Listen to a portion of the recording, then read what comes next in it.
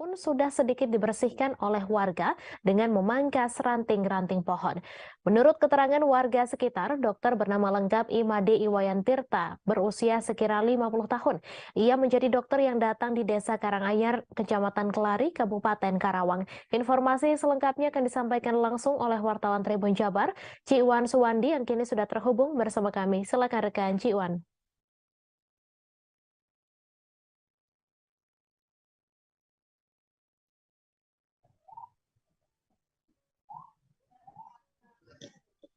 Halo, Mei. Ya, Mei. Terima kasih. Selamat sore Tribuners. Jadi viralnya Dokter Wayan yang tinggal di rumah mewah dengan tumpukan sampah dan terbengkalai ini uh, berawal dari unggahan dari kerabatnya yang mengunggah video tentang kondisi rumah Dokter Wayan, yaitu Niilu yang merupakan anak dari teman Dokter Wayan sendiri. Bahkan Niilu sendiri tidak percaya jika videonya itu viral dan viral hingga saat ini. Dan memang kondisi Dokter Wayan ini menurut warga terjadi rumah Dokter Wayan ini terjadi sekitar 2 tahun yang lalu. Jadi 2 tahun terakhir ini memang rumah Dokter Wayan ini terlihat kumuh. Bahkan pihak kepala desa pun sempat menawarkan untuk membersihkan halaman rumah Dokter Wayan. Akan tetapi itu ditolak oleh Dokter Wayan sendiri dengan alasan bahwa kasihan terhadap pohon-pohon yang telah ditanamnya tersebut. Bahkan pernyataan dari kerabatnya ini memang Dokter Wayan ini terkenal sering menanam pohon di sekitar rumahnya. Tetapi dari pihak pemerintah desa sendiri memang tidak mengetahui jika banyak tumpukan sampah di dalam rumah Dokter Wayan itu. Dan sejauh ini dengan viralnya Dokter Wayan memang saat ini tetap dipenuhi oleh para konten kreator untuk mengambil gambar dari Dokter Wayan dan para media juga untuk meliput. Dan tak hanya itu, juga rumah Dokter Wayan saat ini sering di sekitar Dokter Wayan warga terus berkunjung untuk melihat kondisi rumah dari Dokter Wayan. Dan saat ini Dokter Wayan sendiri kabarnya telah dijemput keluarganya di Bali dan belum mengetahui apakah akan kembali ke Karawang. Dan Dokter Wayan sendiri menurut warga memang dikenal sebagai dokter yang sangat baik. Dan Dokter Wayan ini adalah satu-satunya dokter di desa Karanganyar ini di Kabupaten Kelari. Dan memang menjadi langganan para warga untuk berobat. Bahkan warga sendiri memang berharap Dokter Wayan bisa kembali ke rumahnya di Desa Karanganyar itu, Mei. Demikian, Mei. Baik, terima kasih rekan Ciwan Suwandi atas laporan Anda, dan Tribuners, wartawan kami juga telah menghimpun wawancara dengan warga sekitar. Berikut tayangannya untuk Anda. Turun dero, anak aku berobat ke Pawayan. Alhamdulillah. Kalau sosoknya kayak gimana sih, Bu, Dokter Wayan tuh yang Ibu kenal? Baik, ramah orangnya. Dia tinggal di sini sejak kapan tuh? Tahu kalau nggak salah tahun 99. Tahun 99 ya. Sudah di sini. Dulu dia tuh kerja dokter di mana, Bu? Yang Ibu tahu? Kata orang-orang mah dia dokter Tepnako, pabrik Tepnako. Oh, Texmaco yang bangkrut itu ya, Yang Bu? bangkrut ya. Berarti keluarga sering berobat di sini, Bu? Ya, banyak dari Uduk-Uduk, Norok tuh. Pada kesini, dari jauh juga ke sini. Obatnya bagus, pelayanannya bagus, terkenal itu dokternya, ramah. Kalau dulu satu-satunya dokter berarti di sini, Bu? Iya, di sini satu-satunya. Baru ada dokter. Ya, baru ada dokter di sini, yaitu Dokter Wayan ya, Bu? Iya. Kalau kondisi rumahnya gimana, Bu? Proyek pembangunan ruas Jalan Rumbia Lampung Tengah dimulai menjelang kedatangan Presiden Joko Widodo ke Lampung. Sejumlah kegiatan konstruksi perbaikan jalan yang mengalami kerusakan parah di sejumlah titik ruas Jalan Rumbia Lampung Tengah telah dimulai sejak 1 Mei 2023. Kunjungan kerja Jokowi ke Lampung dijadwalkan pada Jumat 5 Mei besok. Satu di antara agenda Jokowi yakni untuk menirau tersebut. Informasi selengkapnya akan disampaikan langsung oleh wartawan Tribun Lampung, Fajar Ihwani Sidik yang kini sudah terhubung bersama kami. Silakan rekan Fajar. Baik, Mei, dapat saya sampaikan untuk saat ini, saya sedang berada di wilayah depan pom bensin Rumbia, salah satu jalan yang nantinya akan dikunjungi oleh Presiden Republik Indonesia Joko Widodo. Sejumlah persiapan telah disiapkan oleh pemerintah kabupaten maupun pemerintah provinsi untuk menyambut kedatangan Presiden Joko Widodo. Salah satunya adalah peninjauan jalan tersebut di sejumlah titik, baik dari Simpang Randu hingga Rumbia ini. Sejumlah jalan juga sudah mulai diperbaiki sejak tanggal 1 Mei, tepatnya di Simpang Randu sekitar 1 kilometer. Perbaikan yang dilakukan adalah penimbunan dengan batu split untuk meratakan jalan. Nantinya Presiden Joko Widodo diperkirakan akan datang pada Jumat 5 Mei 2023 setelah ba'da salat Jumat. Dan peninjauan sendiri menggunakan jalur darat. Nah, untuk kondisi jalan ini, pemerintah provinsi telah menyatakan bahwa jalan ini akan diperbaiki mulai dari tanggal 1 Mei hingga Desember 2023 dengan anggaran yang dikeluarkan yaitu sebesar 99 miliar untuk sekitar 70 km yang terbagi menjadi 3 ruas. Yang pertama ruas dari Kecamatan Kota Gajah menuju Kecamatan Seputi Banyak, ruas kedua dari Kecamatan Seputi Banyak menuju Rumbia, dan kemudian ruas yang ketiga adalah ruas dari Kecamatan Rumbia hingga Gaya Baru. Kendati demikian, jumlah anggaran yang dianggarkan oleh pemerintah provinsi dinilai kurang karena ruas jalan ini terbilang cukup jauh, panjang, dan kerusakannya cukup parah, sehingga pemerintah provinsi mengajukan dana ke pusat sebanyak 171 miliar untuk menambah anggaran perbaikan jalan supaya laik dan tidak rusak lagi. Dan untuk hari Jumat besok, Forum Komunikasi Pimpinan Kecamatan telah mengeluarkan surat edaran bahwa pada Jumat pukul 10 hingga pukul 17 waktu Indonesia Barat, jalan umum ini akan ditutup dan masyarakat umum tidak bisa melintasi jalan ini. Untuk diharapkan warga juga melewati jalur alternatif lain selain jalan yang akan dikunjungi Presiden Jokowi. Mei. Baik, terima kasih rekan Fajar atas laporan Anda. Selamat bertugas kembali. Kita beralih ke informasi selanjutnya, Tribuners. Sidang agenda pembacaan tuntutan dalam kasus pelecehan seksual mahasiswi yang diduga dilakukan Prof B lagi-lagi tertunda. Diketahui sidang tersebut dijadwalkan pada Rabu 3 Mei pukul 10 waktu Indonesia Tengah di ruang sidang Cakra Pengadilan Negeri Kendari, Sulawesi Tenggara. Namun seperti jadwal-jadwal sebelumnya, ruangan sidang yang ditetapkan untuk gelaran sidang kasus Prof B digunakan untuk kasus lain. Informasi selengkapnya akan disampaikan langsung oleh wartawan Tribun News Ultra, Naufal Fajrin yang kini sudah terhubung bersama kami. Silakan rekan Naufal. Oke, baik Mei dan seluruh Tribuners dimanapun Anda berada, dapat saya katakan bahwa kasus pelecehan seksual yang menyeret salah seorang akademisi dari Universitas Oleh-Oleh Kota Kendari, Sulawesi Tenggara dengan inisial Prof B itu berawal mencuat pada bulan Juli 2022 tahun lalu. Nah, saat ini kasus tersebut telah memasuki beberapa proses di persidangan dan sudah hampir mendekati 1 tahun lamanya.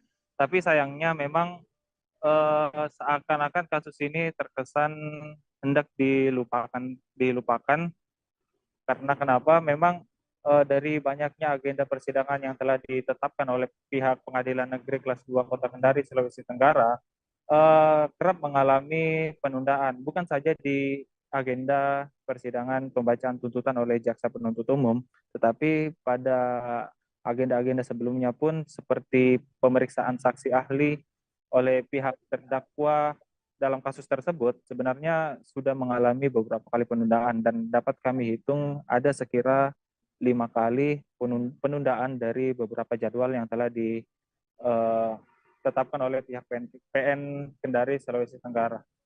Nah, memang hal ini cukup mengecewakan bagi pihak keluarga.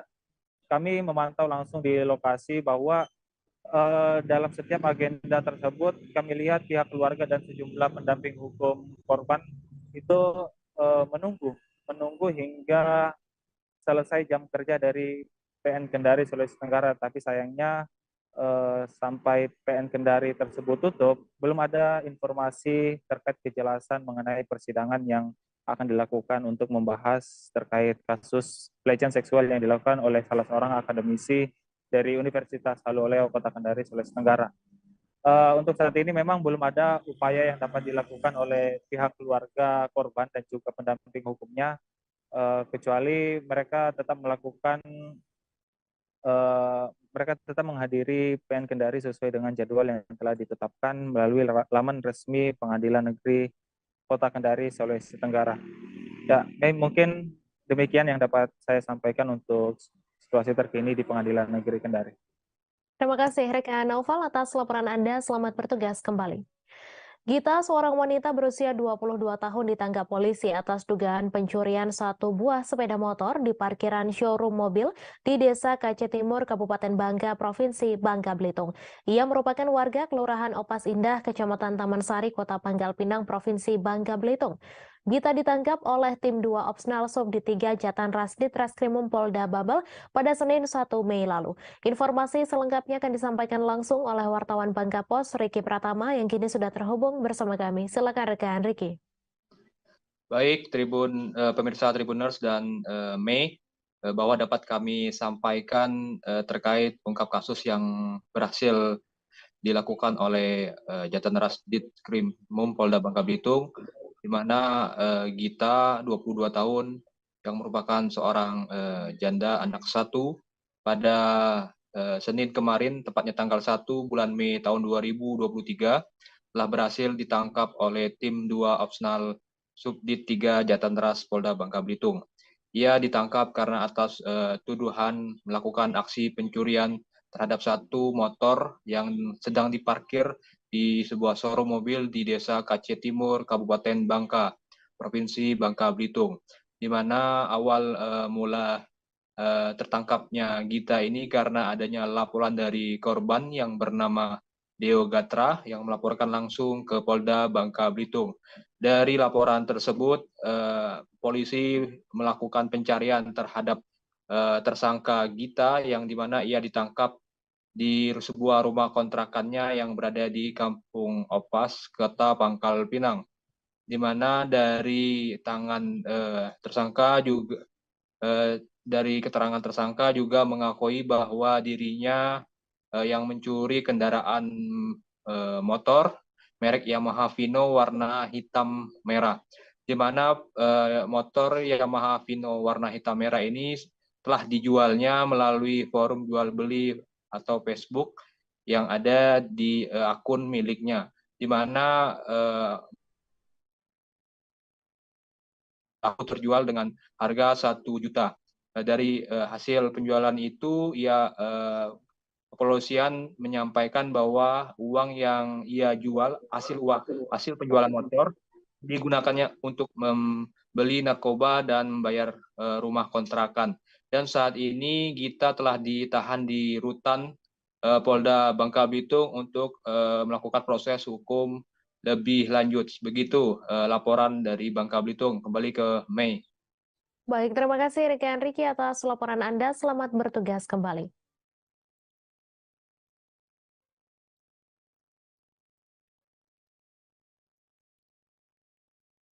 Negi Arlo, berusia 29 tahun asal Lenggang Gantung, ditangkap polisi pada Selasa 2 Mei malam.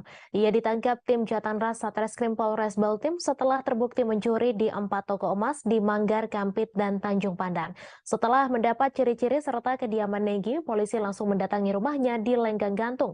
Ketika diinterogasi, Negi mengaku bahwa telah mencuri emas di beberapa toko perhiasan. Informasi selengkapnya akan disampaikan langsung oleh wartawan Pos Belitung, Brian Bimantoro, yang kini sudah terhubung bersama kami. Silakan rekan Brian. Baik, selamat sore Mei dan Tribunus dimanapun Anda berada. Selamat sore. Saya laporkan telah terjadi peristiwa pencurian di toko perhiasan emas di kawasan Manggar, Kabupaten Belitung Timur pada Selasa pagi kemarin. Pelaku sudah diamankan oleh Satreskrim Polres Belitung Timur atas nama Negi Arliandi, berusia 29 tahun, warga Lenggang, Kecamatan Gantung, Kabupaten Belitung Timur. Kasar Reserse Kriminal Polres Belitung Timur, Ajun Komisaris Wawan Suryadinata, bilang bahwa penangkapan Negi Arliandi, berawal dari Negi Arliandi saat paginya dia melakukan aksi pencurian di salah satu toko perhiasan emas di Manggar, Kabupaten Belitung Timur. Dari sana, petugas kepolisian mendapatkan ciri-ciri pelaku, dan setelah mendapatkan ciri-ciri pelaku dan fakta di lapangan, kepolisian dan tim Buser serta tim Intel langsung melakukan pemeriksaan dan juga meminta keterangan dari warga sekitar apabila ciri-ciri dari pelaku diketahui. Setelah beberapa saat, ciri-ciri pelaku diketahui dan juga kediamannya juga sudah diketahui dan berada di Desa Lenggang, Kecamatan Gantung, Kabupaten Belitung Timur. Setelah diinterogasi dan didatangi ke rumahnya, Negi Arliandi sedang berada di rumahnya dan dia mengakui bahwa sudah mendapatkan atau sudah melakukan tindak pidana pencurian di toko emas tersebut. Dari interogasi di rumah Negi, polisi mendapat juga fakta bahwa Negi juga melakukan tindak pidana tidak hanya di toko emas tersebut, namun juga di 3 toko emas berbeda di Manggar, Gantung, Kelapa Kampi, dan juga Tanjung Pandan. Tidak hanya emas, Mei dan Tribuners, Negi Arliandi juga mencuri atau melakukan tindak pidana melakukan pencurian di 2 toko handphone di Gantung dan juga Manggar, Belitung Timur. Namun kedua handphone tersebut sudah dijual untuk memenuhi kebutuhan hidupnya sehari-hari, Mei dan Tribuners. Dari pemeriksaan, maksud saya, Mei dan Tribuners, ketika polisi sedang mengumpulkan bukti-bukti di rumah Negi Arliandi berusaha untuk kabur, sehingga polisi harus menembakkan 1 peluru di kaki kirinya supaya tidak bisa kabur lagi. Dan saat ini Mei dan Tribuners, Negi sudah diamankan di Mapolres Belitung Timur untuk mempertanggungjawabkan perbuatannya. Dari Manggar, Belitung Timur, wartawan Pos Belitung Brian Bimantoro melaporkan. Kembali ke studio, Mei dan Tribuners. Terima kasih rekan Brian Bimantoro atas laporan Anda. Selamat bertugas kembali. Kita beralih ke informasi selanjutnya, Tribuners. Ribuan santri Pondok Modern Darussalam Gontor Ponorogo menggelar sholat gaib pada Kamis 4 Mei. Sholat gaib dilakukan oleh santri di Masjid Gontor. Mereka melaksanakan sholat gaib karena ada 3 guru pengabdian alumni Pondok Gontor yang meninggal dunia. Mereka mengalami kecelakaan di Kabupaten Parigi Mutong, Sulawesi Tengah pada Rabu 3 Mei malam. Informasi selengkapnya akan disampaikan langsung oleh wartawan Tribun Mataraman, Pramita, yang kini sudah terhubung bersama kami. Silakan rekan Pramita. Baik, selamat sore rekan Mai. Di sini saya ingin melaporkan di bawah di Pondok Pesantren Modern Darussalam Gontor, ribuan santri menggelar salat gaib di Masjid Gontor. Mereka menggelar salat gaib karena para alumni, ada 3 alumni guru, 3 guru pengabdian alumni Gontor 2023 yang mengalami kecelakaan lalu lintas di Kabupaten Parigi Mutong di Sulawesi Tengah. Para guru itu merupakan alumni baru lulus Ramadan kemarin. Mereka memang ditugaskan setelah lulus dari Pondok Gontor, mereka ditugaskan untuk mengabdi di berbagai pondok Gontor yang menyebar di Indonesia. Ada 20 kronologinya, ada 29 lulusan Gontor 2023 yang disebut guru pengabdian itu. Mereka ditugaskan di Pondok Modern Gontor Kampus 11, Kabupaten Poso, Sulawesi Tengah. Mereka berangkat dari Pondok Modern Gontor Ponorogo itu pada Selasa malam. Kemudian mereka ke Sulawesi Tengah, mereka turun di Bandara Palu, Sulawesi Tengah, kemudian melanjutkan perjalanan dengan bus yang ditarter oleh Pondok Modern Darussalam Gontor. Ketika itu mereka berangkat dari bandara menuju kampus 11 Di Poso mereka mengendarai bus charteran, tetapi di tengah jalan atau tepatnya di Kabupaten Parigi Montong di Sulawesi Tengah, bus yang mereka charter terjun bebas ke jurang sedalam 20 meter. Dari laporan yang berhasil kami himpun, itu dari 29 guru pengabdian alumni Gontor itu ada 26 luka-luka dan 3 guru pengabdian yang meninggal dunia. Hingga kini masih untuk data pihak Pondok Modern Gontor masih melakukan pendataan seperti itu. Untuk 3 orang yang meninggal dunia, mereka akan diterbangkan ke masing-masing asal. Dan 1 itu berasal dari Palembang, 1 berasal dari Manado, dan 1 lainnya berasal dari Riau. Seperti itu, rekan Mai. Baik, terima kasih rekan Pramita atas laporan Anda. Selamat bertugas kembali dan Tribuners, wartawan kami juga telah menghimpun wawancara dengan juru bicara Pondok Modern Darussalam Gontor Ponorogo. Berikut tayangannya untuk Anda. Jadi rombongan ini adalah guru baru Pondok Modern Darussalam Gontor, santri yang baru lulus bulan Ramadan kemarin, kemudian mendapatkan penugasan untuk menjadi staf pengajar Ustadz di Pondok Modern Darussalam Gontor kampus 11 di Poso. Jadi mereka selama awal Syawal kemarin 5 hari mengikuti penataran di Gontor untuk pembekalan. Kemudian hari Selasa berangkat ke tempat pengabdian masing-masing, salah satunya 29 Ustadz ini. Kemudian dalam perjalanan dari Bandara Palu menuju kampus di Gontor 11 di Poso mengalami kecelakaan itu. Itu faktornya apa itu? Karena medan yang berat atau seperti apa? Menurut informasi dari tim kami yang ada di lapangan, memang ini cukup medannya cukup sulit karena berkelok-kelok. Namun penyebab pastinya tentu masih dalam investigasi tim kepolisian. Informasi awal yang kami terima dari asatid kami yang berada di rombongan, memang perjalanan malam, kemudian bis akan menyelip, kemudian Sesosok tubuh ditemukan penuh luka di jalur rel kereta api Desa Padang Ratu, Lampung Utara pada Rabu 3 Mei pagi. Diduga tubuh warga yang tergeletak di jalur rel kereta api tertabrak kereta api. Kapolsek Sungkai Utara, Ibtu Amardiansyah membeberkan adanya seorang warga yang ditemukan tewas tergeletak di jalur rel kereta api di Desa Padang Ratu, Sungkai Utara, Lampung Utara.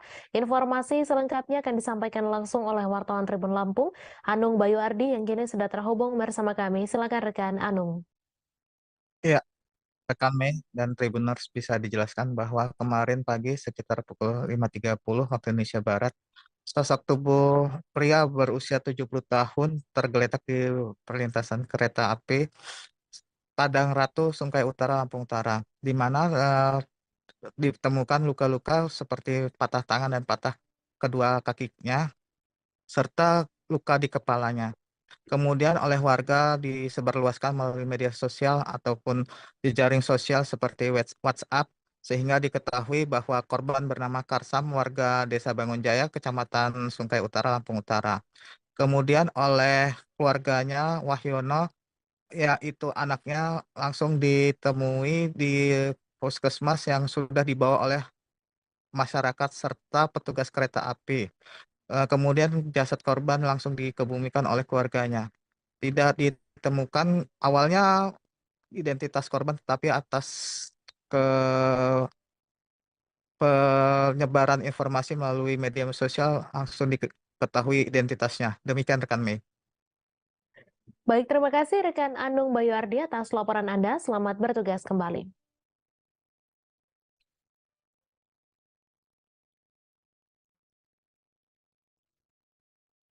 Tabrakan yang melibatkan kereta api dari arah Kota Padang menuju Kota Pariaman dengan sepeda motor di dekat stasiun Cimparwah, Kota Pariaman memakan korban jiwa pada Rabu 3 Mei. Kecelakaan yang terjadi sekira pukul 16.15 waktu Indonesia Barat itu melibatkan 2 pengendara sepeda motor yang berboncengan. Kasat Lantas Polres Pariaman, AKP Amelia, mengatakan jenis kelamin korban 1 laki-laki bernama Ryan Abdul Rahman dan 1 lagi perempuan bernama Haira Yulida. Informasi selengkapnya akan disampaikan langsung oleh wartawan Tribun Padang, Rahmat Panji, yang kini sudah terhubung bersama kami. Silakan rekan Panji. Baik, terima kasih rekan Mei. Saya ingin melaporkan Tribunas bahwa terjadi kecelakaan pada sore hari kemarin di perlintasan kereta api Jalan Cimparuh, Kota Pariaman, di mana kecelakaan ini melibatkan kakak beradik yang sedang berkendara menggunakan kendaraan roda 2. Akibat kecelakaan ini, kakak atau penumpang dari kendaraan roda 2 ini meninggal dunia saat mendapat perawatan di rumah sakit RSUD Kota Pariaman. Sedangkan adiknya atau pengendara yang membawa pengemudi sepeda motor itu hanya mengalami luka di bagian kaki dan kepala. Dan saat ini kerugian yang ditaksir oleh Satlantas Polres Pariaman itu sebanyak Rp2.500.000.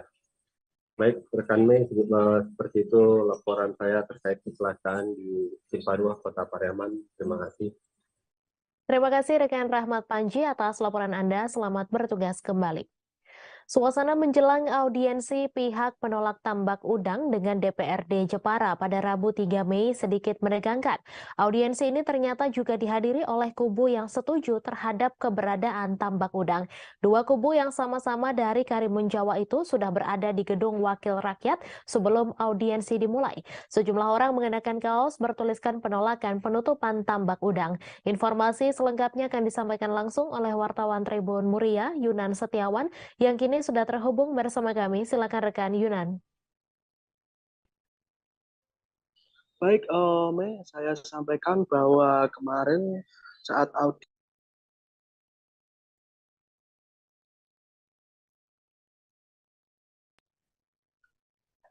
saya informasikan bahwa kemarin telah berlangsung audiensi antara DPRD dengan pihak yang terdampak tambak udang di DPRD Kabupaten Jepara. Audiensi ini tidak seperti biasanya yang ayam, kali ini ada suasana yang sedikit menegangkan karena dua kubu yang masing-masing memiliki kepentingan berbeda. Ada kubu yang setuju dengan keberadaan tambak udang dan ada kubu yang menolak keberadaan tambak udang. Dua kubu ini secara bersamaan datang ke gedung DPR ini meskipun jadwal audiensi ini menerima kubu dari penolak tambak udang. Sehari sebelumnya pihak dari petambak udang atau dalam arti ini berarti mereka yang setuju dengan tambak udang juga telah beraudiensi. Jadi selama 2 hari berturut-turut dua kubu itu telah melakukan audiensi. Nah, saya informasikan untuk terkait audiensi kemarin, kedua kubu ini berada di gedung DPRD dan audiensi ini hanya dihadiri oleh pihak dari pemohon audiensi yang dalam arti ini berarti juga mereka yang menolak tambak udang.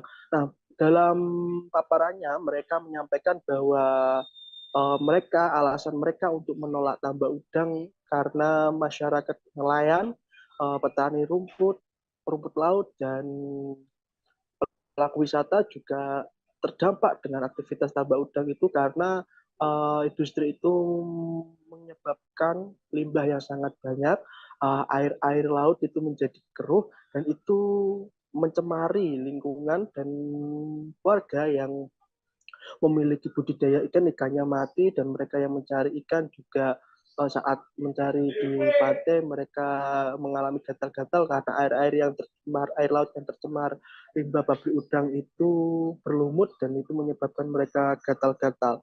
Saat proses audiensi di dalam ruangan itu berlangsung, pihak dari yang setuju dengan tambak udang itu berada di luar, mereka sebenarnya juga memaksa untuk ikut audiensi, tapi tidak diperbolehkan oleh pihak pemohon audiensi dan jadi ada suara kegaduhan di luar itu terdengar sampai dalam ruangan dan saat audiensi ini selesai pihak yang dari penolak kontra tambak udang ini juga sempat tertahan di dalam.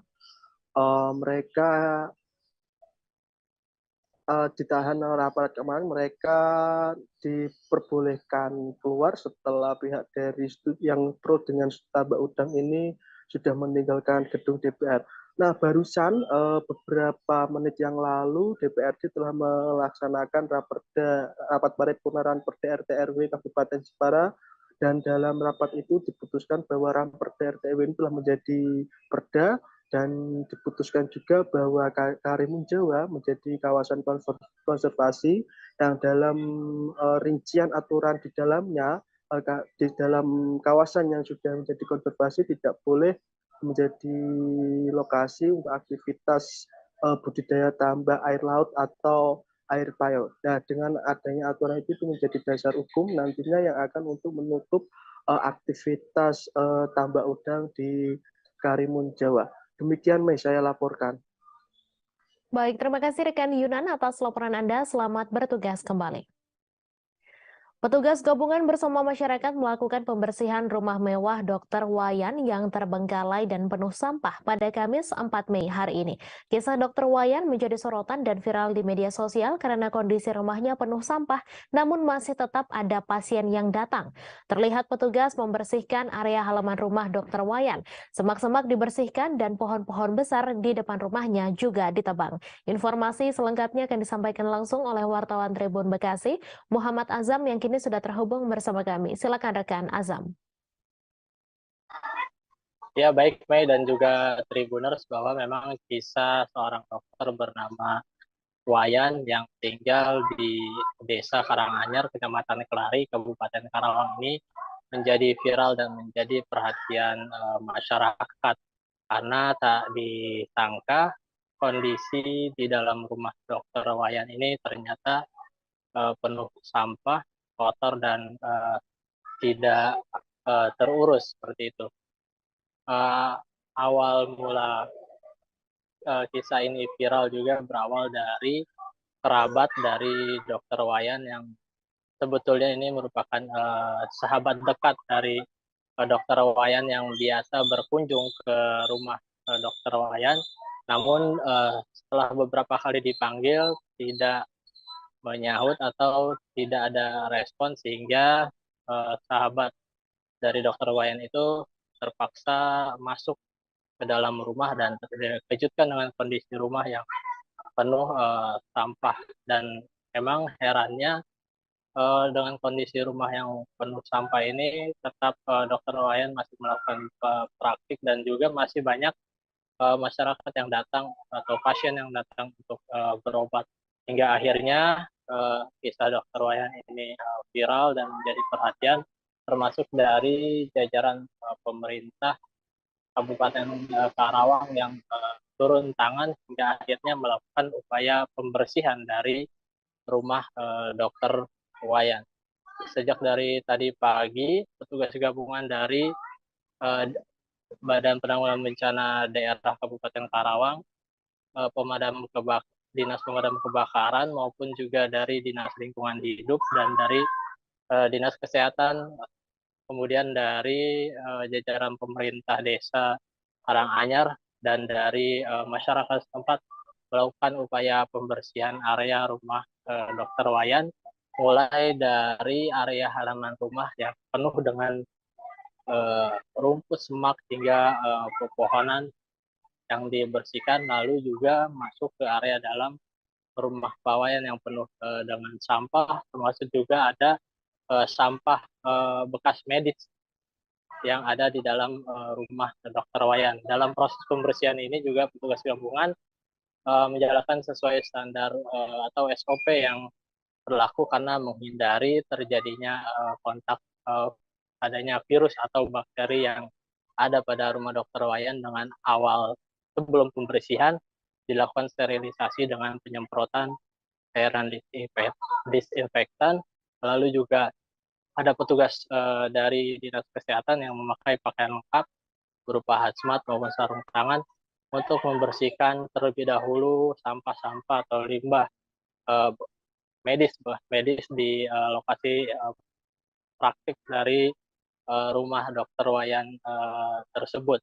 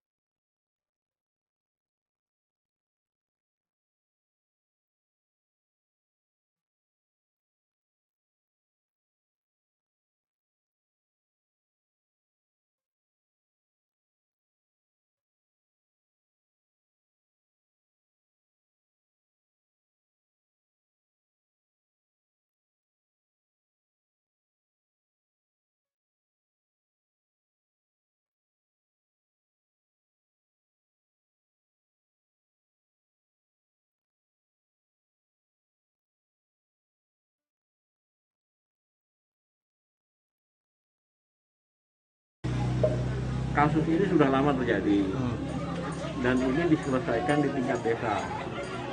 Gitu. Hanya semakin kesini semakin ramai ternyata viral. Makanya kemarin kami dari Kabupaten BPBD langsung terjun ke lapangan ke sini ke lokasi ya untuk memastikan seperti apa sih kondisinya. Nah, ketika kita lihat, oh ya berarti kita harus melakukan kerja bareng kalau seperti ini, ya kan? Makanya kami berupaya menghubungi dinas lingkungan hidup, kemudian PLN karena di sana ternyata masih ada jaringan listrik, kemudian puskesmas, dalam hal ini di dinas kesehatan. Nah inilah buktinya Pak, kita kerja bareng di sini. Termasuk dari relawan-relawan juga mereka siap katanya membantu. Rencananya berapa hari Pak proses Hari ini pembersihan? harus selesai Pak. Iya. Apa yang dilakukan seperti apa Pak? Apa? Ya, kita buat tadi SOP darurat. Seorang warga Sijunjung bernama Muhammad Husni Sabil berusia 28 tahun menjadi salah seorang korban dugaan tindak pidana perdagangan orang di Myanmar. Sabil merupakan warga Jorong Tanjung Beringin, Nagari Tanjung, Kecamatan Koto 7, Kabupaten Sijunjung, Sumatera Barat. Ibu korban bernama Dewi Murni menjelaskan tujuan anaknya berangkat bekerja di luar negeri tersebut pada awalnya untuk mengubah nasib ia dan keluarganya. Informasi selengkapnya akan disampaikan langsung oleh wartawan Tribun Padang, Hafiz Ibnu Marsal yang kini sudah terhubung bersama kami. Silakan rekan Hafiz.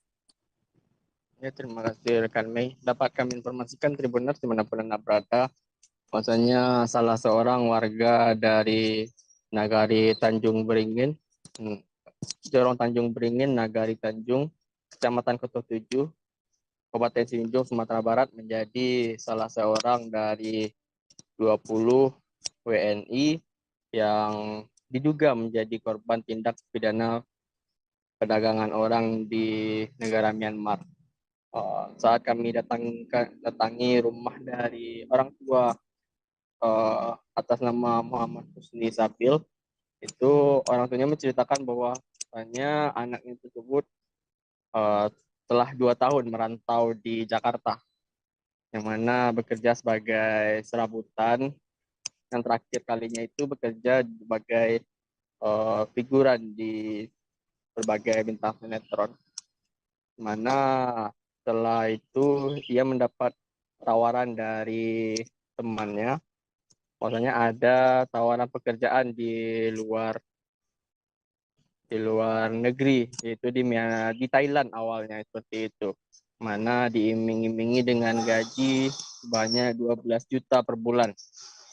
Mendapatkan tawaran tersebut, Sabil yang bekerja serabutan tentunya menjadi tergiur dan beritahu hal tersebut kepada orang tuanya. Mana sebelumnya orang tua dari Sabil telah melarang karena juga tidak ingin anaknya keluar negeri, tapi karena gaji yang cukup besar tersebut menjadi harapan bagi Sabil untuk merubah nasib ia dan keluarganya. Orang tua Sabil mengatakan bahwasanya Sabil itu berangkat dari Jakarta menuju Myanmar pada tanggal 24 November 2022 lalu. Mana ia berangkat bersama 3 orang WNI lainnya menuju ke Thailand pada awalnya. Mana Sabil sebagai orang awam tidak mengetahui saat sampai di bandara itu apakah itu berada di Thailand ataupun di Myanmar. Ternyata tidak dibawa ke Thailand, melainkan tersebut dibawa ke Myanmar. Nah, pada saat di bandara tersebut, pihak perusahaan yang akan mempekerjakan Sabil dan teman-temannya itu menjemput dengan mobil yang berisikan 2 orang yang menggunakan senjata api. Mana setelah itu WNI tersebut dibawa dan dikumpulkan di satu tempat dan dengan WNI ini untuk bekerja. Pada awalnya itu Sabil belum memberitahukan apa pekerjaan yang sebenarnya yang dilakukan di sana. Ia mengatakan kepada orang tuanya bahwasanya ia bekerja di perkantoran pada bagian komputer, mana pada bulan pertama dan bulan kedua itu belum diberitahukan. Memasuki bulan ketiga bekerja, Sabil mulai tidak tahan karena ia mengatakan pada orang tuanya itu dia kena siksa dan juga pekerjaannya itu ternyata merupakan dipaksa menjadi sindikat penipuan online atau scammer yang dilakukan oleh perusahaan tersebut. Karena itu Sabil mengadukan hal tersebut kepada orang tuanya dan berencana untuk keluar dan kembali ke Indonesia. Tapi saat Sabil sendiri ingin keluar dari perusahaan tersebut meminta tebusan ataupun bayaran jika ingin keluar dari perusahaan dan dipulangkan kembali ke Indonesia, yaitu uang sebesar 75 juta. Kata Ibu Sabil, uang tersebut terus bertambah. Bahkan ada dari orang tua lainnya yang anaknya bernasib sama dengan Sabil itu diminta sebanyak 100 sampai dengan 160 juta. Kata Dewi Murni, Ibu Sabil, itu terakhir kali ia berkomunikasi dengan Sabil itu pada hari Lebaran, yaitu hari Sabtu, tanggal 22 April 2023 lalu. Karena pada saat itu anaknya Sabil hanya meminta tolong karena sudah tidak tahan disiksa dan sudah tidak manusiawi. Sejak saat itu, kata Dewi, Sabil tidak lagi bisa dihubungi dan sudah putus kontak hingga saat sekarang.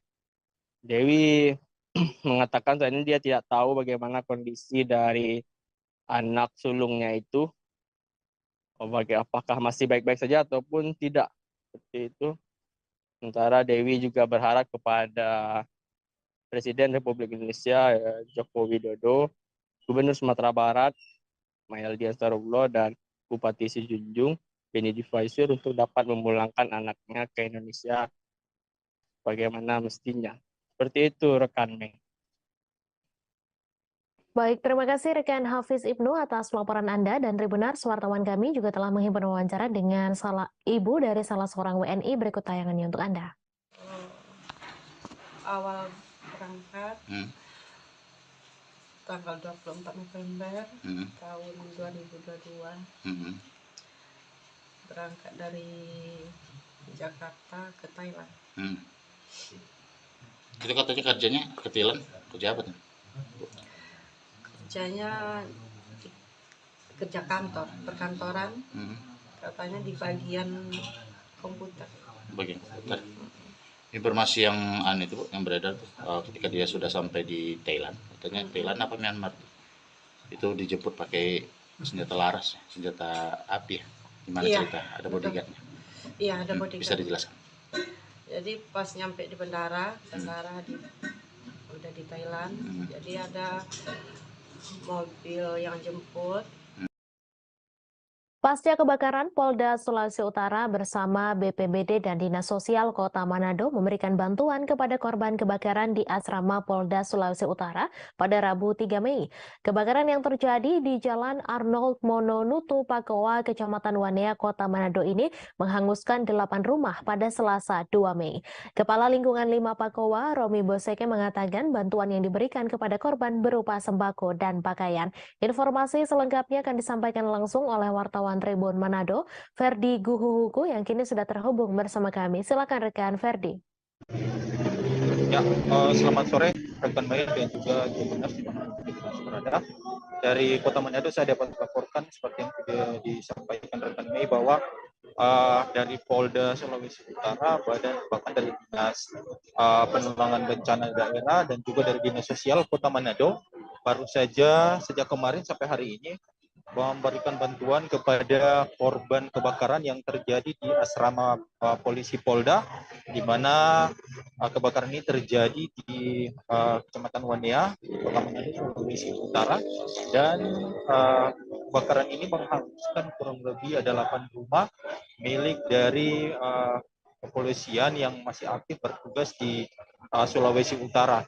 Tribuners, bantuan ini dibawa langsung oleh Kapolda ke tenda peduli bencana yang ada di Wanea, dan bantuan ini berupa bahan-bahan pokok dan juga pakaian, bahkan kebutuhan lain seperti alas tidur, bantal, dan juga kebutuhan-kebutuhan lain seperti pakaian dan juga baju yang masih layak pakai. Nah, Tribuners, Kepala Lingkungan Pak Romiseki mengatakan bahwa bantuan ini diserahkan langsung oleh Pak Kapolda, dan ia juga mengatakan sampai saat ini bantuan itu sudah diterima oleh para korban yang mengalami kebakaran. Dan ia juga menjelaskan kepada kami bahwa dari korban kebakaran ini sampai saat ini masih mengalami trauma yang cukup berat, karena kebakaran ini baru pertama kali terjadi di asrama polisi yang ada di Wanea, dan juga menghanguskan banyak rumah. Bisa dilihat sendiri ya Tribuners, ini ada beberapa rumah yang memang rata dengan tanah karena memang kebakarannya cukup hebat. Dan ini juga berkaitan juga dengan maksud kami hal ini masih dalam penyelidikan Kapolda akibat penyebab dari kebakaran ini, karena memang dari sampai sekarang ini kami juga belum mendapat informasi terkait dengan penyebab terjadinya kebakaran yang menghanguskan 8 rumah di asrama polisi ini. Nah, Tribuners, bantuan ini dimanfaatkan dengan baik oleh para korban kebakaran yang sementara ini mengungsi di beberapa rumah warga. Ada yang di pengungsiannya di sekolah, ada juga di beberapa rumah warga, bahkan ada juga di keluarga mereka. Dan harapan mereka secepatnya mereka berharap rumah mereka ini dibangun kembali oleh pihak-pihak terkait, dalam hal ini tentunya dari pihak kepolisian, karena memang ini juga adalah bagian dari aset negara, dan ini juga tanggung jawab dari Polri. Bung, kita dapat saya laporkan, rekan Mei dikembalikan ke studio. Terima kasih. Baik, terima kasih rekan Ferdi atas laporan Anda. Selamat bertugas kembali. Kita beralih ke informasi selanjutnya, Tribuners.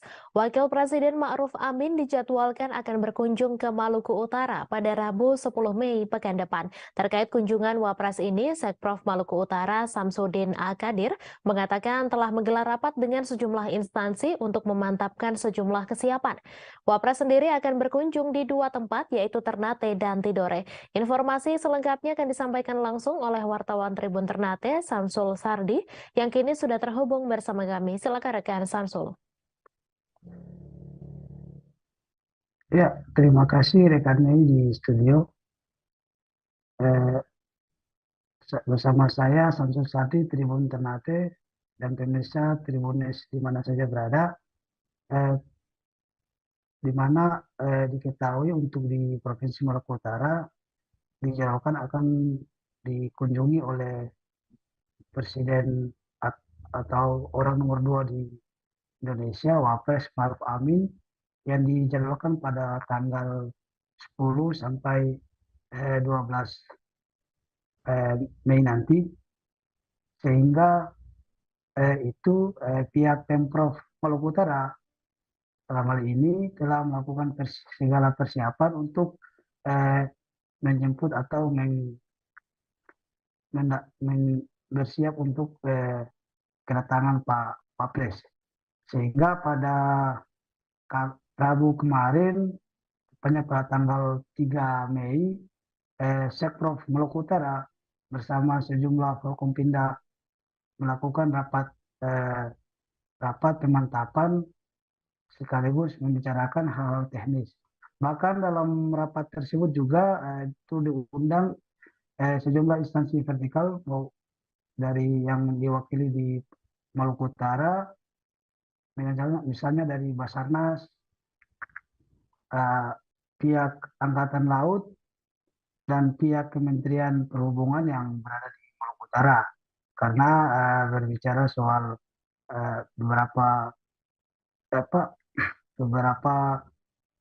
sejumlah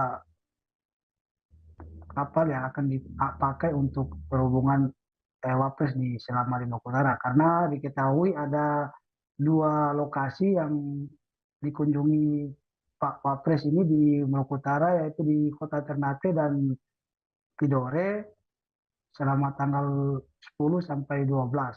Bahkan di Kota Tidore sendiri, Pak Wapres ini akan melakukan seminar selama 1 hari di sana pada saat kedatangan pada tanggal 10 itu. Dan setelah dari Kota Tidore diketahui sesuai rundown di Pemprov Maluku Utara, Pak Wapres ini akan balik lagi ke Ternate dan bermalam pada tanggal 10 malam itu, dan kemudian pada pagi hari pada tanggal 11 melakukan aktivitas kembali di Kota Ternate, di mana pada tanggal 11 itu langsung ke Benteng Oranye melakukan peletakan batu pertama gedung Walasea. Bahkan diketahui juga sesuai jadwal yang saat ini dipegang pihak Pemprov Maluku Utara, di mana Pak Wapres ini akan memboyong sejumlah menteri yang bakal berkunjung bersama Pak Wapres, menampingi Pak Wapres di Kota Ternate dan Tidore. Diketahui menteri tersebut diantaranya Pak Sandiaga Uno bersama Pak Erick Thohir, Menteri BUMN. Kemudian agenda kunjungan ini masih dilakukan pemantapan karena menurut Pak Sekprov Maluku Utara, Pak Samsudin Al-Qadir, bahwa akan melakukan rapat pemantapan susulan dengan sejumlah staf Wapres dan kepala Satpampres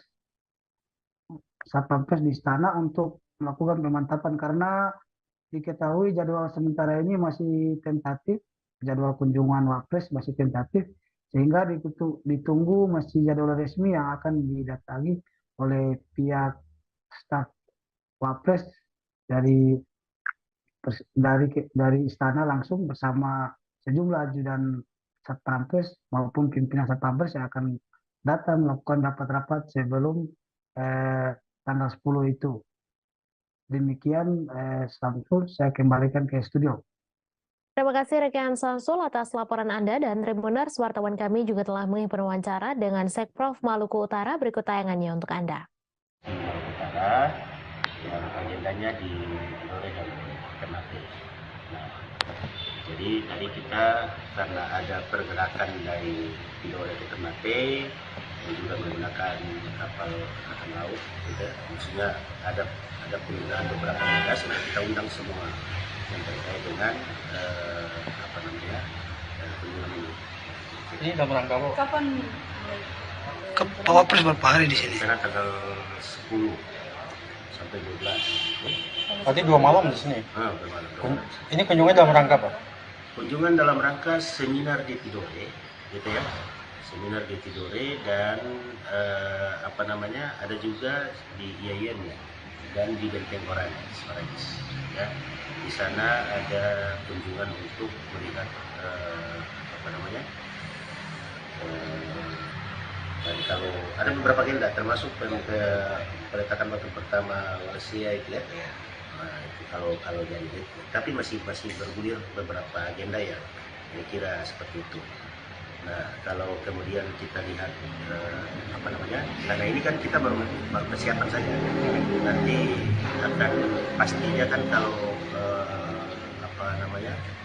dari Pas Pampres dan dari Sekretariat Wapres datang lagi untuk menetapkan agenda. Curhatan WNI korban perdagangan manusia disiksa di Myanmar viral di media sosial. Curhatan ini diviralkan oleh politisi sekaligus perancang Niluh Jelantik lewat akun Twitternya pada Selasa 2 Mei.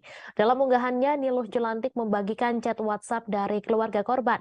Disebutkan korban perdagangan manusia ini mencapai 20 orang. Di Myanmar, mereka disiksa baik dipukul, disetrum, bahkan tidak diberi makan sampai 5 hari. Sementara itu, dalam video yang diunggah akun Instagram Bebaskan Kami pada 19 April 2023 lalu, tampak sekelompok WNI berada dalam satu ruangan. Mereka terdiri dari pria dan wanita yang mencurahkan kekejaman yang didapat selama di Myanmar. Mereka pun memohon agar Presiden Joko Widodo mau membantu memulangkan mereka ke Indonesia. Mereka mengaku disuruh bekerja saat malam hari dengan target yang harus dipenuhi. Jika target tersebut tak terpenuhi, maka ada hukuman yang menanti mereka. Mereka pun secara bergantian meminta tolong kepada Jokowi agar dipulangkan, lantaran 4 orang dari mereka akan dijual ke perusahaan lain, sementara sisanya akan dipimpin oleh pemimpin yang terkenal dengan hukuman kejam. Pada postingan sebelumnya, akun tersebut menginformasikan awalnya para WNI itu tertipu job scam. Mereka pun dipaksa bekerja sebagai scammer. Selain Niluh Jelantik, artis Uya Kuya juga turut menyoroti kasus ini. Uya Kuya mengingatkan para masyarakat agar hati-hati terhadap iklan lowongan pekerjaan. Lebih lanjut, perwakilan mengaku sudah ada tanggapan dari pihak pemerintah namun belum sampai tahap evakuasi pada Senin 1 Mei. Sambil meneteskan air mata, keluarga korban mengaku sudah tidak bisa menghubungi para korban. Bahkan sampai hari ke-9 penyekapan pada Rabu 3 Mei, korban juga masih tidak bisa dihubungi.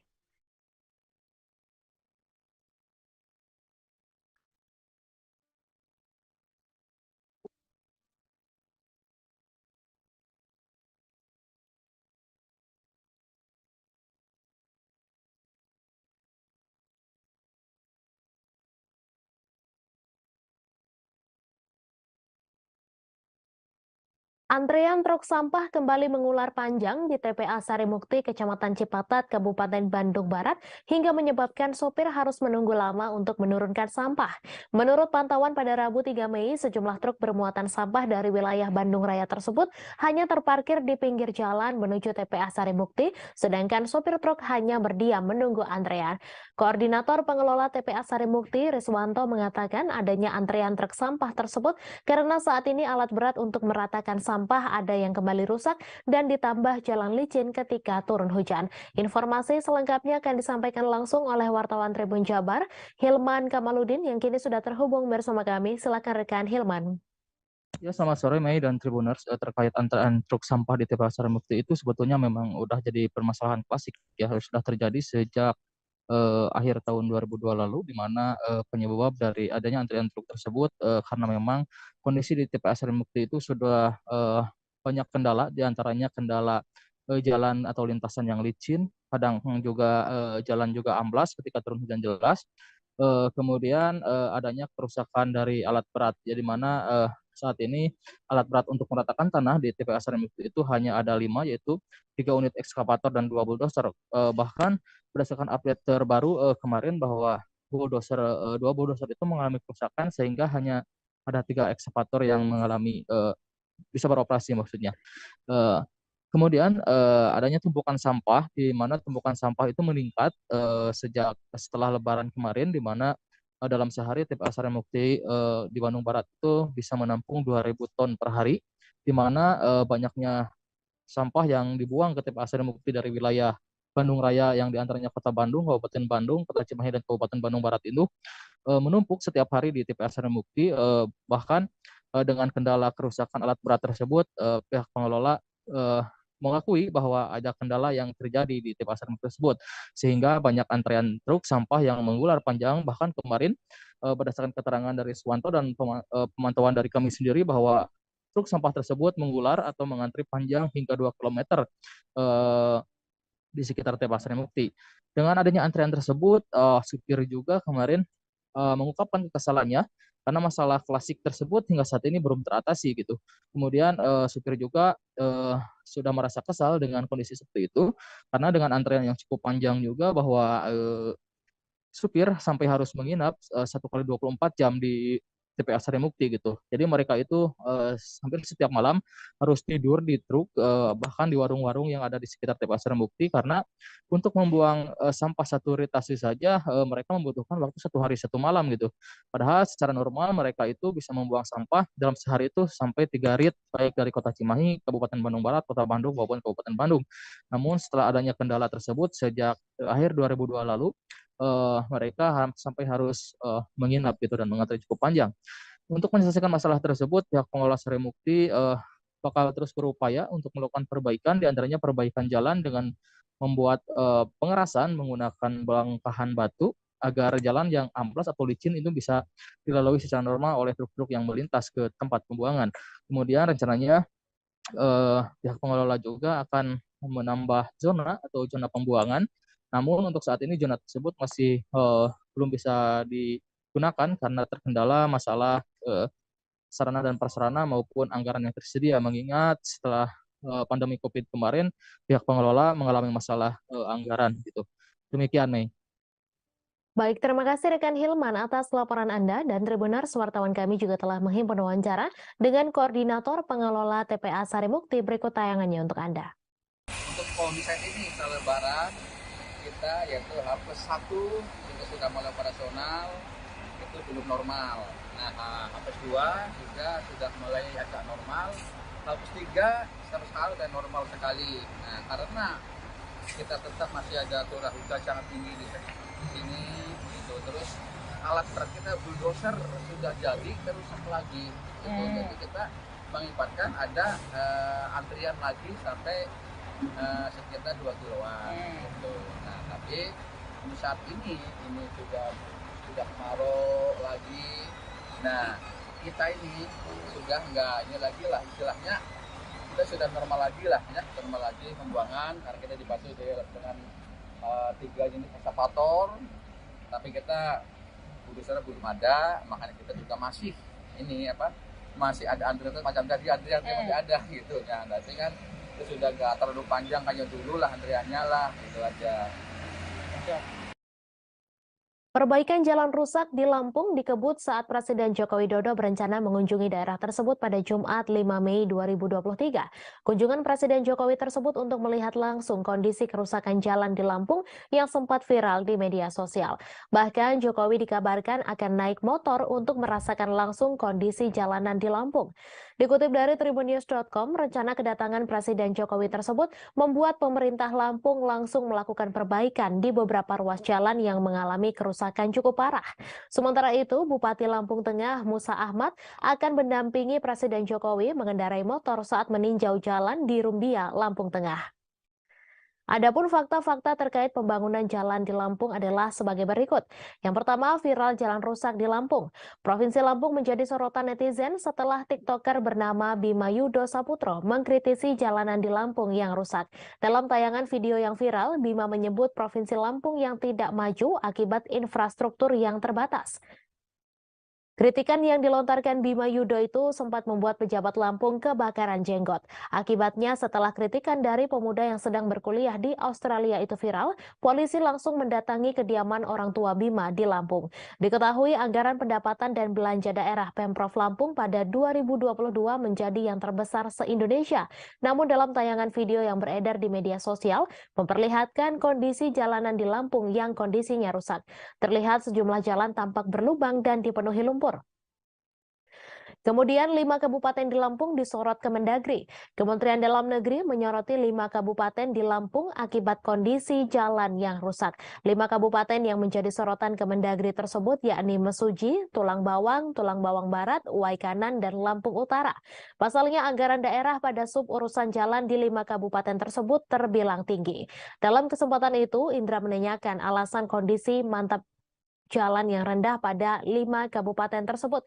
Kemudian Indra juga menyoroti kabupaten lain di Provinsi Lampung yang kondisi mantap jalan rendah akibat anggaran sub urusan jalan yang rendah. Kabupaten tersebut yakni Pesisir Barat, Tanggamus, Pringsewu, dan Lampung Timur. Kemudian Pemprov Lampung mengalokasikan 40% APBD untuk infrastruktur.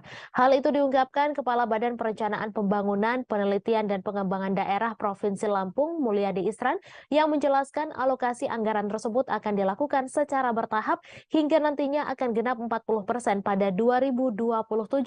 Ia mengatakan alokasi anggaran 40% untuk belanja infrastruktur itu sesuai dengan amanat Pasal 147 Undang-Undang Nomor 1 Tahun 2022. Mulyadi menambahkan alokasi anggaran tersebut saat ini sedang dikaji agar tidak mengganggu keperluan belanja daerah lainnya. Kepala Bapeda Provinsi Lampung itu menjelaskan besaran 40% itu juga akan diimplementasikan oleh pemerintah kota dan kabupaten se-Provinsi Lampung.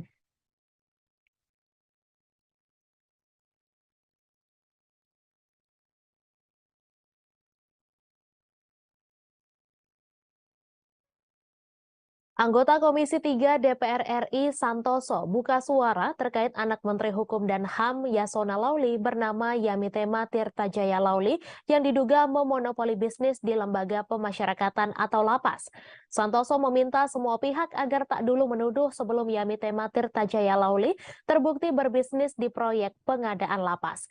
Ia menegaskan semua orang punya kesempatan yang sama untuk berusaha dimanapun asalkan fair dan sesuai peraturan perundang-undangan. Sebab Santoso menjelaskan akan banyak hal yang dilanggar guna mendapatkan proyek tersebut semisal tidak fair.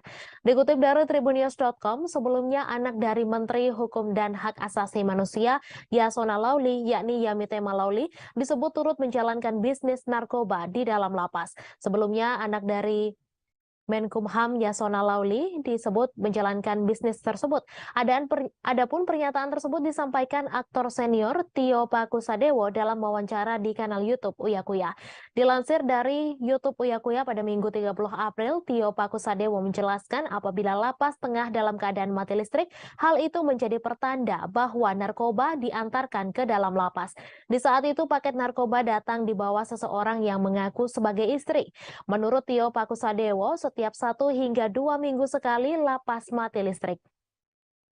Adapun kabar Yamitema Lauli yang menjual narkoba dalam lapas juga sempat diposting akun Twitter Partai Sosmed. Lantas postingan akun tersebut turut dibanjiri berbagai komentar oleh warganet. Mayoritas banyak yang mengumbar kalimat negatif terkait penjualan narkoba di dalam lapas yang dilakukan anak Menkumham Yasona Lauli. Bahkan ada yang memberi komentar bangsa Indonesia ke depannya bukan menjadi lebih baik, namun justru semakin suram.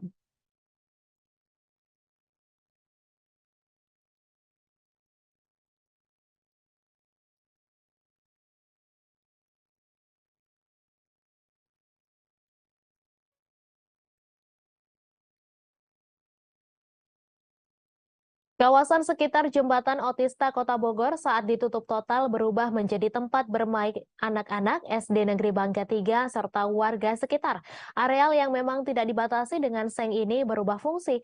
Awalnya sebelum ditutup total, seperti yang diketahui, jembatan ini menjadi jembatan tersibuk, terutama di jam-jam berangkat kerja dan sekolah serta jam pulang kerja pada sore hari. Informasi selengkapnya akan disampaikan langsung oleh wartawan Tribun Bogor, Rahmat Hidayat yang kini sudah terhubung bersama kami. Silakan rekan Rahmat. Ya baik, rekan Mei dan rekan-rekan Tribuners lainnya dapat kami sampaikan bahwasanya memang kondisi saat ini di Jalan Otista Kecamatan Bogor Tengah Kota Bogor ataupun di sekitaran Jembatan Otista Kota Bogor sudah berubah fungsi. Saat ini sekitaran Jalan Otista Kota Bogor ini digunakan oleh anak-anak SDN Bangka 3 Kota Bogor serta warga sekitar yang memanfaatkan jalan dengan mengubah jalan menjadi arena bermain. Pada hari kemarin sampai tadi pun jalan tersebut masih terus digunakan oleh anak-anak bermain, terutama oleh anak-anak SDN Bangka 3 Kota Bogor yang memang perlu diketahui rekan-rekan Tribuners lainnya. Lokasi SDN Bangka ini tak berada di depan Jalan Otista Kecamatan Bogor Tengah Kota Bogor. Kemudian adapun anak-anak ini bermain di jalanan yang memang saat ini sedang ditutup total oleh pemerintah Kota Bogor. Lantaran memang bakal ada pembongkaran yang akan dilakukan oleh Pemkot Bogor terkait jembatan Otista Kecamatan Bogor Tengah Kota Bogor. Mereka memanfaatkan lahan tersebut kini menjadi tempat bermain bola, kemudian tempat bermain game. Ada juga yang bermain skateboard dan ada juga yang memang hanya sekedar duduk-duduk. Tidak hanya area jalan yang memang digunakan oleh anak-anak dan warga sekitar untuk bermain. Saat ini ataupun dari kemarin sampai saat ini, areal trotoar ataupun pedestrian di sekitaran Jalan Otista Kecamatan Bogor Tengah Kota Bogor masih digunakan oleh warga sekitar untuk melakukan aktivitasnya. Dan perlu diketahui rekan-rekan Tribuners lainnya, saat ini memang Jalan Otista Kecamatan Bogor Tengah Kota Bogor ditutup total sampai bulan Desember 2023 sejak tanggal 1 Mei 2023. Hal ini dilakukan karena adanya bakal ada pembongkaran jembatan Otista Kecamatan Bogor Tengah Kota Bogor. Dan perlu juga diketahui rekan-rekan Tribuners lainnya, pembongkaran ini dilakukan ataupun penutupan total ini dilakukan lantaran memang jembatan Otista merupakan jembatan yang sangat sibuk di Kota Bogor, terutama jam-jam berangkat kerja, kemudian jam-jam pulang kerja. Memang jembatan Otisa ini dibongkar dan ditutup total antara kemacetan yang kerap terjadi. Hal tersebut pun membuat Pemkot Bogor menggunakan dana dari Pemprov Jabar untuk membangun jembatan Otisa Kota Bogor tersebut dan pada akhirnya nanti akan diperlebar. Begitu Mei laporan yang bisa kami sampaikan. Terima kasih rekan Rahmat atas laporan Anda. Selamat bertugas kembali. Aliansi Jurnalis Independen Kota Manado melaksanakan aksi damai pada Rabu 3 Mei. Aksi damai dilaksanakan di beberapa titik, pertama di Zero Point Kota Manado, kedua di Polda Sulawesi Utara, ketiga di depan patung Towoliu Sario. Aksi ini pun dirangkaikan dengan Hari Kemerdekaan Pers Sedunia 2023. Informasi selengkapnya akan disampaikan langsung oleh wartawan Tribun Manado, Randy Umar, yang kini sudah terhubung bersama kami. Silakan rekan Randy. Oke, baik, Tribuners, dari saya Randy Umar, wartawan Tribun Manado, akan melaporkan hasil liputan saya kemarin, di mana di Kota Manado, Sulawesi Utara, dalam rangka Hari Kemerdekaan Pers atau World Press Day, kami meliput kegiatan dari Aliansi Jurnalis Independen Kota Manado yang melakukan aksi damai. Aksi damai ini memang dilakukan di beberapa titik. Yang pertama di titik di Zero Point Kota Manado, baru kedua mereka berjalan menuju ke Polda Sulut. Nah, ke Polda Sulut ini Tribuners bukan tanpa alasan juga memang.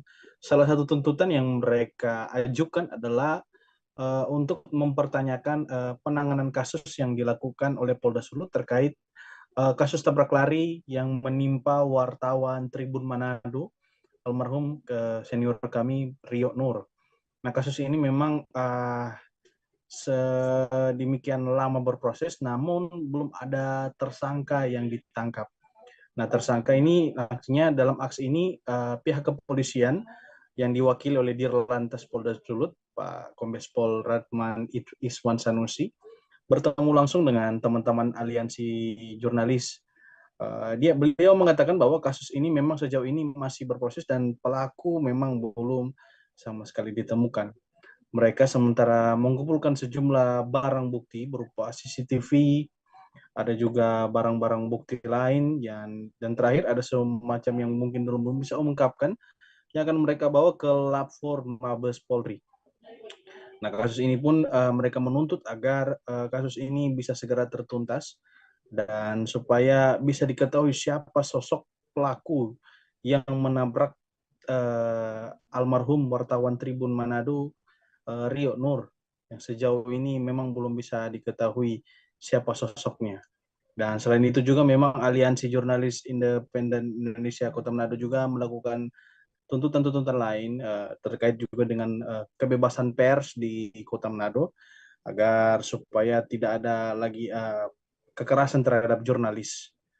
Nah, itu saja yang bisa saya sampaikan dari Kota Manado, Sulawesi Utara. Saya kembali ke studio. Selamat sore.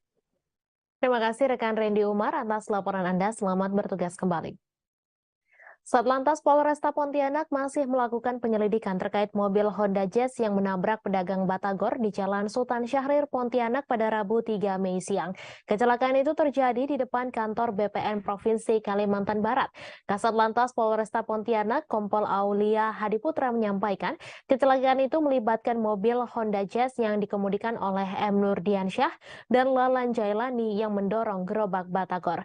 Informasi selengkapnya akan disampaikan langsung oleh wartawan Tribun Pontianak, Ferianto, yang kini sudah terhubung bersama kami. Silakan rekan Ferry. Siap, baik Mei. Untuk kecelakaan ini terjadi kemarin ya pada Rabu 3 Mei 2023, di mana saat itu pedagang dari batagor ini sendiri hendak menyeberang Jalan Sultan Syahrir, yakni dari sebelah kantor BPN Kalimantan Barat hendak menuju ke Taman Akjaya. Namun saat ketika menyeberang di tengah jalan itu tiba-tiba dari arah Bundaran Kota Baru Kota Pontianak itu datang Honda Jazz berwarna kuning dengan kecepatan cukup tinggi. Menurut keterangan para saksi itu langsung menabrak gerobak batagor ini beserta pedagangnya, yang membuat pedagang beserta gerobak ini yang akibat ditabrak itu terpental hingga lebih dari 10 meter. Nah, saat itu juga mobil ini sendiri tidak berhenti. Menurut keterangan saksi di lokasi itu bernama Ahmad Hanafi menyampaikan saat setelah menabrak mobil Honda Jazz ini tidak langsung berhenti, melainkan masih berjalan Kemudian dari arah depan sejumlah pengendara yang melihat kecelakaan tersebut langsung berusaha menghentikan kendaraan tersebut. Nah, kemudian barulah kendaraan itu berhenti. Dan sampai saat ini sendiri kasus ini masih dilakukan penyelidikan oleh pihak Polresta Pontianak terkait kecelakaan ini. Dan untuk korban sendiri bernama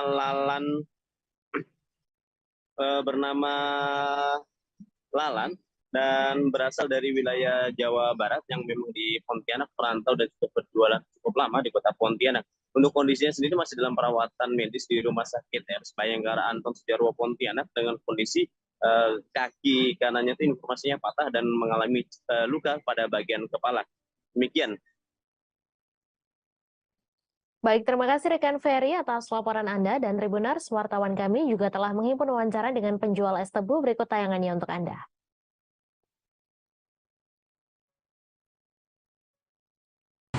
Berarti dia dari sana, Bang, ya? Ya, dari dalam. Itu jam berapa kejadian, Bang? Jam 10-an. Jam 10-an? Ya. Jadi, tapi jualannya memang biasa di sini, Bang, ya? Ya, sini.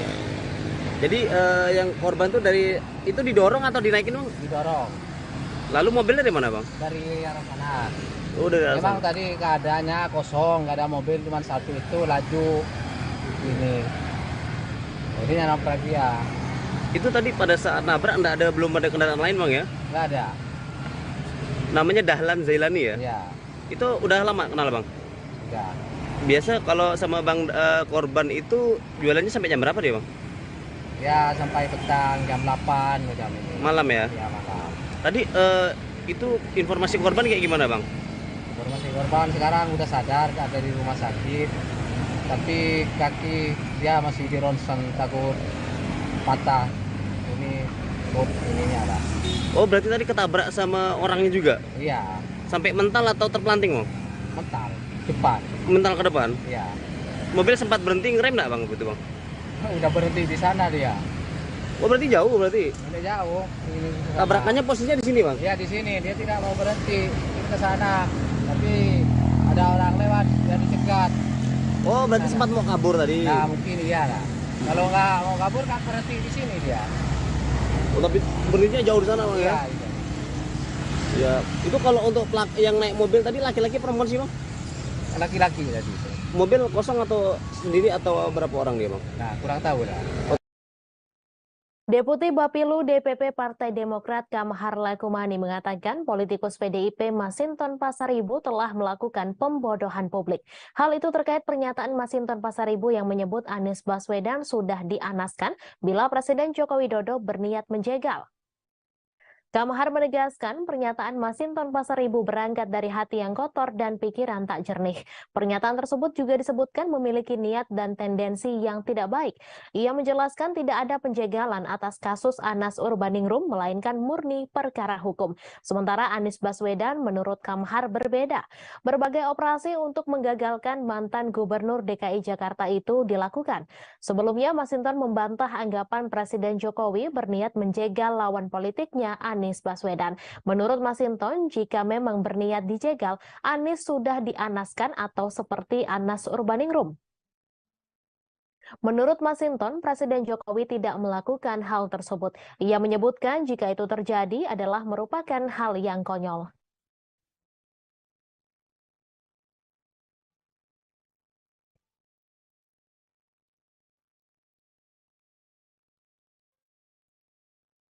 Viral di media sosial, video seorang driver ojek online membuntuti wanita di Kecamatan Cilengsi, Kabupaten Bogor, Jawa Barat. Dalam video viral, tampak pelaku mengenakan helm merah dan jaket ojek online.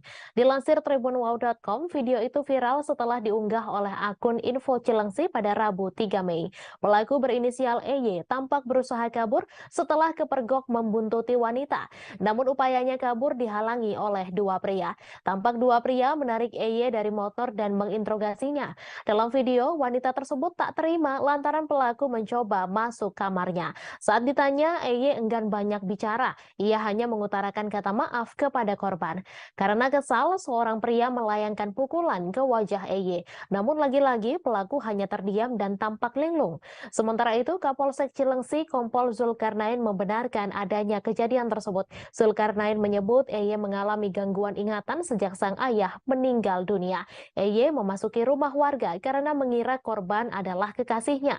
Kasus ini berakhir damai dan tidak memperpanjang persoalan tersebut. Selain itu, pihak korban dengan besar hati akan meminta akun-akun media sosial untuk menghapus video yang kadung viral tersebut.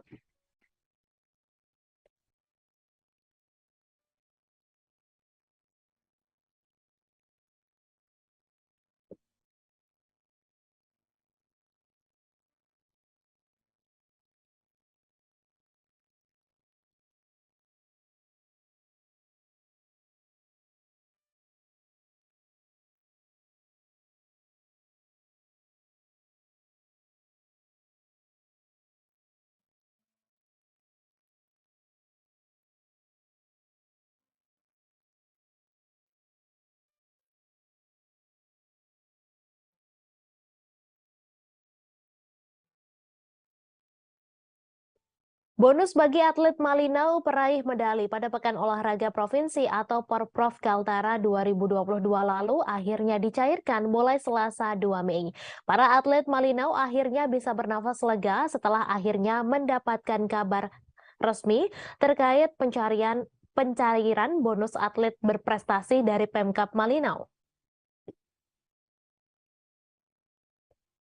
Kabarnya telah dijemput keluarganya di Bali dan belum mengetahui apakah akan kembali ke Kerawang. Dan Dokter Wayan sendiri menurut warga memang dikenal sebagai dokter yang sangat baik.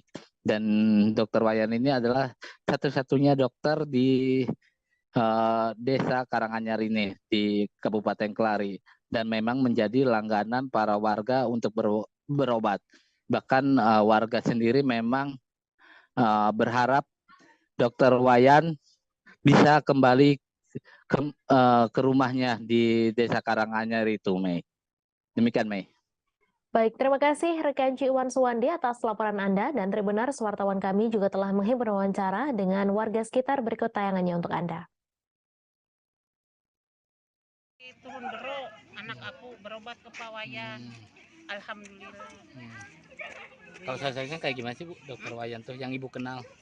Baik, ramah orangnya. Dia tinggal di sini sejak kapan tuh? Tahu kalau nggak salah tahun 99. Tahun 99 ya. Sudah di sini. Dulu dia itu kerja dokter di mana, Bu? Yang Ibu tahu? Kata orang-orang mah dia dokter Tepnako, pabrik Tepnako. Oh, Tepnako yang bangkrut itu ya, yang Bu? bangkrut, ya. Berarti keluarga sering berobat ke sini, Bu? Ya, banyak dari uduk-uduk Narokto pada ke sini, dari jauh juga ke sini. Obatnya bagus, pelayanannya bagus, terkenal itu dokternya, ramah. Kalau dulu satu-satunya dokter berarti di sini, Bu? Iya, di sini satu-satunya. Baru ada dokter. Ya, baru ada dokter di sini, yaitu Dokter Wayan ya, Bu? Iya. Kalau kondisi rumahnya emang gimana, Bu? Proyek pembangunan ruas Jalan Rumbia Lampung Tengah dimulai menjelang kedatangan Presiden Joko Widodo ke Lampung. Sejumlah kegiatan konstruksi perbaikan jalan yang mengalami kerusakan parah di sejumlah titik ruas Jalan Rumbia Lampung Tengah telah dimulai sejak 1 Mei 2023. Kunjungan kerja Jokowi ke Lampung dijadwalkan pada Jumat 5 Mei besok. Satu di antara agenda Jokowi yakni untuk menilik seberapa baik jalan di Rumbia Lampung Tengah yang sempat viral tersebut. Informasi selengkapnya akan disampaikan langsung oleh wartawan Tribun Lampung, Fajar Ihwani Sidik, yang kini sudah terhubung bersama kami. Silakan rekan Fajar. Baik, Mei, dapat saya sampaikan untuk saat ini saya sedang berada di wilayah depan pom bensin Rumbia. Salah satu jalan yang nantinya akan dikunjungi oleh Presiden Republik Indonesia Joko Widodo. Sejumlah persiapan telah disiapkan oleh pemerintah kabupaten maupun pemerintah provinsi untuk menyambut kedatangan Presiden Joko Widodo. Salah satunya adalah peninjauan jalan tersebut di sejumlah titik, baik dari Simpang Randu hingga Rumbia ini. Sejumlah jalan juga sudah mulai diperbaiki sejak tanggal 1 Mei, tepatnya di Simpang Randu sekitar 1 km. Perbaikan yang dilakukan adalah penimbunan dengan batu split untuk meratakan jalan. Nantinya Presiden Joko Widodo diperkirakan akan datang pada Jumat 5 Mei 2023 setelah ba'da salat Jumat. Dan peninjauan sendiri menggunakan jalur darat. Nah, untuk kondisi jalan ini, pemerintah provinsi telah menyatakan bahwa jalan ini akan diperbaiki mulai dari tanggal 1 Mei hingga Desember 2023 dengan anggaran yang dikeluarkan yaitu sebesar 99 miliar untuk sekitar 70 km yang terbagi menjadi 3 ruas. Yang pertama ruas dari Kecamatan Kota Gajah menuju Kecamatan Seputi Banyak, ruas kedua dari Kecamatan Seputi Banyak menuju Rumbia, dan kemudian ruas yang ketiga adalah ruas dari Kecamatan Rumbia hingga Gaya Baru. Kendati demikian, jumlah anggaran yang dianggarkan oleh pemerintah provinsi dinilai kurang karena ruas jalan ini terbilang cukup jauh, panjang, dan kerusakannya cukup parah, sehingga pemerintah provinsi mengajukan dana ke pusat sebanyak 171 miliar untuk menambah anggaran perbaikan jalan supaya laik dan tidak rusak lagi. Dan untuk hari Jumat besok, Forum Komunikasi Pimpinan Kecamatan telah mengeluarkan surat edaran bahwa pada Jumat pukul 10 hingga pukul 17 waktu Indonesia Barat, jalan umum ini akan ditutup dan masyarakat umum tidak bisa melintasi jalan ini. Untuk diharapkan warga juga melewati jalur alternatif lain selain jalan yang akan dikunjungi Presiden Jokowi. Mei. Baik, terima kasih rekan Fajar atas laporan Anda. Selamat bertugas kembali. Kita beralih ke informasi selanjutnya, Tribuners. Sidang agenda pembacaan tuntutan dalam kasus pelecehan seksual mahasiswi yang diduga dilakukan Prof B lagi-lagi tertunda. Diketahui sidang tersebut dijadwalkan pada Rabu 3 Mei pukul 10 waktu Indonesia Tengah di ruang sidang Cakra Pengadilan Negeri Kendari, Sulawesi Tenggara. Namun seperti jadwal-jadwal sebelumnya, ruangan sidang yang ditetapkan untuk gelaran sidang kasus Prof B digunakan untuk kasus lain. Informasi selengkapnya akan disampaikan langsung oleh wartawan Tribun News Ultra, Naufal Fajrin yang kini sudah terhubung bersama kami. Silakan rekan Naufal. Oke, baik Mei dan seluruh Tribuners dimanapun Anda berada, dapat saya katakan bahwa kasus pelecehan seksual yang menyeret salah seorang akademisi dari Universitas Haleu Kota Kendari, Sulawesi Tenggara dengan inisial Prof B itu berawal mencuat pada bulan Juli 2022 tahun lalu. Nah, saat ini kasus tersebut telah memasuki beberapa proses di persidangan dan sudah hampir mendekati 1 tahun lamanya. Tapi sayangnya memang seakan-akan kasus ini terkesan hendak dilupakan karena kenapa? Memang dari banyaknya agenda persidangan yang telah ditetapkan oleh pihak Pengadilan Negeri Kelas 2 Kota Kendari, Sulawesi Tenggara, kerap mengalami penundaan, bukan saja di agenda persidangan pembacaan tuntutan oleh jaksa penuntut umum, tetapi pada agenda-agenda sebelumnya pun seperti pemeriksaan saksi ahli oleh pihak terdakwa dalam kasus tersebut sebenarnya sudah mengalami beberapa kali penundaan dan dapat kami hitung ada sekira 5 kali penundaan dari beberapa jadwal yang telah ditetapkan oleh pihak PN Kendari, Sulawesi Tenggara. Nah, memang hal ini cukup mengecewakan bagi pihak keluarga. Kami memantau langsung di lokasi bahwa dalam setiap agenda tersebut kami lihat pihak keluarga dan sejumlah pendamping hukum korban itu menunggu hingga selesai jam kerja dari PN Kendari Sulawesi Tenggara, tapi sayangnya sampai PN Kendari tersebut tutup belum ada informasi terkait kejelasan mengenai persidangan yang akan dilakukan untuk membahas terkait kasus pelecehan seksual yang dilakukan oleh salah seorang akademisi dari Universitas Haleu Kota Kendari, Sulawesi Tenggara. Untuk saat ini memang belum ada upaya yang dapat dilakukan oleh pihak keluarga korban dan juga pendamping hukumnya, kecuali mereka tetap menghadiri PN Kendari sesuai dengan jadwal yang telah ditetapkan melalui laman resmi Pengadilan Negeri Kota Kendari, Sulawesi Tenggara. Ya, mungkin demikian yang dapat saya sampaikan untuk situasi terkini di Pengadilan Negeri Kendari. Terima kasih rekan Naufal atas laporan Anda. Selamat bertugas kembali. Gita, seorang wanita berusia 22 tahun ditangkap polisi atas dugaan pencurian satu buah sepeda motor di parkiran showroom mobil di Desa Kace Timur, Kabupaten Bangka, Provinsi Bangka Belitung. Ia merupakan warga Kelurahan Opas Indah, Kecamatan Taman Sari, Kota Pangkal Pinang, Provinsi Bangka Belitung. Gita ditangkap oleh tim 2 Opsnal Subdit 3 Jatanras Ditreskrimum Polda Babel pada Senin 1 Mei lalu. Informasi selengkapnya akan disampaikan langsung oleh wartawan Bangka Pos, Riki Pratama, yang kini sudah terhubung bersama kami. Silakan rekan Riki. Baik, pemirsa Tribuners dan Mei, bahwa dapat kami sampaikan terkait ungkap kasus yang berhasil dilakukan oleh Jatanras Ditreskrimum Polda Bangka Belitung, di mana Gita, 22 tahun, yang merupakan seorang janda anak satu, pada Senin kemarin, tepatnya tanggal 1 bulan Mei tahun 2023, telah berhasil ditangkap oleh tim 2 Opsnal Subdit 3 Jatanras Polda Bangka Belitung. Ia ditangkap karena atas tuduhan melakukan aksi pencurian terhadap satu motor yang sedang diparkir di sebuah showroom mobil di Desa Kace Timur, Kabupaten Bangka, Provinsi Bangka Belitung, di mana awal mula tertangkapnya Gita ini karena adanya laporan dari korban yang bernama Deo Gatra yang melaporkan langsung ke Polda Bangka Belitung.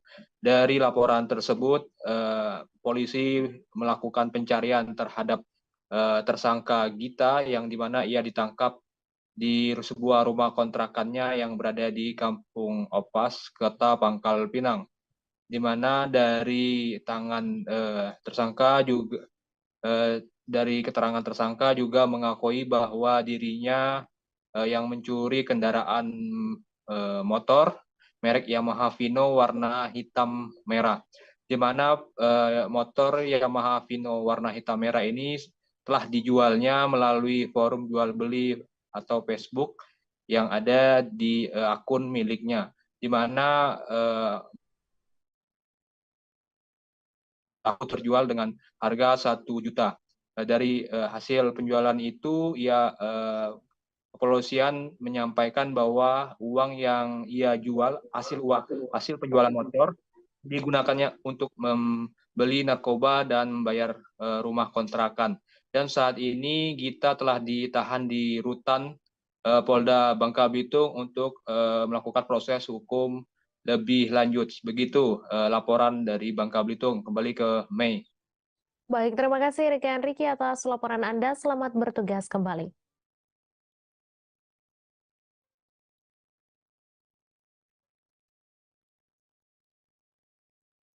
Negi Arlani, berusia 29 tahun, asal Lenggang Gantung, ditangkap polisi pada Selasa 2 Mei malam.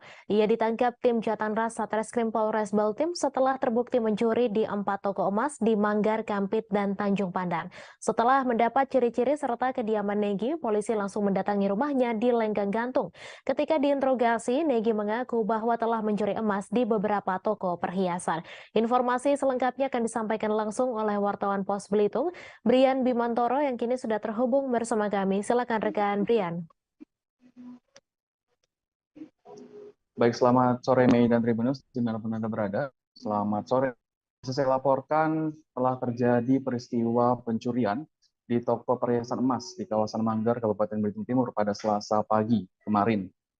Pelaku sudah diamankan oleh Satreskrim Polres Belitung Timur atas nama Negi Arliandi, berusia 29 tahun, warga Lenggang, Kecamatan Gantung, Kabupaten Belitung Timur. Kasar Reserse Kriminal Polres Belitung Timur, Ajun Komisaris Wawan Suryadinata, bilang bahwa penangkapan Negi Arliandi, berawal dari Negi Arliandi saat paginya dia melakukan aksi pencurian di salah satu toko perhiasan emas di Manggar, Kabupaten Belitung Timur. Dari sana, petugas kepolisian mendapatkan ciri-ciri pelaku, dan setelah mendapatkan ciri-ciri pelaku dan fakta di lapangan, kepolisian dan tim Buser serta tim Intel langsung melakukan pemeriksaan dan juga meminta keterangan dari warga sekitar apabila ciri-ciri dari pelaku diketahui. Setelah beberapa saat, ciri-ciri pelaku diketahui dan juga kediamannya juga sudah diketahui dan berada di Desa Lenggang, Kecamatan Gantung, Kabupaten Belitung Timur. Setelah diinterogasi dan didatangi ke rumahnya, Negi Arliandi sedang berada di rumahnya dan dia mengakui bahwa sudah mendapatkan atau sudah melakukan tindak pidana pencurian di toko emas tersebut. Dari interogasi di rumah Negi, polisi mendapat juga fakta bahwa Negi juga melakukan tindak pidana tidak hanya di toko emas tersebut, namun juga di 3 toko emas berbeda di Manggar, Gantung, Kelapa Kampi, dan juga Tanjung Pandan. Tidak hanya emas, Mei dan Tribuners, Negi Arlendi juga mencuri atau melakukan tindak pidana, melakukan pencurian di 2 toko handphone di Gantung dan juga Manggar, Belitung Timur. Namun kedua handphone tersebut sudah dijual untuk memenuhi kebutuhan hidupnya sehari-hari, Mei dan Tribuners. Dari pemeriksaan, maksud saya, Mei dan Tribuners, ketika polisi sedang mengumpulkan bukti-bukti di rumah Negi Arliandi berusaha untuk kabur, sehingga polisi harus menembakkan 1 peluru di kaki kirinya supaya tidak bisa kabur lagi. Dan saat ini Mei dan Tribuners, Negi sudah diamankan di Mapolres Belitung Timur untuk mempertanggungjawabkan perbuatannya. Dari Manggar, Belitung Timur, wartawan Pos Belitung dari Bimantoro melaporkan. Kembali ke studio, Mei dan Tribuners. Terima kasih rekan Brian Bimantoro atas laporan Anda. Selamat bertugas kembali. Kita beralih ke informasi selanjutnya, Tribuners. Ribuan santri Pondok Modern Darussalam Gontor Ponorogo menggelar sholat gaib pada Kamis 4 Mei. Sholat gaib dilakukan oleh santri di Masjid Gontor. Mereka melaksanakan sholat gaib karena ada 3 guru pengabdian alumni Pondok Gontor yang meninggal dunia. Mereka mengalami kecelakaan di Kabupaten Parigi Mutong, Sulawesi Tengah pada Rabu 3 Mei malam. Informasi selengkapnya akan disampaikan langsung oleh wartawan Tribun Mataraman, Pramita, yang kini sudah terhubung bersama kami. Silakan rekan Pramita. Baik, selamat sore rekan Mai. Di sini saya ingin melaporkan di bawah di Pondok Pesantren Modern Darussalam Gontor, ribuan santri menggelar salat gaib di Masjid Gontor. Mereka menggelar salat gaib karena para alumni, ada 3 alumni guru, 3 guru pengabdian alumni Gontor 2023 yang mengalami kecelakaan lalu lintas di Kabupaten Parigi Mutong di Sulawesi Tengah. Para guru itu merupakan alumni baru lulus Ramadan kemarin.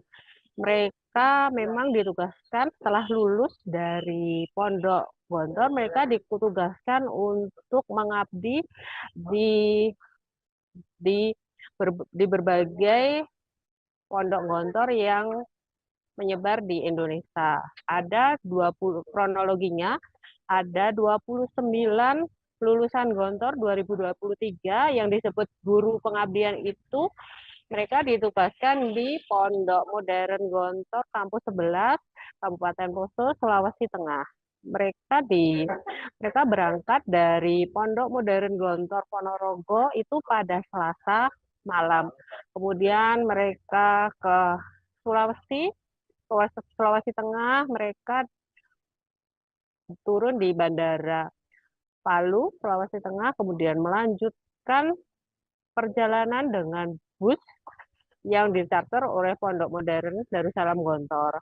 Ketika itu mereka berangkat dari bandara menuju kampus 11 di Poso, mereka mengendarai bus charteran, tetapi di tengah jalan atau tepatnya di Kabupaten Parigi Mutong di Sulawesi Tengah, bus yang mereka charter terjun bebas ke jurang sedalam 20 meter.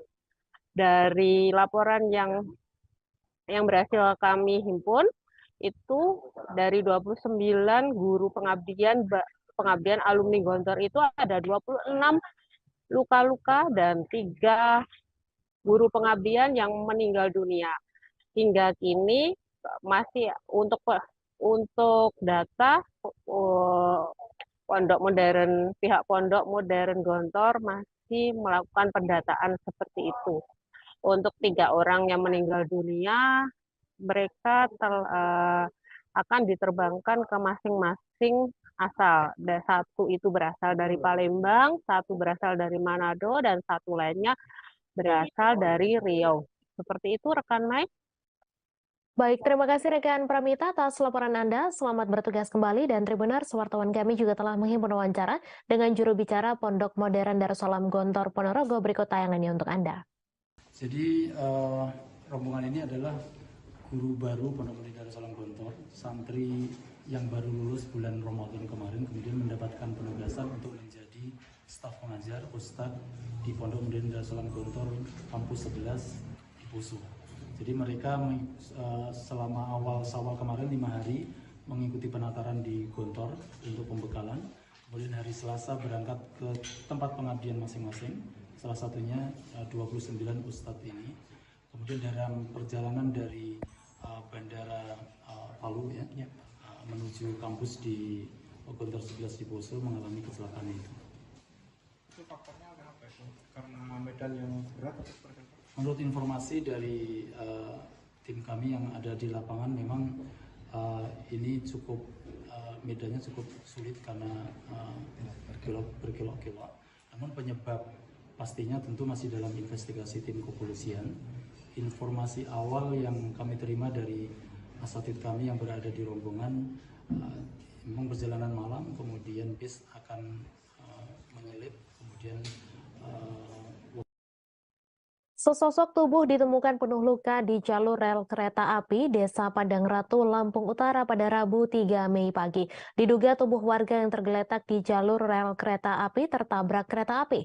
Kapolsek Sungkai Utara, Ibtu Amardiansyah membeberkan adanya seorang warga yang ditemukan tewas tergeletak di jalur rel kereta api di Desa Padang Ratu, Sungkai Utara, Lampung Utara. Informasi selengkapnya akan disampaikan langsung oleh wartawan Tribun Lampung, Anung Bayu Ardi yang kini sudah terhubung bersama kami. Silakan rekan Anung. Ya, rekan Mei dan Tribuners, bisa dijelaskan bahwa kemarin pagi sekitar pukul 5.30 waktu Indonesia Barat, sosok tubuh pria berusia 70 tahun tergeletak di perlintasan kereta api Padang Ratu, Sungkai Utara, Lampung Utara, di mana ditemukan luka-luka seperti patah tangan dan patah kedua kakinya, serta luka di kepalanya. Kemudian oleh warga disebarluaskan melalui media sosial ataupun di jaring sosial seperti WhatsApp, sehingga diketahui bahwa korban bernama Karsam, warga Desa Bangunjaya, Kecamatan Sungkai Utara, Lampung Utara. Kemudian oleh keluarganya, Wahyono, yaitu anaknya, langsung ditemui di puskesmas yang sudah dibawa oleh masyarakat serta petugas kereta api. Kemudian jasad korban langsung dikebumikan oleh keluarganya. Tidak ditemukan awalnya identitas korban, tetapi atas penyebaran informasi melalui media sosial langsung diketahui identitasnya. Demikian rekan Mei. Baik, terima kasih rekan Anung Bayu Ardi atas laporan Anda. Selamat bertugas kembali.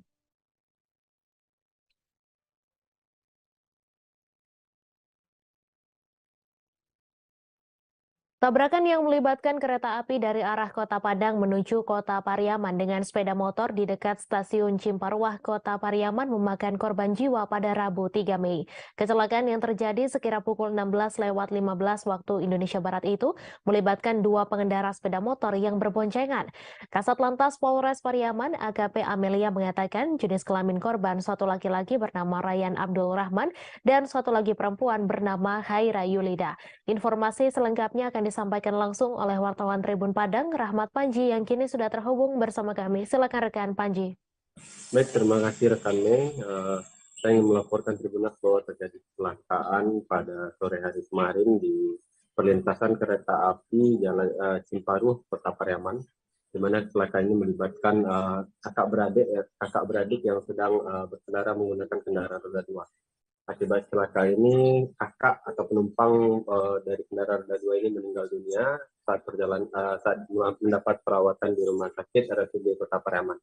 Sedangkan adiknya atau pengendara yang membawa pengemudi sepeda motor itu hanya mengalami luka di bagian kaki dan kepala. Dan saat ini kerugian yang ditaksir oleh Satlantas Polres Pariaman itu sebanyak Rp2.500.000. Baik, rekan Mei, seperti itu laporan saya terkait kecelakaan di Cimparuh, Kota Pariaman. Terima kasih. Terima kasih rekan Rahmat Panji atas laporan Anda. Selamat bertugas kembali. Suasana menjelang audiensi pihak penolak tambak udang dengan DPRD Jepara pada Rabu 3 Mei sedikit menegangkan. Audiensi ini ternyata juga dihadiri oleh kubu yang setuju terhadap keberadaan tambak udang. Dua kubu yang sama-sama dari Karimun Jawa itu sudah berada di gedung Wakil Rakyat sebelum audiensi dimulai. Sejumlah orang mengenakan kaos bertuliskan penolakan penutupan tambak udang. Informasi selengkapnya akan disampaikan langsung oleh wartawan Tribun Muria, Yunan Setiawan, yang kini sudah terhubung bersama kami. Silakan rekan Yunan. Baik, Mei, saya sampaikan bahwa kemarin saat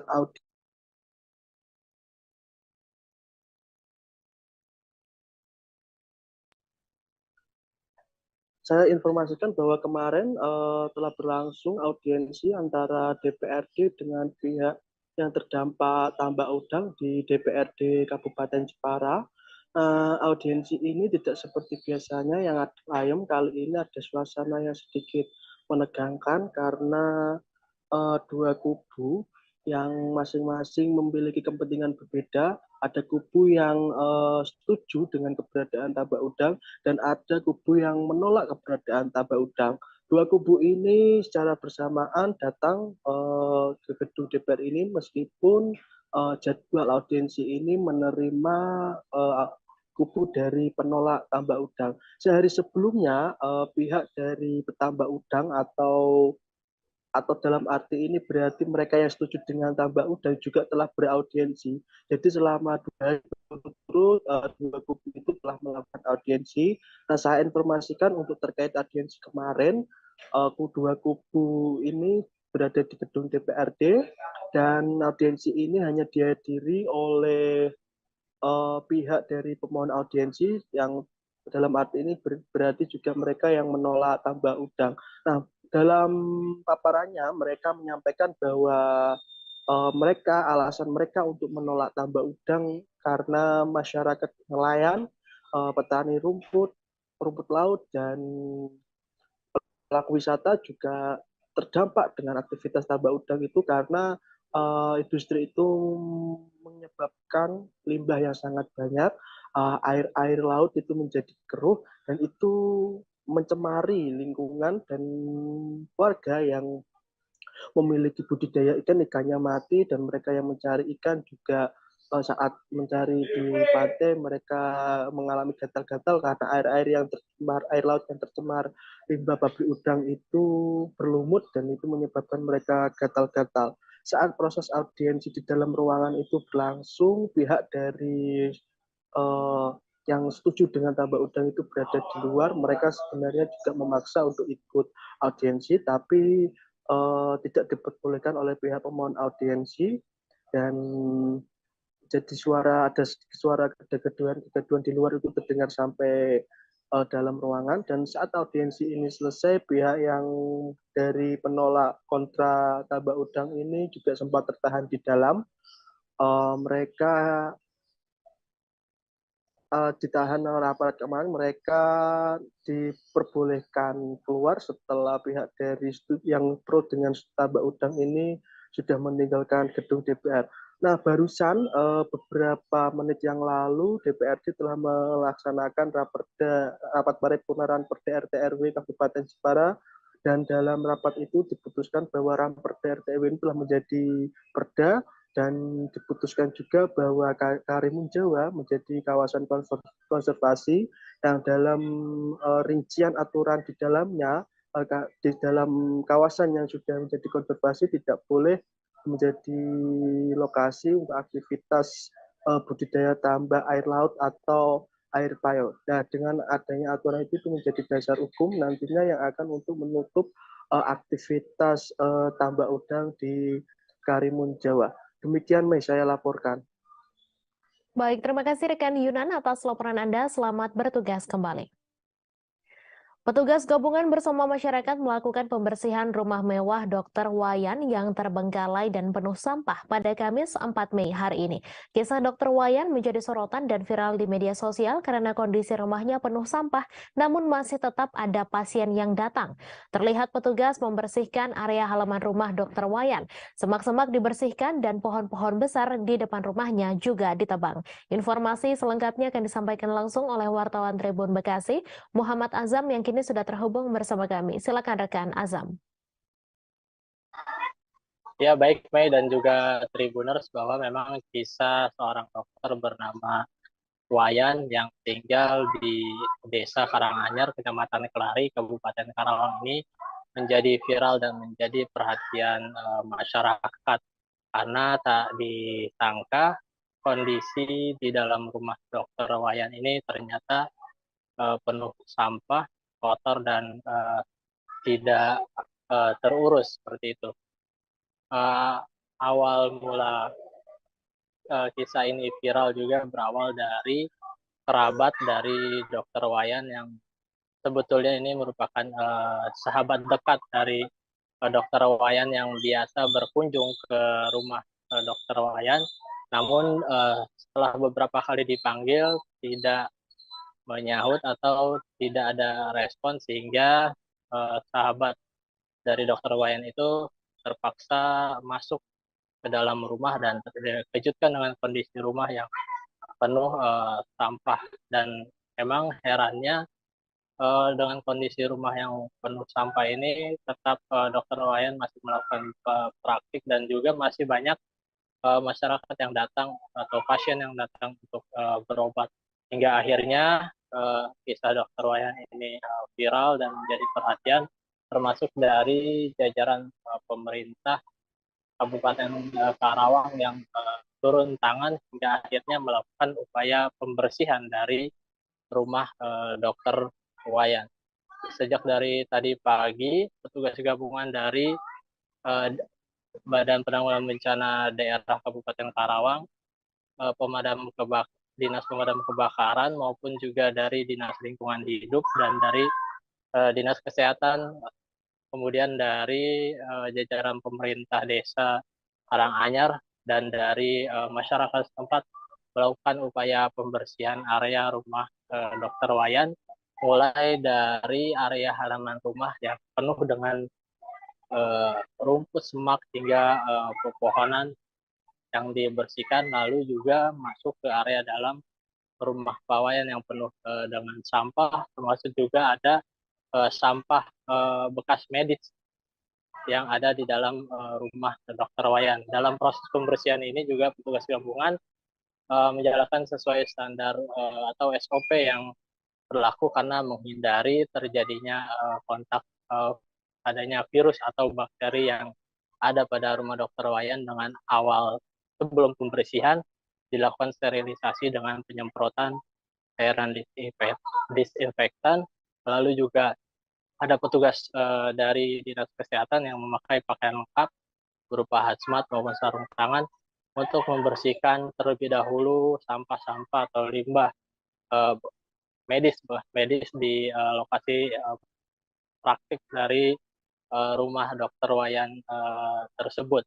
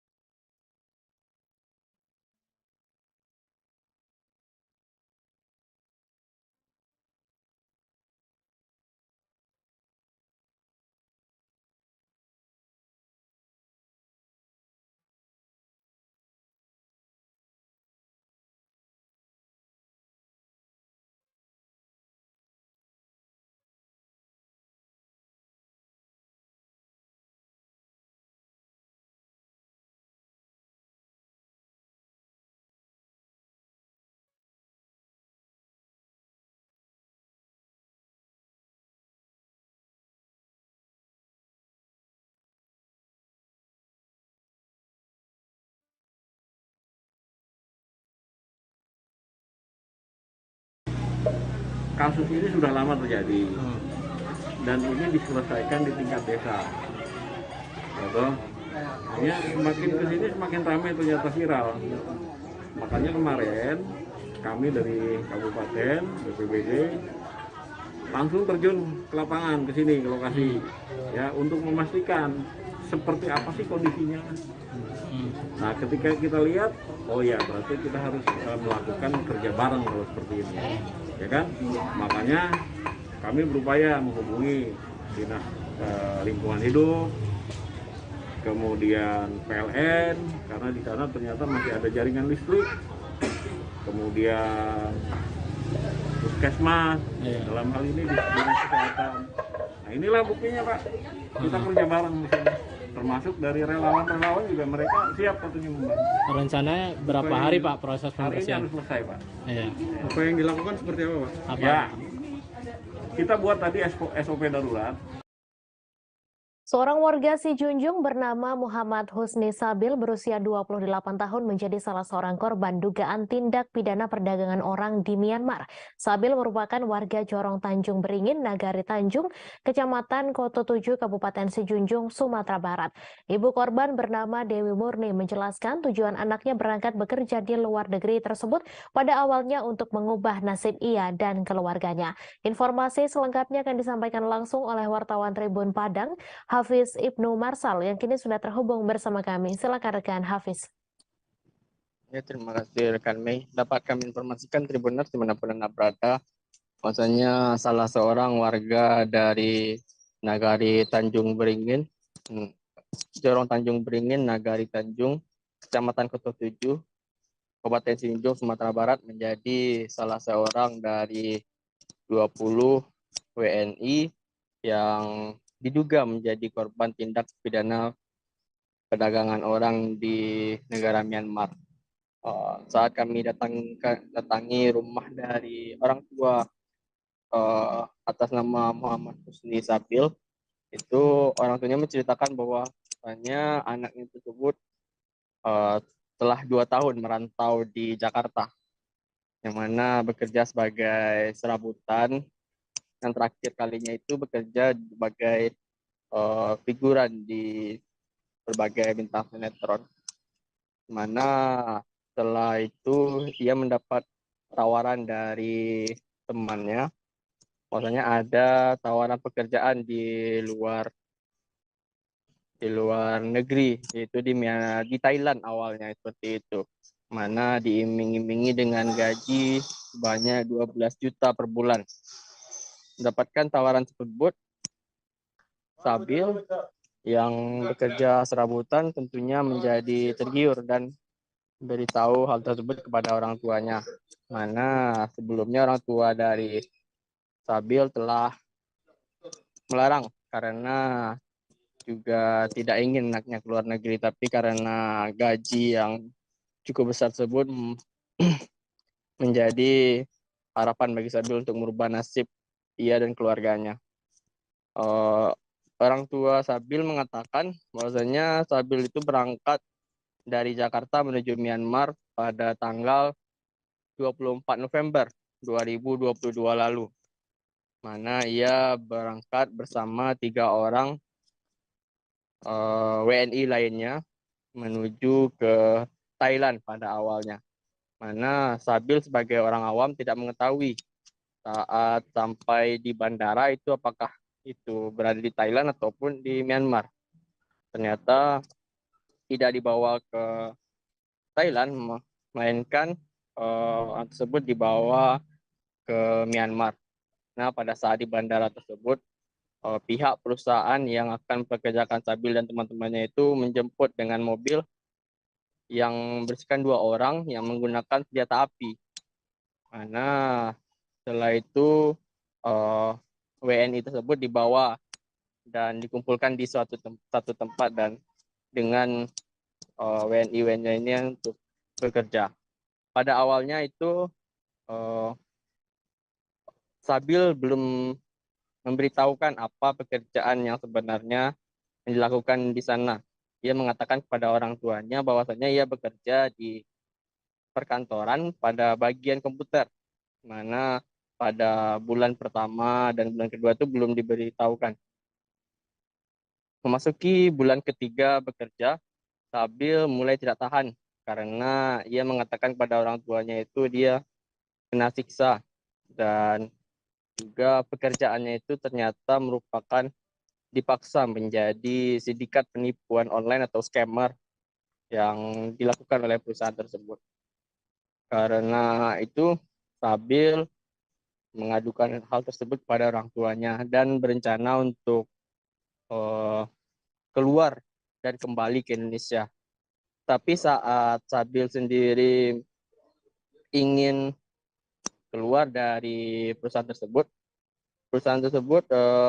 meminta tebusan ataupun bayaran jika ingin keluar dari perusahaan dan dipulangkan kembali ke Indonesia, yaitu uang sebesar 75 juta. Kata Ibu Sabil, uang tersebut terus bertambah. Bahkan ada dari orang tua lainnya yang anaknya bernasib sama dengan Sabil itu diminta sebanyak 100 sampai dengan 160 juta. Kata Dewi Murni, Ibu Sabil, itu terakhir kali ia berkomunikasi dengan Sabil itu pada hari Lebaran, yaitu hari Sabtu, tanggal 22 April 2023 lalu. Karena pada saat itu anaknya Sabil hanya meminta tolong karena sudah tidak tahan disiksa dan sudah tidak manusiawi. Sejak saat itu, kata Dewi, Sabil tidak lagi bisa dihubungi dan sudah putus kontak hingga saat sekarang. Dewi mengatakan saat ini dia tidak tahu bagaimana kondisi dari anak sulungnya itu, apakah masih baik-baik saja ataupun tidak. Seperti itu. Sementara Dewi juga berharap kepada Presiden Republik Indonesia Joko Widodo, Gubernur Sumatera Barat Mahyildi Ansarullah, dan Bupati Sijunjung Beni Difaisir untuk dapat memulangkan anaknya ke Indonesia bagaimana mestinya. Seperti itu, rekan Mei. Baik, terima kasih rekan Hafiz Ibnu atas laporan Anda, dan Tribunars, wartawan kami juga telah menghimpun wawancara dengan ibu dari salah seorang WNI. Berikut tayangannya untuk Anda. Awal berangkat tanggal 24 November tahun 2022 berangkat dari Jakarta ke Thailand. Itu katanya kerjanya ke Thailand, kerja apa tuh? Kerjanya kerja kantor, perkantoran, katanya di bagian komputer. Bagian komputer. Informasi yang aneh itu yang beredar tuh, ketika dia sudah sampai di Thailand, katanya Thailand apa Myanmar tuh, itu dijemput pakai senjata laras, senjata api ya. Gimana cerita? Ada bodyguardnya? Iya, ada bodyguard. Bisa dijelaskan? Jadi pas nyampe di bandara udah di Thailand, jadi ada mobil yang jemput. Pasca kebakaran, Polda Sulawesi Utara bersama BPBD dan Dinas Sosial Kota Manado memberikan bantuan kepada korban kebakaran di asrama Polda Sulawesi Utara pada Rabu 3 Mei. Kebakaran yang terjadi di Jalan Arnold Mononutu Pakowa, Kecamatan Wanea, Kota Manado ini menghanguskan 8 rumah pada Selasa 2 Mei. Kepala Lingkungan 5 Pakowa, Romi Boseke, mengatakan bantuan yang diberikan kepada korban berupa sembako dan pakaian. Informasi selengkapnya akan disampaikan langsung oleh wartawan Tribun Manado, Ferdi Guhuhuku, yang kini sudah terhubung bersama kami. Silakan rekan Ferdi. Ya, selamat sore rekan Mei dan juga Tribuners berada. Dari Kota Manado saya dapat melaporkan seperti yang sudah disampaikan rekan Mei bahwa dari Polda Sulawesi Utara, bahkan dari Dinas Penanggulangan Bencana Daerah dan juga dari Dinas Sosial Kota Manado baru saja sejak kemarin sampai hari ini memberikan bantuan kepada korban kebakaran yang terjadi di asrama polisi Polda, di mana kebakaran ini terjadi di Kecamatan Wanea, Kota Manado, Sulawesi Utara, dan kebakaran ini menghanguskan kurang lebih ada 8 rumah milik dari kepolisian yang masih aktif bertugas di Sulawesi Utara.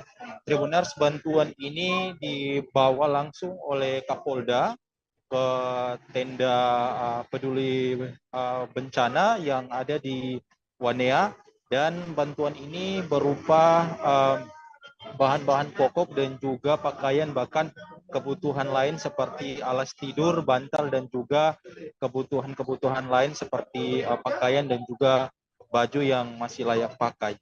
Nah, Tribuners, Kepala Lingkungan Pak Romiseki mengatakan bahwa bantuan ini diserahkan langsung oleh Pak Kapolda, dan ia juga mengatakan sampai saat ini bantuan itu sudah diterima oleh para korban yang mengalami kebakaran. Dan ia juga menjelaskan kepada kami bahwa dari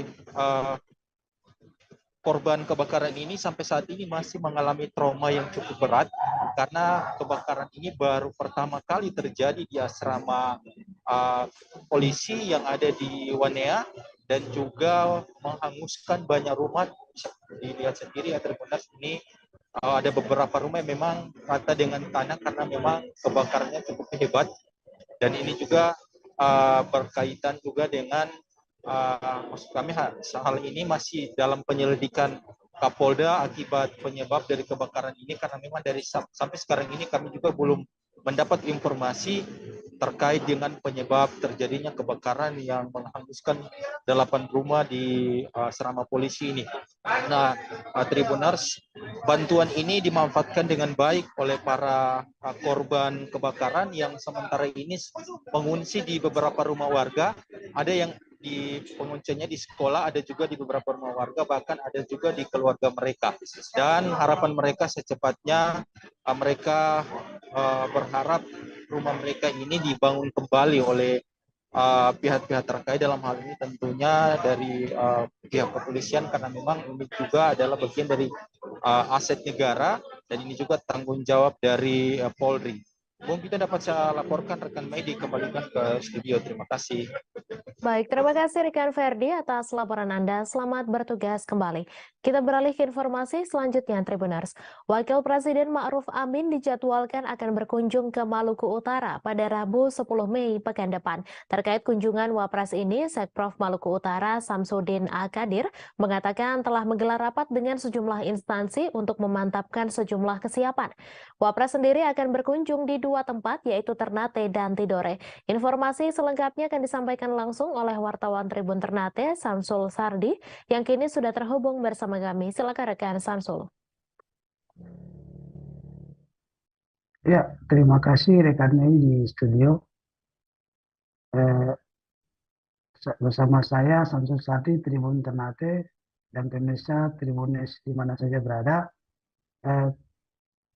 Di mana diketahui untuk di Provinsi Maluku Utara dijadwalkan akan dikunjungi oleh Presiden atau orang nomor 2 di Indonesia, Wapres Ma'ruf Amin, yang dijadwalkan pada tanggal 10 sampai 12 Mei nanti, sehingga itu pihak Pemprov Maluku Utara dalam hal ini telah melakukan segala persiapan untuk menjemput atau bersiap untuk kedatangan Pak Wapres. Sehingga pada Rabu kemarin, tepatnya pada tanggal 3 Mei, Sekprov Maluku Utara bersama sejumlah Forkompinda melakukan rapat pemantapan sekaligus membicarakan hal teknis. Bahkan dalam rapat tersebut juga itu diundang sejumlah instansi vertikal dari yang diwakili di Maluku Utara, misalnya dari Basarnas, pihak Angkatan Laut, dan pihak Kementerian Perhubungan yang berada di Maluku Utara, karena berbicara soal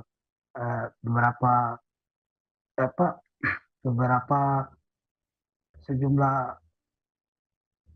kapal yang akan dipakai untuk perhubungan Wapres selama di Maluku Utara, karena diketahui ada 2 lokasi yang dikunjungi Pak Wapres ini di Maluku Utara, yaitu di Kota Ternate dan Tidore selama tanggal 10 sampai 12. Bahkan di Kota Tidore sendiri, Pak Wapres ini akan melakukan seminar selama 1 hari di sana pada saat kedatangan pada tanggal 10 itu. Dan setelah dari Kota Tidore diketahui sesuai random di Pemprov Maluku Utara, Pak Wapres ini akan balik lagi ke Ternate dan bermalam pada tanggal 10 malam itu, dan kemudian pada pagi hari pada tanggal 11 melakukan aktivitas kembali di Kota Ternate, di mana pada tanggal 11 itu langsung di ke Benteng Oranye melakukan peletakan batu pertama gedung Walasea. Bahkan diketahui juga sesuai jadwal yang saat ini dipegang pihak Pemprov Maluku Utara, di mana Pak Wapres ini akan memboyong sejumlah menteri yang bakal berkunjung bersama Pak Wapres, menampingi Pak Wapres di Kota Ternate dan Tidore. Diketahui menteri tersebut diantaranya Pak Sandiaga Uno bersama Pak Erick Thohir, Menteri BUMN.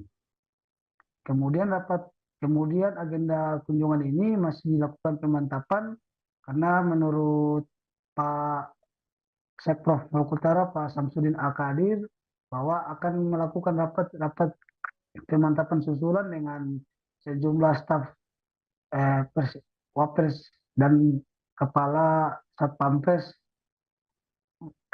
di istana untuk melakukan pemantapan, karena diketahui jadwal sementara ini masih tentatif, jadwal kunjungan Wapres masih tentatif, sehingga ditunggu masih jadwal resmi yang akan didatangi oleh pihak staf Wapres dari istana langsung bersama sejumlah ajudan Satpampres maupun pimpinan Satpampres yang akan datang melakukan rapat-rapat sebelum tanggal 10 itu. Demikian Samsul, saya kembalikan ke studio. Terima kasih rekan Samsul atas laporan Anda, dan Tribuners, wartawan kami juga telah mengikuti wawancara dengan Sekprov Maluku Utara. Berikut tayangannya untuk Anda. Maluku Utara yang agendanya di Tidore dan Ternate. Nah, jadi tadi kita karena ada pergerakan dari Tidore ke Ternate dan juga menggunakan kapal angkatan laut, gitu. Maksudnya ada penggunaan beberapa tugas yang kita undang semua yang terkait dengan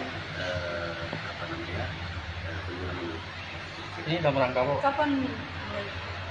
Pak Wapres berapa hari di sini? Karena tanggal 10 sampai 12. Berarti 2 malam di sini. Bermalam. Ini kunjungan dalam rangka apa? Kunjungan dalam rangka seminar di Tidore, gitu ya. Seminar di Tidore dan ada juga di IAIN ya, dan di Benteng Oranye, ya. Di sana ada kunjungan untuk melihat dan kalau ada beberapa agenda termasuk peletakan batu pertama Walasea itu ya. Nah, itu kalau dari itu, tapi masih bergulir beberapa agenda ya, kira seperti itu. Nah, kalau kemudian kita lihat karena ini kan kita baru persiapan saja. Nanti akan pastinya kan kalau dari Paspampres dan dari Sekretariat Wapres datang lagi untuk menetapkan agenda. Curhatan WNI korban perdagangan manusia disiksa di Myanmar viral di media sosial. Curhatan ini diviralkan oleh politisi sekaligus perancang Niluh Jelantik lewat akun Twitternya pada Selasa 2 Mei. Dalam unggahannya, Niluh Jelantik membagikan chat WhatsApp dari keluarga korban. Disebutkan korban perdagangan manusia ini mencapai 20 orang. Di Myanmar, mereka disiksa baik dipukul, disetrum, bahkan tidak diberi makan sampai 5 hari. Sementara itu, dalam video yang diunggah akun Instagram Bebaskan Kami pada 19 April 2023 lalu, tampak sekelompok WNI berada dalam satu ruangan. Mereka terdiri dari pria dan wanita yang mencurahkan kekejaman yang didapat selama di Myanmar. Mereka pun memohon agar Presiden Joko Widodo mau membantu memulangkan mereka ke Indonesia. Mereka mengaku disuruh bekerja saat malam hari dengan target yang harus dipenuhi. Jika target tersebut tak terpenuhi, maka ada hukuman yang menanti mereka. Mereka pun secara bergantian meminta tolong kepada Jokowi agar dipulangkan, lantaran 4 orang dari mereka akan dijual ke perusahaan lain, sementara sisanya akan dipimpin oleh pemimpin yang terkenal dengan hukuman kejam. Pada postingan sebelumnya, akun tersebut menginformasikan awalnya para WNI itu tertipu job scam. Mereka pun dipaksa bekerja sebagai scammer. Selain Niluh Jelantik, artis Uya Kuya juga turut menyoroti kasus ini. Uya Kuya mengingatkan para masyarakat agar hati-hati terhadap iklan lowongan pekerjaan. Lebih lanjut, perwakilan mengaku sudah ada tanggapan dari pihak pemerintah namun belum sampai tahap evakuasi pada Senin 1 Mei. Sambil meneteskan air mata, keluarga korban mengaku sudah tidak bisa menghubungi para korban. Bahkan sampai hari ke-9 penyekapan pada Rabu 3 Mei, korban juga masih tidak bisa dihubungi.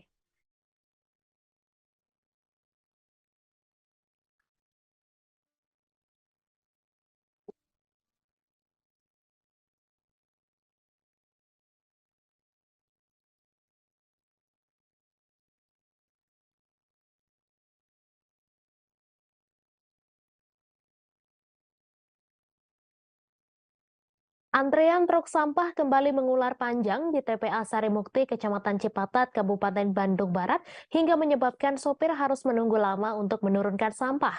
Menurut pantauan pada Rabu 3 Mei, sejumlah truk bermuatan sampah dari wilayah Bandung Raya tersebut hanya terparkir di pinggir jalan menuju TPA Sarimukti, sedangkan sopir truk hanya berdiam menunggu antrean. Koordinator pengelola TPA Sarimukti, Riswanto, mengatakan adanya antrean truk sampah tersebut karena saat ini alat berat untuk meratakan sampah ada yang kembali rusak dan ditambah jalan licin ketika turun hujan. Informasi selengkapnya akan disampaikan langsung oleh wartawan Tribun Jabar, Hilman Kamaludin, yang kini sudah terhubung bersama kami. Silakan rekan Hilman. Ya, selamat sore Mei dan Tribuners. Terkait antrean truk sampah di TPA Sarimukti itu sebetulnya memang udah jadi permasalahan klasik ya, sudah terjadi sejak akhir tahun 2002 lalu, di mana penyebab dari adanya antrian truk tersebut karena memang kondisi di TPA Sarimukti itu sudah banyak kendala, diantaranya kendala jalan atau lintasan yang licin, kadang juga jalan juga amblas ketika turun hujan deras.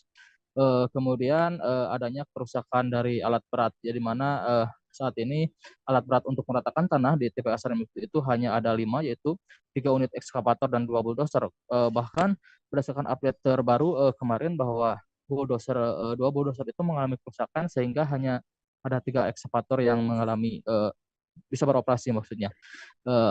Kemudian adanya tumpukan sampah, di mana tumpukan sampah itu meningkat sejak setelah Lebaran kemarin, di mana dalam sehari TPA Sarimukti di Bandung Barat itu bisa menampung 2.000 ton per hari, di mana banyaknya sampah yang dibuang ke TPA Sarimukti dari wilayah Bandung Raya yang diantaranya Kota Bandung, Kabupaten Bandung, Kota Cimahi, dan Kabupaten Bandung Barat itu menumpuk setiap hari di TPA Sarimukti. Bahkan dengan kendala kerusakan alat berat tersebut, pihak pengelola mengakui bahwa ada kendala yang terjadi di TPA Sarimukti tersebut, sehingga banyak antrean truk sampah yang mengular panjang. Bahkan kemarin berdasarkan keterangan dari Swanto dan pemantauan dari kami sendiri bahwa truk sampah tersebut mengular atau mengantri panjang hingga 2 km di sekitar TPA Sarimukti. Dengan adanya antrean tersebut, supir juga kemarin mengungkapkan kekesalannya karena masalah klasik tersebut hingga saat ini belum teratasi gitu. Kemudian supir juga sudah merasa kesal dengan kondisi seperti itu karena dengan antrean yang cukup panjang juga bahwa supir sampai harus menginap 1 kali 24 jam di TPA Sarimukti gitu. Jadi mereka itu hampir setiap malam harus tidur di truk, bahkan di warung-warung yang ada di sekitar TPA Sarimukti, karena untuk membuang sampah 1 ritasi saja mereka membutuhkan waktu 1 hari 1 malam gitu. Padahal secara normal mereka itu bisa membuang sampah dalam sehari itu sampai 3 rit, baik dari Kota Cimahi, Kabupaten Bandung Barat, Kota Bandung maupun Kabupaten Bandung. Namun setelah adanya kendala tersebut sejak akhir 2002 lalu, mereka sampai harus menginap gitu dan mengantri cukup panjang. Untuk menyelesaikan masalah tersebut, pihak pengelola Sarimukti bakal terus berupaya untuk melakukan perbaikan, diantaranya perbaikan jalan dengan membuat pengerasan menggunakan bongkahan batu agar jalan yang amplas atau licin itu bisa dilalui secara normal oleh truk-truk yang melintas ke tempat pembuangan. Kemudian rencananya pihak pengelola juga akan menambah zona atau zona pembuangan. Namun untuk saat ini zona tersebut masih belum bisa digunakan karena terkendala masalah sarana dan prasarana maupun anggaran yang tersedia, mengingat setelah pandemi COVID kemarin pihak pengelola mengalami masalah anggaran gitu. Demikian, Mei. Baik, terima kasih rekan Hilman atas laporan Anda, dan Tribuners wartawan kami juga telah menghimpun wawancara dengan Koordinator Pengelola TPA Sarimukti. Berikut tayangannya untuk Anda. Untuk kondisi ini setelah Lebaran, kita yaitu H+1 juga sudah mulai operasional, itu belum normal. Nah, H+2 juga sudah mulai agak normal, H+3 sama dan normal sekali. Nah, karena kita tetap masih ada curah hujan sangat tinggi di sini, gitu. Terus alat berat kita bulldozer sudah jadi kerusak lagi, gitu. Jadi kita mengibatkan ada antrian lagi sampai sekitar 2 kiloan, gitu. Nah, tapi saat ini sudah kemarau lagi. Nah, kita ini sudah enggak ini lagi lah, istilahnya kita sudah normal lagi lah, ya, normal lagi pembuangan karena kita dibantu dengan 3 unit eskavator, tapi kita bulldozer belum ada, makanya kita juga masih masih ada antrian macam tadi, antrian masih ada gitu. Nah, tapi kan itu sudah gak terlalu panjang kayak dulu lah antriannya lah, gitu aja. Perbaikan jalan rusak di Lampung dikebut saat Presiden Joko Widodo berencana mengunjungi daerah tersebut pada Jumat 5 Mei 2023. Kunjungan Presiden Jokowi tersebut untuk melihat langsung kondisi kerusakan jalan di Lampung yang sempat viral di media sosial. Bahkan Jokowi dikabarkan akan naik motor untuk merasakan langsung kondisi jalanan di Lampung. Dikutip dari tribunnews.com, rencana kedatangan Presiden Jokowi tersebut membuat pemerintah Lampung langsung melakukan perbaikan di beberapa ruas jalan yang mengalami kerusakan cukup parah. Sementara itu, Bupati Lampung Tengah Musa Ahmad akan mendampingi Presiden Jokowi mengendarai motor saat meninjau jalan di Rumbia, Lampung Tengah. Adapun fakta-fakta terkait pembangunan jalan di Lampung adalah sebagai berikut. Yang pertama, viral jalan rusak di Lampung. Provinsi Lampung menjadi sorotan netizen setelah TikToker bernama Bima Yudo Saputro mengkritisi jalanan di Lampung yang rusak. Dalam tayangan video yang viral, Bima menyebut Provinsi Lampung yang tidak maju akibat infrastruktur yang terbatas. Kritikan yang dilontarkan Bima Yudo itu sempat membuat pejabat Lampung kebakaran jenggot. Akibatnya setelah kritikan dari pemuda yang sedang berkuliah di Australia itu viral, polisi langsung mendatangi kediaman orang tua Bima di Lampung. Diketahui anggaran pendapatan dan belanja daerah Pemprov Lampung pada 2022 menjadi yang terbesar se-Indonesia. Namun dalam tayangan video yang beredar di media sosial, memperlihatkan kondisi jalanan di Lampung yang kondisinya rusak. Terlihat sejumlah jalan tampak berlubang dan dipenuhi lumpur. Kemudian 5 kabupaten di Lampung disorot Kemendagri. Kementerian Dalam Negeri menyoroti 5 kabupaten di Lampung akibat kondisi jalan yang rusak. 5 kabupaten yang menjadi sorotan Kemendagri tersebut yakni Mesuji, Tulang Bawang Barat, Uwai Kanan, dan Lampung Utara. Pasalnya anggaran daerah pada sub urusan jalan di 5 kabupaten tersebut terbilang tinggi. Dalam kesempatan itu, Indra menanyakan alasan kondisi mantap jalan yang rendah pada 5 kabupaten tersebut. Kemudian Indra juga menyoroti kabupaten lain di Provinsi Lampung yang kondisi mantap jalan rendah akibat anggaran sub urusan jalan yang rendah. Kabupaten tersebut yakni Pesisir Barat, Tanggamus, Pringsewu, dan Lampung Timur. Kemudian Pemprov Lampung mengalokasikan 40% APBD untuk infrastruktur. Hal itu diungkapkan Kepala Badan Perencanaan Pembangunan, Penelitian dan Pengembangan Daerah Provinsi Lampung, Mulyadi Isran, yang menjelaskan alokasi anggaran tersebut akan dilakukan secara bertahap hingga nantinya akan genap 40% pada 2027. Ia mengatakan alokasi anggaran 40% untuk belanja infrastruktur itu sesuai dengan amanat pasal 147 Undang-Undang Nomor 1 Tahun 2022. Mulyadi menambahkan alokasi anggaran tersebut saat ini sedang dikaji agar tidak mengganggu keperluan belanja daerah lainnya. Kepala Bapeda Provinsi Lampung itu menjelaskan besaran 40% itu juga akan diimplementasikan oleh pemerintah kota dan kabupaten se-Provinsi Lampung.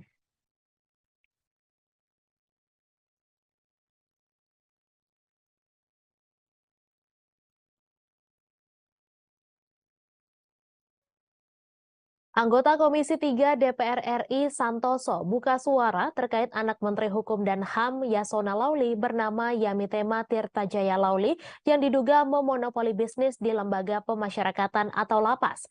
Santoso meminta semua pihak agar tak dulu menuduh sebelum Yamitema Tirtajaya Lauli terbukti berbisnis di proyek pengadaan lapas. Ia menegaskan semua orang punya kesempatan yang sama untuk berusaha dimanapun asalkan fair dan sesuai peraturan perundang-undangan.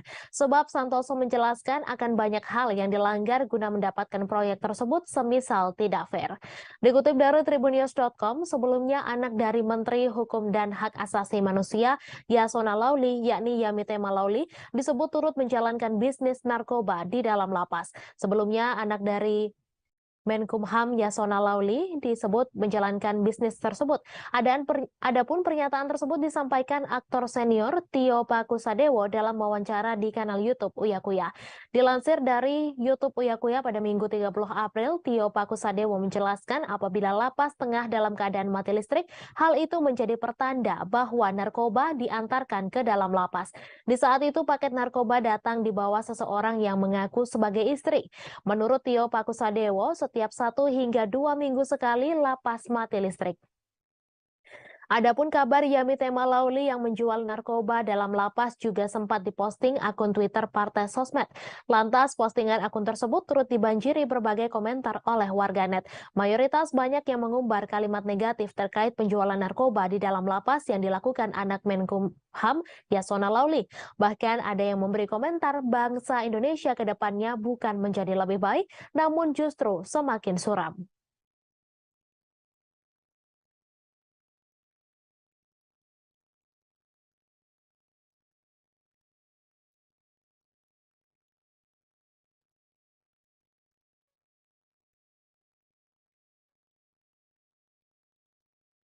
Kawasan sekitar Jembatan Otista Kota Bogor saat ditutup total berubah menjadi tempat bermain anak-anak SD Negeri Bangka 3 serta warga sekitar.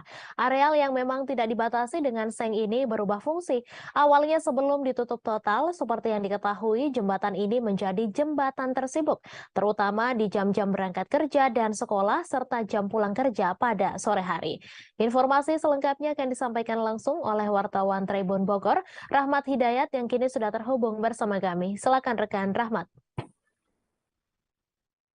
Ya baik, rekan Mei dan rekan-rekan Tribuners lainnya dapat kami sampaikan bahwasanya memang kondisi saat ini di Jalan Otista Kecamatan Bogor Tengah Kota Bogor ataupun di sekitaran Jembatan Otista Kota Bogor sudah berubah fungsi.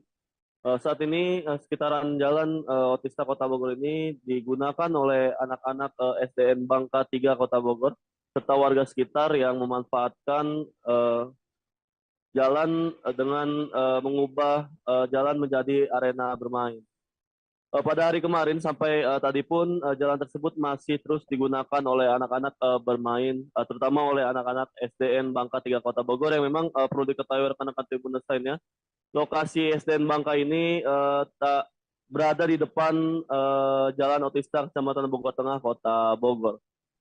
Kemudian adapun anak-anak ini bermain di jalanan yang memang saat ini sedang ditutup total oleh pemerintah Kota Bogor. Lantaran memang bakal ada pembongkaran yang akan dilakukan oleh Pemkot Bogor terkait jembatan Otista Kecamatan Bogor Tengah Kota Bogor.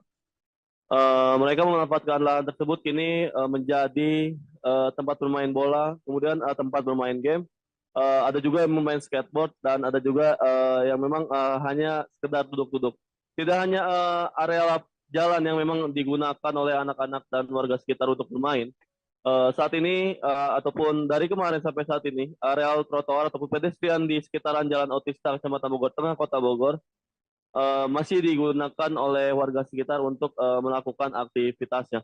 Dan perlu diketahui rekan-rekan Tribuners lainnya, saat ini memang Jalan Otista Kecamatan Bogor Tengah Kota Bogor ditutup total sampai bulan Desember 2023 sejak tanggal 1 Mei 2023.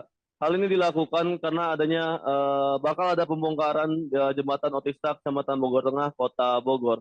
Dan perlu juga diketahui rekan-rekan Tribuners lainnya, pembongkaran ini dilakukan ataupun penutupan total ini dilakukan lantaran memang jembatan Otista merupakan jembatan yang sangat sibuk di Kota Bogor, terutama jam-jam berangkat kerja, kemudian jam-jam pulang kerja. Memang jembatan Notisa ini dibongkar dan ditutup total lantaran kemacetan yang kerap terjadi. Hal tersebut pun membuat Pemkot Bogor menggunakan dana dari Pemprov Jabar untuk membangun jembatan Notisa Kota Bogor tersebut dan pada akhirnya nanti akan diperlebar. Begitu Mei laporan yang bisa kami sampaikan. Terima kasih rekan Rahmat atas laporan Anda. Selamat bertugas kembali. Aliansi Jurnalis Independen Kota Manado melaksanakan aksi damai pada Rabu 3 Mei. Aksi damai dilaksanakan di beberapa titik, pertama di Zero Point Kota Manado, kedua di Polda Sulawesi Utara, ketiga di depan patung Towoliu Sario. Aksi ini pun dirangkaikan dengan Hari Kemerdekaan Pers Sedunia 2023. Informasi selengkapnya akan disampaikan langsung oleh wartawan Tribun Manado, Randy Umar, yang kini sudah terhubung bersama kami. Silakan rekan Randy. Oke, baik, Tribuners, dari saya Randy Umar, wartawan Tribun Manado, akan melaporkan hasil liputan saya kemarin, di mana di Kota Manado, Sulawesi Utara, dalam rangka Hari Kemerdekaan Pers atau World Press Day, kami meliput kegiatan dari Aliansi Jurnalis Independen Kota Manado yang melakukan aksi damai. Aksi damai ini memang dilakukan di beberapa titik. Yang pertama di titik di Zero Point Kota Manado, baru kedua mereka berjalan menuju ke Polda Sulut. Nah, ke Polda Sulut ini Tribuners bukan tanpa alasan juga memang. Salah satu tuntutan yang mereka ajukan adalah untuk mempertanyakan penanganan kasus yang dilakukan oleh Polda Sulut terkait kasus tabrak lari yang menimpa wartawan Tribun Manado, almarhum senior kami Rio Nur. Nah, kasus ini memang sedemikian lama berproses, namun belum ada tersangka yang ditangkap. Nah, tersangka ini artinya dalam aksi ini pihak kepolisian yang diwakili oleh Dirlantas Polda Sulut, Pak Kombes Pol Radman Iswan Sanusi, bertemu langsung dengan teman-teman aliansi jurnalis. Beliau mengatakan bahwa kasus ini memang sejauh ini masih berproses dan pelaku memang belum sama sekali ditemukan. Mereka sementara mengumpulkan sejumlah barang bukti berupa CCTV, ada juga barang-barang bukti lain, dan terakhir ada semacam yang mungkin belum bisa mengungkapkan yang akan mereka bawa ke Lab 4 Mabes Polri. Nah, kasus ini pun mereka menuntut agar kasus ini bisa segera tertuntas dan supaya bisa diketahui siapa sosok pelaku yang menabrak almarhum wartawan Tribun Manado Rio Nur, yang sejauh ini memang belum bisa diketahui siapa sosoknya. Dan selain itu juga memang Aliansi Jurnalis Independen Indonesia Kota Manado juga melakukan tuntutan-tuntutan lain terkait juga dengan kebebasan pers di Kota Manado, agar supaya tidak ada lagi kekerasan terhadap jurnalis. Nah, itu saja yang bisa saya sampaikan dari Kota Manado, Sulawesi Utara. Saya kembali ke studio. Selamat sore. Terima kasih rekan Randy Umar atas laporan Anda. Selamat bertugas kembali. Satlantas Polresta Pontianak masih melakukan penyelidikan terkait mobil Honda Jazz yang menabrak pedagang batagor di Jalan Sultan Syahrir, Pontianak pada Rabu 3 Mei siang. Kecelakaan itu terjadi di depan kantor BPN Provinsi Kalimantan Barat. Kasat Lantas Polresta Pontianak, Kompol Aulia Hadiputra menyampaikan, kecelakaan itu melibatkan mobil Honda Jazz yang dikemudikan oleh M. Nurdiansyah dan Lalan Jailani yang mendorong gerobak batagor. Informasi selengkapnya akan disampaikan langsung oleh wartawan Tribun Pontianak, Ferianto, yang kini sudah terhubung bersama kami. Silakan rekan Ferry. Siap, baik Mei. Untuk kecelakaan ini terjadi kemarin ya pada Rabu 3 Mei 2023, di mana saat itu pedagang dari batagor ini sendiri hendak menyeberang Jalan Sultan Syahrir, yakni dari sebelah kantor BPN Kalimantan Barat untuk menuju ke Taman Akjaya. Namun saat ketika menyeberang di tengah jalan itu tiba-tiba dari arah Bundaran Kota Baru Kota Pontianak itu datang Honda Jazz berwarna kuning dengan kecepatan cukup tinggi. Menurut keterangan para saksi itu langsung menabrak gerobak batagor ini beserta pedagangnya, yang membuat pedagang beserta gerobak ini yang akibat ditabrak itu terpental hingga lebih dari 10 meter. Nah, saat itu juga mobil ini sendiri tidak berhenti. Menurut keterangan saksi di lokasi itu bernama Ahmad Hanafi menyampaikan saat setelah menabrak mobil Honda Jazz ini tidak langsung berhenti, melainkan masih berjalan Kemudian dari arah depan sejumlah pengendara yang melihat kecelakaan tersebut langsung berusaha menghentikan kendaraan tersebut. Nah, kemudian barulah kendaraan itu berhenti. Dan sampai saat ini sendiri kasus ini masih dilakukan penyelidikan oleh pihak Polresta Pontianak terkait kecelakaan ini. Dan untuk korban sendiri bernama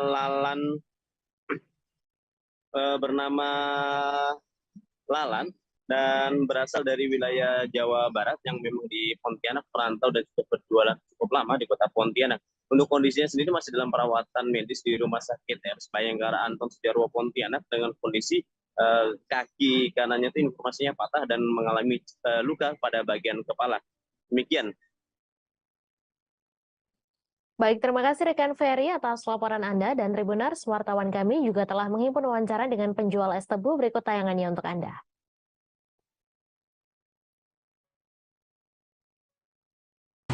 Berarti dia dari sana Bang ya? Ya, dari dalam. Itu jam berapa kejadian Bang? Jam 10-an. Jam 10-an? Ya. Jadi tapi jualannya memang biasa di sini Bang ya? Ya, ini. Jadi yang korban tuh dari itu didorong atau dinaikin Bang? Didorong. Lalu mobilnya dari mana Bang? Dari arah sana. Oh, dari arah Memang sana. tadi keadaannya kosong, nggak ada mobil, cuma satu itu laju ini. Jadi nabrak dia. Itu tadi pada saat nabrak belum ada kendaraan lain Bang ya? Nggak ada. Namanya Dahlan Zailani ya? Ya. Itu udah lama kenal Bang? Ya. Biasa kalau sama Bang korban itu jualannya sampai jam berapa dia Bang? Ya, sampai petang jam 8 jam ini. Malam ya? Ya, malam. Tadi itu informasi korban kayak gimana Bang? Informasi korban sekarang udah sadar, ada di rumah sakit. Tapi kaki dia masih di ronsen, takut patah. Ini ininya ada. Oh, berarti tadi ketabrak sama orangnya juga? Iya. Sampai mental atau terpelanting Bang? Mental, depan. Mental ke depan? Iya. Mobil sempat berhenti ngerem nggak Bang begitu Bang? Udah berhenti di sana dia. Oh, berarti jauh berarti? Udah jauh. Tabrakannya posisinya di sini Bang? Iya, di sini. Dia tidak mau berhenti ke sana. Tapi ada orang lewat, dia dicegat. Oh, berarti sempat mau kabur tadi? Nah, mungkin iya lah. Kalau nggak mau kabur kan berhenti di sini dia. Oh, tapi berhentinya jauh di sana Bang ya? Iya. Ya, itu kalau untuk yang naik mobil tadi laki-laki perempuan sih Bang? Laki-laki tadi. Mobil kosong atau sendiri atau berapa orang dia Bang? Nah, kurang tahu lah. Deputi Bapilu DPP Partai Demokrat Kamhar Lakumani mengatakan politikus PDIP Masinton Pasaribu telah melakukan pembodohan publik. Hal itu terkait pernyataan Masinton Pasaribu yang menyebut Anies Baswedan sudah dianaskan bila Presiden Joko Widodo berniat menjegal. Kamhar menegaskan pernyataan Masinton Pasaribu berangkat dari hati yang kotor dan pikiran tak jernih. Pernyataan tersebut juga disebutkan memiliki niat dan tendensi yang tidak baik. Ia menjelaskan tidak ada penjegalan atas kasus Anas Urbaningrum, melainkan murni perkara hukum. Sementara Anies Baswedan menurut Kamhar berbeda. Berbagai operasi untuk menggagalkan mantan Gubernur DKI Jakarta itu dilakukan. Sebelumnya Masinton membantah anggapan Presiden Jokowi berniat menjegal lawan politiknya Anies Baswedan. Menurut Masinton, jika memang berniat dijegal, Anies sudah dianaskan atau seperti Anas Urbaningrum. Menurut Masinton, Presiden Jokowi tidak melakukan hal tersebut. Ia menyebutkan jika itu terjadi adalah merupakan hal yang konyol.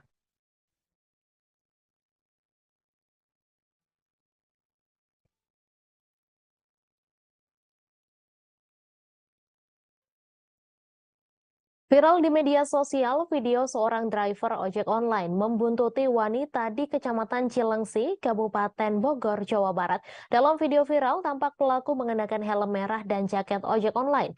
Dilansir tribunwow.com, video itu viral setelah diunggah oleh akun Info Cilengsi pada Rabu 3 Mei. Pelaku berinisial EY tampak berusaha kabur setelah kepergok membuntuti wanita.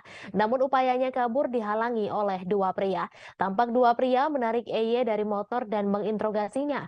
Dalam video, wanita tersebut tak terima lantaran pelaku mencoba masuk kamarnya. Saat ditanya, EY enggan banyak bicara. Ia hanya mengutarakan kata maaf kepada korban.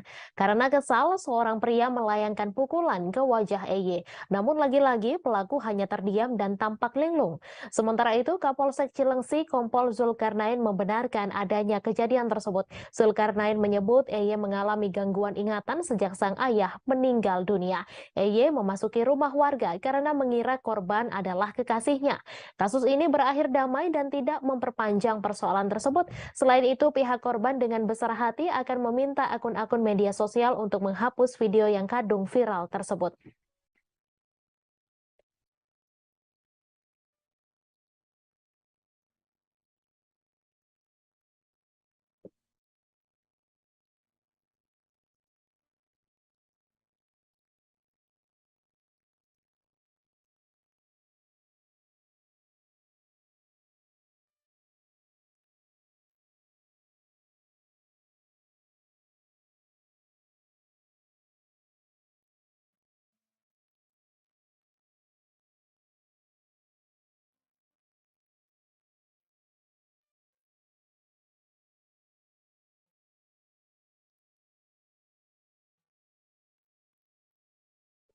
Bonus bagi atlet Malinau peraih medali pada Pekan Olahraga Provinsi atau Porprov Kaltara 2022 lalu akhirnya dicairkan mulai Selasa 2 Mei.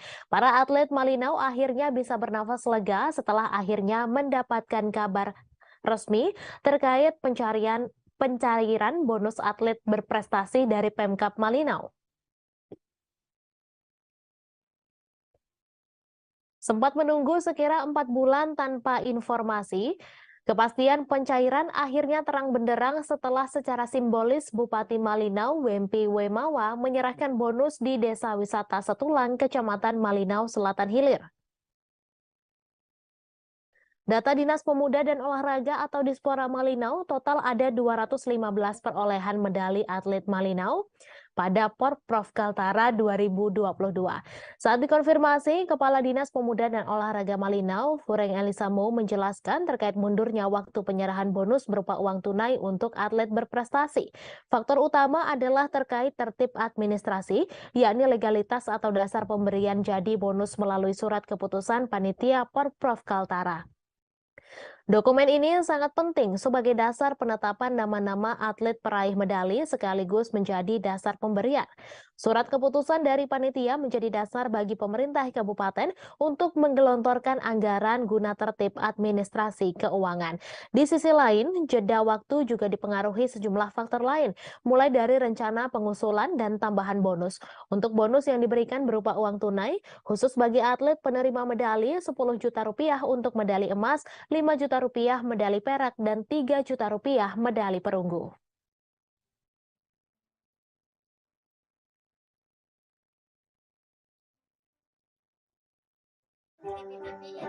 Bisa orang kayak gini gitu, kayak pengen banget gitu, berdoa kan. Nah, lama-lama terus bisa juga.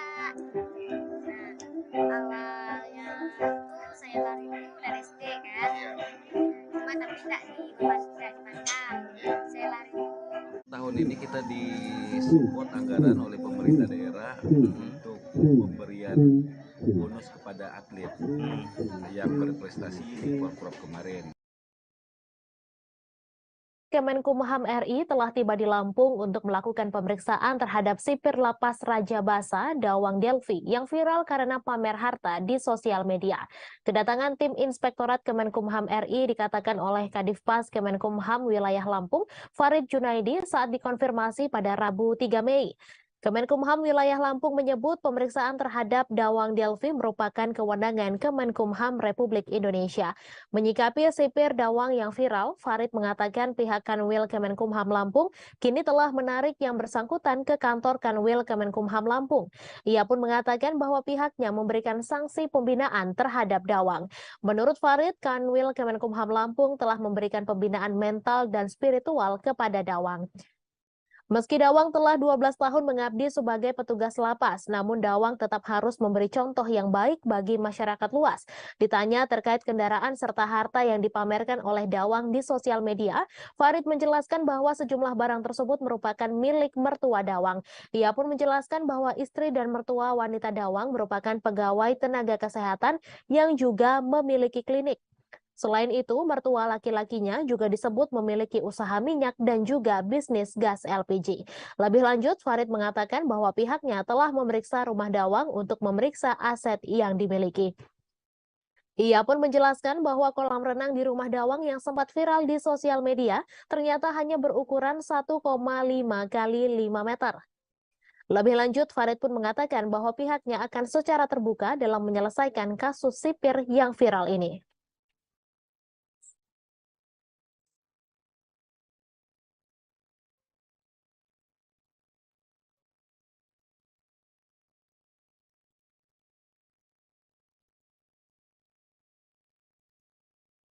Informasi tadi sekaligus menutup jumpa kita dalam live update sore kali ini. Perbarui terus informasi Anda di seluruh kanal YouTube Tribun Network. Saya Meisa Desirait beserta kru yang bertugas pamit undur diri. Terima kasih dan sampai jumpa.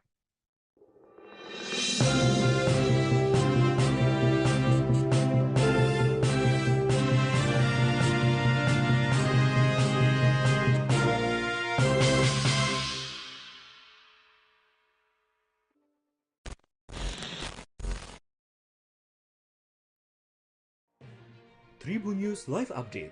Tanggal 21. Selamat siang Tribuners, selamat sore Tribuners, selamat petang Tribuners, Anda sedang menyaksikan live update. Informasi teraktual dan terupdate dari siang hingga petang kami sajikan untuk Anda. Menewaskan 2 orang penumpang, yang mana kedua penumpang. Kami perdalam dengan laporan langsung dari lokasi kejadian dan narasumber terpercaya. Benar-benar menghukum mereka-mereka yang terlibat, menghentikan terduga pelaku yang ingin. Subscribe dan share ya.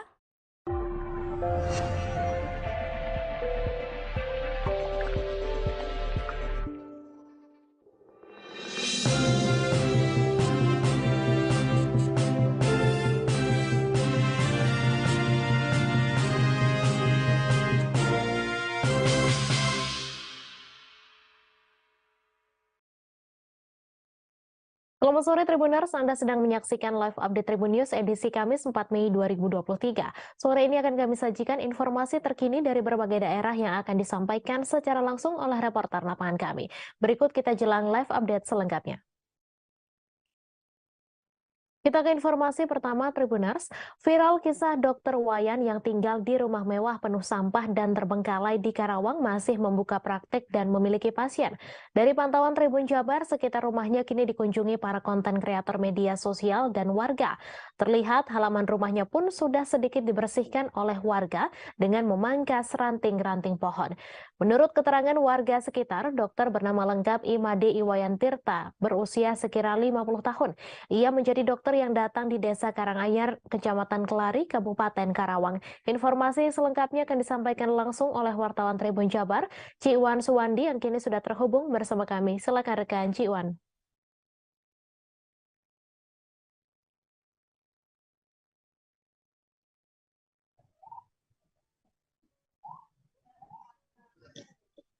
Halo, Mei. Ya, Mei. Terima kasih. Selamat sore Tribuners. Jadi viralnya Dokter Wayan yang tinggal di rumah mewah dengan tumpukan sampah dan terbengkalai ini berawal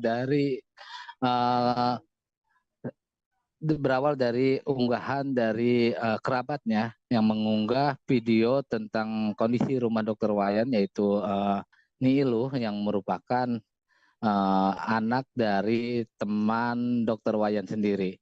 Bahkan Niilu sendiri tidak percaya jika videonya itu viral dan viral hingga saat ini.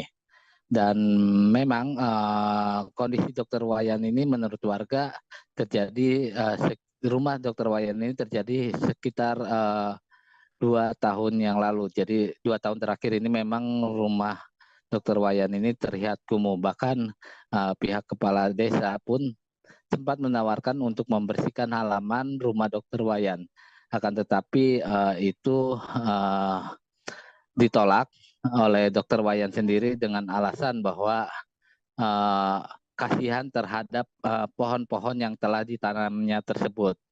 Bahkan pernyataan dari kerabatnya ini memang Dokter Wayan ini terkenal sering menanam pohon di sekitar rumahnya. Tetapi dari pihak pemerintah desa sendiri memang tidak mengetahui jika banyak tumpukan sampah di dalam rumah Dokter Wayan itu. Dan sejauh ini dengan viralnya Dokter Wayan memang saat ini tetap dipenuhi oleh para konten kreator untuk mengambil gambar dari Dr. Wayan dan para media juga untuk meliput. Dan tak hanya itu, juga rumah Dr. Wayan saat ini sering di sekitar Dr. Wayan warga terus berkunjung untuk melihat kondisi rumah dari Dr. Wayan. Dan saat ini Dr. Wayan sendiri kabarnya telah dijemput keluarganya di Bali dan belum mengetahui apakah akan kembali ke Kerawang. Dan Dr. Wayan sendiri menurut warga memang dikenal sebagai dokter yang sangat baik. Dan Dr. Wayan ini adalah satu-satunya dokter di Desa Karanganyar ini di Kabupaten Kelari. Dan memang menjadi langganan para warga untuk berobat. Bahkan warga sendiri memang berharap Dr. Wayan bisa kembali ke rumahnya di Desa Karanganyar itu, Mei. Demikian, Mei. Baik, terima kasih rekan Iwan Suwandi atas laporan Anda, dan Tribuners, wartawan kami juga telah menghimpun wawancara dengan warga sekitar. Berikut tayangannya untuk Anda. Turun Bero, anak aku berobat ke Pak Wayan. Alhamdulillah. Kalau sosoknya kayak gimana sih, Bu, Dr. Wayan tuh yang Ibu kenal?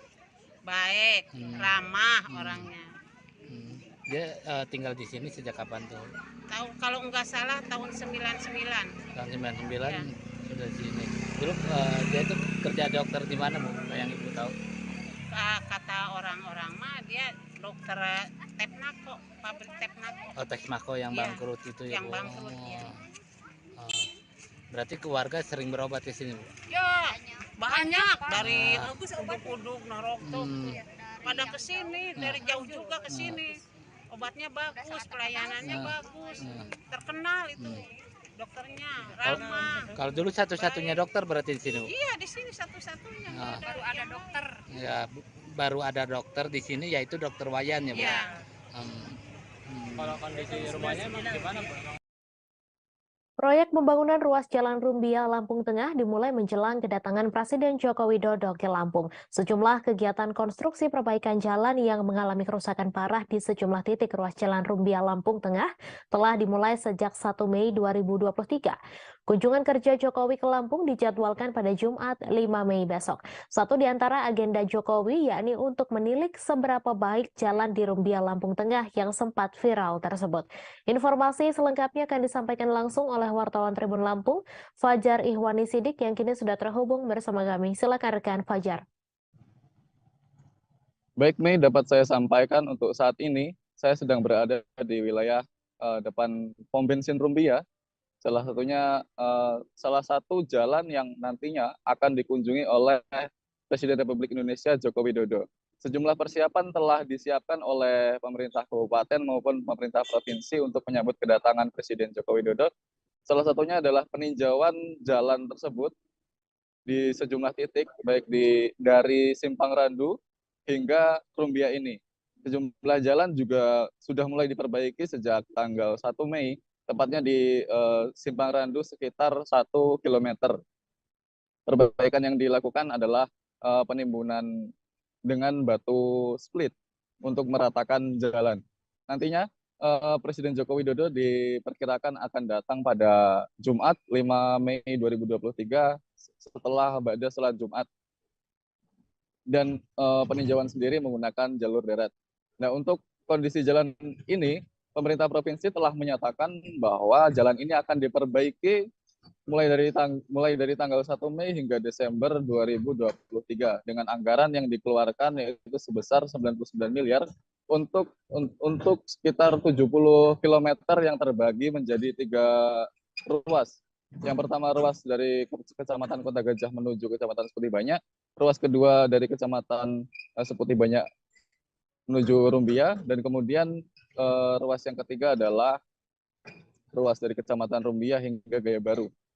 Kendati demikian, jumlah anggaran yang dianggarkan oleh pemerintah provinsi dinilai kurang karena ruas jalan ini terbilang cukup jauh, panjang, dan kerusakannya cukup parah, sehingga pemerintah provinsi mengajukan dana ke pusat sebanyak 171 miliar untuk menambah anggaran perbaikan jalan supaya laik dan tidak rusak lagi. Dan untuk hari Jumat besok, Forum Komunikasi Pimpinan Kecamatan telah mengeluarkan surat edaran bahwa pada Jumat pukul 10 hingga pukul 17 waktu Indonesia Barat, jalan umum ini akan ditutup dan masyarakat umum tidak bisa melintasi jalan ini. Untuk diharapkan warga juga melewati jalur alternatif lain selain jalan yang akan dikunjungi Presiden Jokowi. Mei. Baik, terima kasih rekan Fajar atas laporan Anda. Selamat bertugas kembali.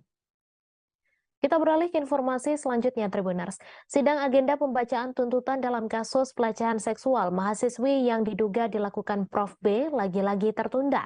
Diketahui sidang tersebut dijadwalkan pada Rabu 3 Mei pukul 10 waktu Indonesia Tengah di ruang sidang Cakra Pengadilan Negeri Kendari, Sulawesi Tenggara. Namun seperti jadwal-jadwal sebelumnya, ruangan sidang yang ditetapkan untuk gelaran sidang kasus Prof B digunakan untuk kasus lain.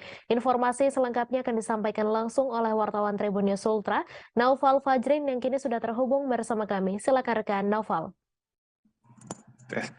Oke, baik Mei dan seluruh Tribuners dimanapun Anda berada, dapat saya katakan bahwa kasus pelecehan seksual yang menyeret salah seorang akademisi dari Universitas Oleh-Oleh Kota Kendari, Sulawesi Tenggara dengan inisial Prof B itu berawal mencuat pada bulan Juli 2022 tahun lalu.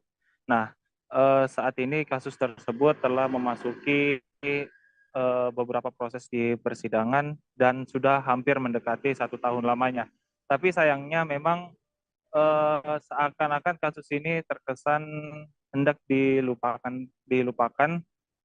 karena kenapa? Memang dari banyaknya agenda persidangan yang telah ditetapkan oleh pihak Pengadilan Negeri Kelas 2 Kota Kendari, Sulawesi Tenggara, kerap mengalami penundaan, bukan saja di agenda persidangan pembacaan tuntutan oleh jaksa penuntut umum, tetapi pada agenda-agenda sebelumnya pun seperti pemeriksaan saksi ahli oleh pihak terdakwa dalam kasus tersebut sebenarnya sudah mengalami beberapa kali penundaan dan dapat kami hitung ada sekira 5 kali penundaan dari beberapa jadwal yang telah ditetapkan oleh pihak PN Kendari, Sulawesi Tenggara.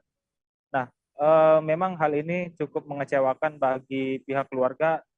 Kami memantau langsung di lokasi bahwa dalam setiap agenda tersebut kami lihat pihak keluarga dan sejumlah pendamping hukum korban itu menunggu hingga selesai jam kerja dari PN Kendari Sulawesi Tenggara, tapi sayangnya sampai PN Kendari tersebut tutup belum ada informasi terkait kejelasan mengenai persidangan yang akan dilakukan untuk membahas terkait kasus pelecehan seksual yang dilakukan oleh salah seorang akademisi dari Universitas Oleh-Oleh Kota Kendari, Sulawesi Tenggara.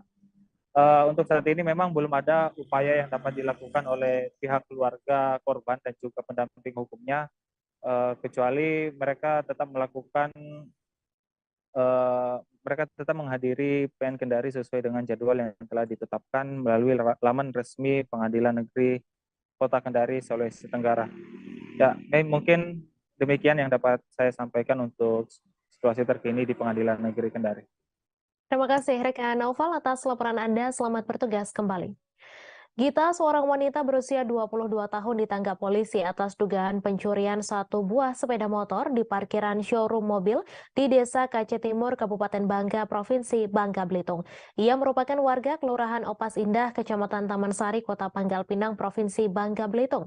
Gita ditangkap oleh tim 2 Opsnal Subdit 3 Jatan Rasdit Reskrimum Polda Babel pada Senin 1 Mei lalu. Informasi selengkapnya akan disampaikan langsung oleh wartawan Bangka Pos, Riki Pratama, yang kini sudah terhubung bersama kami. Silakan rekan Riki.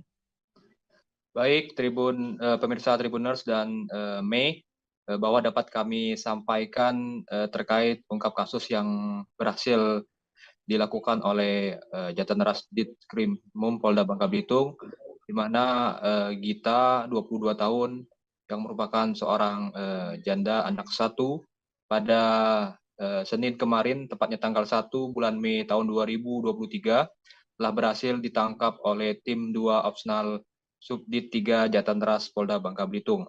Ia ditangkap karena atas tuduhan melakukan aksi pencurian terhadap 1 motor yang sedang diparkir di sebuah showroom mobil di Desa Kace Timur, Kabupaten Bangka, Provinsi Bangka Belitung, di mana awal mula tertangkapnya Gita ini karena adanya laporan dari korban yang bernama Deo Gatra yang melaporkan langsung ke Polda Bangka Belitung.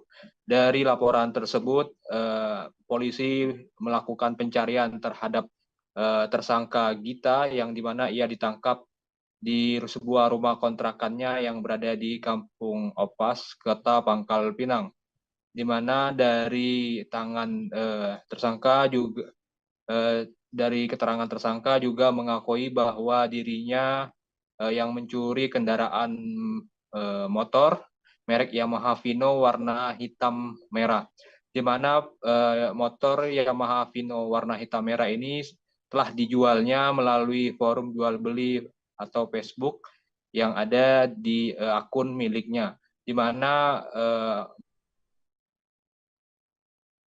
aku terjual dengan harga 1 juta. Dari hasil penjualan itu, kepolisian menyampaikan bahwa uang yang ia jual, hasil penjualan motor, digunakannya untuk membeli narkoba dan membayar rumah kontrakan. Dan saat ini Gita telah ditahan di rutan Polda Bangka Belitung untuk melakukan proses hukum lebih lanjut. Begitu laporan dari Bangka Belitung. Kembali ke Mei. Baik, terima kasih rekan Riki atas laporan Anda. Selamat bertugas kembali.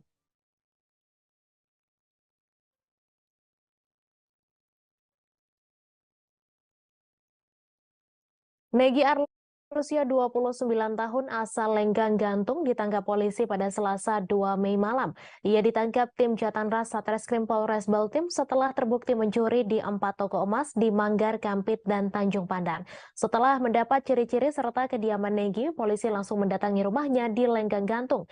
Ketika diinterogasi, Negi mengaku bahwa telah mencuri emas di beberapa toko perhiasan. Informasi selengkapnya akan disampaikan langsung oleh wartawan Pos Belitung, Brian Bimantoro, yang kini sudah terhubung bersama kami. Silakan rekan Brian. Baik, selamat sore Mei dan Tribunnews dimanapun Anda berada. Selamat sore. Saya laporkan telah terjadi peristiwa pencurian di toko perhiasan emas di kawasan Manggar, Kabupaten Belitung Timur pada Selasa pagi kemarin. Pelaku sudah diamankan oleh Satreskrim Polres Belitung Timur atas nama Negi Arliandi, berusia 29 tahun, warga Lenggang, Kecamatan Gantung, Kabupaten Belitung Timur. Kasar Reserse Kriminal Polres Belitung Timur, Ajun Komisaris Wawan Suryadinata, bilang bahwa penangkapan Negi Arliandi, berawal dari Negi Arliandi saat paginya dia melakukan aksi pencurian di salah satu toko perhiasan emas di Manggar, Kabupaten Belitung Timur. Dari sana, petugas kepolisian mendapatkan ciri-ciri pelaku, dan setelah mendapatkan ciri-ciri pelaku dan fakta di lapangan, kepolisian dan tim Buser serta tim Intel langsung melakukan pemeriksaan dan juga meminta keterangan dari warga sekitar apabila ciri-ciri dari pelaku diketahui. Setelah beberapa saat, ciri-ciri pelaku diketahui dan juga kediamannya juga sudah diketahui dan berada di Desa Lenggang, Kecamatan Gantung, Kabupaten Belitung Timur. Setelah diinterogasi dan didatangi ke rumahnya, Negi Arliandi sedang berada di rumahnya dan dia mengakui bahwa sudah mendapatkan atau sudah melakukan tindak pidana pencurian di toko emas tersebut. Dari interogasi di rumah Negi, polisi mendapat juga fakta bahwa Negi juga melakukan tindak pidana tidak hanya di toko emas tersebut, namun juga di 3 toko emas berbeda di Manggar, Gantung, Kelapa Kampit, dan juga Tanjung Pandan. Tidak hanya emas, Mei dan Tribuners, Negi Arliandi juga mencuri atau melakukan tindak pidana melakukan pencurian di 2 toko handphone di Gantung dan juga Manggar, Belitung Timur. Namun kedua handphone tersebut sudah dijual untuk memenuhi kebutuhan hidupnya sehari-hari, Mei dan Tribuners. Dari pemeriksaan, maksud saya, Mei dan Tribuners, ketika polisi sedang mengumpulkan bukti-bukti di rumah Negi Arliandi berusaha untuk kabur, sehingga polisi harus menembakkan 1 peluru di kaki kirinya supaya tidak bisa kabur lagi. Dan saat ini Mei dan Tribuners, Negi sudah diamankan di Mapolres Belitung Timur untuk mempertanggungjawabkan perbuatannya. Dari Manggar Belitung Timur, wartawan Pos Belitung dari Bimantoro melaporkan. Kembali ke studio, Mei dan Tribuners. Terima kasih rekan Brian Bimantoro atas laporan Anda. Selamat bertugas kembali. Kita beralih ke informasi selanjutnya, Tribuners. Ribuan santri Pondok Modern Darussalam Gontor Ponorogo menggelar sholat gaib pada Kamis 4 Mei. Sholat gaib dilakukan oleh santri di Masjid Gontor. Mereka melaksanakan sholat gaib karena ada 3 guru pengabdian alumni Pondok Gontor yang meninggal dunia. Mereka mengalami kecelakaan di Kabupaten Parigi Mutong, Sulawesi Tengah pada Rabu 3 Mei malam. Informasi selengkapnya akan disampaikan langsung oleh wartawan Tribun Mataraman, Pramita, yang kini sudah terhubung bersama kami. Silakan rekan Pramita. Baik, selamat sore rekan Mai. Di sini saya ingin melaporkan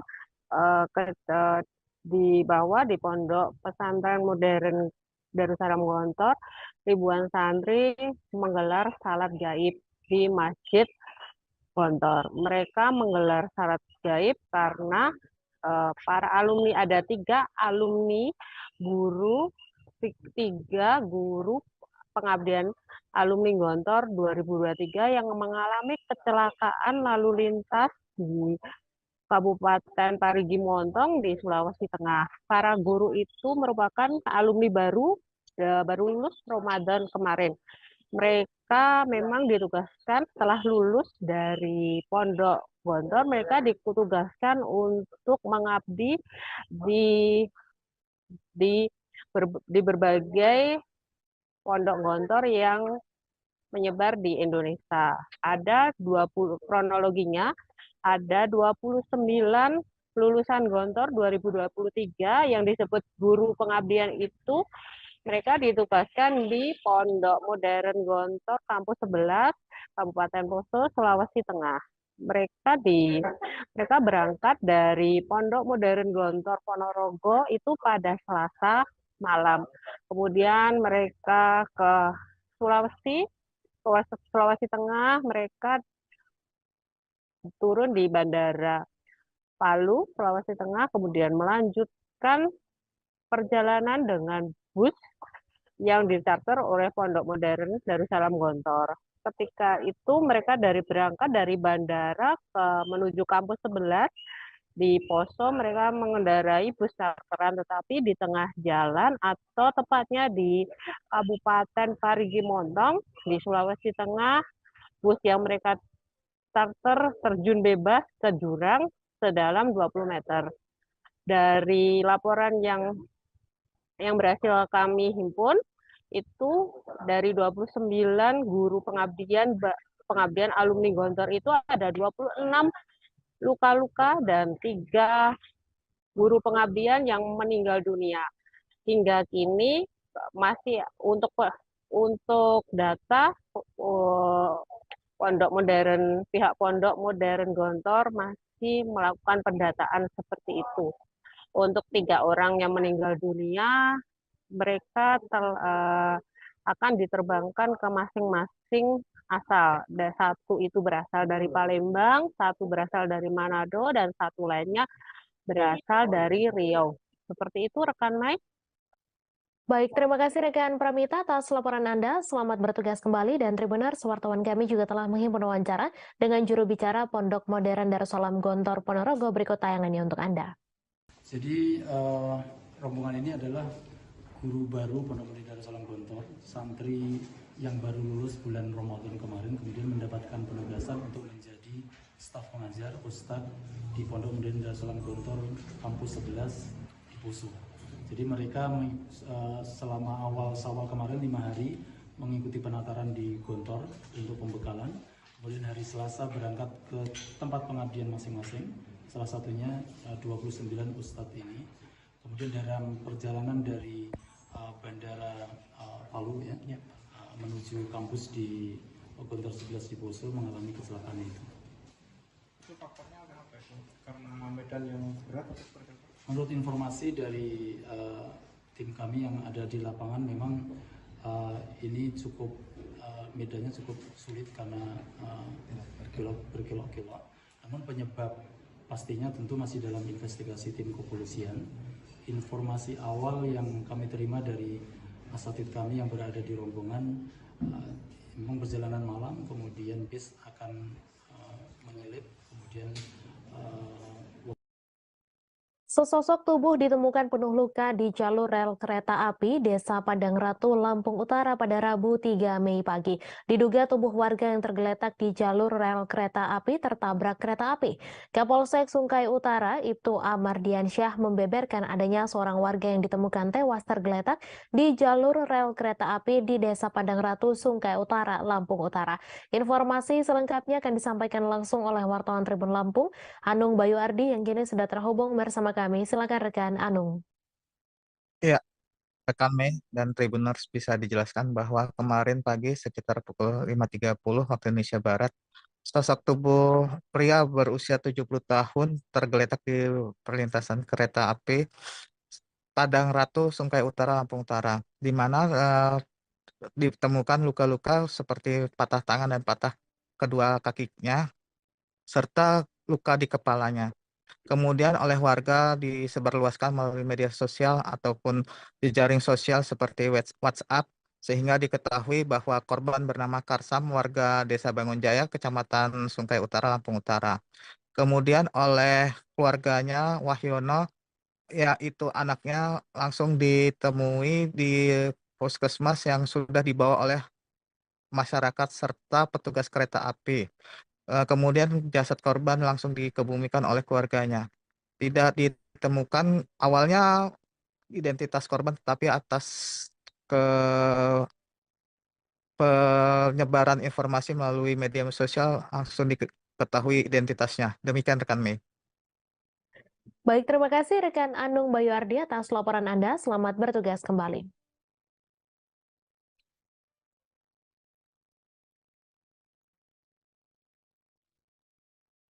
Tabrakan yang melibatkan kereta api dari arah Kota Padang menuju Kota Pariaman dengan sepeda motor di dekat stasiun Cimparwah, Kota Pariaman memakan korban jiwa pada Rabu 3 Mei.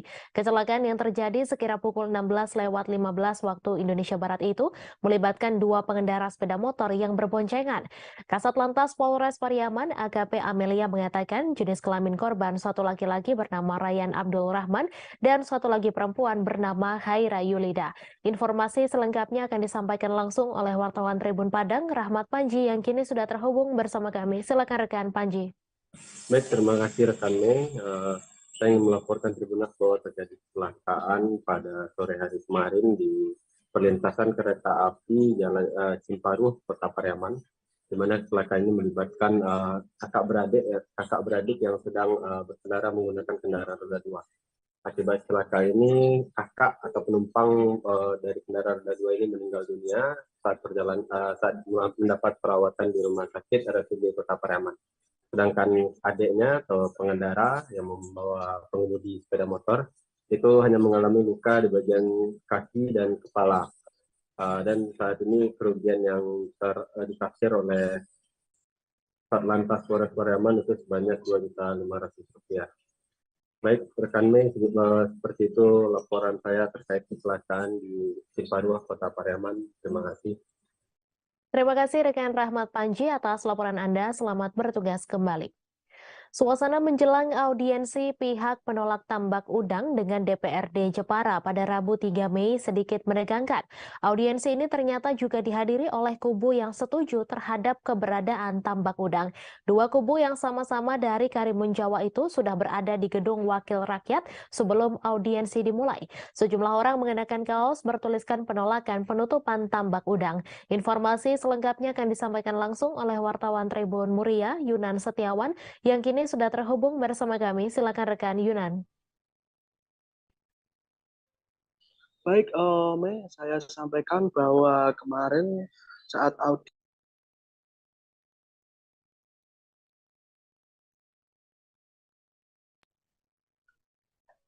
saya informasikan bahwa kemarin telah berlangsung audiensi antara DPRD dengan pihak yang terdampak tambak udang di DPRD Kabupaten Jepara. Audiensi ini tidak seperti biasanya yang ayam, kali ini ada suasana yang sedikit menegangkan karena dua kubu yang masing-masing memiliki kepentingan berbeda Ada kubu yang setuju dengan keberadaan tambak udang dan ada kubu yang menolak keberadaan tambak udang. Dua kubu ini secara bersamaan datang ke gedung DPR ini meskipun jadwal audiensi ini menerima kubu dari penolak tambak udang. Sehari sebelumnya pihak dari petambak udang atau dalam arti ini berarti mereka yang setuju dengan tambak udang juga telah beraudiensi. Jadi selama 2 hari berturut-turut dua kubu itu telah melakukan audiensi.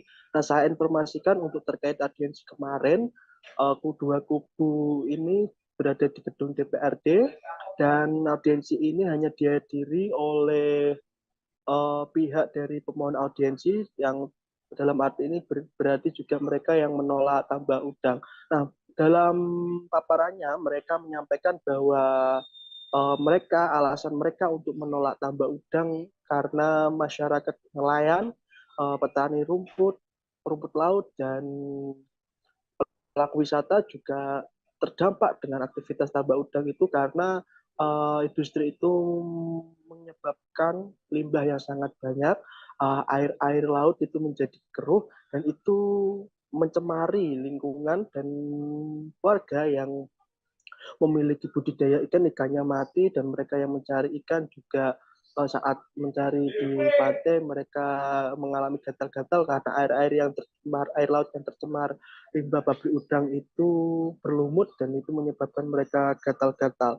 Saat proses audiensi di dalam ruangan itu berlangsung, pihak dari yang setuju dengan tambak udang itu berada di luar, mereka sebenarnya juga memaksa untuk ikut audiensi, tapi tidak diperbolehkan oleh pihak pemohon audiensi dan jadi ada suara kegaduhan di luar itu terdengar sampai dalam ruangan dan saat audiensi ini selesai pihak yang dari penolak kontra tambak udang ini juga sempat tertahan di dalam. Mereka ditahan oleh aparat kemarin, mereka diperbolehkan keluar setelah pihak dari yang pro dengan tambak udang ini sudah meninggalkan gedung DPR. Nah, barusan beberapa menit yang lalu DPRD telah melaksanakan rapat paripurna Ranperda RT RW Kabupaten Jepara dan dalam rapat itu diputuskan bahwa Ranperda RT RW ini telah menjadi perda dan diputuskan juga bahwa Karimun Jawa menjadi kawasan konservasi yang dalam rincian aturan di dalamnya di dalam kawasan yang sudah menjadi konservasi tidak boleh menjadi lokasi untuk aktivitas budidaya tambak air laut atau air payau. Nah, dengan adanya aturan itu menjadi dasar hukum nantinya yang akan untuk menutup aktivitas tambak udang di Karimun Jawa. Demikian Mei, saya laporkan. Baik, terima kasih rekan Yunan atas laporan Anda. Selamat bertugas kembali.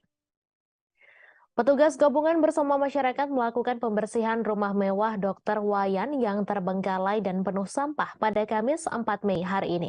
Kisah Dr. Wayan menjadi sorotan dan viral di media sosial karena kondisi rumahnya penuh sampah, namun masih tetap ada pasien yang datang.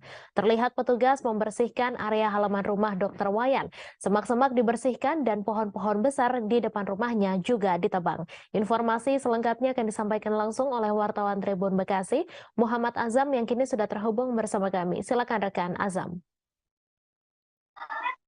Ya baik Mei dan juga Tribuners bahwa memang kisah seorang dokter bernama Wayan yang tinggal di Desa Karanganyar, Kecamatan Kelari, Kabupaten Karawang ini menjadi viral dan menjadi perhatian masyarakat karena tak disangka kondisi di dalam rumah Dokter Wayan ini ternyata penuh sampah, kotor dan tidak terurus seperti itu.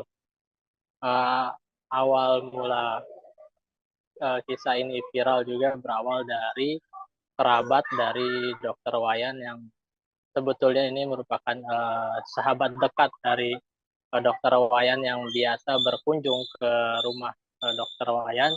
Namun setelah beberapa kali dipanggil tidak menyahut atau tidak ada respon sehingga sahabat dari Dokter Wayan itu terpaksa masuk ke dalam rumah dan terkejutkan dengan kondisi rumah yang penuh sampah, dan memang herannya dengan kondisi rumah yang penuh sampah ini tetap Dokter Wayan masih melakukan praktik, dan juga masih banyak masyarakat yang datang atau pasien yang datang untuk berobat, hingga akhirnya kisah Dokter Wayan ini viral dan menjadi perhatian, termasuk dari jajaran pemerintah Kabupaten Karawang yang turun tangan hingga akhirnya melakukan upaya pembersihan dari rumah Dokter Wayan. Sejak dari tadi pagi, petugas gabungan dari Badan Penanggulangan Bencana Daerah Kabupaten Karawang, Dinas Pemadam Kebakaran, maupun juga dari Dinas Lingkungan Hidup dan dari Dinas Kesehatan, kemudian dari jajaran pemerintah desa Karanganyar dan dari masyarakat setempat melakukan upaya pembersihan area rumah Dokter Wayan, mulai dari area halaman rumah yang penuh dengan rumput, semak, hingga pepohonan yang dibersihkan, lalu juga masuk ke area dalam rumah Pak Wayan yang penuh dengan sampah, termasuk juga ada sampah bekas medis yang ada di dalam rumah Dokter Wayan. Dalam proses pembersihan ini juga petugas gabungan menjalankan sesuai standar atau SOP yang berlaku karena menghindari terjadinya kontak adanya virus atau bakteri yang ada pada rumah Dokter Wayan. Dengan awal sebelum pembersihan dilakukan sterilisasi dengan penyemprotan cairan disinfektan, lalu juga ada petugas dari Dinas Kesehatan yang memakai pakaian lengkap berupa hazmat maupun sarung tangan untuk membersihkan terlebih dahulu sampah-sampah atau limbah medis di lokasi praktik dari rumah Dokter Wayan tersebut.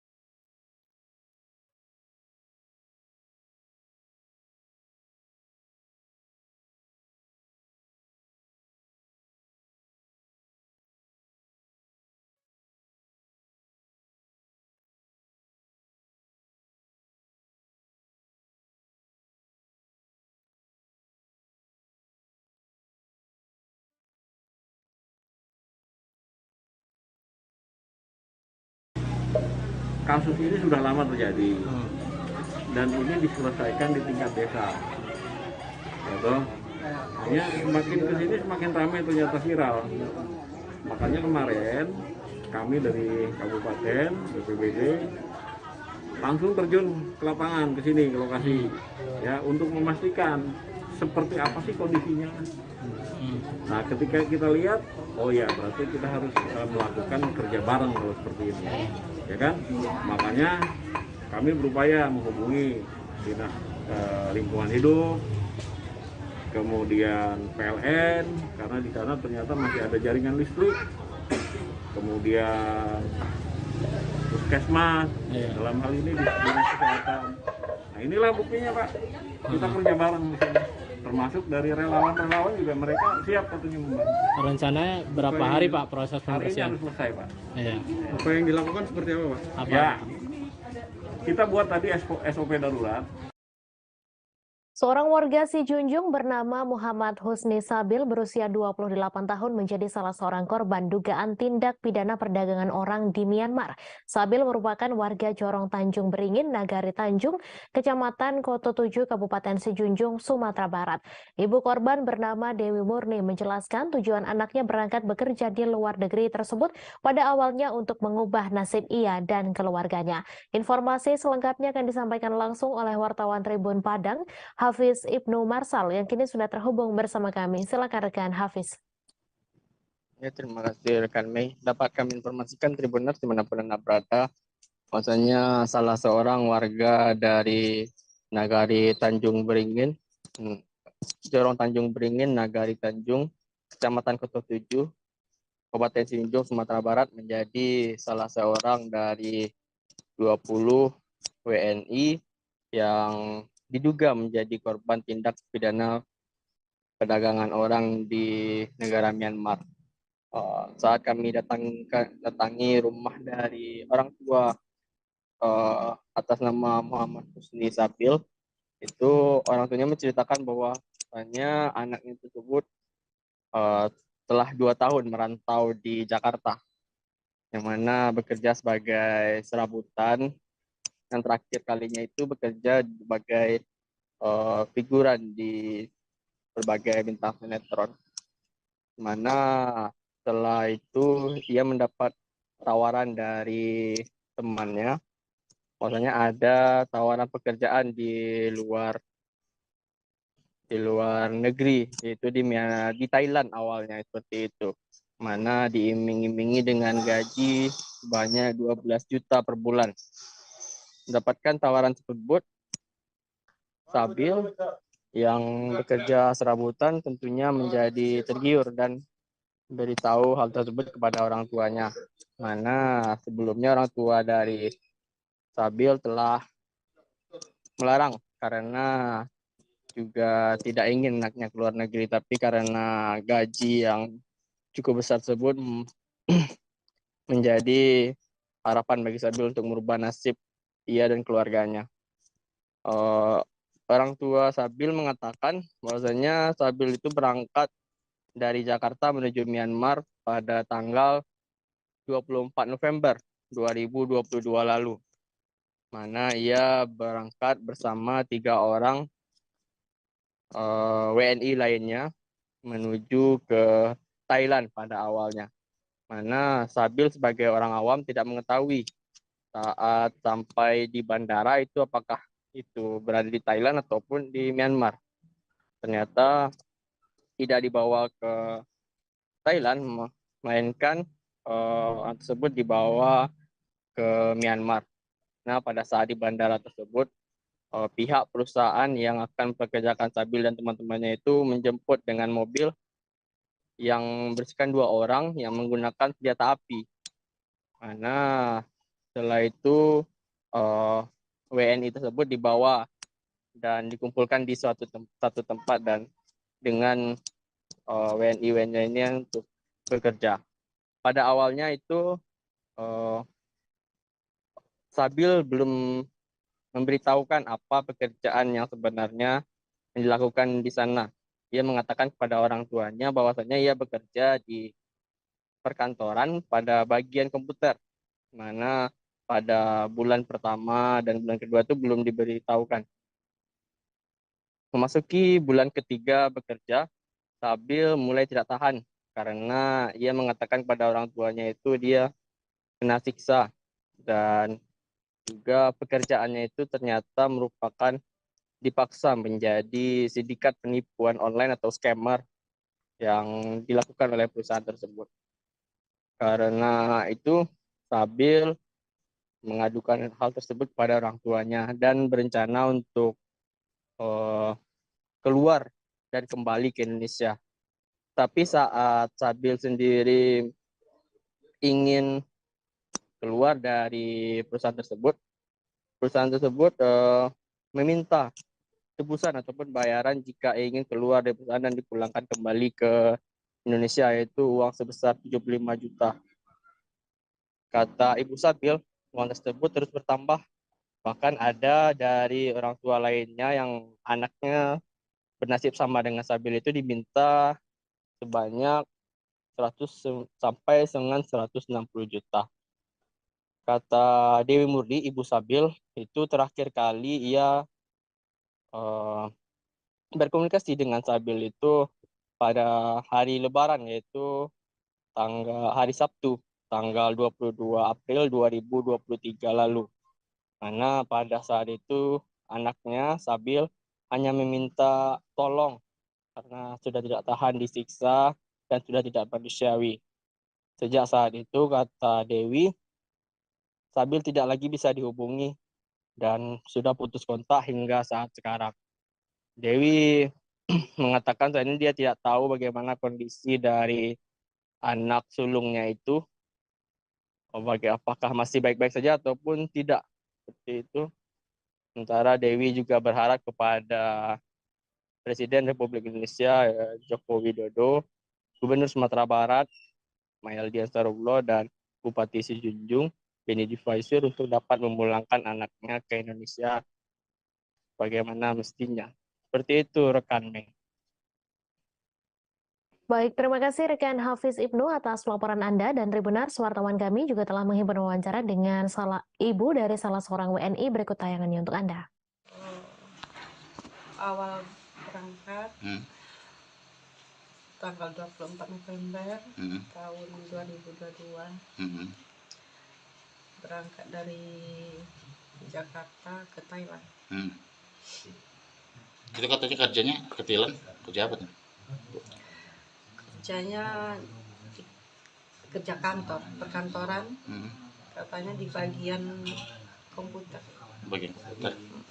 Informasi yang aneh itu yang beredar tuh, ketika dia sudah sampai di Thailand, katanya Thailand apa Myanmar, itu dijemput pakai senjata laras, senjata api ya.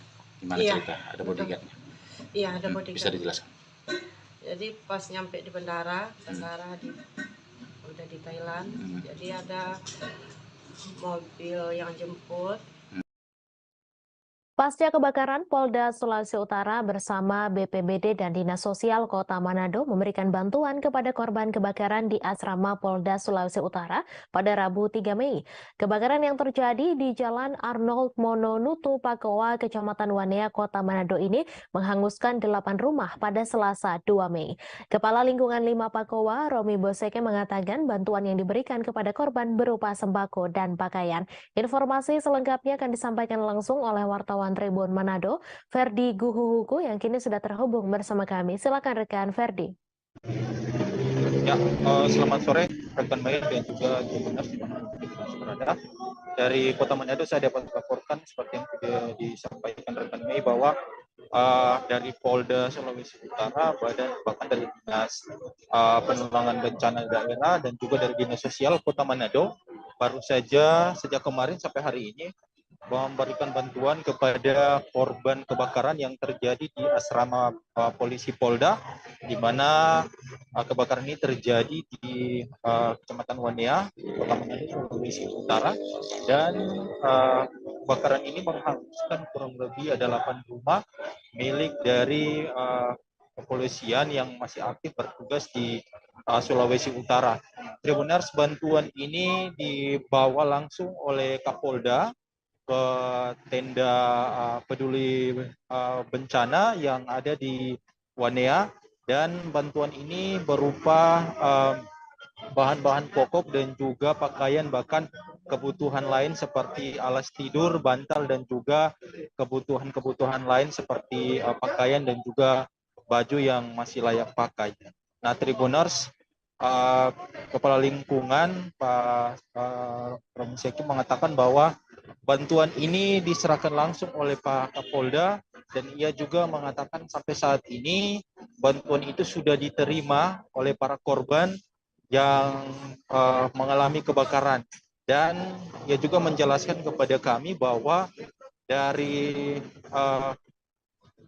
korban kebakaran ini sampai saat ini masih mengalami trauma yang cukup berat, karena kebakaran ini baru pertama kali terjadi di asrama polisi yang ada di Wanea, dan juga menghanguskan banyak rumah. Bisa dilihat sendiri ya Tribuners, ini ada beberapa rumah yang memang rata dengan tanah karena memang kebakarannya cukup hebat, dan ini juga berkaitan juga dengan maksud kami hal ini masih dalam penyelidikan Kapolda akibat penyebab dari kebakaran ini, karena memang dari sampai sekarang ini kami juga belum mendapat informasi terkait dengan penyebab terjadinya kebakaran yang menghanguskan 8 rumah di asrama polisi ini. Nah, Tribuners, bantuan ini dimanfaatkan dengan baik oleh para korban kebakaran yang sementara ini mengungsi di beberapa rumah warga. Ada yang di pengunciannya di sekolah, ada juga di beberapa rumah warga, bahkan ada juga di keluarga mereka. Dan harapan mereka secepatnya mereka berharap rumah mereka ini dibangun kembali oleh pihak-pihak terkait, dalam hal ini tentunya dari pihak kepolisian, karena memang ini juga adalah bagian dari aset negara dan ini juga tanggung jawab dari Polri. Bung, kita dapat saya laporkan, rekan Mei dikembalikan ke studio. Terima kasih. Baik, terima kasih rekan Ferdi atas laporan Anda. Selamat bertugas kembali. Kita beralih ke informasi selanjutnya, Tribuners. Wakil Presiden Ma'ruf Amin dijadwalkan akan berkunjung ke Maluku Utara pada Rabu 10 Mei pekan depan. Terkait kunjungan Wapres ini, Sekprov Maluku Utara Samsudin Akadir mengatakan telah menggelar rapat dengan sejumlah instansi untuk memantapkan sejumlah kesiapan. Wapres sendiri akan berkunjung di dua tempat, yaitu Ternate dan Tidore. Informasi selengkapnya akan disampaikan langsung oleh wartawan Tribun Ternate, Samsul Sardi, yang kini sudah terhubung bersama kami. Silakan rekan Samsul. Ya, terima kasih rekan Mei di studio. Bersama saya Samsul Sardi, Tribun Ternate, dan pemirsa Tribunes di mana saja berada. Di mana diketahui untuk di Provinsi Maluku Utara dijadwalkan akan dikunjungi oleh Presiden atau orang nomor 2 di Indonesia, Wapres Ma'ruf Amin, yang dijadwalkan pada tanggal 10 sampai 12 Mei nanti, sehingga itu pihak Pemprov Maluku Utara dalam hal ini telah melakukan segala persiapan untuk menjemput atau bersiap untuk kedatangan Pak Wapres. Sehingga pada Rabu kemarin, tepatnya pada tanggal 3 Mei, Sekprov Maluku Utara bersama sejumlah Forkompinda melakukan rapat pemantapan sekaligus membicarakan hal-hal teknis. Bahkan dalam rapat tersebut juga itu diundang sejumlah instansi vertikal dari yang diwakili di Maluku Utara, misalnya dari Basarnas, pihak Angkatan Laut, dan pihak Kementerian Perhubungan yang berada di Maluku Utara, karena berbicara soal beberapa sejumlah kapal yang akan dipakai untuk perhubungan Wapres di selama di Maluku Utara, karena diketahui ada dua lokasi yang dikunjungi Pak Wapres ini di Maluku Utara, yaitu di Kota Ternate dan Tidore selama tanggal 10 sampai 12. Bahkan di Kota Tidore sendiri Pak Wapres ini akan melakukan seminar selama 1 hari di sana pada saat kedatangan pada tanggal 10 itu. Dan setelah dari Kota Tidore diketahui sesuai rundown di Pemprov Maluku Utara, Pak Wapres ini akan balik lagi ke Ternate dan bermalam pada tanggal 10 malam itu, dan kemudian pada pagi hari pada tanggal 11 melakukan aktivitas kembali di Kota Ternate, di mana pada tanggal 11 itu langsung ke Benteng Oranye melakukan peletakan batu pertama gedung Walasea. Bahkan diketahui juga sesuai jadwal yang saat ini dipegang pihak Pemprov Maluku Utara, di mana Pak Wapres ini akan memboyong sejumlah menteri yang bakal berkunjung bersama Pak Wapres, menampingi Pak Wapres di Kota Ternate dan Tidore. Diketahui menteri tersebut diantaranya Pak Sandiaga Uno bersama Pak Erick Thohir, Menteri BUMN. Kemudian agenda kunjungan ini masih dilakukan pemantapan, karena menurut Pak Sekprov Maluku Utara Pak Samsudin Akadir bahwa akan melakukan rapat pemantapan susulan dengan sejumlah staf Wapres dan kepala Satpampres di istana untuk melakukan pemantapan, karena diketahui jadwal sementara ini masih tentatif, jadwal kunjungan Wapres masih tentatif, sehingga ditunggu masih jadwal resmi yang akan didatangi oleh pihak staf Wapres dari dari istana langsung bersama sejumlah ajudan Satpampres maupun pimpinan Satpampres yang akan datang melakukan rapat-rapat sebelum tanggal 10 itu. Demikian Samsul, saya kembalikan ke studio. Terima kasih rekan Samsul atas laporan Anda, dan Tribuners, wartawan kami juga telah menghimpun wawancara dengan Sekprov Maluku Utara. Berikut tayangannya untuk Anda. Maluku Utara yang agendanya di Tidore dan Ternate. Nah, jadi tadi kita karena ada pergerakan dari Tidore ke Ternate yang juga menggunakan kapal angkatan laut, gitu. Maksudnya ada penggunaan beberapa tugas, nah kita undang semua yang terkait dengan kunjungan ini. Ini dalam rangka apa? Kapan? Pak Wapres berapa hari di sini? Karena tanggal 10 sampai 12. Berarti 2 malam di sini. 2 malam. Ini kunjungan dalam rangka apa? Kunjungan dalam rangka seminar di Tidore, gitu ya. Seminar di Tidore dan ada juga di IAIN ya, dan di Benteng Oran, ya. Di sana ada kunjungan untuk melihat dan kalau ada beberapa agenda termasuk peletakan batu pertama Warsia itu ya. Nah, itu kalau dari itu, tapi masih bergulir beberapa agenda ya, kira seperti itu. Nah, kalau kemudian kita lihat karena ini kan kita baru persiapan saja. Nanti akan pastinya kan kalau dari Pas Pampres dan dari Sekretariat Wapres datang lagi untuk menetapkan agenda. Curhatan WNI korban perdagangan manusia disiksa di Myanmar viral di media sosial. Mereka pun memohon agar Presiden Joko Widodo mau membantu memulangkan mereka ke Indonesia. Mereka mengaku disuruh bekerja saat malam hari dengan target yang harus dipenuhi. Jika target tersebut tak terpenuhi, maka ada hukuman yang menanti mereka. Mereka pun secara bergantian meminta tolong kepada Jokowi agar dipulangkan, lantaran 4 orang dari mereka akan dijual ke perusahaan lain, sementara sisanya akan dipimpin oleh pemimpin yang terkenal dengan hukuman kejam. Pada postingan sebelumnya, akun tersebut menginformasikan awalnya para WNI itu tertipu job scam. Mereka pun dipaksa bekerja sebagai scammer. Selain Niluh Jelantik, artis Uya Kuya juga turut menyoroti kasus ini. Uya Kuya mengingatkan para masyarakat agar hati-hati terhadap iklan lowongan pekerjaan. Lebih lanjut, perwakilan mengaku sudah ada tanggapan dari pihak pemerintah namun belum sampai tahap evakuasi pada Senin 1 Mei. Sambil meneteskan air mata, keluarga korban mengaku sudah tidak bisa menghubungi para korban. Bahkan sampai hari ke-9 penyekapan pada Rabu 3 Mei, korban juga masih tidak bisa dihubungi.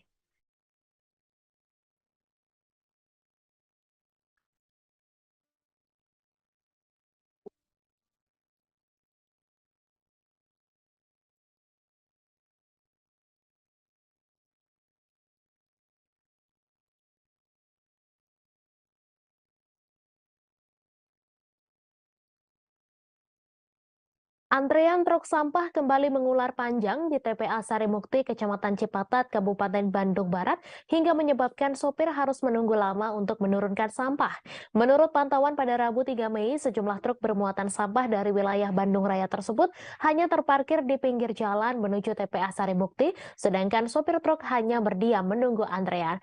Koordinator Pengelola TPA Sarimukti, Riswanto, mengatakan adanya antrean truk sampah tersebut karena saat ini alat berat untuk meratakan sampah ada yang kembali rusak dan ditambah jalan licin ketika turun hujan. Informasi selengkapnya akan disampaikan langsung oleh wartawan Tribun Jabar, Hilman Kamaludin, yang kini sudah terhubung bersama kami. Silakan rekan Hilman. Ya, selamat sore Mei dan Tribuners. Terkait antrean truk sampah di TPA Sarimukti itu sebetulnya memang udah jadi permasalahan klasik ya, sudah terjadi sejak akhir tahun 2002 lalu, di mana penyebab dari adanya antrian truk tersebut karena memang kondisi di TPA Sarimukti itu sudah banyak kendala, diantaranya kendala jalan atau lintasan yang licin, kadang juga jalan juga amblas ketika turun hujan deras, Kemudian adanya kerusakan dari alat berat, jadi mana saat ini alat berat untuk meratakan tanah di TPA Sarimukti itu hanya ada 5, yaitu 3 unit ekskavator dan 2 bulldozer. Bahkan berdasarkan update terbaru kemarin bahwa dua bulldozer itu mengalami kerusakan sehingga hanya ada 3 ekskavator yang mengalami bisa beroperasi maksudnya. Kemudian adanya tumpukan sampah, di mana tumpukan sampah itu meningkat sejak setelah Lebaran kemarin, di mana dalam sehari TPA Sarimukti di Bandung Barat itu bisa menampung 2.000 ton per hari, di mana banyaknya sampah yang dibuang ke TPA Sarimukti dari wilayah Bandung Raya yang diantaranya Kota Bandung, Kabupaten Bandung, Kota Cimahi, dan Kabupaten Bandung Barat itu menumpuk setiap hari di TPA Sarimukti.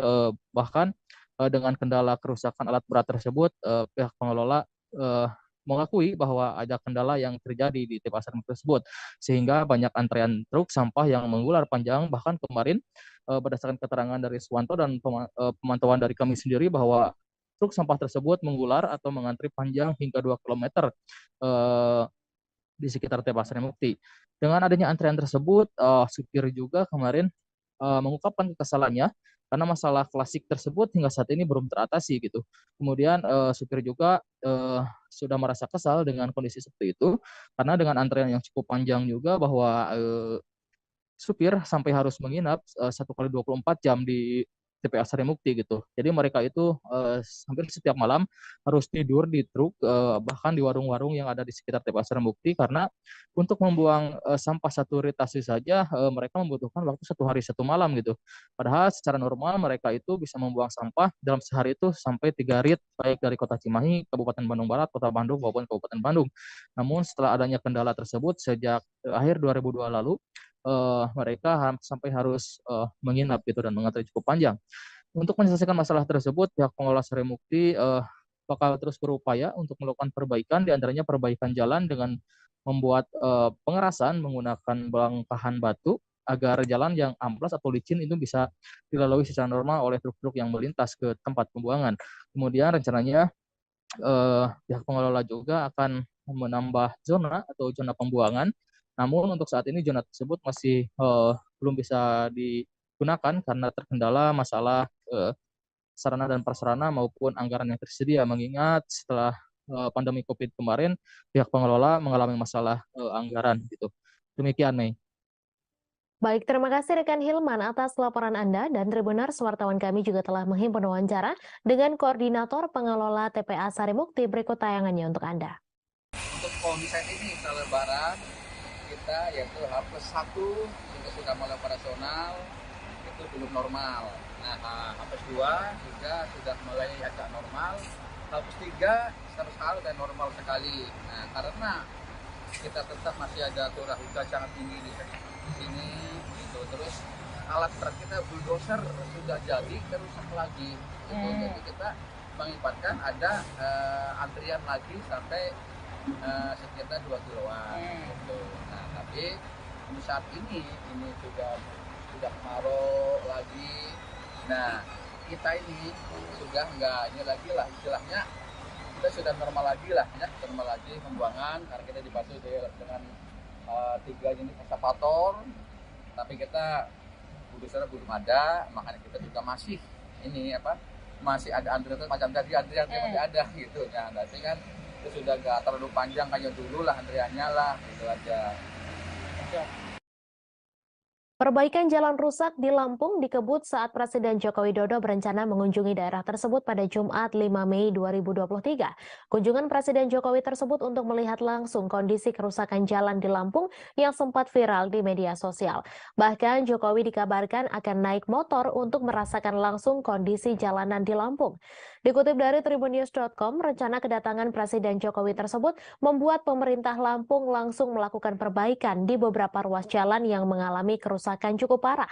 Sementara itu, Bupati Lampung Tengah Musa Ahmad akan mendampingi Presiden Jokowi mengendarai motor saat meninjau jalan di Rumbia, Lampung Tengah. Adapun fakta-fakta terkait pembangunan jalan di Lampung adalah sebagai berikut. Yang pertama, viral jalan rusak di Lampung. Provinsi Lampung menjadi sorotan netizen setelah TikToker bernama Bima Yudo Saputro mengkritisi jalanan di Lampung yang rusak. Dalam tayangan video yang viral, Bima menyebut Provinsi Lampung yang tidak maju akibat infrastruktur yang terbatas.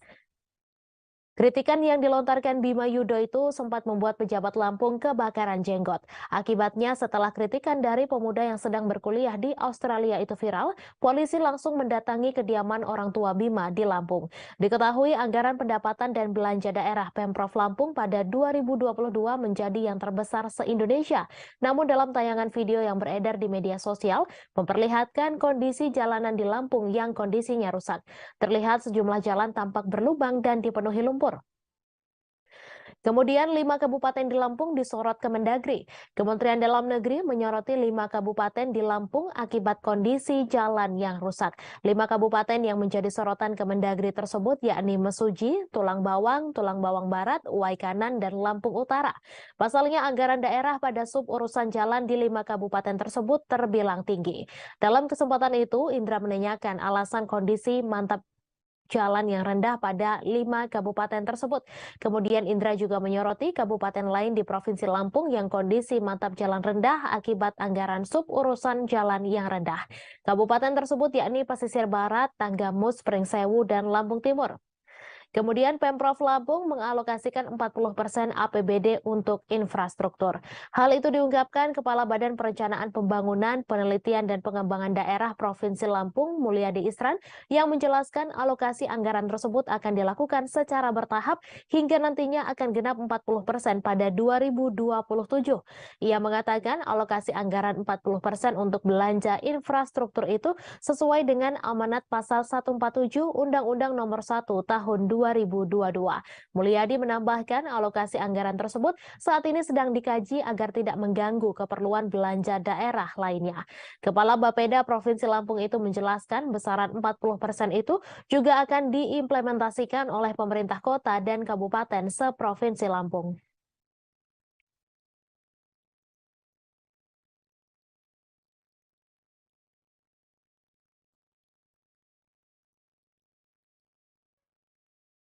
Anggota Komisi 3 DPR RI Santoso buka suara terkait anak Menteri Hukum dan HAM Yasona Lauli bernama Yamitema Tirtajaya Lauli yang diduga memonopoli bisnis di lembaga pemasyarakatan atau lapas. Santoso meminta semua pihak agar tak dulu menuduh sebelum Yamitema Tirtajaya Lauli terbukti berbisnis di proyek pengadaan lapas.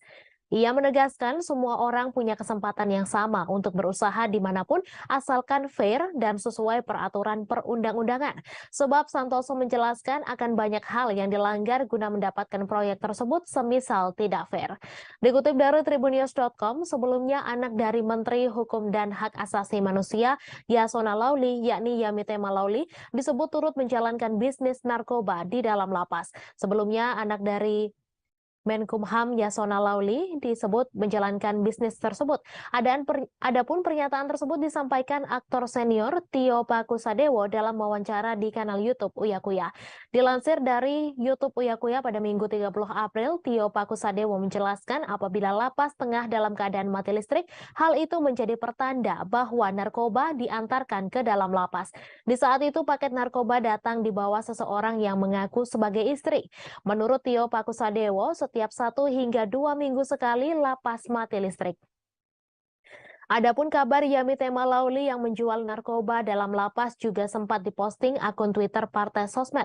Lantas postingan akun tersebut turut dibanjiri berbagai komentar oleh warganet. Mayoritas banyak yang mengumbar kalimat negatif terkait penjualan narkoba di dalam lapas yang dilakukan anak Menkumham Yasona Lauli. Bahkan ada yang memberi komentar bangsa Indonesia ke depannya bukan menjadi lebih baik, namun justru semakin suram.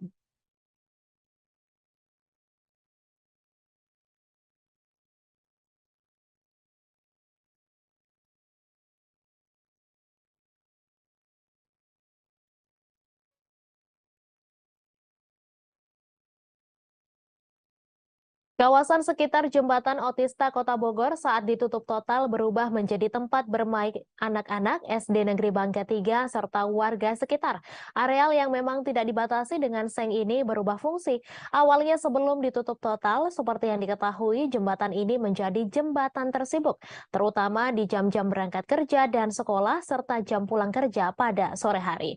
Informasi selengkapnya akan disampaikan langsung oleh wartawan Tribun Bogor, Rahmat Hidayat yang kini sudah terhubung bersama kami. Silakan rekan Rahmat. Ya baik, rekan Mei dan rekan-rekan Tribuners lainnya dapat kami sampaikan bahwasanya memang kondisi saat ini di Jalan Otista Kecamatan Bogor Tengah Kota Bogor ataupun di sekitaran Jembatan Otista Kota Bogor sudah berubah fungsi. Saat ini sekitaran Jalan Otista Kota Bogor ini digunakan oleh anak-anak SDN Bangka 3 Kota Bogor serta warga sekitar yang memanfaatkan jalan dengan mengubah jalan menjadi arena bermain. Pada hari kemarin sampai tadi pun jalan tersebut masih terus digunakan oleh anak-anak bermain, terutama oleh anak-anak SDN Bangka 3 Kota Bogor yang memang perlu diketahui rekan-rekan Tribuners lainnya. Lokasi SDN Bangka ini tak berada di depan Jalan Otista Kecamatan Bogor Tengah Kota Bogor. Kemudian adapun anak-anak ini bermain di jalanan yang memang saat ini sedang ditutup total oleh pemerintah Kota Bogor. Lantaran memang bakal ada pembongkaran yang akan dilakukan oleh Pemkot Bogor terkait jembatan Otista Kecamatan Bogor Tengah Kota Bogor. Mereka memanfaatkan lahan tersebut kini menjadi tempat bermain bola, kemudian tempat bermain game. Ada juga yang bermain skateboard dan ada juga yang memang hanya sekedar duduk-duduk. Tidak hanya area jalan yang memang digunakan oleh anak-anak dan warga sekitar untuk bermain. Saat ini ataupun dari kemarin sampai saat ini, areal trotoar ataupun pedestrian di sekitaran Jalan Otista Kecamatan Bogor Tengah Kota Bogor masih digunakan oleh warga sekitar untuk melakukan aktivitasnya. Dan perlu diketahui rekan-rekan Tribuners lainnya, saat ini memang Jalan Otista Kecamatan Bogor Tengah Kota Bogor ditutup total sampai bulan Desember 2023 sejak tanggal 1 Mei 2023. Hal ini dilakukan karena adanya bakal ada pembongkaran jembatan Otista Kecamatan Bogor Tengah Kota Bogor. Dan perlu juga diketahui rekan-rekan Tribuners lainnya, pembongkaran ini dilakukan ataupun penutupan total ini dilakukan lantaran memang jembatan Otista merupakan jembatan yang sangat sibuk di Kota Bogor, terutama jam-jam berangkat kerja, kemudian jam-jam pulang kerja. Memang jembatan Otista ini dibongkar dan ditutup total lantaran kemacetan yang kerap terjadi. Hal tersebut pun membuat Pemkot Bogor menggunakan dana dari Pemprov Jabar untuk membangun jembatan Otista Kota Bogor tersebut dan pada akhirnya nanti akan diperlebar. Begitu Mei laporan yang bisa kami sampaikan. Terima kasih rekan Rahmat atas laporan Anda. Selamat bertugas kembali. Aliansi Jurnalis Independen Kota Manado melaksanakan aksi damai pada Rabu 3 Mei. Aksi damai dilaksanakan di beberapa titik, pertama di Zero Point Kota Manado, kedua di Polda Sulawesi Utara, ketiga di depan patung Towoliu Sario. Aksi ini pun dirangkaikan dengan Hari Kemerdekaan Pers Sedunia 2023. Informasi selengkapnya akan disampaikan langsung oleh wartawan Tribun Manado, Randy Umar, yang kini sudah terhubung bersama kami. Silakan rekan Randy. Oke baik, Tribuners, dari saya Randy Umar, wartawan Tribun Manado, akan melaporkan hasil liputan saya kemarin, di mana di Kota Manado, Sulawesi Utara, dalam rangka Hari Kemerdekaan Pers atau World Press Day, kami meliput kegiatan dari Aliansi Jurnalis Independen Kota Manado yang melakukan aksi damai. Aksi damai ini memang dilakukan di beberapa titik. Yang pertama di titik di Zero Point Kota Manado, baru kedua mereka berjalan menuju ke Polda Sulut. Nah, ke Polda Sulut ini Tribuners bukan tanpa alasan juga memang. Salah satu tuntutan yang mereka ajukan adalah untuk mempertanyakan penanganan kasus yang dilakukan oleh Polda Sulut terkait kasus tabrak lari yang menimpa wartawan Tribun Manado, almarhum senior kami Rio Nur. Nah, kasus ini memang sedemikian lama berproses, namun belum ada tersangka yang ditangkap. Nah, tersangka ini akhirnya dalam aksi ini pihak kepolisian yang diwakili oleh Dirlantas Polda Sulut, Pak Kombes Pol Radman Iswan Sanusi, bertemu langsung dengan teman-teman aliansi jurnalis Beliau mengatakan bahwa kasus ini memang sejauh ini masih berproses dan pelaku memang belum sama sekali ditemukan. Mereka sementara mengumpulkan sejumlah barang bukti berupa CCTV, ada juga barang-barang bukti lain, dan terakhir ada semacam yang mungkin belum bisa mengungkapkan yang akan mereka bawa ke Lab 4 Mabes Polri. Nah, kasus ini pun mereka menuntut agar kasus ini bisa segera tertuntas dan supaya bisa diketahui siapa sosok pelaku yang menabrak almarhum wartawan Tribun Manado Rio Nur, yang sejauh ini memang belum bisa diketahui siapa sosoknya. Dan selain itu juga memang Aliansi Jurnalis Independen Indonesia Kota Manado juga melakukan tuntutan-tuntutan lain terkait juga dengan kebebasan pers di Kota Manado, agar supaya tidak ada lagi kekerasan terhadap jurnalis. Nah, itu saja yang bisa saya sampaikan dari Kota Manado, Sulawesi Utara. Saya kembali ke studio. Selamat sore. Terima kasih rekan Randy Umar atas laporan Anda. Selamat bertugas kembali. Satlantas Polresta Pontianak masih melakukan penyelidikan terkait mobil Honda Jazz yang menabrak pedagang batagor di Jalan Sultan Syahrir, Pontianak pada Rabu 3 Mei siang. Kecelakaan itu terjadi di depan kantor BPN Provinsi Kalimantan Barat. Kasat Lantas Polresta Pontianak, Kompol Aulia Hadiputra menyampaikan, kecelakaan itu melibatkan mobil Honda Jazz yang dikemudikan oleh M. Nurdiansyah dan Lalan Jailani yang mendorong gerobak batagor. Informasi selengkapnya akan disampaikan langsung oleh wartawan Tribun Pontianak, Ferianto, yang kini sudah terhubung bersama kami. Silakan rekan Ferry. Siap, baik Mei.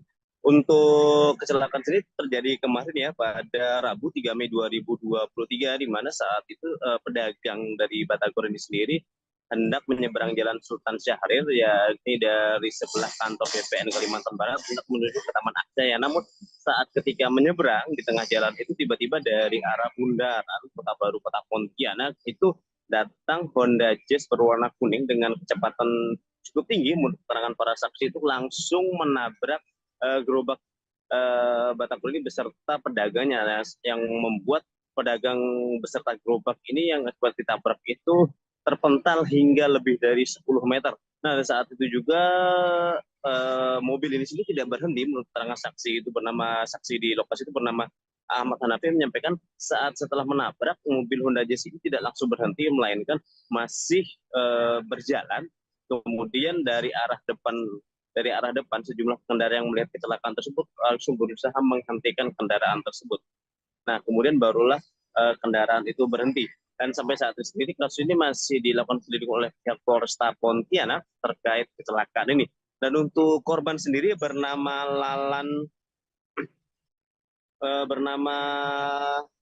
Lalan dan berasal dari wilayah Jawa Barat yang memang di Pontianak perantau dan juga berjualan cukup lama di Kota Pontianak. Untuk kondisinya sendiri masih dalam perawatan medis di Rumah Sakit RS Bayangkara Anton Sujarwo Pontianak dengan kondisi kaki kanannya itu informasinya patah dan mengalami luka pada bagian kepala. Demikian. Baik, terima kasih rekan Ferry atas laporan Anda, dan Tribuners, wartawan kami juga telah menghimpun wawancara dengan penjual es tebu. Berikut tayangannya untuk Anda.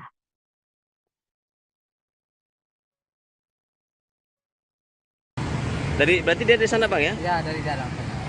Itu jam berapa kejadian, Bang? Jam 10-an. Jam 10-an? Ya. Jadi tapi jualannya memang biasa di sini, Bang, ya? Ya, ini. Jadi yang korban tuh dari itu didorong atau dinaikin, Bang? Didorong. Lalu mobilnya dari mana, Bang? Dari arah kanan. Oh, dari arah Memang sana. tadi keadaannya kosong, nggak ada mobil, cuma satu itu laju ini. Jadi nabrak dia. Itu tadi pada saat nabrak belum ada kendaraan lain, Bang, ya? Nggak ada. Namanya Dahlan Zailani ya? Iya. Itu udah lama kenal, Bang? Udah. Biasa kalau sama Bang korban itu jualannya sampai jam berapa dia, Bang?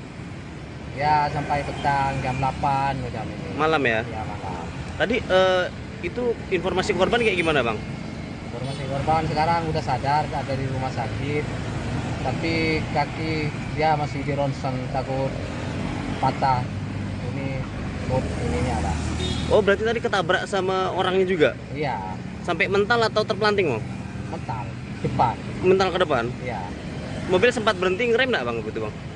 Udah berhenti di sana dia. Oh berarti jauh berarti? Ini jauh. Ini tabrakannya posisinya di sini bang? Iya di sini, dia tidak mau berhenti ke sana, tapi ada orang lewat, dia dicegat. Oh berarti sempat mau kabur tadi? Nah mungkin iya lah. Kalau nggak mau kabur kan berhenti di sini dia. Oh, tapi berhentinya jauh di sana bang ya? Iya. Ya, itu kalau untuk yang naik mobil tadi laki-laki perempuan sih bang? Laki-laki tadi. Mobil kosong atau sendiri atau berapa orang dia bang? Nah kurang tahu lah. Deputi Bapilu DPP Partai Demokrat Kamhar Lakumani mengatakan politikus PDIP Masinton Pasaribu telah melakukan pembodohan publik. Hal itu terkait pernyataan Masinton Pasaribu yang menyebut Anies Baswedan sudah dianaskan bila Presiden Joko Widodo berniat menjegal. Kamhar menegaskan pernyataan Masinton Pasaribu berangkat dari hati yang kotor dan pikiran tak jernih. Pernyataan tersebut juga disebutkan memiliki niat dan tendensi yang tidak baik. Ia menjelaskan tidak ada penjegalan atas kasus Anas Urbaningrum, melainkan murni perkara hukum. Sementara Anies Baswedan menurut Kamhar berbeda. Berbagai operasi untuk menggagalkan mantan Gubernur DKI Jakarta itu dilakukan.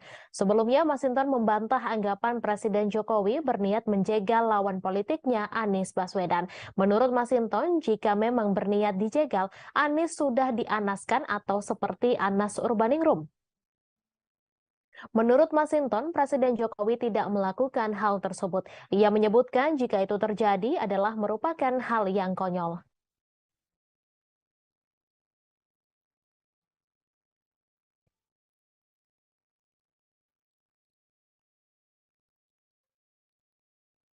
Viral di media sosial, video seorang driver ojek online membuntuti wanita di Kecamatan Cilengsi, Kabupaten Bogor, Jawa Barat. Dalam video viral, tampak pelaku mengenakan helm merah dan jaket ojek online. Dilansir tribunwow.com, video itu viral setelah diunggah oleh akun Info Cilengsi pada Rabu 3 Mei. Pelaku berinisial EY tampak berusaha kabur setelah kepergok membuntuti wanita.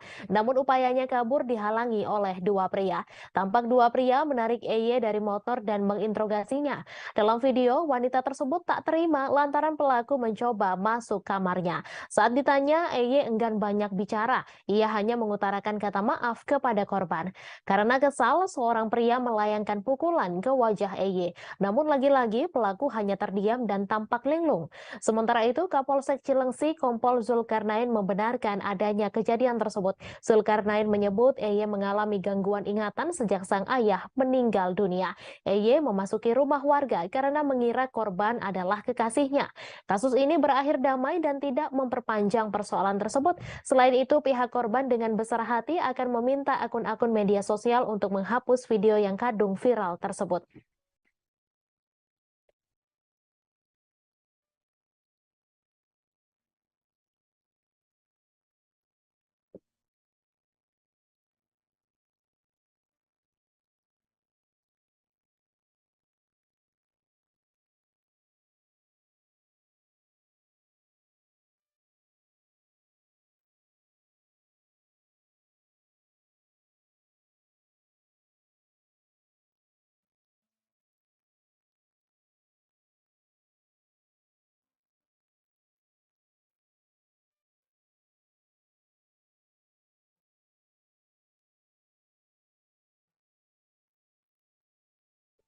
Bonus bagi atlet Malinau peraih medali pada Pekan Olahraga Provinsi atau Porprov Kaltara 2022 lalu akhirnya dicairkan mulai Selasa 2 Mei.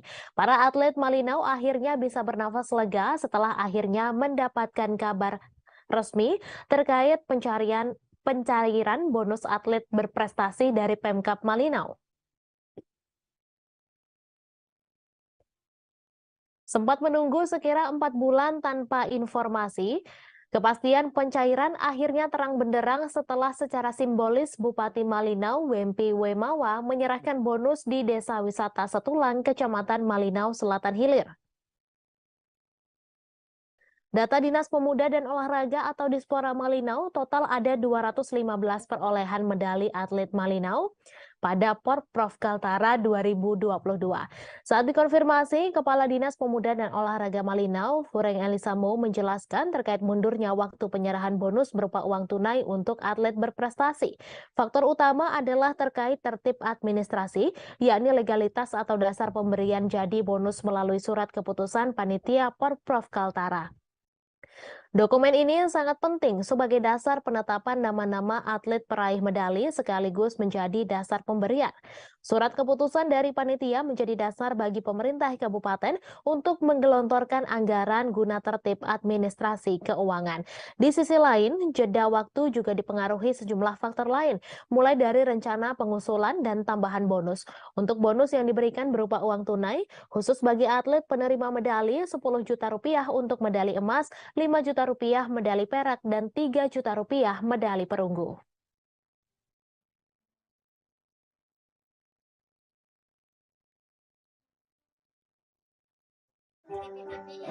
Bisa orang kayak gini gitu, kayak pengen banget gitu berdoa kan. Nah lama-lama terus bisa juga. Nah awalnya itu saya lari dulu dari SD kan, cuma tapi tidak dimanfaatkan. Saya lari dulu. Tahun ini kita disupport anggaran oleh pemerintah daerah untuk pemberian bonus kepada atlet yang berprestasi di Porprov kemarin. Kemenkumham RI telah tiba di Lampung untuk melakukan pemeriksaan terhadap sipir lapas Raja Basa Dawang Delvi yang viral karena pamer harta di sosial media.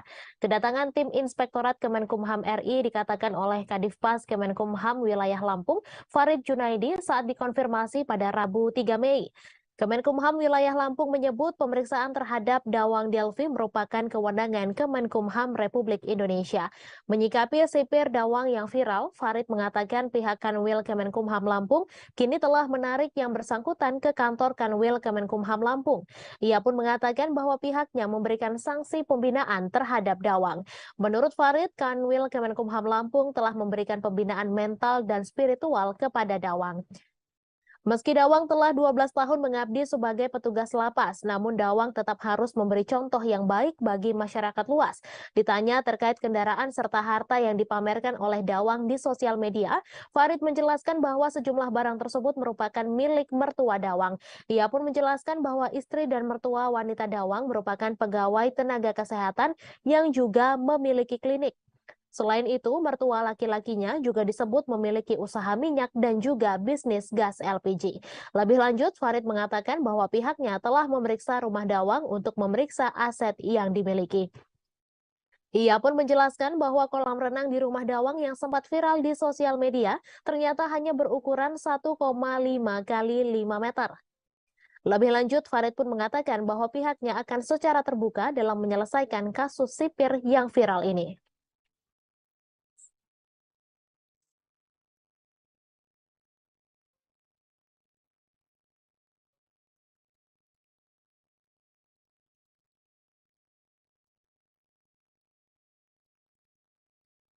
Informasi tadi sekaligus menutup jumpa kita dalam live update sore kali ini. Perbarui terus informasi Anda di seluruh kanal YouTube Tribun Network. Saya Meisa Desirait beserta kru yang bertugas pamit undur diri. Terima kasih dan sampai jumpa.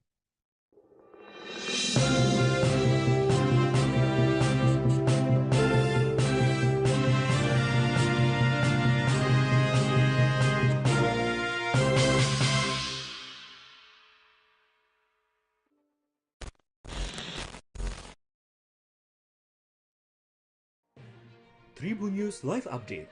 Tanggal 21. Selamat siang Tribuners, selamat sore Tribuners, selamat petang Tribuners, Anda sedang menyaksikan live update. Informasi teraktual dan terupdate dari siang hingga petang kami sajikan untuk Anda. Menewaskan 2 orang penumpang, yang mana kedua penumpang. Kami perdalam dengan laporan langsung dari lokasi kejadian dan narasumber terpercaya. Benar-benar menghukum mereka-mereka yang menghentikan terduga pelaku yang ingin. Subscribe dan share ya.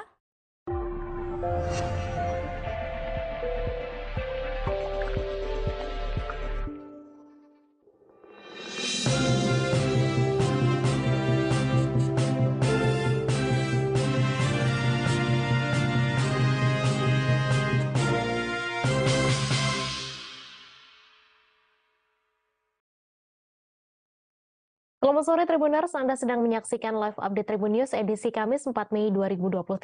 Sore ini akan kami sajikan informasi terkini dari berbagai daerah yang akan disampaikan secara langsung oleh reporter lapangan kami. Berikut kita jelang live update selengkapnya.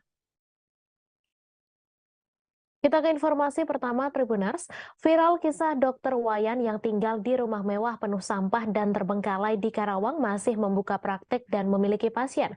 Dari pantauan Tribun Jabar, sekitar rumahnya kini dikunjungi para konten kreator media sosial dan warga. Terlihat halaman rumahnya pun sudah sedikit dibersihkan oleh warga dengan memangkas ranting-ranting pohon. Menurut keterangan warga sekitar, dokter bernama lengkap Imade Iwayan Tirta berusia sekira 50 tahun. Ia menjadi dokter yang datang di Desa Karanganyar, Kecamatan Kelari, Kabupaten Karawang. Informasi selengkapnya akan disampaikan langsung oleh wartawan Tribun Jabar, Ciwan Suwandi yang kini sudah terhubung bersama kami. Silakan rekan Ciwan.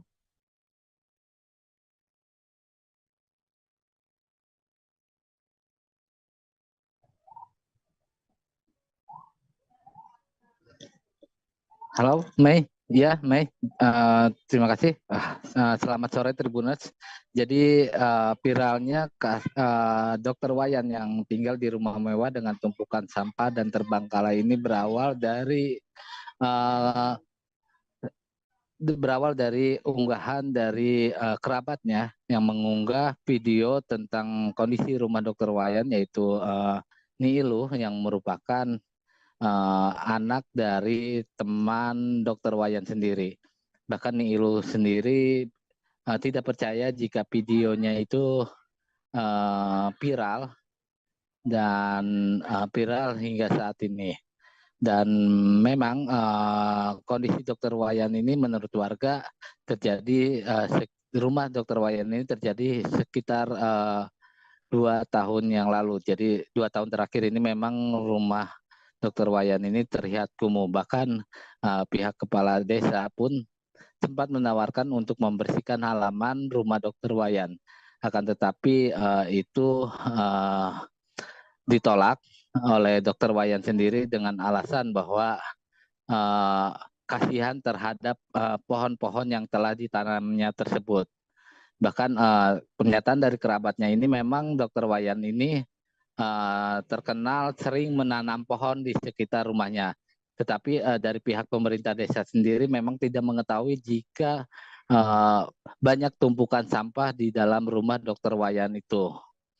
Dan sejauh ini dengan viralnya Dokter Wayan memang saat ini tetap dipenuhi oleh para konten kreator untuk mengambil gambar dari Dokter Wayan dan para media juga untuk meliput. Dan tak hanya itu, juga rumah Dokter Wayan saat ini sering di sekitar Dokter Wayan warga terus berkunjung untuk melihat kondisi rumah dari Dokter Wayan. Dan saat ini Dokter Wayan sendiri kabarnya telah dijemput keluarganya di Bali dan belum mengetahui apakah akan kembali ke Karawang. Dan Dokter Wayan sendiri menurut warga memang dikenal sebagai dokter yang sangat baik. Dan Dokter Wayan ini adalah satu-satunya dokter di Desa Karanganyar ini di Kabupaten Kelari. Dan memang menjadi langganan para warga untuk berobat. Bahkan warga sendiri memang berharap Dokter Wayan bisa kembali ke rumahnya di Desa Karanganyar itu, Mei. Demikian, Mei. Baik, terima kasih rekan Ciwan Suwandi atas laporan Anda, dan Tribuners, wartawan kami juga telah menghimpun wawancara dengan warga sekitar. Berikut tayangannya untuk Anda. Turun bero, anak aku berobat ke Pak Wayan. Alhamdulillah. Kalau saya kayak gimana sih Bu, Dokter Wayan tuh yang Ibu kenal? Baik, ramah orangnya. Dia tinggal di sini sejak kapan tuh? Tahu kalau nggak salah tahun 99. Tahun 99 ya. Sudah di sini. Dulu dia tuh kerja dokter di mana Bu? Yang Ibu tahu? Kata orang-orang mah dia dokter Tepnako, pabrik Tepnako. Oh, Tepnako yang bangkrut itu ya, yang Bu? bangkrut ya. Berarti keluarga sering berobat di sini, Bu? Ya, banyak dari uduk-uduk Narok tuh. Pada ke sini, dari jauh juga ke sini. obatnya bagus, pelayanannya Nah, bagus, nah. terkenal itu dokternya ramah. Kalau dulu satu-satunya dokter berarti di sini, Bu? Iya, di sini satu-satunya. Nah. Baru ada dokter. Ya, baru ada dokter di sini yaitu dokter Wayan ya, Bu? Iya. Kalau kondisi rumahnya emang gimana, Bu? Proyek pembangunan ruas Jalan Rumbia Lampung Tengah dimulai menjelang kedatangan Presiden Joko Widodo ke Lampung. Sejumlah kegiatan konstruksi perbaikan jalan yang mengalami kerusakan parah di sejumlah titik ruas Jalan Rumbia Lampung Tengah telah dimulai sejak 1 Mei 2023. Kunjungan kerja Jokowi ke Lampung dijadwalkan pada Jumat 5 Mei besok. Satu di antara agenda Jokowi yakni untuk menilik seberapa baik jalan di Rumbia Lampung Tengah yang sempat viral tersebut. Informasi selengkapnya akan disampaikan langsung oleh wartawan Tribun Lampung, Fajar Ihwani Sidik yang kini sudah terhubung bersama kami. Silakan rekan Fajar. Baik, Mei, dapat saya sampaikan untuk saat ini saya sedang berada di wilayah depan pom bensin Rumbia. Salah satu jalan yang nantinya akan dikunjungi oleh Presiden Republik Indonesia Joko Widodo. Sejumlah persiapan telah disiapkan oleh pemerintah kabupaten maupun pemerintah provinsi untuk menyambut kedatangan Presiden Joko Widodo. Salah satunya adalah peninjauan jalan tersebut di sejumlah titik, baik dari Simpang Randu hingga Rumbia ini. Sejumlah jalan juga sudah mulai diperbaiki sejak tanggal 1 Mei, tepatnya di Simpang Randu sekitar 1 km. Perbaikan yang dilakukan adalah penimbunan dengan batu split untuk meratakan jalan.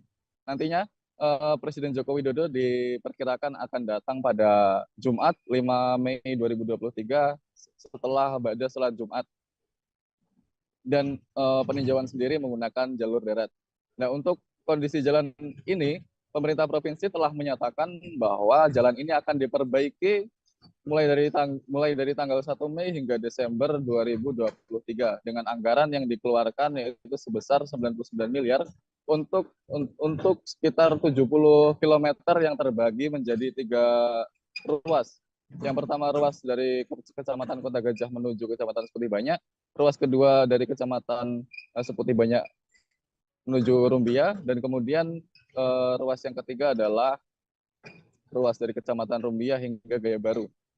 Kendati demikian, jumlah anggaran yang dianggarkan oleh pemerintah provinsi dinilai kurang karena ruas jalan ini terbilang cukup jauh, panjang, dan kerusakannya cukup parah, sehingga pemerintah provinsi mengajukan dana ke pusat sebanyak 171 miliar untuk menambah anggaran perbaikan jalan supaya laik dan tidak rusak lagi.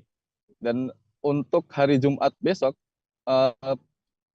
Forum Komunikasi Pimpinan Kecamatan telah mengeluarkan surat edaran bahwa pada Jumat pukul 10 hingga pukul 17 waktu Indonesia Barat, jalan umum ini akan ditutup dan masyarakat umum tidak bisa melintasi jalan ini. Untuk diharapkan warga juga melewati jalur alternatif lain selain jalan yang akan dikunjungi Presiden Jokowi. Mei. Baik, terima kasih rekan Fajar atas laporan Anda. Selamat bertugas kembali. Kita beralih ke informasi selanjutnya, Tribuners. Sidang agenda pembacaan tuntutan dalam kasus pelecehan seksual mahasiswi yang diduga dilakukan Prof B lagi-lagi tertunda.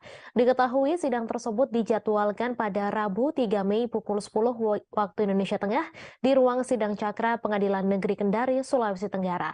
Namun seperti jadwal-jadwal sebelumnya, ruangan sidang yang ditetapkan untuk gelaran sidang kasus Prof B digunakan untuk kasus lain. Informasi selengkapnya akan disampaikan langsung oleh wartawan Tribun News Ultra, Naufal Fajrin yang kini sudah terhubung bersama kami. Silakan rekan Naufal.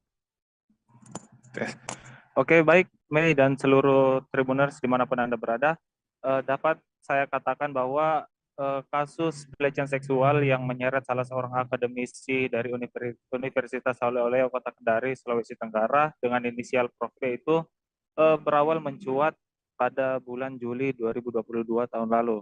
Nah, saat ini kasus tersebut telah memasuki beberapa proses di persidangan dan sudah hampir mendekati 1 tahun lamanya. Tapi sayangnya memang seakan-akan kasus ini terkesan hendak dilupakan karena kenapa? Memang dari banyaknya agenda persidangan yang telah ditetapkan oleh pihak Pengadilan Negeri Kelas 2 Kota Kendari, Sulawesi Tenggara, kerap mengalami penundaan, bukan saja di agenda persidangan pembacaan tuntutan oleh jaksa penuntut umum, tetapi pada agenda-agenda sebelumnya pun seperti pemeriksaan saksi ahli oleh pihak terdakwa dalam kasus tersebut sebenarnya sudah mengalami beberapa kali penundaan dan dapat kami hitung ada sekira 5 kali penundaan dari beberapa jadwal yang telah ditetapkan oleh pihak PN Kendari Sulawesi Tenggara. Nah, memang hal ini cukup mengecewakan bagi pihak keluarga. Kami memantau langsung di lokasi bahwa dalam setiap agenda tersebut kami lihat pihak keluarga dan sejumlah pendamping hukum korban itu menunggu hingga selesai jam kerja dari PN Kendari Sulawesi Tenggara, tapi sayangnya sampai PN Kendari tersebut tutup belum ada informasi terkait kejelasan mengenai persidangan yang akan dilakukan untuk membahas terkait kasus pelecehan seksual yang dilakukan oleh salah seorang akademisi dari Universitas Haloleo Kota Kendari, Sulawesi Tenggara. Untuk saat ini memang belum ada upaya yang dapat dilakukan oleh pihak keluarga korban dan juga pendamping hukumnya, kecuali mereka tetap menghadiri PN Kendari sesuai dengan jadwal yang telah ditetapkan melalui laman resmi Pengadilan Negeri Kota Kendari, Sulawesi Tenggara. Ya, mungkin demikian yang dapat saya sampaikan untuk situasi terkini di Pengadilan Negeri Kendari. Terima kasih Reka Naufal atas laporan Anda. Selamat bertugas kembali. Gita, seorang wanita berusia 22 tahun ditangkap polisi atas dugaan pencurian satu buah sepeda motor di parkiran showroom mobil di Desa Kace Timur, Kabupaten Bangka, Provinsi Bangka Belitung. Ia merupakan warga Kelurahan Opas Indah, Kecamatan Taman Sari, Kota Pangkal Pinang, Provinsi Bangka Belitung. Gita ditangkap oleh tim 2 Opsnal Subdit 3 Jatanras Ditreskrimum Polda Babel pada Senin 1 Mei lalu. Informasi selengkapnya akan disampaikan langsung oleh wartawan Bangka Pos, Riki Pratama, yang kini sudah terhubung bersama kami. Silakan rekan Riki.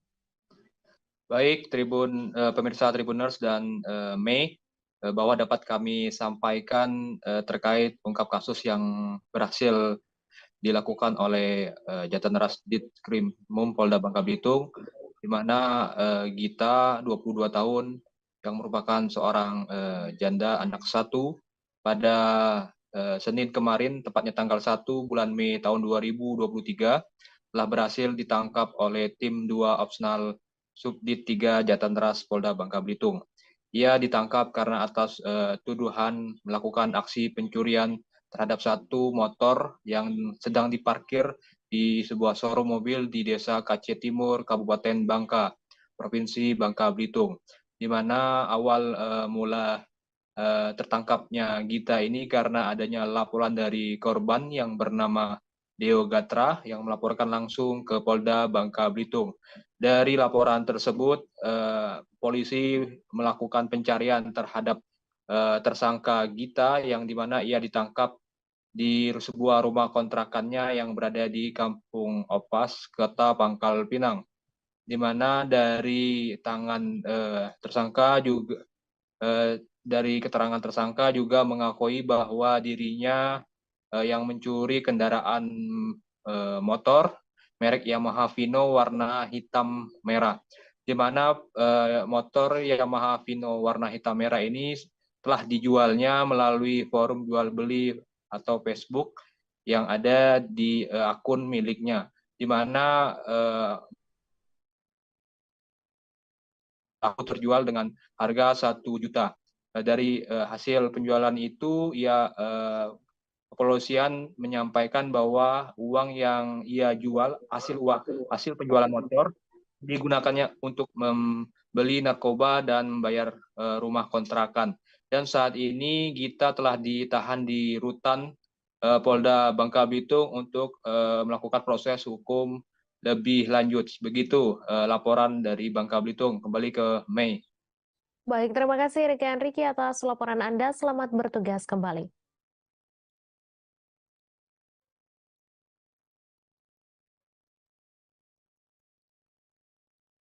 Negi Arlo Berusia 29 tahun asal Lenggang Gantung ditangkap polisi pada Selasa 2 Mei malam.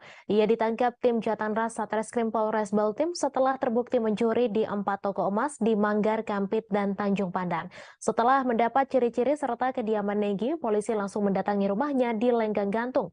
Ketika diinterogasi, Negi mengaku bahwa telah mencuri emas di beberapa toko perhiasan. Informasi selengkapnya akan disampaikan langsung oleh wartawan Pos Belitung, Brian Bimantoro yang kini sudah terhubung bersama kami. Silakan rekan Brian. Baik, selamat sore Mei dan Tribuners dimanapun Anda berada. Selamat sore. Saya laporkan telah terjadi peristiwa pencurian di toko perhiasan emas di kawasan Manggar, Kabupaten Belitung Timur pada Selasa pagi kemarin. Pelaku sudah diamankan oleh Satreskrim Polres Belitung Timur atas nama Negi Arliandi, berusia 29 tahun, warga Lenggang, Kecamatan Gantung, Kabupaten Belitung Timur. Kasar Reserse Kriminal Polres Belitung Timur, Ajun Komisaris Wawan Suryadinata, bilang bahwa penangkapan Negi Arliandi, berawal dari Negi Arliandi saat paginya dia melakukan aksi pencurian di salah satu toko perhiasan emas di Manggar, Kabupaten Belitung Timur. Dari sana, petugas kepolisian mendapatkan ciri-ciri pelaku dan setelah mendapatkan ciri-ciri pelaku dan fakta di lapangan, kepolisian dan tim Buser serta tim Intel langsung melakukan pemeriksaan dan juga meminta keterangan dari warga sekitar apabila ciri-ciri dari pelaku diketahui. Setelah beberapa saat, ciri-ciri pelaku diketahui dan juga kediamannya juga sudah diketahui dan berada di Desa Lenggang, Kecamatan Gantung, Kabupaten Belitung Timur. Setelah diinterogasi dan didatangi ke rumahnya, Negi Arliandi sedang berada di rumahnya dan dia mengakui bahwa sudah mendapatkan atau sudah melakukan tindak pidana pencurian di toko emas tersebut. Dari interogasi di rumah Negi, polisi mendapat juga fakta bahwa Negi juga melakukan tindak pidana tidak hanya di toko emas tersebut, namun juga di 3 toko emas berbeda di Manggar, Gantung, Kelapa Kampit, dan juga Tanjung Pandan. Tidak hanya emas, Mei dan Tribuners, Negi Arliandi juga mencuri atau melakukan tindak pidana melakukan pencurian di 2 toko handphone di Gantung dan juga Manggar, Belitung Timur. Namun kedua handphone tersebut sudah dijual untuk memenuhi kebutuhan hidupnya sehari-hari, Mei dan Tribuners. Dari pemeriksaan, maksud saya, Mei dan Tribuners, ketika polisi sedang mengumpulkan bukti-bukti di rumah Negi Arliandi berusaha untuk kabur, sehingga polisi harus menembakkan 1 peluru di kaki kirinya supaya tidak bisa kabur lagi. Dan saat ini Mei dan Tribuners, Negi sudah diamankan di Mapolres Belitung Timur untuk mempertanggungjawabkan perbuatannya. Dari Manggar, Belitung Timur, wartawan Pos Belitung Brian Bimantoro melaporkan. Kembali ke studio, Mei dan Tribuners. Terima kasih rekan Brian Bimantoro atas laporan Anda. Selamat bertugas kembali. Kita beralih ke informasi selanjutnya, Tribuners. Ribuan santri Pondok Modern Darussalam Gontor Ponorogo menggelar sholat gaib pada Kamis 4 Mei. Sholat gaib dilakukan oleh santri di Masjid Gontor. Mereka melaksanakan sholat gaib karena ada 3 guru pengabdian alumni Pondok Gontor yang meninggal dunia. Mereka mengalami kecelakaan di Kabupaten Parigi Mutong, Sulawesi Tengah pada Rabu 3 Mei malam. Informasi selengkapnya akan disampaikan langsung oleh wartawan Tribun Mataraman, Pramita yang kini sudah terhubung bersama kami. Silakan rekan Pramita. Baik, selamat sore rekan Mai. Di sini saya ingin melaporkan di bawah di Pondok Pesantren Modern Darussalam Gontor, ribuan santri menggelar salat gaib di Masjid Gontor. Mereka menggelar salat gaib karena para alumni, ada 3 alumni guru, 3 guru pengabdian alumni Gontor 2023 yang mengalami kecelakaan lalu lintas di Kabupaten Parigi Mutong di Sulawesi Tengah. Para guru itu merupakan alumni baru lulus Ramadan kemarin. Mereka memang ditugaskan setelah lulus dari Pondok Gontor, mereka ditugaskan untuk mengabdi di berbagai pondok Gontor yang menyebar di Indonesia. Ada 20 kronologinya, ada 29 lulusan Gontor 2023 yang disebut guru pengabdian itu mereka ditugaskan di Pondok Modern Gontor Kampus 11 Kabupaten Poso, Sulawesi Tengah. Mereka berangkat dari Pondok Modern Gontor Ponorogo itu pada Selasa malam. Kemudian mereka ke Sulawesi Tengah, mereka turun di Bandara Palu, Sulawesi Tengah, kemudian melanjutkan perjalanan dengan bus yang dicarter oleh Pondok Modern Darussalam Gontor. Ketika itu mereka berangkat dari bandara menuju kampus 11 di Poso, mereka mengendarai bus charteran, tetapi di tengah jalan atau tepatnya di Kabupaten Parigi Montong di Sulawesi Tengah, bus yang mereka charter terjun bebas ke jurang sedalam 20 meter. Dari laporan yang berhasil kami himpun, itu dari 29 guru pengabdian alumni Gontor itu ada 26 luka-luka dan 3 guru pengabdian yang meninggal dunia. Hingga kini masih untuk data pihak Pondok Modern Gontor masih melakukan pendataan seperti itu. Untuk 3 orang yang meninggal dunia, mereka akan diterbangkan ke masing-masing asal. Dan 1 itu berasal dari Palembang, 1 berasal dari Manado, dan 1 lainnya berasal dari Riau. Seperti itu, rekan Mai. Baik, terima kasih rekan Pramita atas laporan Anda. Selamat bertugas kembali dan Tribuners, wartawan kami juga telah menghimpun wawancara dengan juru bicara Pondok Modern Darussalam Gontor Ponorogo. Berikut tayangannya untuk Anda. Jadi rombongan ini adalah guru baru Pondok Modern Darussalam Gontor, santri yang baru lulus bulan Ramadan kemarin, kemudian mendapatkan penugasan untuk menjadi staf pengajar Ustadz di Pondok Modern Darussalam Gontor Kampus 11 di Poso. Jadi mereka selama awal Syawal kemarin 5 hari mengikuti penataran di Gontor untuk pembekalan. Kemudian hari Selasa berangkat ke tempat pengabdian masing-masing. Salah satunya 29 ustadz ini. Kemudian dalam perjalanan dari Bandara Palu menuju kampus di Gontor 11 di Poso mengalami kecelakaan itu. Itu faktornya ada apa itu? Karena medan yang berat atau seperti apa? Menurut informasi dari tim kami yang ada di lapangan, memang ini cukup medannya cukup sulit karena berkelok-kelok. Namun penyebab pastinya tentu masih dalam investigasi tim kepolisian. Informasi awal yang kami terima dari asatid kami yang berada di rombongan, memang perjalanan malam, kemudian bis akan menyelip, kemudian Sesosok tubuh ditemukan penuh luka di jalur rel kereta api Desa Padang Ratu, Lampung Utara pada Rabu 3 Mei pagi. Diduga tubuh warga yang tergeletak di jalur rel kereta api tertabrak kereta api. Kapolsek Sungkai Utara, Ibtu Amardiansyah membeberkan adanya seorang warga yang ditemukan tewas tergeletak di jalur rel kereta api di Desa Padang Ratu, Sungkai Utara, Lampung Utara. Informasi selengkapnya akan disampaikan langsung oleh wartawan Tribun Lampung, Anung Bayu Ardi yang kini sudah terhubung bersama kami. Silakan rekan Anung.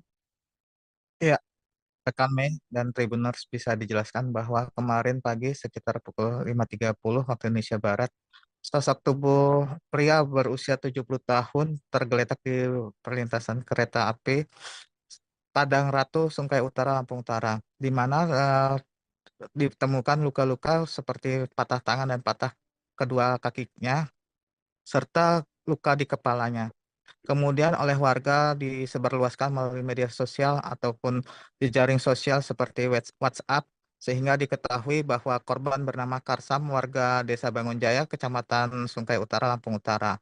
Kemudian oleh keluarganya, Wahyono, yaitu anaknya, langsung ditemui di puskesmas yang sudah dibawa oleh masyarakat serta petugas kereta api.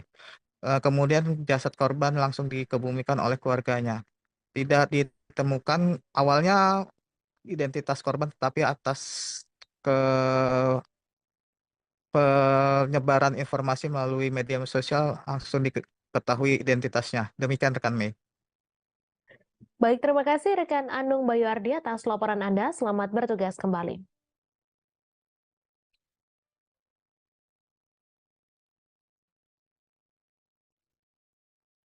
Tabrakan yang melibatkan kereta api dari arah Kota Padang menuju Kota Pariaman dengan sepeda motor di dekat stasiun Cimparwah, Kota Pariaman memakan korban jiwa pada Rabu 3 Mei. Kecelakaan yang terjadi sekira pukul 16:15 waktu Indonesia Barat itu melibatkan dua pengendara sepeda motor yang berboncengan. Kasat Lantas Polres Pariaman, AKP Amelia mengatakan jenis kelamin korban satu laki-laki bernama Ryan Abdul Rahman dan satu lagi perempuan bernama Haira Yulida. Informasi selengkapnya akan disampaikan langsung oleh wartawan Tribun Padang, Rahmat Panji, yang kini sudah terhubung bersama kami. Silakan rekan Panji. Baik, terima kasih rekan Mei. Saya ingin melaporkan Tribunas bahwa terjadi kecelakaan pada sore hari kemarin di perlintasan kereta api Jalan Cimparuh, Kota Pariaman, di mana kecelakaan ini melibatkan kakak beradik yang sedang berkendara menggunakan kendaraan roda 2. Akibat kecelakaan ini, kakak atau penumpang dari kendaraan roda 2 ini meninggal dunia saat mendapat perawatan di rumah sakit RSUD Kota Pariaman. Sedangkan adiknya atau pengendara yang membawa pengemudi sepeda motor itu hanya mengalami luka di bagian kaki dan kepala. Dan saat ini kerugian yang ditaksir oleh Satlantas Polres Pariaman itu sebanyak Rp2.500.000. Baik, rekan Mei, seperti itu laporan saya terkait kecelakaan di Cimparuh, Kota Pariaman. Terima kasih. Terima kasih rekan Rahmat Panji atas laporan Anda. Selamat bertugas kembali. Suasana menjelang audiensi pihak penolak tambak udang dengan DPRD Jepara pada Rabu 3 Mei sedikit menegangkan. Audiensi ini ternyata juga dihadiri oleh kubu yang setuju terhadap keberadaan tambak udang. Dua kubu yang sama-sama dari Karimun Jawa itu sudah berada di gedung Wakil Rakyat sebelum audiensi dimulai. Sejumlah orang mengenakan kaos bertuliskan penolakan penutupan tambak udang. Informasi selengkapnya akan disampaikan langsung oleh wartawan Tribun Muria, Yunan Setiawan, yang kini sudah terhubung bersama kami. Silakan rekan Yunan. Baik, Mei, saya sampaikan bahwa kemarin saat audit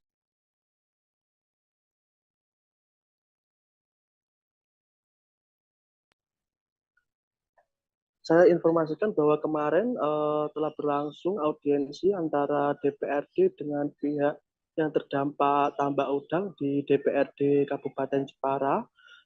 Audiensi ini tidak seperti biasanya yang ayam, kali ini ada suasana yang sedikit menegangkan karena dua kubu yang masing-masing memiliki kepentingan berbeda. Ada kubu yang setuju dengan keberadaan tambak udang dan ada kubu yang menolak keberadaan tambak udang. Dua kubu ini secara bersamaan datang ke gedung DPR ini meskipun jadwal audiensi ini menerima kubu dari penolak tambak udang. Sehari sebelumnya pihak dari petambak udang atau dalam arti ini berarti mereka yang setuju dengan tambak udang juga telah beraudiensi. Jadi selama 2 hari berturut-turut dua kubu itu telah melakukan audiensi. Nah, saya informasikan untuk terkait audiensi kemarin, kedua kubu ini berada di gedung DPRD dan audiensi ini hanya dihadiri oleh pihak dari pemohon audiensi yang dalam arti ini berarti juga mereka yang menolak tambak udang. Nah, dalam paparannya mereka menyampaikan bahwa alasan mereka untuk menolak tambak udang karena masyarakat nelayan, petani rumput laut dan pelaku wisata juga terdampak dengan aktivitas tambak udang itu karena industri itu menyebabkan limbah yang sangat banyak, air laut itu menjadi keruh dan itu mencemari lingkungan dan warga yang memiliki budidaya ikannya mati dan mereka yang mencari ikan juga saat mencari di pantai mereka mengalami gatal-gatal karena air laut yang tercemar limbah pabrik udang itu berlumut dan itu menyebabkan mereka gatal-gatal. Saat proses audiensi di dalam ruangan itu berlangsung, pihak dari yang setuju dengan tambak udang itu berada di luar. Mereka sebenarnya juga memaksa untuk ikut audiensi, tapi tidak diperbolehkan oleh pihak pemohon audiensi, dan jadi ada suara kegaduhan di luar itu terdengar sampai dalam ruangan. Dan saat audiensi ini selesai, pihak yang dari penolak kontra tambah udang ini juga sempat tertahan di dalam. Mereka ditahan oleh aparat keamanan, mereka diperbolehkan keluar setelah pihak dari yang pro dengan tambah udang ini sudah meninggalkan gedung DPR. Nah, barusan beberapa menit yang lalu DPRD telah melaksanakan rapat paripurna Ranperda RT RW Kabupaten Jepara, dan dalam rapat itu diputuskan bahwa Ranperda RT RW ini telah menjadi perda, dan diputuskan juga bahwa Karimun Jawa menjadi kawasan konservasi yang dalam rincian aturan di dalamnya, di dalam kawasan yang sudah menjadi konservasi tidak boleh menjadi lokasi untuk aktivitas budidaya tambak air laut atau air payau. Nah, dengan adanya aturan itu menjadi dasar hukum nantinya yang akan untuk menutup aktivitas tambak udang di Karimun Jawa. Demikian, Mei, saya laporkan. Baik, terima kasih rekan Yunan atas laporan Anda. Selamat bertugas kembali. Petugas gabungan bersama masyarakat melakukan pembersihan rumah mewah Dr. Wayan yang terbengkalai dan penuh sampah pada Kamis 4 Mei hari ini. Kisah Dr. Wayan menjadi sorotan dan viral di media sosial karena kondisi rumahnya penuh sampah, namun masih tetap ada pasien yang datang. Terlihat petugas membersihkan area halaman rumah Dr. Wayan. Semak-semak dibersihkan dan pohon-pohon besar di depan rumahnya juga ditebang. Informasi selengkapnya akan disampaikan langsung oleh wartawan Tribun Bekasi, Muhammad Azam, yang kini sudah terhubung bersama kami. Silakan rekan Azam. Ya, baik Mei dan juga Tribuners, bahwa memang kisah seorang dokter bernama Wayan yang tinggal di Desa Karanganyar, Kecamatan Kelari, Kabupaten Karawang ini menjadi viral dan menjadi perhatian masyarakat karena tak disangka kondisi di dalam rumah Dr. Wayan ini ternyata penuh sampah, kotor, dan tidak terurus seperti itu. Awal mula kisah ini viral juga berawal dari kerabat dari Dr. Wayan yang sebetulnya ini merupakan sahabat dekat dari Dr. Wayan yang biasa berkunjung ke rumah Dr. Wayan. Namun setelah beberapa kali dipanggil tidak menyahut atau tidak ada respon, sehingga sahabat dari Dr. Wayan itu terpaksa masuk ke dalam rumah dan terkejutkan dengan kondisi rumah yang penuh sampah. Dan memang herannya dengan kondisi rumah yang penuh sampah ini tetap Dr. Wayan masih melakukan praktik, dan juga masih banyak masyarakat yang datang atau pasien yang datang untuk berobat. Hingga akhirnya kisah Dr. Wayan ini viral dan menjadi perhatian, termasuk dari jajaran pemerintah Kabupaten Karawang yang turun tangan hingga akhirnya melakukan upaya pembersihan dari rumah Dr. Wayan. Sejak dari tadi pagi, petugas gabungan dari Badan Penanggulangan Bencana Daerah Kabupaten Karawang, Dinas Pemadam Kebakaran, maupun juga dari Dinas Lingkungan Hidup dan dari Dinas Kesehatan, kemudian dari jajaran pemerintah desa Karanganyar dan dari masyarakat setempat melakukan upaya pembersihan area rumah Dr. Wayan, mulai dari area halaman rumah yang penuh dengan rumput, semak, hingga pepohonan yang dibersihkan, lalu juga masuk ke area dalam rumah Pak Wayan yang penuh dengan sampah, termasuk juga ada sampah bekas medis yang ada di dalam rumah Dr. Wayan. Dalam proses pembersihan ini juga petugas gabungan menjalankan sesuai standar atau SOP yang berlaku karena menghindari terjadinya kontak adanya virus atau bakteri yang ada pada rumah Dr. Wayan. Dengan awal sebelum pembersihan dilakukan sterilisasi dengan penyemprotan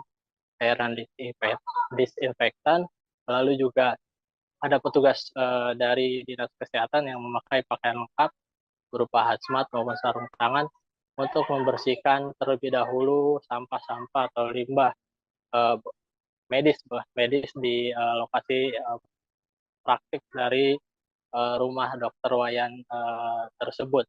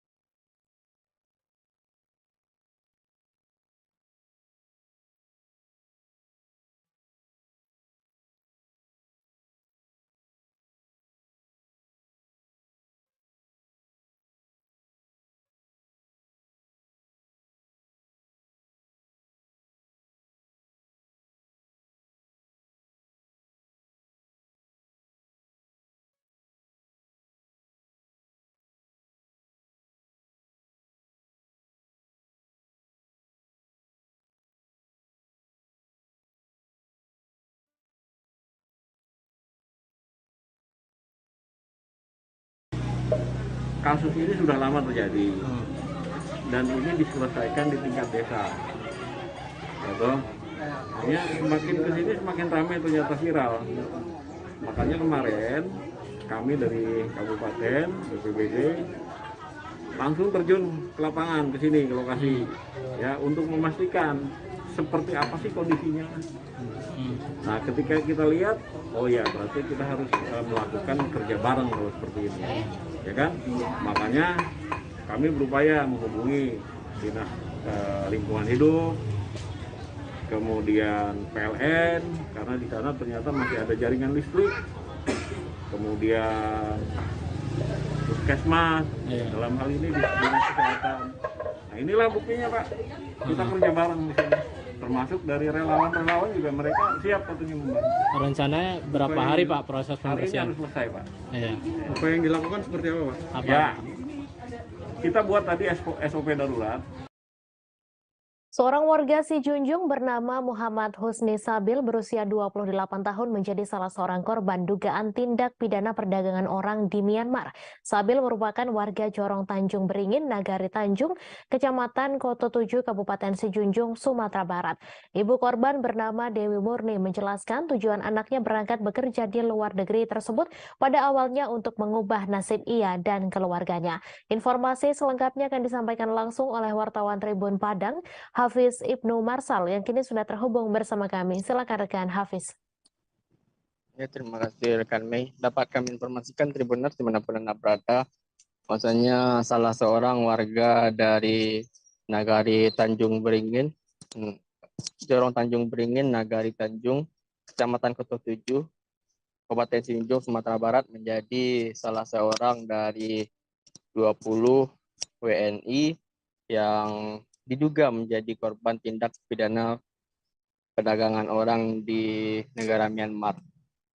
Saat kami datangi rumah dari orang tua atas nama Muhammad Husni Sabil, itu orang tuanya menceritakan bahwa anaknya tersebut telah 2 tahun merantau di Jakarta, yang mana bekerja sebagai serabutan. Yang terakhir kalinya itu bekerja sebagai figuran di berbagai bintang sinetron.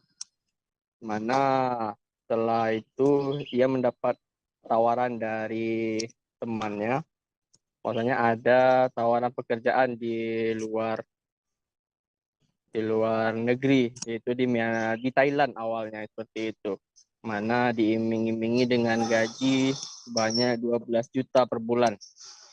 Mendapatkan tawaran tersebut, Sabil yang bekerja serabutan tentunya menjadi tergiur dan memberitahu hal tersebut kepada orang tuanya.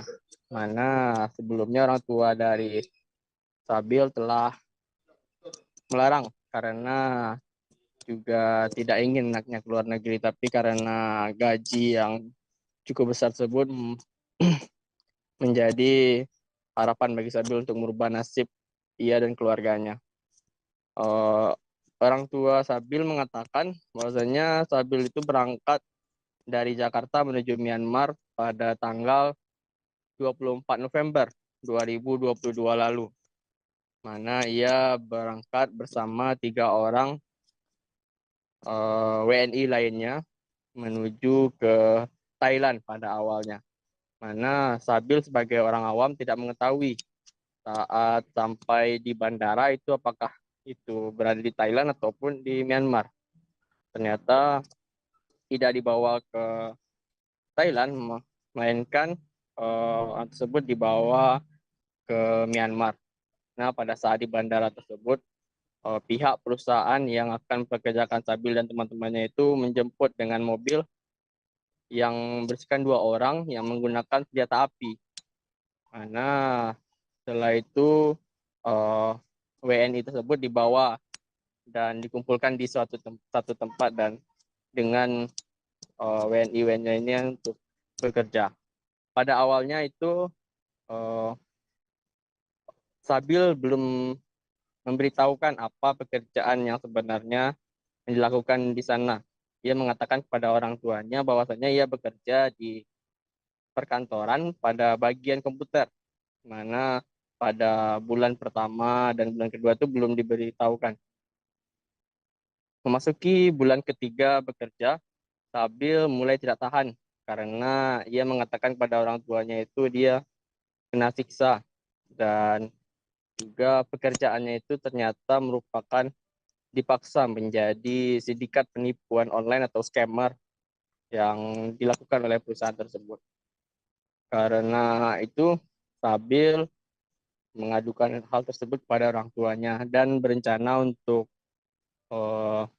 keluar dan kembali ke Indonesia. Tapi saat Sabil sendiri ingin keluar dari perusahaan tersebut meminta tebusan ataupun bayaran jika ingin keluar dari perusahaan dan dipulangkan kembali ke Indonesia, yaitu uang sebesar 75 juta. Kata Ibu Sabil, uang tersebut terus bertambah. Bahkan ada dari orang tua lainnya yang anaknya bernasib sama dengan Sabil itu diminta sebanyak 100 sampai dengan 160 juta. Kata Dewi Murni, Ibu Sabil, itu terakhir kali ia berkomunikasi dengan Sabil itu pada hari Lebaran, yaitu hari Sabtu, tanggal 22 April 2023 lalu.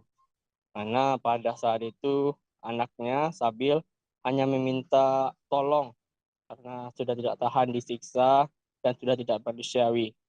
Sejak saat itu, kata Dewi, Sabil tidak lagi bisa dihubungi dan sudah putus kontak hingga saat sekarang. Dewi mengatakan saat ini dia tidak tahu bagaimana kondisi dari anak sulungnya itu, apakah masih baik-baik saja ataupun tidak. Seperti itu. Sementara Dewi juga berharap kepada Presiden Republik Indonesia Joko Widodo, Gubernur Sumatera Barat Mahyildi Ansarullah dan Bupati Sijunjung Benedi Faisir untuk dapat memulangkan anaknya ke Indonesia bagaimana mestinya. Seperti itu rekan Mei. Baik, terima kasih rekan Hafiz Ibnu atas laporan Anda dan Tribunars, wartawan kami juga telah menghimpun wawancara dengan ibu dari salah seorang WNI. Berikut tayangannya untuk Anda. Awal berangkat tanggal 24 November tahun 2022 berangkat dari Jakarta ke Thailand. Itu katanya kerjanya ke Thailand, kerja apa tuh? Kerjanya kerja kantor, perkantoran, katanya di bagian komputer. Bagian komputer. Informasi yang itu yang beredar tuh ketika dia sudah sampai di Thailand, katanya Thailand apa Myanmar tuh, itu dijemput pakai senjata laras, senjata api ya. Gimana cerita? Ada bodyguardnya? Iya, ada bodyguard. Bisa dijelaskan? Jadi pas nyampe di bandara udah di Thailand, jadi ada mobil yang jemput. Pasca kebakaran, Polda Sulawesi Utara bersama BPBD dan Dinas Sosial Kota Manado memberikan bantuan kepada korban kebakaran di asrama Polda Sulawesi Utara pada Rabu 3 Mei. Kebakaran yang terjadi di Jalan Arnold Mononutu Pakowa, Kecamatan Wanea, Kota Manado ini menghanguskan 8 rumah pada Selasa 2 Mei. Kepala Lingkungan 5 Pakowa, Romi Boseke, mengatakan bantuan yang diberikan kepada korban berupa sembako dan pakaian. Informasi selengkapnya akan disampaikan langsung oleh wartawan Tribun Manado, Ferdi Guhuhuku, yang kini sudah terhubung bersama kami. Silakan rekan Ferdi. Ya, selamat sore rekan Mei dan juga Tribuners di mana berada. Dari Kota Manado saya dapat laporkan seperti yang sudah disampaikan rekan Mei bahwa dari Polda Sulawesi Utara, bahkan dari Dinas Penanggulangan Bencana Daerah dan juga dari Dinas Sosial Kota Manado baru saja sejak kemarin sampai hari ini memberikan bantuan kepada korban kebakaran yang terjadi di asrama polisi Polda, di mana kebakaran ini terjadi di Kecamatan Wanea, Kota Manado, Sulawesi Utara, dan kebakaran ini menghanguskan kurang lebih ada 8 rumah milik dari kepolisian yang masih aktif bertugas di Sulawesi Utara. Tribuners, bantuan ini dibawa langsung oleh Kapolda ke tenda peduli bencana yang ada di Wanea, dan bantuan ini berupa bahan-bahan pokok dan juga pakaian, bahkan kebutuhan lain seperti alas tidur, bantal, dan juga kebutuhan-kebutuhan lain seperti pakaian dan juga baju yang masih layak pakai. Nah, Tribuners, Kepala Lingkungan Pak Romi Seki mengatakan bahwa bantuan ini diserahkan langsung oleh Pak Kapolda, dan ia juga mengatakan sampai saat ini bantuan itu sudah diterima oleh para korban yang mengalami kebakaran. Dan ia juga menjelaskan kepada kami bahwa dari korban kebakaran ini sampai saat ini masih mengalami trauma yang cukup berat, karena kebakaran ini baru pertama kali terjadi di asrama polisi yang ada di Wanea, dan juga menghanguskan banyak rumah. Bisa dilihat sendiri ya Tribuners, ini ada beberapa rumah yang memang rata dengan tanah karena memang kebakarannya cukup hebat, dan ini juga berkaitan juga dengan maksud kami hal ini masih dalam penyelidikan Kapolda akibat penyebab dari kebakaran ini, karena memang dari sampai sekarang ini kami juga belum mendapat informasi terkait dengan penyebab terjadinya kebakaran yang menghanguskan 8 rumah di asrama polisi ini. Nah, Tribuners, bantuan ini dimanfaatkan dengan baik oleh para korban kebakaran yang sementara ini mengungsi di beberapa rumah warga. Ada yang di pengunciannya di sekolah, ada juga di beberapa rumah warga, bahkan ada juga di keluarga mereka. Dan harapan mereka secepatnya mereka berharap rumah mereka ini dibangun kembali oleh pihak-pihak terkait, dalam hal ini tentunya dari pihak kepolisian, karena memang ini juga adalah bagian dari aset negara, dan ini juga tanggung jawab dari Polri. Mungkin kita dapat saya laporkan rekan Mei, dikembalikan ke studio. Terima kasih. Baik, terima kasih rekan Ferdi atas laporan Anda. Selamat bertugas kembali. Kita beralih ke informasi selanjutnya, Tribuners. Wakil Presiden Ma'ruf Amin dijadwalkan akan berkunjung ke Maluku Utara pada Rabu 10 Mei pekan depan. Terkait kunjungan Wapres ini, Sekprov Maluku Utara Samsudin Akadir mengatakan telah menggelar rapat dengan sejumlah instansi untuk memantapkan sejumlah kesiapan. Wapres sendiri akan berkunjung di 2 tempat, yaitu Ternate dan Tidore. Informasi selengkapnya akan disampaikan langsung oleh wartawan Tribun Ternate, Samsul Sardi, yang kini sudah terhubung bersama kami. Silakan rekan Samsul. Ya, terima kasih rekan Mei di studio. Bersama saya Samsul Sardi, Tribun Ternate, dan pemirsa Tribuners di mana saja berada. Di mana diketahui untuk di Provinsi Maluku Utara dijadwalkan akan dikunjungi oleh Presiden atau orang nomor 2 di Indonesia, Wapres Ma'ruf Amin, yang dijadwalkan pada tanggal 10 sampai 12 Mei nanti. sehingga pihak Pemprov Maluku Utara dalam hal ini telah melakukan segala persiapan untuk menjemput atau bersiap untuk kedatangan Pak Wapres. Sehingga pada Rabu kemarin, tepatnya pada tanggal 3 Mei, Sekprov Maluku Utara bersama sejumlah Forkompinda melakukan rapat pemantapan sekaligus membicarakan hal-hal teknis. Bahkan dalam rapat tersebut juga itu diundang sejumlah instansi vertikal dari yang diwakili di Maluku Utara, misalnya dari Basarnas, pihak Angkatan Laut, dan pihak Kementerian Perhubungan yang berada di Maluku Utara, karena berbicara soal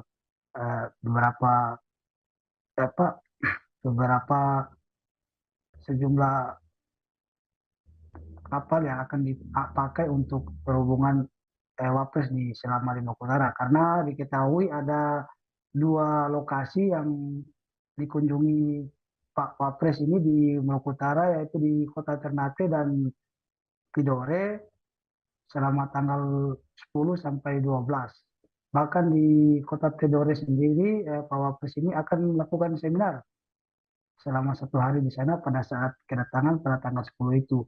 Dan setelah dari Kota Tidore diketahui sesuai rundown di Pemprov Maluku Utara, Pak Wapres ini akan balik lagi ke Ternate dan bermalam pada tanggal 10 malam itu, dan kemudian pada pagi hari pada tanggal 11 melakukan aktivitas kembali di Kota Ternate, di mana pada tanggal 11 itu langsung ke Benteng Oranye melakukan peletakan batu pertama gedung Walasea.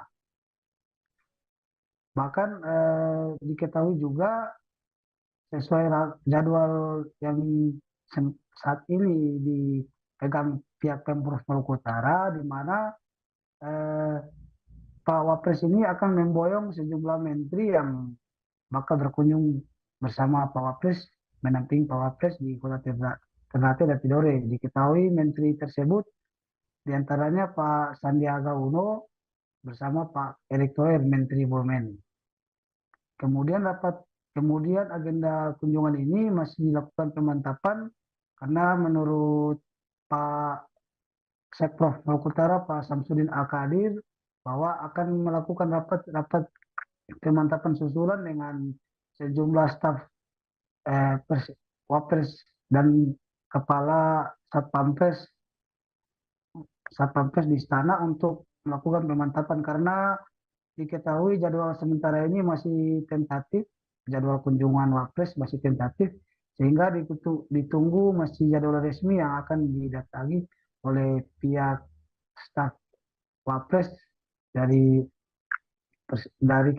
istana langsung bersama sejumlah ajudan Satpampres maupun pimpinan Satpampres yang akan datang melakukan rapat-rapat sebelum tanggal 10 itu. Demikian Samsul, saya kembalikan ke studio. Terima kasih rekan Samsul atas laporan Anda, dan Tribuners, wartawan kami juga telah mengikuti wawancara dengan Sekprov Maluku Utara. Berikut tayangannya untuk Anda. Maluku Utara yang agendanya di Tidore dan Ternate. Nah, jadi tadi kita karena ada pergerakan dari Tidore ke Ternate dan juga menggunakan kapal angkatan laut, gitu, maksudnya ada penggunaan beberapa tugas yang kita undang semua yang terkait dengan kunjungan ini. Ini dalam rangka apa? Kapan?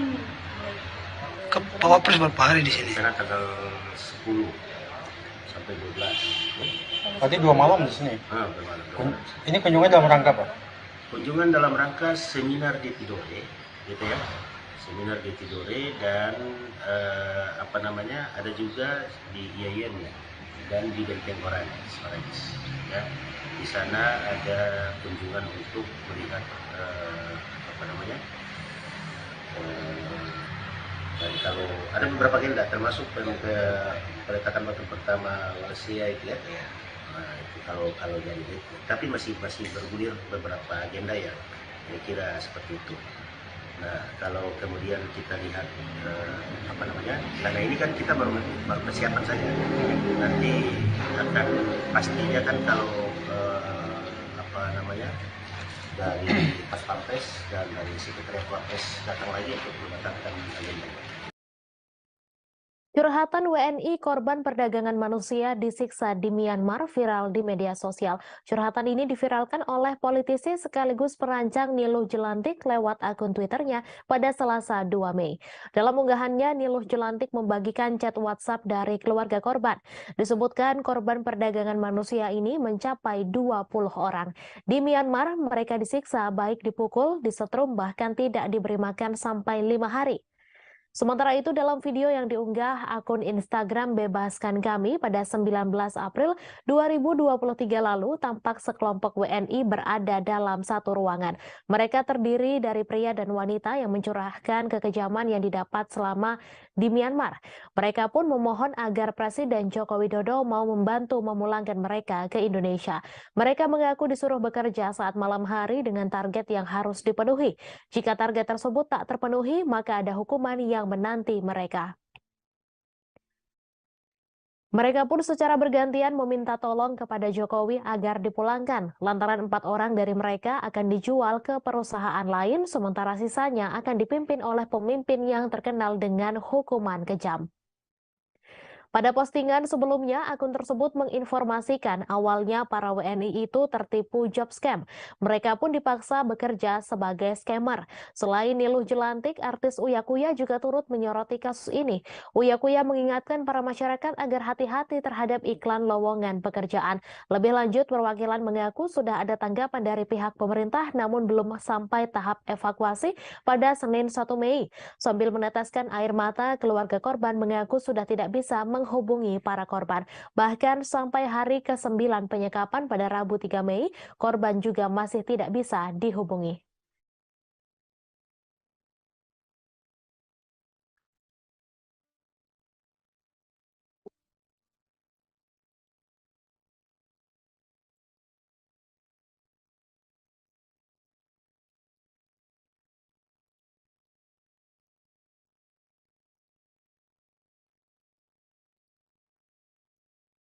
Antrean truk sampah kembali mengular panjang di TPA Sarimukti, Kecamatan Cipatat, Kabupaten Bandung Barat, hingga menyebabkan sopir harus menunggu lama untuk menurunkan sampah.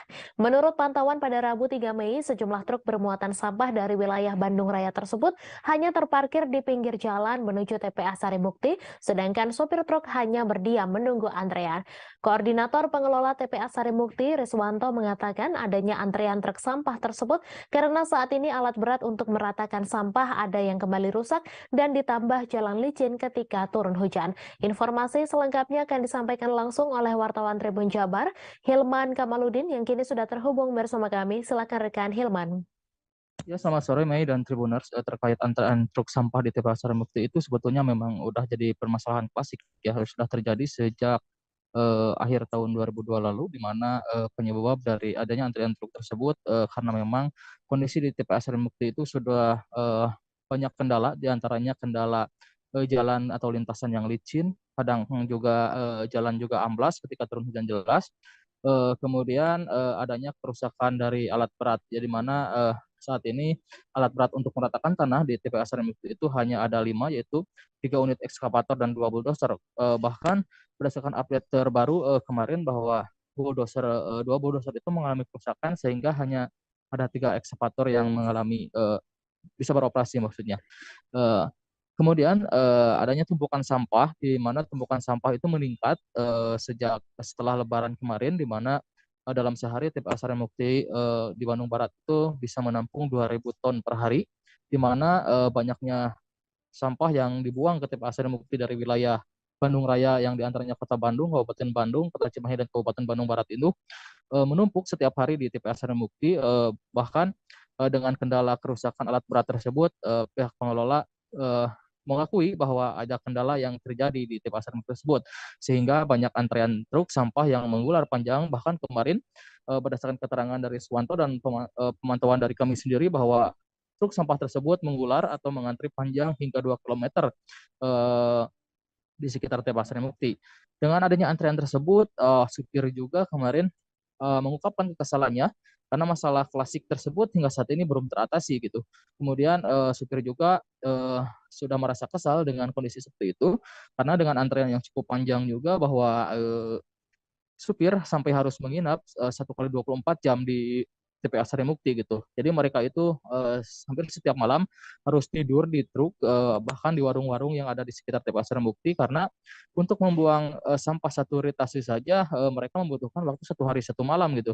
Padahal secara normal mereka itu bisa membuang sampah dalam sehari itu sampai 3 rit baik dari Kota Cimahi, Kabupaten Bandung Barat, Kota Bandung maupun Kabupaten Bandung. Namun setelah adanya kendala tersebut sejak akhir 2002 lalu mereka sampai harus menginap gitu dan mengantri cukup panjang.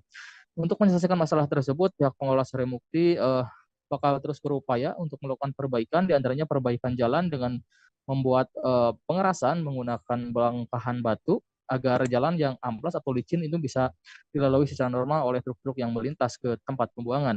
Kemudian rencananya pihak pengelola juga akan menambah zona atau zona pembuangan. Namun untuk saat ini zona tersebut masih belum bisa digunakan karena terkendala masalah sarana dan prasarana maupun anggaran yang tersedia. Mengingat setelah pandemi COVID kemarin, pihak pengelola mengalami masalah anggaran gitu. Demikian, Mei. Baik, terima kasih rekan Hilman atas laporan Anda dan Tribuners, wartawan kami juga telah menghimpun wawancara dengan Koordinator Pengelola TPA Sarimukti. Berikut tayangannya untuk Anda. Untuk kondisi ini setelah Lebaran, kita yaitu H+1 itu sudah mulai operasional, itu belum normal.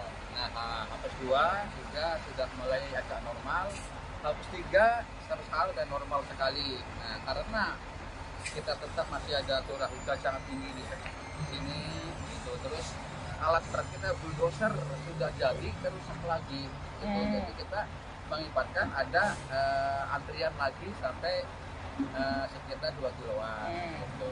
Nah, tapi saat ini sudah kemarau lagi.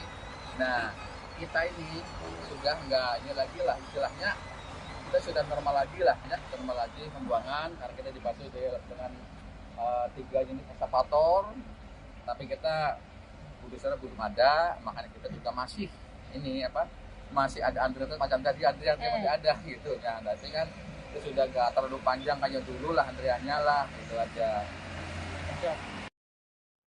Perbaikan jalan rusak di Lampung dikebut saat Presiden Joko Widodo berencana mengunjungi daerah tersebut pada Jumat 5 Mei 2023. Kunjungan Presiden Jokowi tersebut untuk melihat langsung kondisi kerusakan jalan di Lampung yang sempat viral di media sosial. Bahkan Jokowi dikabarkan akan naik motor untuk merasakan langsung kondisi jalanan di Lampung. Dikutip dari tribunnews.com, rencana kedatangan Presiden Jokowi tersebut membuat pemerintah Lampung langsung melakukan perbaikan di beberapa ruas jalan yang mengalami kerusakan cukup parah. Sementara itu, Bupati Lampung Tengah Musa Ahmad akan mendampingi Presiden Jokowi mengendarai motor saat meninjau jalan di Rumbia, Lampung Tengah. Adapun fakta-fakta terkait pembangunan jalan di Lampung adalah sebagai berikut. Yang pertama, viral jalan rusak di Lampung. Provinsi Lampung menjadi sorotan netizen setelah TikToker bernama Bima Yudo Saputro mengkritisi jalanan di Lampung yang rusak. Dalam tayangan video yang viral, Bima menyebut Provinsi Lampung yang tidak maju akibat infrastruktur yang terbatas. Kritikan yang dilontarkan Bima Yudo itu sempat membuat pejabat Lampung kebakaran jenggot. Akibatnya setelah kritikan dari pemuda yang sedang berkuliah di Australia itu viral, polisi langsung mendatangi kediaman orang tua Bima di Lampung. Diketahui anggaran pendapatan dan belanja daerah Pemprov Lampung pada 2022 menjadi yang terbesar se-Indonesia. Namun dalam tayangan video yang beredar di media sosial, memperlihatkan kondisi jalanan di Lampung yang kondisinya rusak. Terlihat sejumlah jalan tampak berlubang dan dipenuhi lumpur. Kemudian 5 kabupaten di Lampung disorot Kemendagri. Kementerian Dalam Negeri menyoroti 5 kabupaten di Lampung akibat kondisi jalan yang rusak. 5 kabupaten yang menjadi sorotan Kemendagri tersebut yakni Mesuji, Tulang Bawang Barat, Uwai Kanan, dan Lampung Utara. Pasalnya anggaran daerah pada sub urusan jalan di 5 kabupaten tersebut terbilang tinggi. Dalam kesempatan itu, Indra menanyakan alasan kondisi mantap jalan yang rendah pada 5 kabupaten tersebut. Kemudian Indra juga menyoroti kabupaten lain di Provinsi Lampung yang kondisi mantap jalan rendah akibat anggaran sub-urusan jalan yang rendah. Kabupaten tersebut yakni Pesisir Barat, Tanggamus, Pringsewu, dan Lampung Timur. Kemudian Pemprov Lampung mengalokasikan 40% APBD untuk infrastruktur. Hal itu diungkapkan Kepala Badan Perencanaan Pembangunan, Penelitian dan Pengembangan Daerah Provinsi Lampung, Mulyadi Isran, yang menjelaskan alokasi anggaran tersebut akan dilakukan secara bertahap hingga nantinya akan genap 40% pada 2027. Ia mengatakan alokasi anggaran 40% untuk belanja infrastruktur itu sesuai dengan amanat pasal 147 Undang-Undang Nomor 1 Tahun 2022. Mulyadi menambahkan alokasi anggaran tersebut saat ini sedang dikaji agar tidak mengganggu keperluan belanja daerah lainnya. Kepala Bapeda Provinsi Lampung itu menjelaskan besaran 40% itu juga akan diimplementasikan oleh pemerintah kota dan kabupaten seprovinsi Lampung.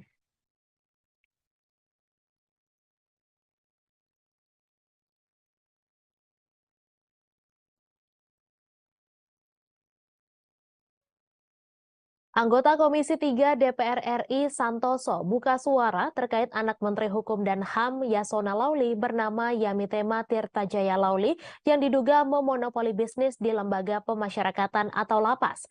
Santoso meminta semua pihak agar tak dulu menuduh sebelum Yamitema Tirtajaya Lauli terbukti berbisnis di proyek pengadaan lapas. Ia menegaskan semua orang punya kesempatan yang sama untuk berusaha dimanapun asalkan fair dan sesuai peraturan perundang-undangan. Sebab Santoso menjelaskan akan banyak hal yang dilanggar guna mendapatkan proyek tersebut semisal tidak fair. Dikutip dari tribunnews.com, sebelumnya anak dari Menteri Hukum dan Hak Asasi Manusia Yasona Lauli yakni Yamitema Lauli disebut turut menjalankan bisnis narkoba di dalam lapas. Sebelumnya anak dari Menkumham Yasona Lauli disebut menjalankan bisnis tersebut. Adapun pernyataan tersebut disampaikan aktor senior Tio Pakusadewo dalam wawancara di kanal YouTube Uya Kuya. Dilansir dari YouTube Uya Kuya pada Minggu 30 April, Tio Pakusadewo menjelaskan apabila lapas tengah dalam keadaan mati listrik, hal itu menjadi pertanda bahwa narkoba diantarkan ke dalam lapas. Di saat itu paket narkoba datang di bawah seseorang yang mengaku sebagai istri. Menurut Tio Pakusadewo, setiap 1 hingga 2 minggu sekali lapas mati listrik. Adapun kabar Yamitema Lauli yang menjual narkoba dalam lapas juga sempat diposting akun Twitter Partai Sosmed. Lantas postingan akun tersebut turut dibanjiri berbagai komentar oleh warganet. Mayoritas banyak yang mengumbar kalimat negatif terkait penjualan narkoba di dalam lapas yang dilakukan anak Menkumham Yasona Lauli. Bahkan ada yang memberi komentar bangsa Indonesia ke depannya bukan menjadi lebih baik, namun justru semakin suram.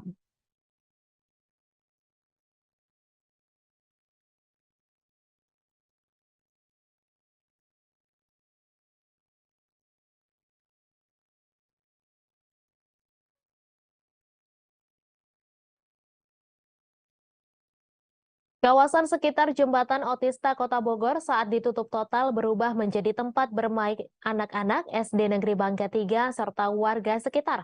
Areal yang memang tidak dibatasi dengan seng ini berubah fungsi.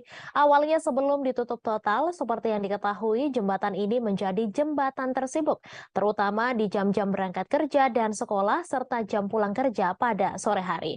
Informasi selengkapnya akan disampaikan langsung oleh wartawan Tribun Bogor, Rahmat Hidayat yang kini sudah terhubung bersama kami. Silakan rekan Rahmat. Ya baik, rekan Mei dan rekan-rekan Tribuners lainnya dapat kami sampaikan bahwasanya memang kondisi saat ini di Jalan Otista Kecamatan Bogor Tengah Kota Bogor ataupun di sekitaran Jembatan Otista Kota Bogor sudah berubah fungsi. Saat ini sekitaran Jalan Otista Kota Bogor ini digunakan oleh anak-anak SDN Bangka 3 Kota Bogor serta warga sekitar yang memanfaatkan jalan dengan mengubah jalan menjadi arena bermain. Pada hari kemarin sampai tadi pun jalan tersebut masih terus digunakan oleh anak-anak bermain, terutama oleh anak-anak SDN Bangka 3 Kota Bogor yang memang perlu diketahui rekan-rekan Tribuners lainnya. Lokasi SDN Bangka ini berada di depan Jalan Otista Kecamatan Bogor Tengah Kota Bogor. Kemudian adapun anak-anak ini bermain di jalanan yang memang saat ini sedang ditutup total oleh pemerintah Kota Bogor. Lantaran memang bakal ada pembongkaran yang akan dilakukan oleh Pemkot Bogor terkait jembatan Otista Kecamatan Bogor Tengah Kota Bogor. Mereka memanfaatkan lahan tersebut kini menjadi tempat bermain bola, kemudian tempat bermain game. Ada juga yang bermain skateboard dan ada juga yang memang hanya sekedar duduk-duduk. Tidak hanya area jalan yang memang digunakan oleh anak-anak dan warga sekitar untuk bermain. Saat ini ataupun dari kemarin sampai saat ini, areal trotoar ataupun pedestrian di sekitaran Jalan Otista Kecamatan Bogor Tengah Kota Bogor masih digunakan oleh warga sekitar untuk melakukan aktivitasnya. Dan perlu diketahui rekan-rekan Tribuners lainnya, saat ini memang Jalan Otista Kecamatan Bogor Tengah Kota Bogor ditutup total sampai bulan Desember 2023 sejak tanggal 1 Mei 2023. Hal ini dilakukan karena adanya bakal ada pembongkaran jembatan Otista Kecamatan Bogor Tengah Kota Bogor. Dan perlu juga diketahui rekan-rekan Tribuners lain ya, pembongkaran ini dilakukan ataupun penutupan total ini dilakukan lantaran memang jembatan Otista merupakan jembatan yang sangat sibuk di Kota Bogor, terutama jam-jam berangkat kerja, kemudian jam-jam pulang kerja. Memang jembatan Otista ini dibongkar dan ditutup total lantaran kemacetan yang kerap terjadi. Hal tersebut pun membuat Pemkot Bogor menggunakan dana dari Pemprov Jabar untuk membangun jembatan Otista Kota Bogor tersebut dan pada akhirnya nanti akan diperlebar. Begitu Mei laporan yang bisa kami sampaikan. Terima kasih rekan Rahmat atas laporan Anda. Selamat bertugas kembali.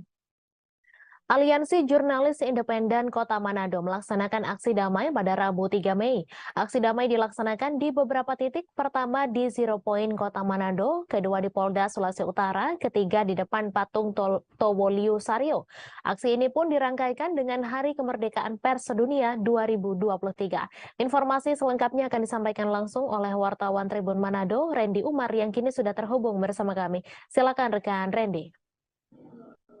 Oke, baik, Tribuners, dari saya Randy Umar, wartawan Tribun Manado, akan melaporkan hasil liputan saya kemarin, di mana di Kota Manado, Sulawesi Utara, dalam rangka Hari Kemerdekaan Pers atau World Press Day, kami meliput kegiatan dari Aliansi Jurnalis Independen Kota Manado yang melakukan aksi damai.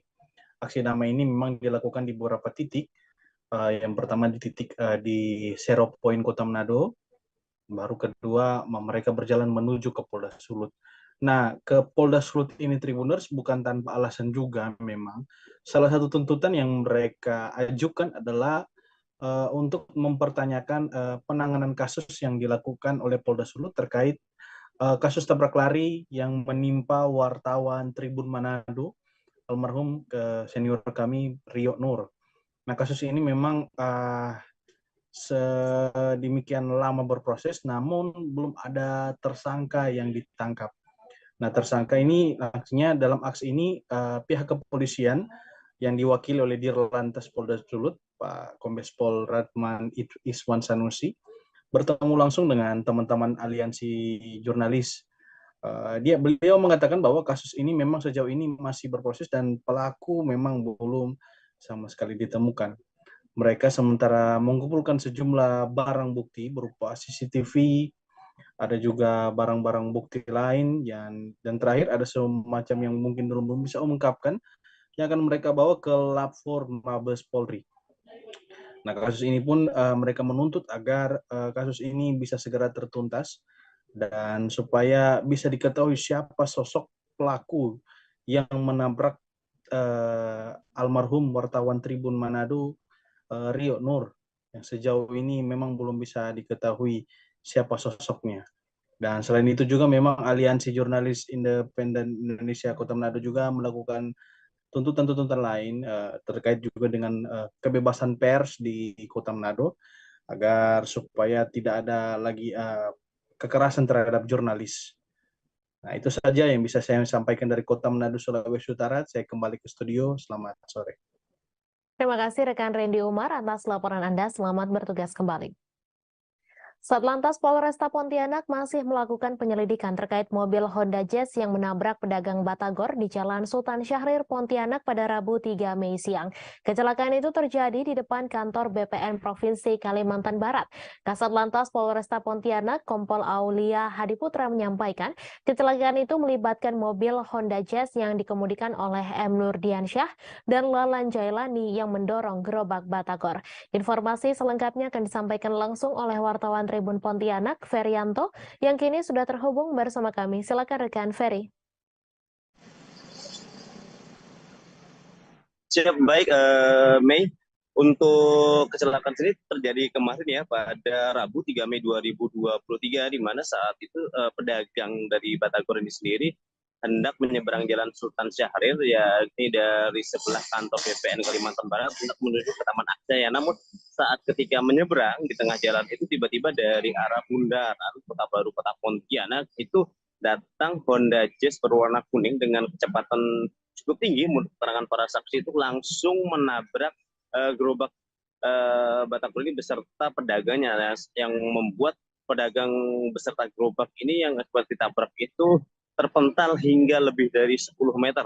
Nah, saat itu juga mobil ini sendiri tidak berhenti. Menurut keterangan saksi di lokasi itu bernama Ahmad Hanafi menyampaikan saat setelah menabrak mobil Honda Jazz ini tidak langsung berhenti, melainkan masih berjalan. Kemudian dari arah depan sejumlah pengendara yang melihat kecelakaan tersebut langsung berusaha menghentikan kendaraan tersebut. Nah, kemudian barulah kendaraan itu berhenti. Dan sampai saat ini sendiri kasus ini masih dilakukan penyelidikan oleh pihak Polresta Pontianak terkait kecelakaan ini. Dan untuk korban sendiri bernama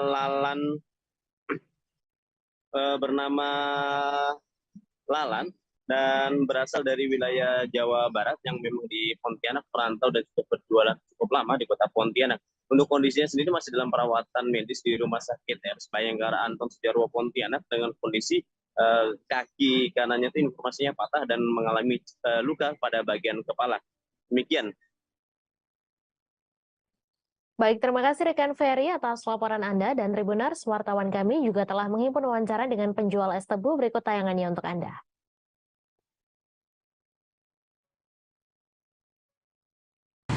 Berarti dia dari sana, Bang, ya? Ya, dari dalam. Itu jam berapa kejadian, Bang? Jam 10-an. Jam 10-an? Ya. Jadi tapi jualannya memang biasa di sini, Bang, ya? Ya, sini. Jadi yang korban tuh dari itu didorong atau dinaikin, Bang? Didorong. Lalu mobilnya dari mana, Bang? Dari arah kanan. Oh, dari arah Memang sana. tadi keadaannya kosong, nggak ada mobil, cuma satu itu laju ini. Jadi nabrak dia. Itu tadi pada saat nabrak belum ada kendaraan lain, Bang, ya? Nggak ada. Namanya Dahlan Zailani, ya? Iya. Itu udah lama kenal, Bang? Udah. Biasa kalau sama Bang korban itu jualannya sampai jam berapa dia, Bang? Ya, sampai petang jam 8 jam ini. Malam ya? Ya, malam. Tadi itu informasi korban kayak gimana, Bang? Informasi korban sekarang udah sadar, ada di rumah sakit. Tapi kaki dia masih di ronsen, takut patah. Ini ininya ada. Oh, berarti tadi ketabrak sama orangnya juga? Iya. Sampai mental atau terpelanting, Bang? Mental, depan. Mental ke depan? Iya. Mobil sempat berhenti ngerem nggak, Bang, gitu, Bang? Udah berhenti di sana dia. Oh, berarti jauh berarti? Udah jauh. Tabrakannya posisinya di sini, Bang? Iya, di sini. Dia tidak mau berhenti ke sana. Tapi ada orang lewat, dia dicegat. Oh, berarti sempat mau kabur tadi? Nah, mungkin iya lah. Kalau nggak mau kabur kan berhenti di sini dia. Oh, tapi berhentinya jauh di sana, Bang, ya? Iya. Ya, itu kalau untuk yang naik mobil tadi laki-laki perempuan sih, Bang? Laki-laki tadi. Mobil kosong atau sendiri atau berapa orang dia, Bang? Nah, kurang tahu lah. Deputi Bapilu DPP Partai Demokrat Kamhar Lakumani mengatakan politikus PDIP Masinton Pasaribu telah melakukan pembodohan publik. Hal itu terkait pernyataan Masinton Pasaribu yang menyebut Anies Baswedan sudah dianaskan bila Presiden Joko Widodo berniat menjegal. Kamhar menegaskan pernyataan Masinton Pasaribu berangkat dari hati yang kotor dan pikiran tak jernih. Pernyataan tersebut juga disebutkan memiliki niat dan tendensi yang tidak baik. Ia menjelaskan tidak ada penjagalan atas kasus Anas Urbaningrum, melainkan murni perkara hukum. Sementara Anies Baswedan menurut Kamhar berbeda. Berbagai operasi untuk menggagalkan mantan Gubernur DKI Jakarta itu dilakukan. Sebelumnya, Masinton membantah anggapan Presiden Jokowi berniat menjegal lawan politiknya Anies Baswedan. Menurut Masinton, jika memang berniat dijegal, Anies sudah dianaskan atau seperti Anas Urbaningrum. Menurut Masinton, Presiden Jokowi tidak melakukan hal tersebut. Ia menyebutkan jika itu terjadi adalah merupakan hal yang konyol.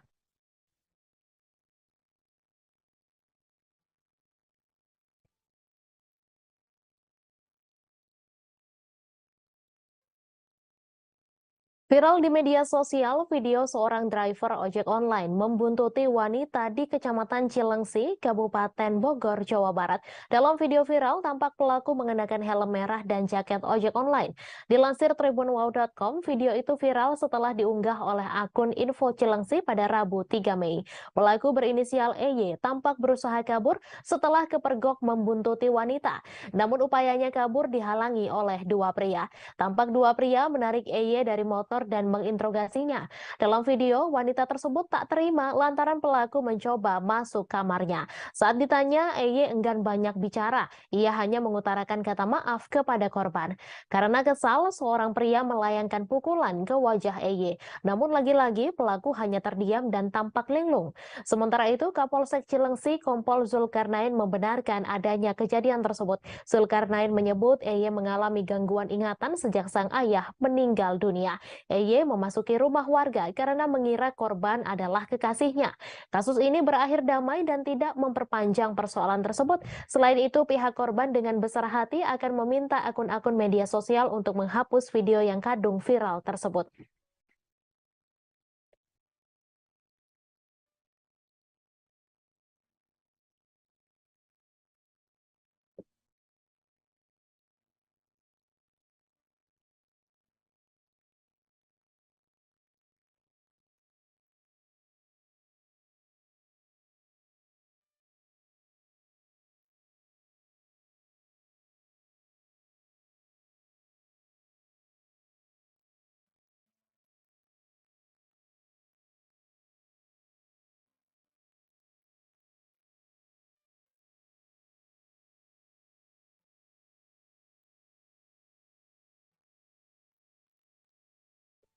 Bonus bagi atlet Malinau peraih medali pada Pekan Olahraga Provinsi atau Porprov Kaltara 2022 lalu akhirnya dicairkan mulai Selasa 2 Mei. Para atlet Malinau akhirnya bisa bernafas lega setelah akhirnya mendapatkan kabar resmi terkait pencairan bonus atlet berprestasi dari Pemkab Malinau. Sempat menunggu sekira 4 bulan tanpa informasi, kepastian pencairan akhirnya terang benderang setelah secara simbolis Bupati Malinau Wempi Wemawa menyerahkan bonus di Desa Wisata Setulang, Kecamatan Malinau Selatan Hilir. Data Dinas Pemuda dan Olahraga atau Dispora Malinau, total ada 215 perolehan medali atlet Malinau pada Porprov Kaltara 2022. Saat dikonfirmasi, Kepala Dinas Pemuda dan Olahraga Malinau, Fureng Elisamo menjelaskan terkait mundurnya waktu penyerahan bonus berupa uang tunai untuk atlet berprestasi. Faktor utama adalah terkait tertib administrasi, yakni legalitas atau dasar pemberian jadi bonus melalui surat keputusan Panitia Porprov Kaltara. Dokumen ini sangat penting sebagai dasar penetapan nama-nama atlet peraih medali sekaligus menjadi dasar pemberian. Surat keputusan dari panitia menjadi dasar bagi pemerintah kabupaten untuk menggelontorkan anggaran guna tertib administrasi keuangan. Di sisi lain, jeda waktu juga dipengaruhi sejumlah faktor lain, mulai dari rencana pengusulan dan tambahan bonus. Untuk bonus yang diberikan berupa uang tunai, khusus bagi atlet penerima medali 10 juta rupiah untuk medali emas, 5 juta rupiah medali perak, dan 3 juta rupiah medali perunggu.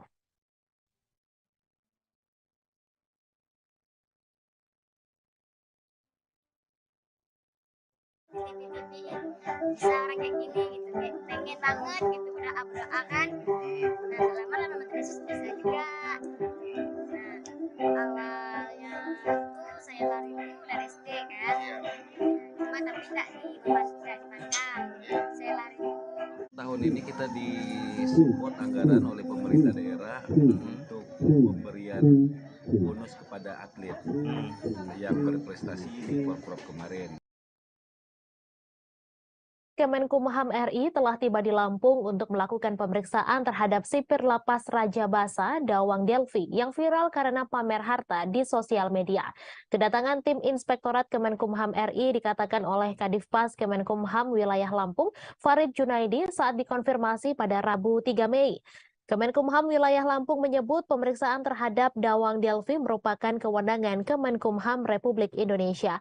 Menyikapi sipir Dawang yang viral, Farid mengatakan pihak Kanwil Kemenkumham Lampung kini telah menarik yang bersangkutan ke kantor Kanwil Kemenkumham Lampung. Ia pun mengatakan bahwa pihaknya memberikan sanksi pembinaan terhadap Dawang. Menurut Farid, Kanwil Kemenkumham Lampung telah memberikan pembinaan mental dan spiritual kepada Dawang. Meski Dawang telah 12 tahun mengabdi sebagai petugas lapas, namun Dawang tetap harus memberi contoh yang baik bagi masyarakat luas. Ditanya terkait kendaraan serta harta yang dipamerkan oleh Dawang di sosial media, Farid menjelaskan bahwa sejumlah barang tersebut merupakan milik mertua Dawang. Ia pun menjelaskan bahwa istri dan mertua wanita Dawang merupakan pegawai tenaga kesehatan yang juga memiliki klinik. Selain itu, mertua laki-lakinya juga disebut memiliki usaha minyak dan juga bisnis gas LPG. Lebih lanjut, Farid mengatakan bahwa pihaknya telah memeriksa rumah Dawang untuk memeriksa aset yang dimiliki. Ia pun menjelaskan bahwa kolam renang di rumah Dawang yang sempat viral di sosial media ternyata hanya berukuran 1,5 kali 5 meter. Lebih lanjut, Farid pun mengatakan bahwa pihaknya akan secara terbuka dalam menyelesaikan kasus sipir yang viral ini.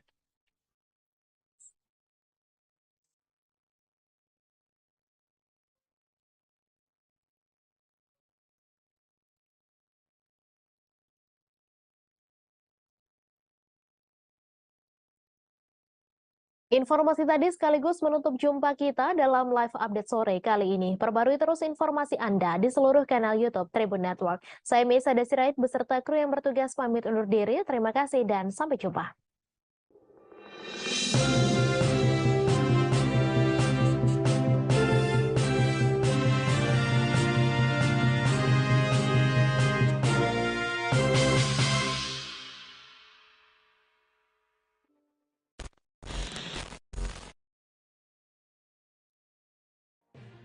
Tribun News Live Update.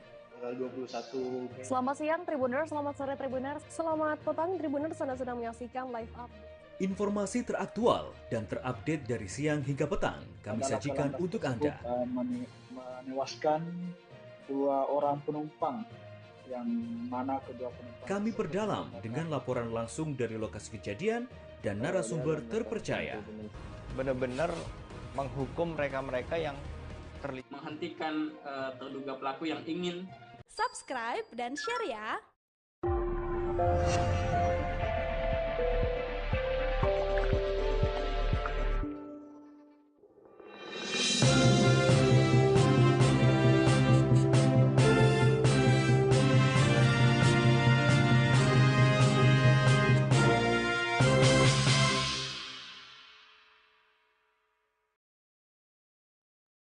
Selamat sore Tribuners, Anda sedang menyaksikan live update Tribun News edisi Kamis 4 Mei 2023. Sore ini akan kami sajikan informasi terkini dari berbagai daerah yang akan disampaikan secara langsung oleh reporter lapangan kami. Berikut kita jelang live update selengkapnya. Kita ke informasi pertama Tribuners, viral kisah Dokter Wayan yang tinggal di rumah mewah penuh sampah dan terbengkalai di Karawang masih membuka praktik dan memiliki pasien. Dari pantauan Tribun Jabar, sekitar rumahnya kini dikunjungi para konten kreator media sosial dan warga. Terlihat halaman rumahnya pun sudah sedikit dibersihkan oleh warga dengan memangkas ranting-ranting pohon. Menurut keterangan warga sekitar, dokter bernama lengkap Imade Iwayan Tirta berusia sekira 50 tahun. Ia menjadi dokter yang datang di Desa Karanganyar, Kecamatan Kelari, Kabupaten Karawang. Informasi selengkapnya akan disampaikan langsung oleh wartawan Tribun Jabar, Ciwan Suwandi yang kini sudah terhubung bersama kami. Silakan rekan Ciwan.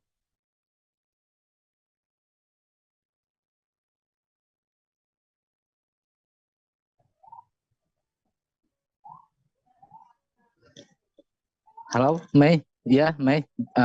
Terima kasih. Selamat sore, Tribuners. Jadi, viralnya Dr. Wayan yang tinggal di rumah mewah dengan tumpukan sampah dan terbengkalai ini berawal dari unggahan dari kerabatnya yang mengunggah video tentang kondisi rumah Dr. Wayan, yaitu Niilu yang merupakan anak dari teman Dr. Wayan sendiri. Bahkan Niilu sendiri tidak percaya jika videonya itu viral dan viral hingga saat ini. Dan memang kondisi Dr. Wayan ini menurut warga terjadi rumah Dr. Wayan ini terjadi sekitar 2 tahun yang lalu. Jadi 2 tahun terakhir ini memang rumah Dr. Wayan ini terlihat kumuh. Bahkan pihak kepala desa pun sempat menawarkan untuk membersihkan halaman rumah Dr. Wayan. Akan tetapi itu ditolak oleh Dr. Wayan sendiri dengan alasan bahwa kasihan terhadap pohon-pohon yang telah ditanamnya tersebut. Bahkan pernyataan dari kerabatnya ini memang Dr. Wayan ini terkenal sering menanam pohon di sekitar rumahnya. Tetapi dari pihak pemerintah desa sendiri memang tidak mengetahui jika banyak tumpukan sampah di dalam rumah Dr. Wayan itu. Dan sejauh ini dengan viralnya Dr. Wayan memang saat ini tetap dipenuhi oleh para konten kreator untuk mengambil gambar dari Dr. Wayan dan para media juga untuk meliput. Dan tak hanya itu, juga rumah Dr. Wayan saat ini sering di sekitar Dr. Wayan warga terus berkunjung untuk melihat kondisi rumah dari Dr. Wayan. Dan saat ini Dr. Wayan sendiri kabarnya telah dijemput keluarganya di Bali dan belum mengetahui apakah akan kembali ke Karawang. Dan Dr. Wayan sendiri menurut warga memang dikenal sebagai dokter yang sangat baik. Dan Dr. Wayan ini adalah satu-satunya dokter di Desa Karanganyar ini, di Kabupaten Kelari. Dan memang menjadi langganan para warga untuk berobat. Bahkan warga sendiri memang berharap Dr. Wayan bisa kembali ke rumahnya di Desa Karanganyar itu, Mei. Demikian, Mei. Baik, terima kasih rekan Ciwan Suwandi atas laporan Anda, dan Tribuners, wartawan kami juga telah menghimpun wawancara dengan warga sekitar. Berikut tayangannya untuk Anda. Turun dero, anak aku berobat ke Pak Wayan. Alhamdulillah. Kalau sosoknya kayak gimana sih, Bu, Dr. Wayan tuh yang Ibu kenal? Baik, ramah orangnya. Dia tinggal di sini sejak kapan tuh?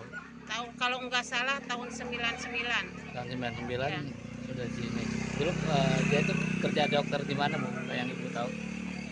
Kata orang-orang mah dia dokter Tepnako, pabrik Tepnako. Oh, Tepnako yang bangkrut itu ya, yang Bu? bangkrut ya. Berarti keluarga sering berobat di sini, Bu? Ya, banyak dari uduk-uduk Narok tuh. Pada kesini, dari jauh juga kesini. Obatnya bagus, pelayanannya bagus, terkenal itu dokternya, ramah. Kalau dulu satu-satunya dokter berarti di sini, Bu? Iya, di sini satu-satunya. Baru ada dokter. Ya, baru ada dokter di sini, yaitu Dr. Wayan ya, Bu? Iya. Kalau kondisi rumahnya gimana, Bu? Proyek pembangunan ruas Jalan Rumbia Lampung Tengah dimulai menjelang kedatangan Presiden Joko Widodo ke Lampung. Sejumlah kegiatan konstruksi perbaikan jalan yang mengalami kerusakan parah di sejumlah titik ruas Jalan Rumbia Lampung Tengah telah dimulai sejak 1 Mei 2023. Kunjungan kerja Jokowi ke Lampung dijadwalkan pada Jumat 5 Mei besok. Satu di antara agenda Jokowi yakni untuk menilik seberapa baik jalan di Rumbia Lampung Tengah yang sempat viral tersebut. Informasi selengkapnya akan disampaikan langsung oleh wartawan Tribun Lampung, Fajar Ihwani Sidik yang kini sudah terhubung bersama kami. Silakan rekan Fajar. Baik, Mei, dapat saya sampaikan untuk saat ini, saya sedang berada di wilayah depan pom bensin Rumbia, salah satu jalan yang nantinya akan dikunjungi oleh Presiden Republik Indonesia Joko Widodo. Sejumlah persiapan telah disiapkan oleh pemerintah kabupaten maupun pemerintah provinsi untuk menyambut kedatangan Presiden Joko Widodo. Salah satunya adalah peninjauan jalan tersebut di sejumlah titik, baik dari Simpang Randu hingga Rumbia ini. Sejumlah jalan juga sudah mulai diperbaiki sejak tanggal 1 Mei, tepatnya di Simpang Randu sekitar 1 km. Perbaikan yang dilakukan adalah penimbunan dengan batu split untuk meratakan jalan. Nantinya Presiden Joko Widodo diperkirakan akan datang pada Jumat 5 Mei 2023 setelah ba'da salat Jumat. Dan peninjauan sendiri menggunakan jalur darat. Nah, untuk kondisi jalan ini, pemerintah provinsi telah menyatakan bahwa jalan ini akan diperbaiki mulai dari tanggal 1 Mei hingga Desember 2023 dengan anggaran yang dikeluarkan yaitu sebesar 99 miliar untuk sekitar 70 km yang terbagi menjadi 3 ruas. Yang pertama ruas dari Kecamatan Kota Gajah menuju Kecamatan Seputi Banyak, ruas kedua dari Kecamatan Seputi Banyak menuju Rumbia, dan kemudian ruas yang ketiga adalah ruas dari Kecamatan Rumbia hingga Gaya Baru. Kendati demikian, jumlah anggaran yang dianggarkan oleh pemerintah provinsi dinilai kurang karena ruas jalan ini terbilang cukup jauh, panjang, dan kerusakannya cukup parah, sehingga pemerintah provinsi mengajukan dana ke pusat sebanyak 171 miliar untuk menambah anggaran perbaikan jalan supaya laik dan tidak rusak lagi. Dan untuk hari Jumat besok, Forum Komunikasi Pimpinan Kecamatan telah mengeluarkan surat edaran bahwa pada Jumat pukul 10 hingga pukul 17 waktu Indonesia Barat, jalan umum ini akan ditutup dan masyarakat umum tidak bisa melintasi jalan ini. Untuk diharapkan warga juga melewati jalur alternatif lain selain jalan yang akan dikunjungi Presiden Jokowi. Mei. Baik, terima kasih rekan Fajar atas laporan Anda. Selamat bertugas kembali. Kita beralih ke informasi selanjutnya, Tribuners. Sidang agenda pembacaan tuntutan dalam kasus pelecehan seksual mahasiswi yang diduga dilakukan Prof B lagi-lagi tertunda. Diketahui sidang tersebut dijadwalkan pada Rabu 3 Mei pukul 10 waktu Indonesia Tengah di ruang sidang Cakra Pengadilan Negeri Kendari, Sulawesi Tenggara. Namun seperti jadwal-jadwal sebelumnya, ruangan sidang yang ditetapkan untuk gelaran sidang kasus Prof B digunakan untuk kasus lain. Informasi selengkapnya akan disampaikan langsung oleh wartawan Tribun News Ultra, Naufal Fajrin yang kini sudah terhubung bersama kami. Silakan rekan Naufal. Oke, baik Mei dan seluruh Tribuners dimanapun Anda berada, dapat saya katakan bahwa kasus pelecehan seksual yang menyeret salah seorang akademisi dari Universitas Oleh-Oleh Kota Kendari, Sulawesi Tenggara dengan inisial Prof B itu berawal mencuat pada bulan Juli 2022 tahun lalu. Nah, saat ini kasus tersebut telah memasuki beberapa proses di persidangan dan sudah hampir mendekati 1 tahun lamanya. Tapi sayangnya memang seakan-akan kasus ini terkesan hendak dilupakan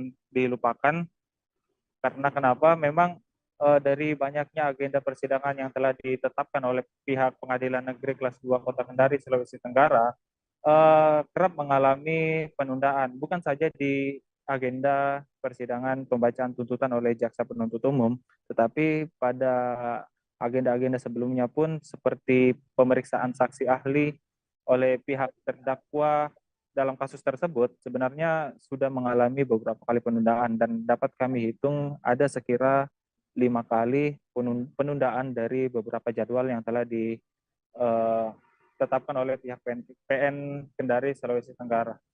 Nah, memang hal ini cukup mengecewakan bagi pihak keluarga kami memantau langsung di lokasi bahwa dalam setiap agenda tersebut kami lihat pihak keluarga dan sejumlah pendamping hukum korban itu menunggu hingga selesai jam kerja dari PN Kendari Sulawesi Tenggara. Tapi sayangnya sampai PN Kendari tersebut tutup, belum ada informasi terkait kejelasan mengenai persidangan yang akan dilakukan untuk membahas terkait kasus pelecehan seksual yang dilakukan oleh salah seorang akademisi dari Universitas Halu Oleo Kota Kendari, Sulawesi Tenggara. Untuk saat ini memang belum ada upaya yang dapat dilakukan oleh pihak keluarga korban dan juga pendamping hukumnya, kecuali mereka tetap menghadiri PN Kendari sesuai dengan jadwal yang telah ditetapkan melalui laman resmi Pengadilan Negeri Kota Kendari, Sulawesi Tenggara. Ya, mungkin demikian yang dapat saya sampaikan untuk situasi terkini di Pengadilan Negeri Kendari. Terima kasih rekan Naufal atas laporan Anda. Selamat bertugas kembali. Gita, seorang wanita berusia 22 tahun ditangkap polisi atas dugaan pencurian satu buah sepeda motor di parkiran showroom mobil di Desa Kace Timur, Kabupaten Bangka, Provinsi Bangka Belitung. Ia merupakan warga Kelurahan Opas Indah, Kecamatan Taman Sari, Kota Pangkal Pinang, Provinsi Bangka Belitung. Gita ditangkap oleh tim 2 Opsnal Subdit 3 Jatanras Ditreskrimum Polda Babel pada Senin 1 Mei lalu. Informasi selengkapnya akan disampaikan langsung oleh wartawan Bangka Pos, Riki Pratama, yang kini sudah terhubung bersama kami. Silakan rekan Riki. Baik, pemirsa Tribuners dan Mei, bahwa dapat kami sampaikan terkait ungkap kasus yang berhasil dilakukan oleh Jatanras Ditreskrimum Polda Bangka Belitung, di mana Gita 22 tahun yang merupakan seorang janda anak satu pada Senin kemarin, tepatnya tanggal 1 bulan Mei tahun 2023, telah berhasil ditangkap oleh tim 2 Opsnal Subdit 3 Jatanras Polda Bangka Belitung. Ia ditangkap karena atas tuduhan melakukan aksi pencurian terhadap satu motor yang sedang diparkir di sebuah showroom mobil di Desa Kace Timur, Kabupaten Bangka, Provinsi Bangka Belitung, di mana awal mula tertangkapnya Gita ini karena adanya laporan dari korban yang bernama Deo Gatra yang melaporkan langsung ke Polda Bangka Belitung.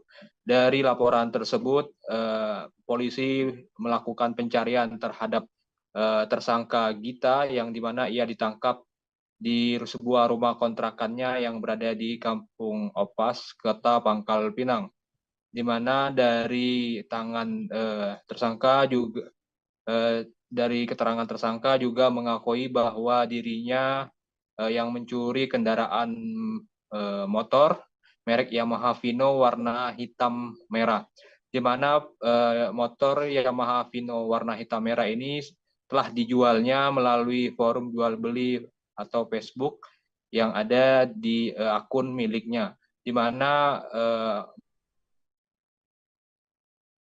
aku terjual dengan harga 1 juta. Dari hasil penjualan itu, kepolisian menyampaikan bahwa uang yang ia jual, hasil penjualan motor, digunakannya untuk membeli narkoba dan membayar rumah kontrakan. Dan saat ini Gita telah ditahan di rutan Polda Bangka Belitung untuk melakukan proses hukum lebih lanjut. Begitu laporan dari Bangka Belitung. Kembali ke Mei. Baik, terima kasih rekan Riki atas laporan Anda. Selamat bertugas kembali.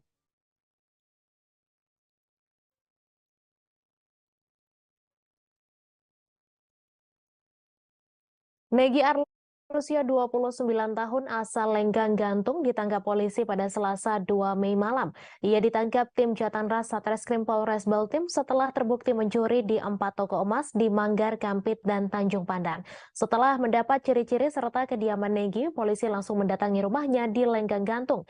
Ketika diinterogasi, Negi mengaku bahwa telah mencuri emas di beberapa toko perhiasan. Informasi selengkapnya akan disampaikan langsung oleh wartawan Pos Belitung, Brian Bimantoro, yang kini sudah terhubung bersama kami. Silakan rekan Brian. Baik, selamat sore Mei dan Tribuners dimanapun Anda berada. Selamat sore. Saya laporkan telah terjadi peristiwa pencurian di toko perhiasan emas di kawasan Manggar, Kabupaten Belitung Timur pada Selasa pagi kemarin. Pelaku sudah diamankan oleh Satreskrim Polres Belitung Timur atas nama Negi Arliandi, berusia 29 tahun, warga Lenggang, Kecamatan Gantung, Kabupaten Belitung Timur. Kasar Reserse Kriminal Polres Belitung Timur, Ajun Komisaris Wawan Suryadinata, bilang bahwa penangkapan Negi Arliandi, berawal dari Negi Arliandi saat paginya dia melakukan aksi pencurian di salah satu toko perhiasan emas di Manggar, Kabupaten Belitung Timur. Dari sana, petugas kepolisian mendapatkan ciri-ciri pelaku dan setelah mendapatkan ciri-ciri pelaku dan fakta di lapangan, kepolisian dan tim Buser serta tim Intel langsung melakukan pemeriksaan dan juga meminta keterangan dari warga sekitar apabila ciri-ciri dari pelaku diketahui. Setelah beberapa saat, ciri-ciri pelaku diketahui dan juga kediamannya juga sudah diketahui dan berada di Desa Lenggang, Kecamatan Gantung, Kabupaten Belitung Timur. Setelah diinterogasi dan didatangi ke rumahnya, Negi Arliandi sedang berada di rumahnya dan dia mengakui bahwa sudah mendapatkan atau sudah melakukan tindak pidana pencurian di toko emas tersebut. Dari interogasi di rumah Negi, polisi mendapat juga fakta bahwa Negi juga melakukan tindak pidana tidak hanya di toko emas tersebut, namun juga di 3 toko emas berbeda di Manggar, Gantung, Kelapa Kampi, dan juga Tanjung Pandan. Tidak hanya emas, Mei dan Tribuners, Negi Arliandi juga mencuri atau melakukan tindak pidana melakukan pencurian di 2 toko handphone di Gantung dan juga Manggar, Belitung Timur. Namun kedua handphone tersebut sudah dijual untuk memenuhi kebutuhan hidupnya sehari-hari, Mei dan Tribuners. Dari pemeriksaan, maksud saya, Mei dan Tribuners, ketika polisi sedang mengumpulkan bukti-bukti di rumah Negi Arliandi berusaha untuk kabur, sehingga polisi harus menembakkan 1 peluru di kaki kirinya supaya tidak bisa kabur lagi. Dan saat ini, Mei dan Tribuners, Negi sudah diamankan di Mapolres Belitung Timur untuk mempertanggungjawabkan perbuatannya. Dari Manggar, Belitung Timur, wartawan Pos Belitung Brian Bimantoro melaporkan. Kembali ke studio, Mei dan Tribuners. Terima kasih rekan Brian Bimantoro atas laporan Anda. Selamat bertugas kembali.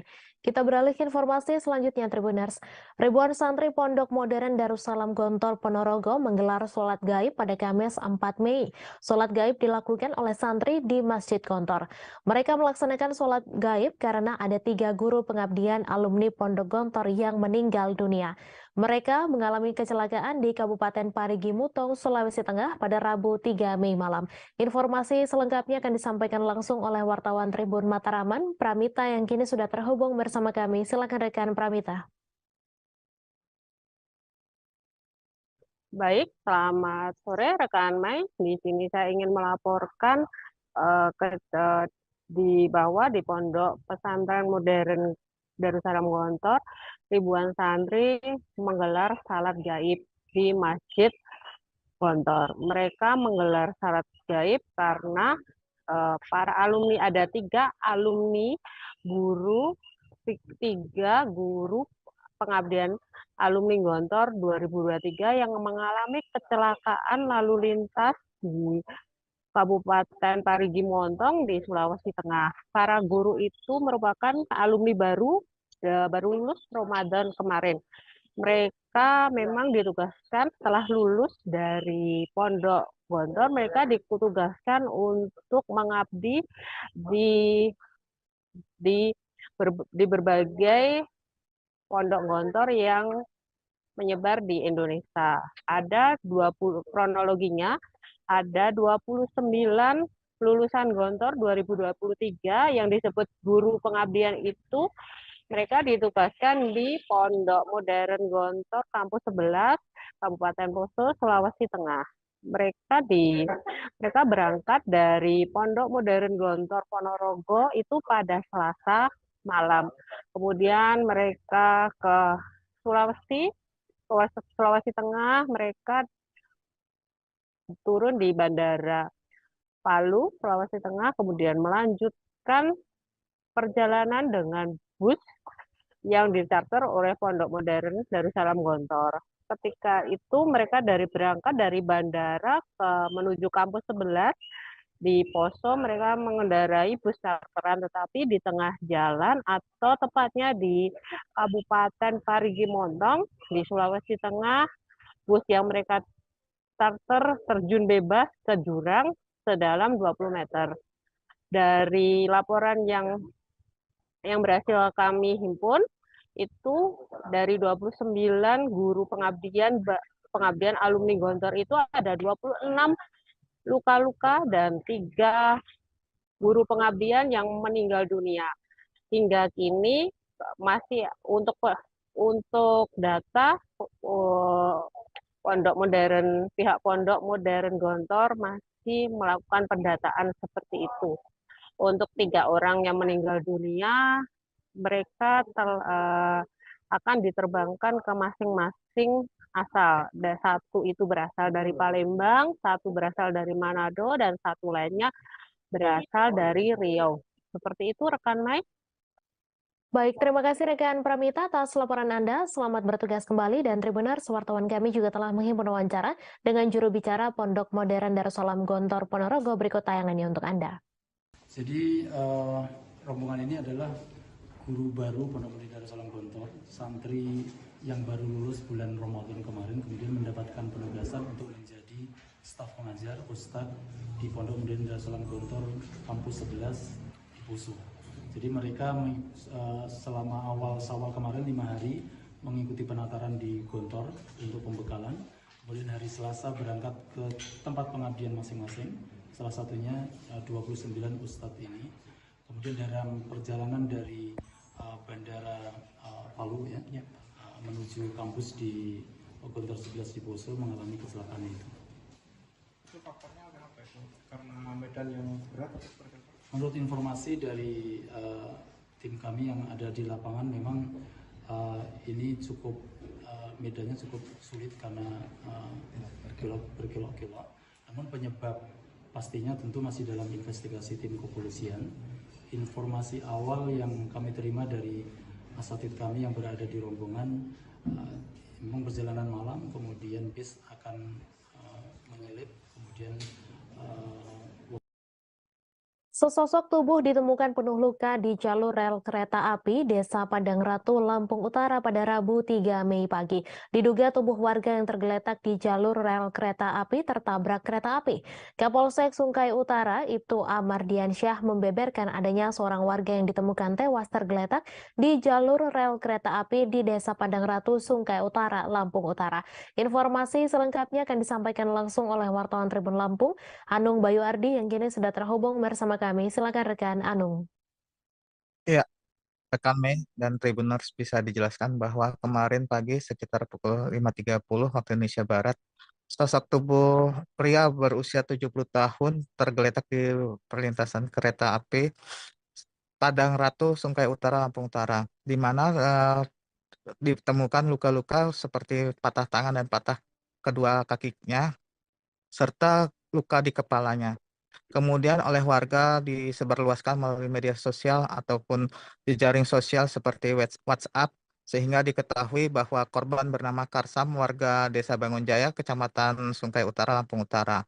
Kemudian oleh keluarganya, Wahyono, yaitu anaknya, langsung ditemui di puskesmas yang sudah dibawa oleh masyarakat serta petugas kereta api. Kemudian jasad korban langsung dikebumikan oleh keluarganya. Tidak ditemukan awalnya identitas korban, tetapi atas penyebaran informasi melalui media sosial langsung diketahui identitasnya. Demikian rekan Mei. Baik, terima kasih rekan Anung Bayu Ardi atas laporan Anda. Selamat bertugas kembali.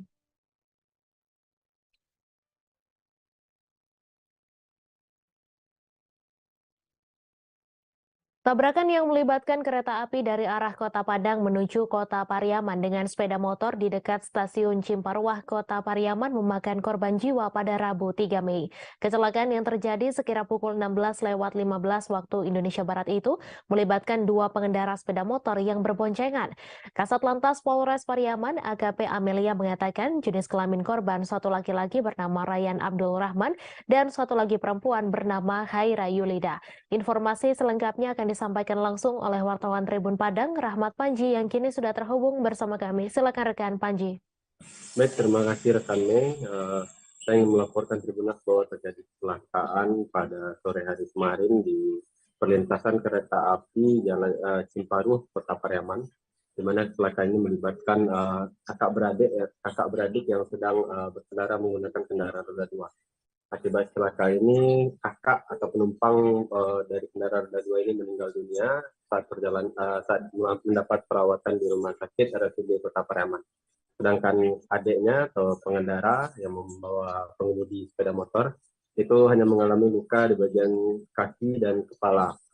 Dan saat ini kerugian yang ditaksir oleh Satlantas Polres Pariaman itu sebanyak Rp2.500.000.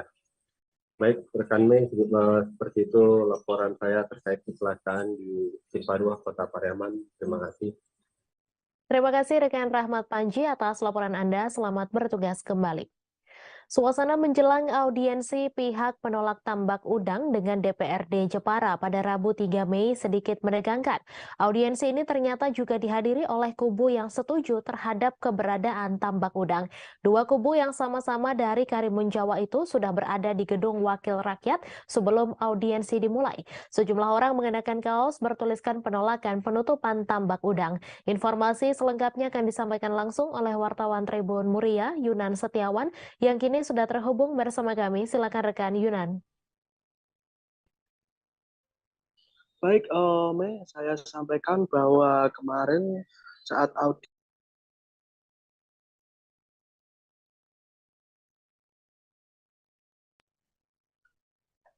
saya informasikan bahwa kemarin telah berlangsung audiensi antara DPRD dengan pihak yang terdampak tambak udang di DPRD Kabupaten Jepara. Audiensi ini tidak seperti biasanya yang ayam, kali ini ada suasana yang sedikit menegangkan karena dua kubu yang masing-masing memiliki kepentingan berbeda. Ada kubu yang setuju dengan keberadaan tambak udang dan ada kubu yang menolak keberadaan tambak udang. Dua kubu ini secara bersamaan datang ke gedung DPR ini meskipun jadwal audiensi ini menerima kubu dari penolak tambak udang. Sehari sebelumnya pihak dari petambak udang atau dalam arti ini berarti mereka yang setuju dengan tambak udang juga telah beraudiensi. Jadi selama 2 hari berturut-turut dua kubu itu telah melakukan audiensi. Nah, saya informasikan untuk terkait audiensi kemarin, dua kubu ini berada di gedung DPRD dan audiensi ini hanya dihadiri oleh pihak dari pemohon audiensi yang dalam arti ini berarti juga mereka yang menolak tambak udang. Nah, dalam paparannya mereka menyampaikan bahwa alasan mereka untuk menolak tambak udang karena masyarakat nelayan, petani rumput laut dan pelaku wisata juga terdampak dengan aktivitas tambak udang itu karena industri itu menyebabkan limbah yang sangat banyak, air laut itu menjadi keruh dan itu mencemari lingkungan dan warga yang memiliki budidaya ikannya mati dan mereka yang mencari ikan juga saat mencari di pantai mereka mengalami gatal-gatal karena air laut yang tercemar limbah pabrik udang itu berlumut dan itu menyebabkan mereka gatal-gatal. Saat proses audiensi di dalam ruangan itu berlangsung, pihak dari yang setuju dengan tambak udang itu berada di luar. Mereka sebenarnya juga memaksa untuk ikut audiensi, tapi tidak diperbolehkan oleh pihak pemohon audiensi dan jadi ada suara kegaduhan di luar itu terdengar sampai dalam ruangan. Dan saat audiensi ini selesai, pihak yang dari penolak kontra tambak udang ini juga sempat tertahan di dalam. Mereka ditahan oleh aparat keamanan, mereka diperbolehkan keluar setelah pihak dari yang pro dengan tambak udang ini sudah meninggalkan gedung DPR. Nah, barusan beberapa menit yang lalu DPRD telah melaksanakan rapat paripurna Perda RT RW Kabupaten Jepara dan dalam rapat itu diputuskan bahwa Raperda RT RW ini telah menjadi perda dan diputuskan juga bahwa Karimun Jawa menjadi kawasan konservasi yang dalam rincian aturan di dalamnya di dalam kawasan yang sudah menjadi konservasi tidak boleh menjadi lokasi untuk aktivitas budidaya tambak air laut atau air payau. Nah, dengan adanya aturan itu menjadi dasar hukum nantinya yang akan untuk menutup aktivitas tambak udang di Karimun Jawa. Demikian Mei saya laporkan. Baik, terima kasih rekan Yunan atas laporan Anda. Selamat bertugas kembali. Petugas gabungan bersama masyarakat melakukan pembersihan rumah mewah Dr. Wayan yang terbengkalai dan penuh sampah pada Kamis 4 Mei hari ini. Kisah Dr. Wayan menjadi sorotan dan viral di media sosial karena kondisi rumahnya penuh sampah, namun masih tetap ada pasien yang datang. Terlihat petugas membersihkan area halaman rumah Dr. Wayan. Semak-semak dibersihkan dan pohon-pohon besar di depan rumahnya juga ditebang. Informasi selengkapnya akan disampaikan langsung oleh wartawan Tribun Bekasi, Muhammad Azam yang kini sudah terhubung bersama kami. Silakan rekan Azam. Ya baik Mei dan juga Tribuners, bahwa memang kisah seorang dokter bernama Wayan yang tinggal di Desa Karanganyar, Kecamatan Kelari, Kabupaten Karawang ini menjadi viral dan menjadi perhatian masyarakat karena tak disangka kondisi di dalam rumah Dokter Wayan ini ternyata penuh sampah, kotor dan tidak terurus seperti itu.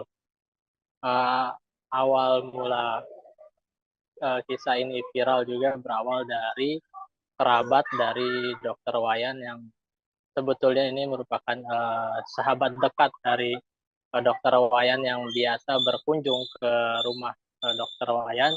Namun setelah beberapa kali dipanggil tidak menyahut atau tidak ada respon, sehingga sahabat dari Dokter Wayan itu terpaksa masuk ke dalam rumah dan terkejutkan dengan kondisi rumah yang penuh sampah. Dan memang herannya dengan kondisi rumah yang penuh sampah ini tetap Dokter Wayan masih melakukan praktik dan juga masih banyak masyarakat yang datang atau pasien yang datang untuk berobat, hingga akhirnya kisah Dokter Wayan ini viral dan menjadi perhatian termasuk dari jajaran pemerintah Kabupaten Karawang yang turun tangan hingga akhirnya melakukan upaya pembersihan dari rumah Dokter Wayan. Sejak dari tadi pagi, petugas gabungan dari Badan Penanggulangan Bencana Daerah Kabupaten Karawang, Dinas Pemadam Kebakaran maupun juga dari Dinas Lingkungan Hidup dan dari Dinas Kesehatan, kemudian dari jajaran pemerintah desa Karanganyar dan dari masyarakat setempat melakukan upaya pembersihan area rumah Dokter Wayan, mulai dari area halaman rumah yang penuh dengan rumput, semak hingga pepohonan yang dibersihkan, lalu juga masuk ke area dalam rumah Pak Wayan yang penuh dengan sampah, termasuk juga ada sampah bekas medis yang ada di dalam rumah Dokter Wayan. Dalam proses pembersihan ini juga petugas gabungan menjalankan sesuai standar atau SOP yang berlaku karena menghindari terjadinya kontak adanya virus atau bakteri yang ada pada rumah Dokter Wayan. Dengan awal sebelum pembersihan dilakukan sterilisasi dengan penyemprotan cairan disinfektan, lalu juga ada petugas dari Dinas Kesehatan yang memakai pakaian lengkap berupa hazmat maupun sarung tangan untuk membersihkan terlebih dahulu sampah-sampah atau limbah medis di lokasi praktik dari rumah Dokter Wayan tersebut.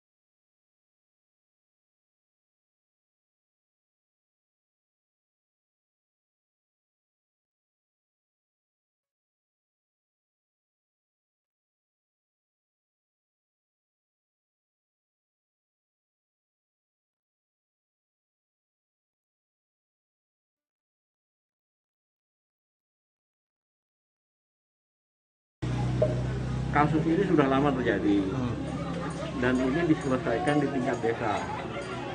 Gitu. Hanya semakin kesini semakin ramai ternyata viral. Makanya kemarin kami dari Kabupaten BPBD langsung terjun ke lapangan, ke sini, ke lokasi, ya, untuk memastikan seperti apa sih kondisinya. Nah, ketika kita lihat, oh ya, berarti kita harus melakukan kerja bareng kalau seperti ini, ya kan? Makanya kami berupaya menghubungi dinas lingkungan hidup, kemudian PLN, karena di sana ternyata masih ada jaringan listrik, kemudian puskesmas, dalam hal ini di dinas kesehatan. Nah, inilah buktinya, Pak. Kita kerja bareng di sini. Termasuk dari relawan-relawan juga mereka siap katanya membantu. Rencananya berapa hari Pak proses Hari ini pembersihan? harus selesai, Pak. Iya. Apa yang dilakukan seperti apa, Pak? Apa? Ya, kita buat tadi SOP darurat. Seorang warga Sijunjung bernama Muhammad Husni Sabil berusia 28 tahun menjadi salah seorang korban dugaan tindak pidana perdagangan orang di Myanmar. Sabil merupakan warga Jorong Tanjung Beringin, Nagari Tanjung, Kecamatan Koto 7, Kabupaten Sijunjung, Sumatera Barat. Ibu korban bernama Dewi Murni menjelaskan tujuan anaknya berangkat bekerja di luar negeri tersebut pada awalnya untuk mengubah nasib ia dan keluarganya. Informasi selengkapnya akan disampaikan langsung oleh wartawan Tribun Padang, Hafiz Ibnu Marsal, yang kini sudah terhubung bersama kami. Silakan rekan Hafiz. Ya, terima kasih rekan Mei. Dapat kami informasikan Tribuners dimanapun Anda berada, bahwasanya salah seorang warga dari Nagari Tanjung Beringin, Jorong Tanjung Beringin, Nagari Tanjung, Kecamatan Koto 7, Kabupaten Sijunjung, Sumatera Barat, menjadi salah seorang dari 20 WNI yang diduga menjadi korban tindak pidana perdagangan orang di negara Myanmar. Saat kami datangi rumah dari orang tua atas nama Muhammad Husni Sabil, itu orang tuanya menceritakan bahwa hanya anaknya tersebut telah 2 tahun merantau di Jakarta, yang mana bekerja sebagai serabutan. Yang terakhir kalinya itu bekerja sebagai figuran di berbagai bintang sinetron. Mana setelah itu ia mendapat tawaran dari temannya, maksudnya ada tawaran pekerjaan di luar negeri, yaitu di Thailand awalnya seperti itu. Mana diiming-imingi dengan gaji sebanyak 12 juta per bulan. Mendapatkan tawaran tersebut, Sabil yang bekerja serabutan tentunya menjadi tergiur dan beritahu hal tersebut kepada orang tuanya. Mana sebelumnya orang tua dari Sabil telah melarang karena juga tidak ingin anaknya keluar negeri, tapi karena gaji yang cukup besar tersebut menjadi harapan bagi Sabil untuk merubah nasib ia dan keluarganya. Orang tua Sabil mengatakan bahwasanya Sabil itu berangkat dari Jakarta menuju Myanmar pada tanggal 24 November 2022 lalu. Mana ia berangkat bersama 3 orang WNI lainnya menuju ke Thailand pada awalnya.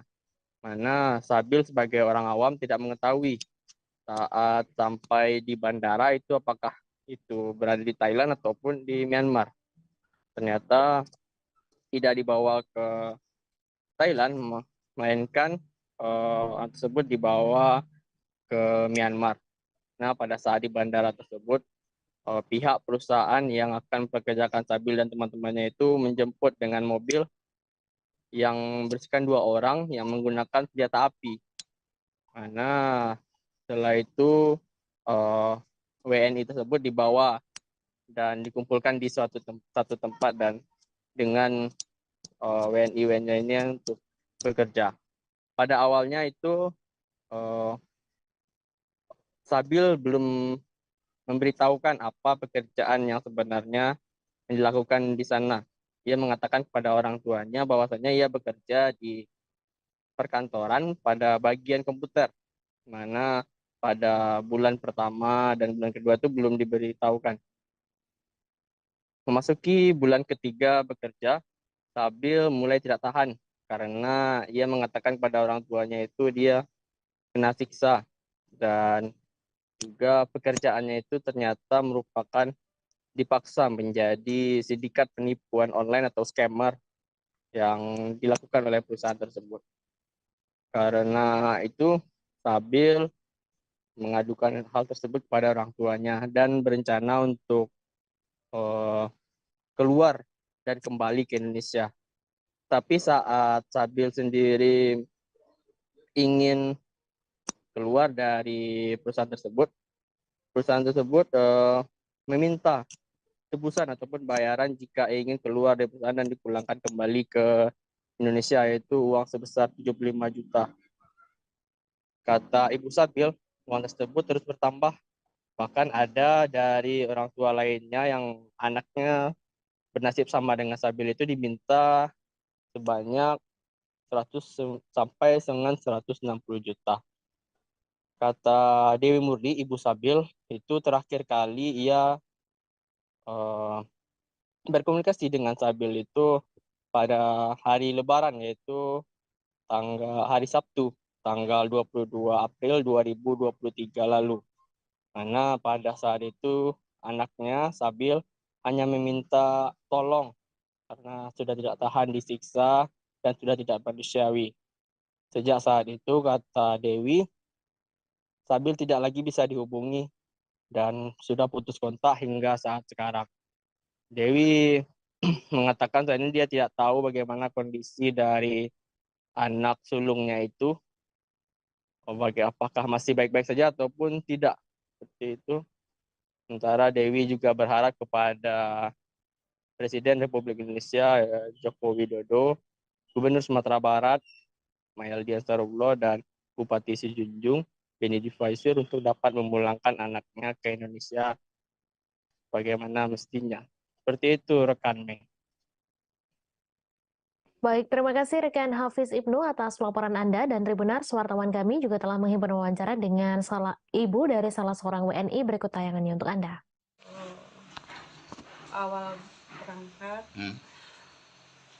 tanggal 24 November tahun 2022. Berangkat dari Jakarta ke Thailand. Itu katanya kerjanya ke Thailand, kerja apa tuh? Kerjanya kerja kantor, perkantoran. Katanya di bagian komputer. Bagian komputer. Informasi yang itu yang beredar ketika dia sudah sampai di Thailand, katanya Thailand apa Myanmar, itu dijemput pakai senjata laras, senjata api ya. Gimana cerita? Ada bodyguardnya? Iya, ada bodyguard. Bisa dijelaskan? Jadi pas nyampe di bandara udah di Thailand. Jadi ada mobil yang jemput. Pasca kebakaran, Polda Sulawesi Utara bersama BPBD dan Dinas Sosial Kota Manado memberikan bantuan kepada korban kebakaran di asrama Polda Sulawesi Utara pada Rabu 3 Mei. Kebakaran yang terjadi di Jalan Arnold Mononutu Pakowa, Kecamatan Wanea, Kota Manado ini menghanguskan 8 rumah pada Selasa 2 Mei. Kepala Lingkungan 5 Pakowa, Romi Boseke, mengatakan bantuan yang diberikan kepada korban berupa sembako dan pakaian. Informasi selengkapnya akan disampaikan langsung oleh wartawan Tribun Manado, Ferdi Guhuhuku, yang kini sudah terhubung bersama kami. Silakan rekan Ferdi. Ya, selamat sore rekan Mei dan juga Tribuners di mana kita berada. Dari Kota Manado saya dapat melaporkan seperti yang sudah disampaikan rekan Mei bahwa dari Polda Sulawesi Utara, bahkan dari Dinas Penanggulangan Bencana Daerah dan juga dari Dinas Sosial Kota Manado baru saja sejak kemarin sampai hari ini memberikan bantuan kepada korban kebakaran yang terjadi di asrama polisi Polda, di mana kebakaran ini terjadi di Kecamatan Wanea, Kota Manado, Sulawesi Utara, dan kebakaran ini menghanguskan kurang lebih ada 8 rumah milik dari kepolisian yang masih aktif bertugas di Sulawesi Utara. Tribuners, bantuan ini dibawa langsung oleh Kapolda ke tenda peduli bencana yang ada di Wanea, dan bantuan ini berupa bahan-bahan pokok dan juga pakaian, bahkan kebutuhan lain seperti alas tidur, bantal, dan juga kebutuhan-kebutuhan lain seperti pakaian dan juga baju yang masih layak pakai. Nah, Tribuners, Kepala Lingkungan Pak Romi Seki mengatakan bahwa bantuan ini diserahkan langsung oleh Pak Kapolda, dan ia juga mengatakan sampai saat ini bantuan itu sudah diterima oleh para korban yang mengalami kebakaran. Dan ia juga menjelaskan kepada kami bahwa dari korban kebakaran ini sampai saat ini masih mengalami trauma yang cukup berat, karena kebakaran ini baru pertama kali terjadi di asrama polisi yang ada di Wanea, dan juga menghanguskan banyak rumah. Bisa dilihat sendiri ya Tribuners, ini ada beberapa rumah yang memang rata dengan tanah karena memang kebakarannya cukup hebat. Dan ini juga berkaitan juga dengan maksud kami hal ini masih dalam penyelidikan Kapolda akibat penyebab dari kebakaran ini, karena memang dari sampai sekarang ini kami juga belum mendapat informasi terkait dengan penyebab terjadinya kebakaran yang menghanguskan 8 rumah di asrama polisi ini. Nah, Tribuners, bantuan ini dimanfaatkan dengan baik oleh para korban kebakaran yang sementara ini mengungsi di beberapa rumah warga. Ada yang di pengungsiannya di sekolah, ada juga di beberapa rumah warga, bahkan ada juga di keluarga mereka. Dan harapan mereka secepatnya mereka berharap rumah mereka ini dibangun kembali oleh pihak-pihak terkait, dalam hal ini tentunya dari pihak kepolisian, karena memang ini juga adalah bagian dari aset negara, dan ini juga tanggung jawab dari Polri. Bung, kita dapat saya laporkan, rekan Mei dikembalikan ke studio. Terima kasih. Baik, terima kasih rekan Ferdi atas laporan Anda. Selamat bertugas kembali. Kita beralih ke informasi selanjutnya, Tribuners. Wakil Presiden Ma'ruf Amin dijadwalkan akan berkunjung ke Maluku Utara pada Rabu 10 Mei pekan depan. Terkait kunjungan Wapres ini, Sekprov Maluku Utara Samsudin Akadir mengatakan telah menggelar rapat dengan sejumlah instansi untuk memantapkan sejumlah kesiapan. Wapres sendiri akan berkunjung di 2 tempat, yaitu Ternate dan Tidore. Informasi selengkapnya akan disampaikan langsung oleh wartawan Tribun Ternate, Samsul Sardi, yang kini sudah terhubung bersama kami. Silakan rekan Samsul. Ya, terima kasih rekan Mei di studio. Bersama saya Samsul Sardi, Tribun Ternate, dan pemirsa Tribunes di mana saja berada. Di mana diketahui untuk di Provinsi Maluku Utara dijadwalkan akan dikunjungi oleh Presiden atau orang nomor 2 di Indonesia, Wapres Ma'ruf Amin, yang dijadwalkan pada tanggal 10 sampai 12 Mei nanti, sehingga itu pihak Pemprov Maluku Utara dalam hal ini telah melakukan segala persiapan untuk menjemput atau bersiap untuk kedatangan Pak Wapres. Sehingga pada Rabu kemarin, tepatnya pada tanggal 3 Mei, Sekprov Maluku Utara bersama sejumlah Forkompinda melakukan rapat pemantapan sekaligus membicarakan hal-hal teknis. Bahkan dalam rapat tersebut juga itu diundang sejumlah instansi vertikal dari yang diwakili di Maluku Utara, misalnya dari Basarnas, pihak Angkatan Laut, dan pihak Kementerian Perhubungan yang berada di Maluku Utara, karena berbicara soal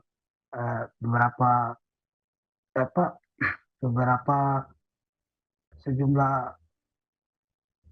kapal yang akan dipakai untuk perhubungan Wapres di selama di Maluku Utara, karena diketahui ada 2 lokasi yang dikunjungi Pak Wapres ini di Maluku Utara, yaitu di Kota Ternate dan Tidore, selama tanggal 10 sampai 12. Bahkan di Kota Tidore sendiri, Pak Wapres ini akan melakukan seminar selama 1 hari di sana pada saat kedatangan pada tanggal 10 itu. Dan setelah dari Kota Tidore diketahui sesuai rundown di Pemprov Maluku Utara, Pak Wapres ini akan balik lagi ke Ternate dan bermalam pada tanggal 10 malam itu, dan kemudian pada pagi hari pada tanggal 11 melakukan aktivitas kembali di Kota Ternate, di mana pada tanggal 11 itu langsung ke Benteng Oranye melakukan peletakan batu pertama gedung Walasea.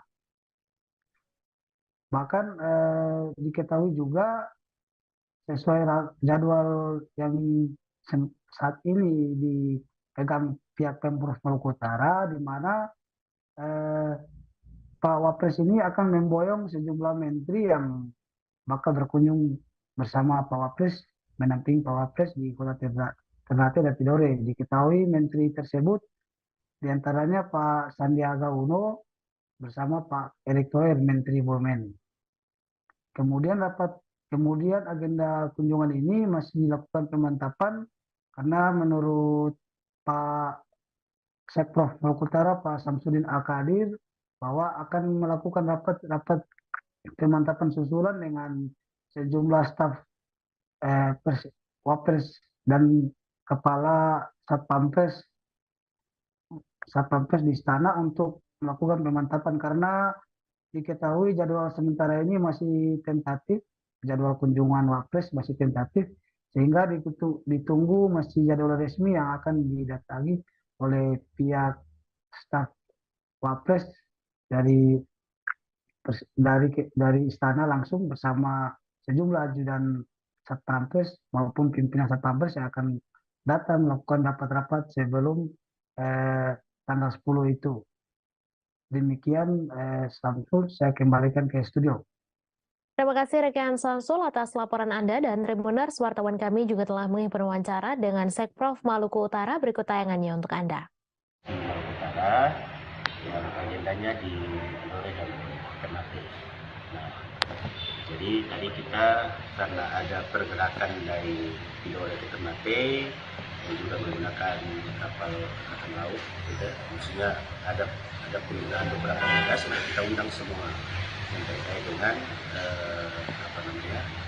kunjungan ini. Ini dalam rangka apa? Kapan? Pak Wapres berapa hari di sini? Karena tanggal 10 sampai 12. Berarti 2 malam di sini? 2 malam. Ini kunjungan dalam rangka apa? Kunjungan dalam rangka seminar di Tidore, gitu ya. Seminar di Tidore dan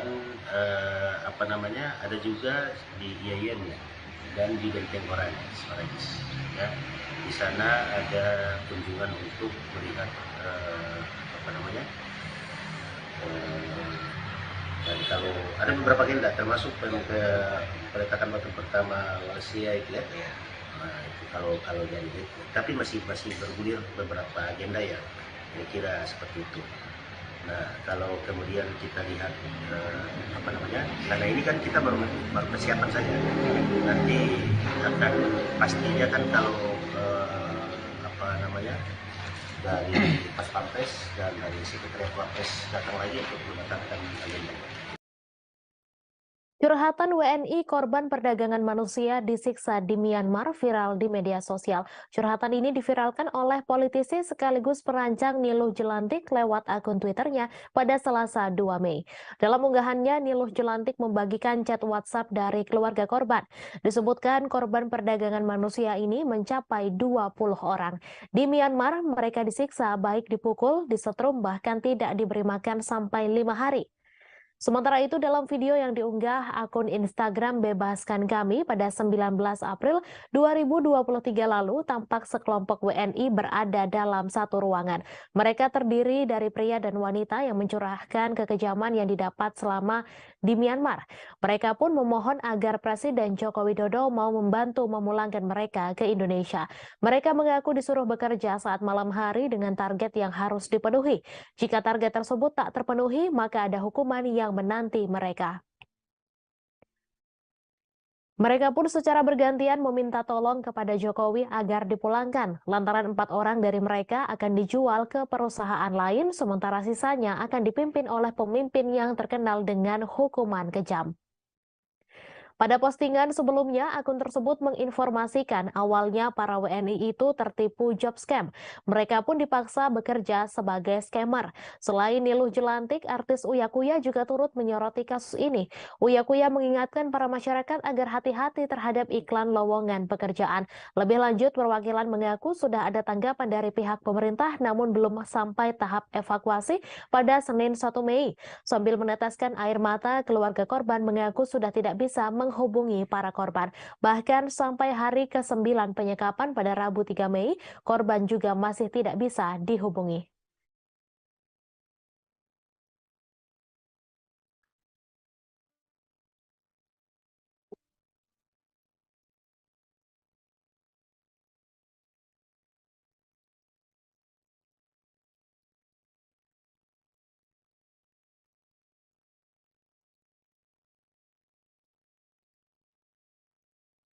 Antrean truk sampah kembali mengular panjang di TPA Sarimukti, Kecamatan Cipatat, Kabupaten Bandung Barat, hingga menyebabkan sopir harus menunggu lama untuk menurunkan sampah.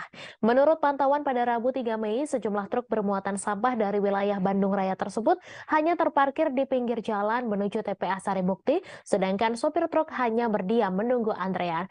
Koordinator Pengelola TPA Sarimukti, Riswanto, mengatakan adanya antrean truk sampah tersebut karena saat ini alat berat untuk meratakan sampah ada yang kembali rusak dan ditambah jalan licin ketika turun hujan. Informasi selengkapnya akan disampaikan langsung oleh wartawan Tribun Jabar, Hilman Kamaludin, yang kini sudah terhubung bersama kami. Silakan rekan Hilman.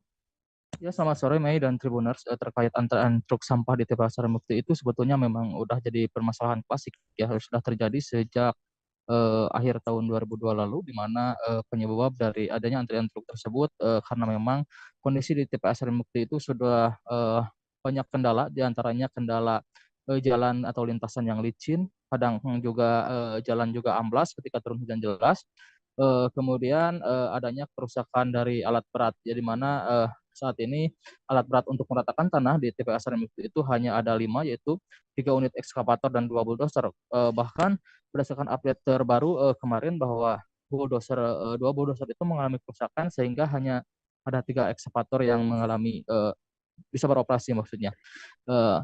Kemudian adanya tumpukan sampah, di mana tumpukan sampah itu meningkat sejak setelah Lebaran kemarin, di mana dalam sehari TPA Sarimukti di Bandung Barat itu bisa menampung 2.000 ton per hari, di mana banyaknya sampah yang dibuang ke TPA Sarimukti dari wilayah Bandung Raya yang diantaranya Kota Bandung, Kabupaten Bandung, Kota Cimahi, dan Kabupaten Bandung Barat itu menumpuk setiap hari di TPA Sarimukti.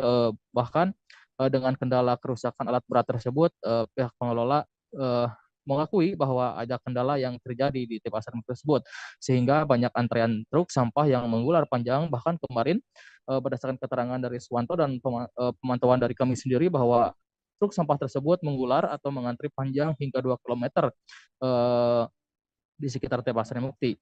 Dengan adanya antrean tersebut, supir juga kemarin mengungkapkan kekesalannya karena masalah klasik tersebut hingga saat ini belum teratasi gitu. Kemudian supir juga sudah merasa kesal dengan kondisi seperti itu karena dengan antrean yang cukup panjang juga, bahwa supir sampai harus menginap 1 kali 24 jam di TPA Sarimukti gitu. Jadi mereka itu hampir setiap malam harus tidur di truk, bahkan di warung-warung yang ada di sekitar TPA Sarimukti, karena untuk membuang sampah 1 ritasi saja mereka membutuhkan waktu 1 hari 1 malam gitu. Padahal secara normal mereka itu bisa membuang sampah dalam sehari itu sampai 3 rit, baik dari Kota Cimahi, Kabupaten Bandung Barat, Kota Bandung maupun Kabupaten Bandung. Namun setelah adanya kendala tersebut sejak akhir 2002 lalu, mereka sampai harus menginap gitu dan mengantri cukup panjang. Untuk menyelesaikan masalah tersebut, pihak pengelola Sarimukti bakal terus berupaya untuk melakukan perbaikan, diantaranya perbaikan jalan dengan membuat pengerasan menggunakan bongkahan batu agar jalan yang amplas atau licin itu bisa dilalui secara normal oleh truk-truk yang melintas ke tempat pembuangan. Kemudian rencananya pihak pengelola juga akan menambah zona atau zona pembuangan. Namun untuk saat ini zona tersebut masih belum bisa digunakan karena terkendala masalah sarana dan prasarana maupun anggaran yang tersedia, mengingat setelah pandemi COVID kemarin pihak pengelola mengalami masalah anggaran gitu. Demikian, Mei. Baik, terima kasih rekan Hilman atas laporan Anda, dan Tribuners, wartawan kami juga telah menghimpun wawancara dengan Koordinator Pengelola TPA Sarimukti. Berikut tayangannya untuk Anda. Untuk kondisi ini setelah Lebaran, kita yaitu H+1 kita sudah mulai operasional, itu belum normal. Nah, H+2 juga sudah mulai agak normal, H+3 sama dan normal sekali. Nah, karena kita tetap masih ada curah hujan sangat tinggi di sini gitu. Terus alat berat kita bulldozer sudah jadi rusak lagi gitu. Jadi kita mengibatkan ada antrian lagi sampai sekitar 2 kiloan gitu. Nah, tapi saat ini sudah kemarau lagi. Nah, kita ini sudah enggak ini lagi lah istilahnya, kita sudah normal lagi lah ya, normal lagi pembuangan karena kita dibantu dengan 3 unit ekskavator, tapi kita bulldozer belum ada, makanya kita juga masih masih ada antrian macam tadi antrian masih ada gitu ya. Tapi kan itu sudah nggak terlalu panjang kayak dulu lah antriannya lah, gitu aja. Perbaikan jalan rusak di Lampung dikebut saat Presiden Joko Widodo berencana mengunjungi daerah tersebut pada Jumat 5 Mei 2023. Kunjungan Presiden Jokowi tersebut untuk melihat langsung kondisi kerusakan jalan di Lampung yang sempat viral di media sosial. Bahkan Jokowi dikabarkan akan naik motor untuk merasakan langsung kondisi jalanan di Lampung. Dikutip dari tribunnews.com, rencana kedatangan Presiden Jokowi tersebut membuat pemerintah Lampung langsung melakukan perbaikan di beberapa ruas jalan yang mengalami kerusakan cukup parah. Sementara itu, Bupati Lampung Tengah Musa Ahmad akan mendampingi Presiden Jokowi mengendarai motor saat meninjau jalan di Rumbia, Lampung Tengah. Adapun fakta-fakta terkait pembangunan jalan di Lampung adalah sebagai berikut. Yang pertama, viral jalan rusak di Lampung. Provinsi Lampung menjadi sorotan netizen setelah TikToker bernama Bima Yudo Saputro mengkritisi jalanan di Lampung yang rusak. Dalam tayangan video yang viral, Bima menyebut Provinsi Lampung yang tidak maju akibat infrastruktur yang terbatas. Kritikan yang dilontarkan Bima Yudo itu sempat membuat pejabat Lampung kebakaran jenggot. Akibatnya setelah kritikan dari pemuda yang sedang berkuliah di Australia itu viral, polisi langsung mendatangi kediaman orang tua Bima di Lampung. Diketahui anggaran pendapatan dan belanja daerah Pemprov Lampung pada 2022 menjadi yang terbesar se-Indonesia. Namun dalam tayangan video yang beredar di media sosial, memperlihatkan kondisi jalanan di Lampung yang kondisinya rusak. Terlihat sejumlah jalan tampak berlubang dan dipenuhi lumpur. Kemudian 5 kabupaten di Lampung disorot Kemendagri. Kementerian Dalam Negeri menyoroti 5 kabupaten di Lampung akibat kondisi jalan yang rusak. 5 kabupaten yang menjadi sorotan Kemendagri tersebut yakni Mesuji, Tulang Bawang Barat, Uwai Kanan, dan Lampung Utara. Pasalnya anggaran daerah pada sub urusan jalan di 5 kabupaten tersebut terbilang tinggi. Dalam kesempatan itu, Indra menanyakan alasan kondisi mantap jalan yang rendah pada 5 kabupaten tersebut. Kemudian Indra juga menyoroti kabupaten lain di Provinsi Lampung yang kondisi mantap jalan rendah akibat anggaran sub urusan jalan yang rendah. Kabupaten tersebut yakni Pesisir Barat, Tanggamus, Pringsewu, dan Lampung Timur. Kemudian Pemprov Lampung mengalokasikan 40% APBD untuk infrastruktur. Hal itu diungkapkan Kepala Badan Perencanaan Pembangunan, Penelitian dan Pengembangan Daerah Provinsi Lampung, Mulyadi Isran, yang menjelaskan alokasi anggaran tersebut akan dilakukan secara bertahap hingga nantinya akan genap 40% pada 2027. Ia mengatakan alokasi anggaran 40% untuk belanja infrastruktur itu sesuai dengan amanat pasal 147 Undang-Undang Nomor 1 Tahun 2022. Mulyadi menambahkan alokasi anggaran tersebut saat ini sedang dikaji agar tidak mengganggu keperluan belanja daerah lainnya.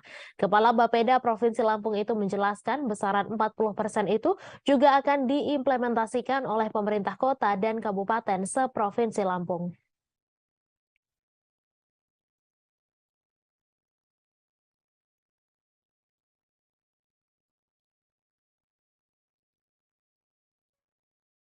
Anggota Komisi 3 DPR RI Santoso buka suara terkait anak Menteri Hukum dan HAM Yasona Lauli bernama Yamitema Tirtajaya Lauli yang diduga memonopoli bisnis di lembaga pemasyarakatan atau lapas. Santoso meminta semua pihak agar tak dulu menuduh sebelum Yamitema Tirtajaya Lauli terbukti berbisnis di proyek pengadaan lapas. Ia menegaskan semua orang punya kesempatan yang sama untuk berusaha dimanapun asalkan fair dan sesuai peraturan perundang-undangan. Sebab Santoso menjelaskan akan banyak hal yang dilanggar guna mendapatkan proyek tersebut semisal tidak fair. Dikutip dari tribunnews.com, sebelumnya anak dari Menteri Hukum dan Hak Asasi Manusia Yasona Lauli yakni Yamitema Lauli disebut turut menjalankan bisnis narkoba di dalam lapas. Sebelumnya anak dari Menkumham Yasona Lauli disebut menjalankan bisnis tersebut. Adapun pernyataan tersebut disampaikan aktor senior Tio Pakusadewo dalam wawancara di kanal YouTube Uya Kuya. Dilansir dari YouTube Uya Kuya pada Minggu 30 April, Tio Pakusadewo menjelaskan apabila lapas tengah dalam keadaan mati listrik, hal itu menjadi pertanda bahwa narkoba diantarkan ke dalam lapas. Di saat itu paket narkoba datang di bawah seseorang yang mengaku sebagai istri. Menurut Tio Pakusadewo, setiap 1 hingga 2 minggu sekali lapas mati listrik. Adapun kabar Yamitema Lauli yang menjual narkoba dalam lapas juga sempat diposting akun Twitter Partai Sosmed. Lantas postingan akun tersebut turut dibanjiri berbagai komentar oleh warganet. Mayoritas banyak yang mengumbar kalimat negatif terkait penjualan narkoba di dalam lapas yang dilakukan anak Menkumham Yasona Lauli. Bahkan ada yang memberi komentar bangsa Indonesia ke depannya bukan menjadi lebih baik, namun justru semakin suram.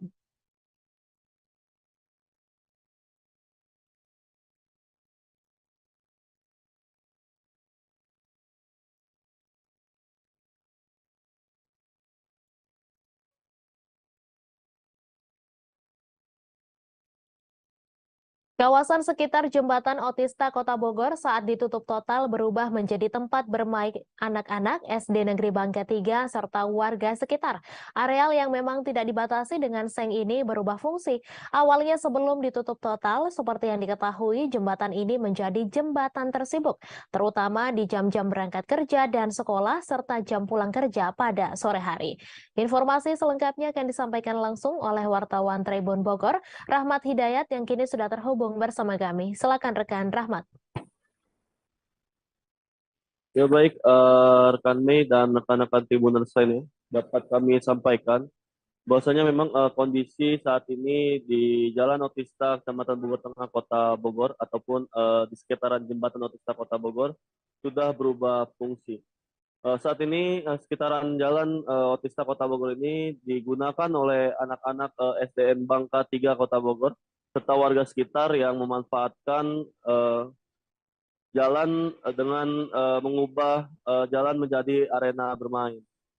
Pada hari kemarin sampai tadi pun jalan tersebut masih terus digunakan oleh anak-anak bermain, terutama oleh anak-anak SDN Bangka 3 Kota Bogor yang memang perlu diketahui rekan-rekan Tribuners lainnya. Lokasi SDN Bangka ini tak berada di depan Jalan Otista Kecamatan Bogor Tengah Kota Bogor. Kemudian adapun anak-anak ini bermain di jalanan yang memang saat ini sedang ditutup total oleh pemerintah Kota Bogor. Lantaran memang bakal ada pembongkaran yang akan dilakukan oleh Pemkot Bogor terkait jembatan Otista Kecamatan Bogor Tengah Kota Bogor. Mereka memanfaatkan lahan tersebut kini menjadi tempat bermain bola, kemudian tempat bermain game. Ada juga yang bermain skateboard dan ada juga yang memang hanya sekedar duduk-duduk. Tidak hanya area jalan yang memang digunakan oleh anak-anak dan warga sekitar untuk bermain.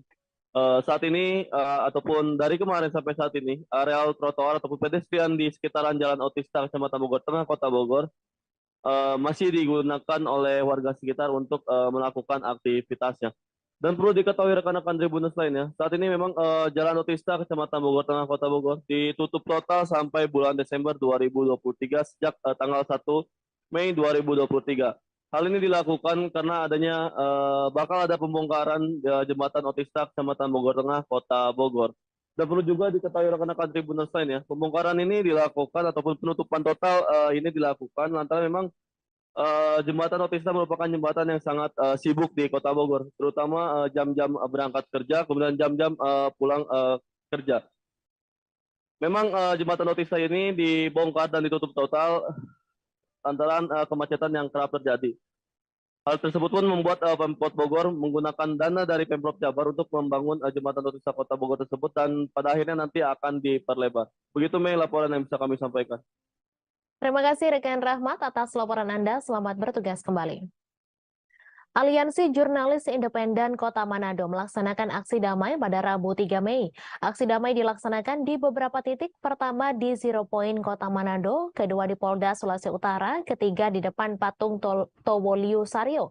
Aksi ini pun dirangkaikan dengan Hari Kemerdekaan Pers Sedunia 2023. Informasi selengkapnya akan disampaikan langsung oleh wartawan Tribun Manado, Randy Umar, yang kini sudah terhubung bersama kami. Silakan rekan Randy. Oke, baik, Tribuners, dari saya Randy Umar, wartawan Tribun Manado, akan melaporkan hasil liputan saya kemarin, di mana di Kota Manado, Sulawesi Utara, dalam rangka Hari Kemerdekaan Pers atau World Press Day, kami meliput kegiatan dari Aliansi Jurnalis Independen Kota Manado yang melakukan aksi damai. Aksi damai ini memang dilakukan di beberapa titik.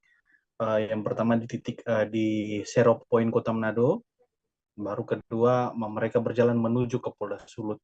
Nah, ke Polda Sulut ini Tribuners bukan tanpa alasan juga memang. Salah satu tuntutan yang mereka ajukan adalah untuk mempertanyakan penanganan kasus yang dilakukan oleh Polda Sulut terkait kasus tabrak lari yang menimpa wartawan Tribun Manado, almarhum senior kami Rio Nur. Nah, kasus ini memang sedemikian lama berproses, namun belum ada tersangka yang ditangkap. Nah, tersangka ini akhirnya dalam aksi ini pihak kepolisian yang diwakili oleh Dirlantas Polda Sulut, Pak Kombes Pol Radman Iswan Sanusi, bertemu langsung dengan teman-teman aliansi jurnalis. Beliau mengatakan bahwa kasus ini memang sejauh ini masih berproses dan pelaku memang belum sama sekali ditemukan. Mereka sementara mengumpulkan sejumlah barang bukti berupa CCTV, ada juga barang-barang bukti lain, dan terakhir ada semacam yang mungkin belum bisa mengungkapkan, yang akan mereka bawa ke Lab 4 Mabes Polri. Nah, kasus ini pun mereka menuntut agar kasus ini bisa segera tertuntas, dan supaya bisa diketahui siapa sosok pelaku yang menabrak almarhum wartawan Tribun Manado Rio Nur, yang sejauh ini memang belum bisa diketahui siapa sosoknya. Dan selain itu juga memang Aliansi Jurnalis Independen Indonesia Kota Manado juga melakukan tuntutan-tuntutan lain terkait juga dengan kebebasan pers di Kota Manado, agar supaya tidak ada lagi kekerasan terhadap jurnalis. Nah, itu saja yang bisa saya sampaikan dari Kota Manado, Sulawesi Utara. Saya kembali ke studio. Selamat sore. Terima kasih rekan Randy Umar atas laporan Anda. Selamat bertugas kembali. Satlantas Polresta Pontianak masih melakukan penyelidikan terkait mobil Honda Jazz yang menabrak pedagang batagor di Jalan Sultan Syahrir, Pontianak pada Rabu 3 Mei siang. Kecelakaan itu terjadi di depan kantor BPN Provinsi Kalimantan Barat. Kasat Lantas Polresta Pontianak, Kompol Aulia Hadiputra menyampaikan, kecelakaan itu melibatkan mobil Honda Jazz yang dikemudikan oleh M. Nurdiansyah dan Lalan Jailani yang mendorong gerobak batagor. Informasi selengkapnya akan disampaikan langsung oleh wartawan Tribun Pontianak, Ferianto, yang kini sudah terhubung bersama kami. Silakan rekan Ferry. Siap, baik Mei. Untuk kecelakaan ini terjadi kemarin ya pada Rabu 3 Mei 2023, di mana saat itu pedagang dari batagor ini sendiri hendak menyeberang Jalan Sultan Syahrir, ya ini dari sebelah kantor BPN Kalimantan Barat untuk menuju ke Taman Akjaya. Namun saat ketika menyeberang di tengah jalan itu tiba-tiba dari arah Bundaran Kota Baru Kota Pontianak itu datang Honda Jazz berwarna kuning dengan kecepatan cukup tinggi. Menurut keterangan para saksi itu langsung menabrak gerobak batagor ini beserta pedagangnya, yang membuat pedagang beserta gerobak ini yang akibat ditabrak itu terpental hingga lebih dari 10 meter. Nah, saat itu juga mobil ini sendiri tidak berhenti. Menurut keterangan saksi di lokasi itu bernama Ahmad Hanafi menyampaikan saat setelah menabrak mobil Honda Jazz ini tidak langsung berhenti, melainkan masih berjalan Kemudian dari arah depan sejumlah pengendara yang melihat kecelakaan tersebut langsung berusaha menghentikan kendaraan tersebut. Nah, kemudian barulah kendaraan itu berhenti. Dan sampai saat ini sendiri kasus ini masih dilakukan penyelidikan oleh pihak Polresta Pontianak terkait kecelakaan ini. Dan untuk korban sendiri bernama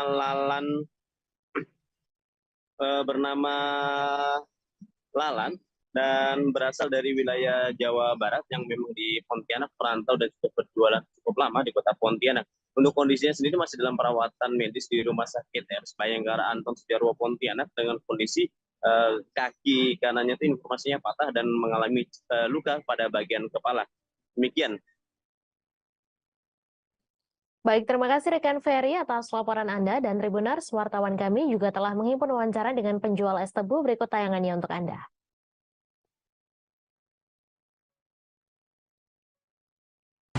Berarti dia dari sana Bang ya? Ya, dari dalam. Itu jam berapa kejadian Bang? Jam 10-an. Jam 10-an? Ya. Jadi tapi jualannya memang biasa di sini Bang ya? Ya, ini. Jadi yang korban tuh dari itu didorong atau dinaikin Bang? Didorong. Lalu mobilnya dari mana Bang? Dari arah sana. Oh, dari arah Memang sana. tadi keadaannya kosong, nggak ada mobil, cuma satu itu laju ini. Jadi nabrak dia. Itu tadi pada saat nabrak belum ada kendaraan lain Bang ya? Nggak ada. Namanya Dahlan Zailani ya? Iya. Itu udah lama kenal Bang? Udah. Biasa kalau sama Bang korban itu jualannya sampai jam berapa dia Bang? Ya sampai petang jam 8 jam ini. Malam ya? Ya malam. Tadi itu informasi korban kayak gimana Bang? Informasi korban sekarang udah sadar, ada di rumah sakit. Tapi kaki dia masih di ronsen, takut patah. Ini bot ininya lah. Oh berarti tadi ketabrak sama orangnya juga? Iya. Sampai mental atau terpelanting Bang? Mental, depan. Mental ke depan? Iya. Mobil sempat berhenti ngerem nggak Bang begitu Bang? Udah berhenti di sana dia. Oh berarti jauh berarti? Udah jauh. Tabrakannya posisinya di sini Bang? Iya di sini, dia tidak mau berhenti ke sana. Tapi ada orang lewat, dia dicegat. Oh berarti sempat mau kabur tadi? Nah mungkin iya lah. Kalau nggak mau kabur kan berhenti di sini dia. Oh, tapi berhentinya jauh di sana Bang ya? Iya. Ya, itu kalau untuk yang naik mobil tadi laki-laki perempuan sih Bang? Laki-laki tadi. Mobil kosong atau sendiri atau berapa orang dia Bang? Nah kurang tahu lah. Deputi Bapilu DPP Partai Demokrat Kamhar Lakumani mengatakan politikus PDIP Masinton Pasaribu telah melakukan pembodohan publik. Hal itu terkait pernyataan Masinton Pasaribu yang menyebut Anies Baswedan sudah dianaskan bila Presiden Joko Widodo berniat menjegal. Kamhar menegaskan pernyataan Masinton Pasaribu berangkat dari hati yang kotor dan pikiran tak jernih. Pernyataan tersebut juga disebutkan memiliki niat dan tendensi yang tidak baik. Ia menjelaskan tidak ada penjegalan atas kasus Anas Urbaningrum, melainkan murni perkara hukum. Sementara Anies Baswedan menurut Kamhar berbeda. Berbagai operasi untuk menggagalkan mantan Gubernur DKI Jakarta itu dilakukan. Sebelumnya Masinton membantah anggapan Presiden Jokowi berniat menjegal lawan politiknya Anies Baswedan. Menurut Masinton, jika memang berniat dijegal, Anies sudah dianaskan atau seperti Anas Urbaningrum. Menurut Masinton, Presiden Jokowi tidak melakukan hal tersebut. Ia menyebutkan jika itu terjadi adalah merupakan hal yang konyol.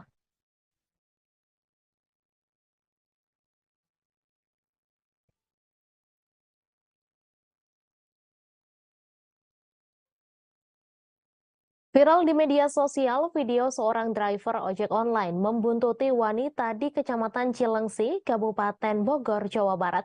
Dalam video viral, tampak pelaku mengenakan helm merah dan jaket ojek online. Dilansir tribunwow.com, video itu viral setelah diunggah oleh akun Info Cilengsi pada Rabu 3 Mei. Pelaku berinisial EY tampak berusaha kabur setelah kepergok membuntuti wanita. Namun upayanya kabur dihalangi oleh dua pria. Tampak dua pria menarik EY dari motor dan menginterogasinya. Dalam video, wanita tersebut tak terima lantaran pelaku mencoba masuk kamarnya. Saat ditanya, EY enggan banyak bicara. Ia hanya mengutarakan kata maaf kepada korban. Karena kesal, seorang pria melayangkan pukulan ke wajah EY. Namun lagi-lagi pelaku hanya terdiam dan tampak linglung. Sementara itu, Kapolsek Cilengsi Kompol Zulkarnain membenarkan adanya kejadian tersebut. Zulkarnain menyebut EY mengalami gangguan ingatan sejak sang ayah meninggal dunia. EY memasuki rumah warga karena mengira korban adalah kekasihnya. Kasus ini berakhir damai dan tidak memperpanjang persoalan tersebut. Selain itu, pihak korban dengan besar hati akan meminta akun-akun media sosial untuk menghapus video yang kadung viral tersebut.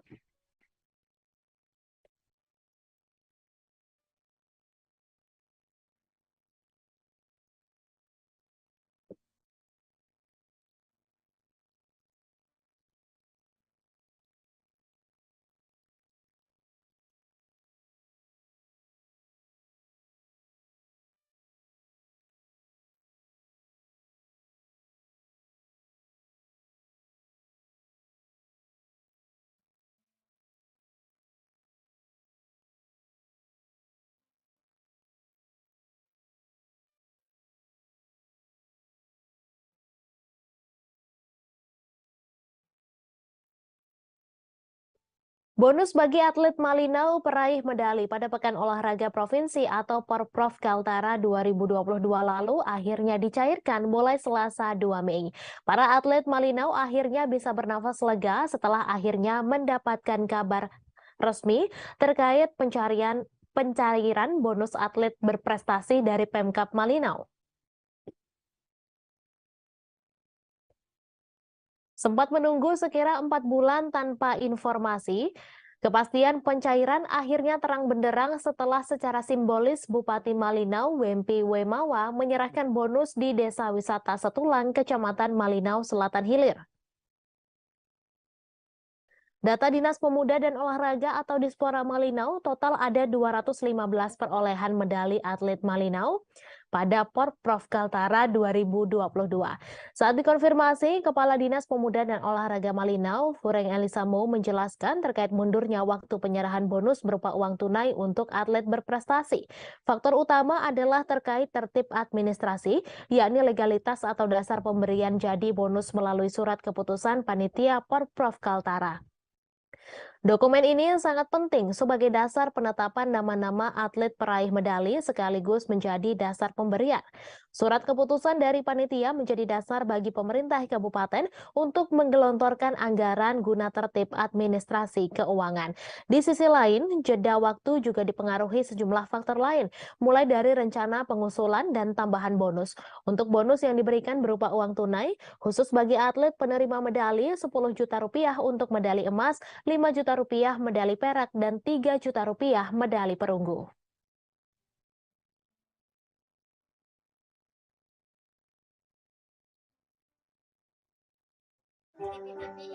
Bisa orang kayak gini gitu, kayak pengen banget gitu berdoa kan. Nah lama-lama terus bisa juga. Nah awalnya itu saya lari dulu dari SD kan, cuma tapi tidak dimanfaatkan. Saya lari dulu. Tahun ini kita disupport anggaran oleh pemerintah daerah untuk pemberian bonus kepada atlet yang berprestasi di Porprov kemarin.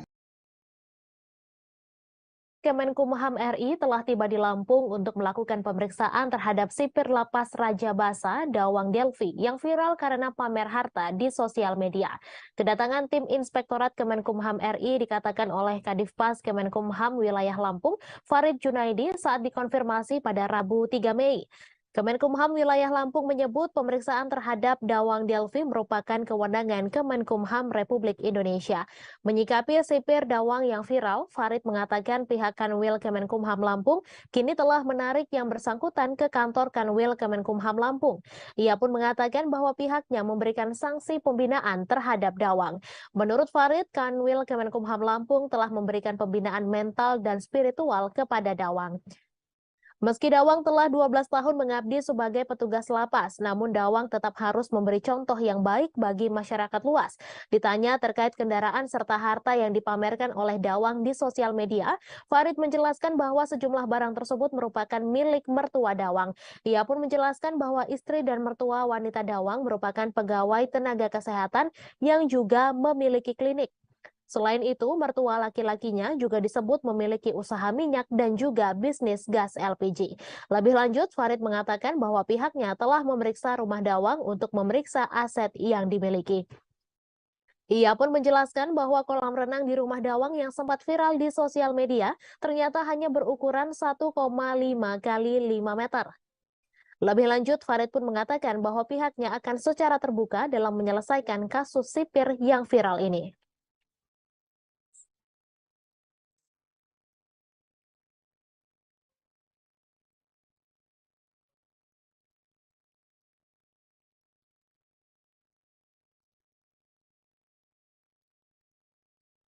Informasi tadi sekaligus menutup jumpa kita dalam live update sore kali ini. Perbarui terus informasi Anda di seluruh kanal YouTube Tribun Network. Saya Mesa Desirait beserta kru yang bertugas pamit undur diri. Terima kasih dan sampai jumpa.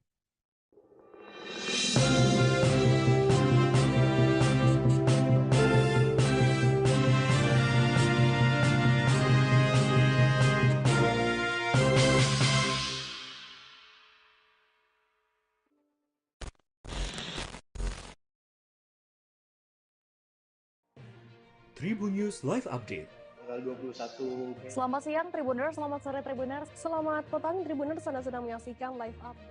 Informasi teraktual dan terupdate dari siang hingga petang kami sajikan untuk Anda. Menewaskan 2 orang penumpang, yang mana kedua penumpang. Kami perdalam dengan laporan langsung dari lokasi kejadian dan narasumber terpercaya. Benar-benar menghukum mereka-mereka yang menghentikan terduga pelaku yang ingin. Subscribe dan share ya.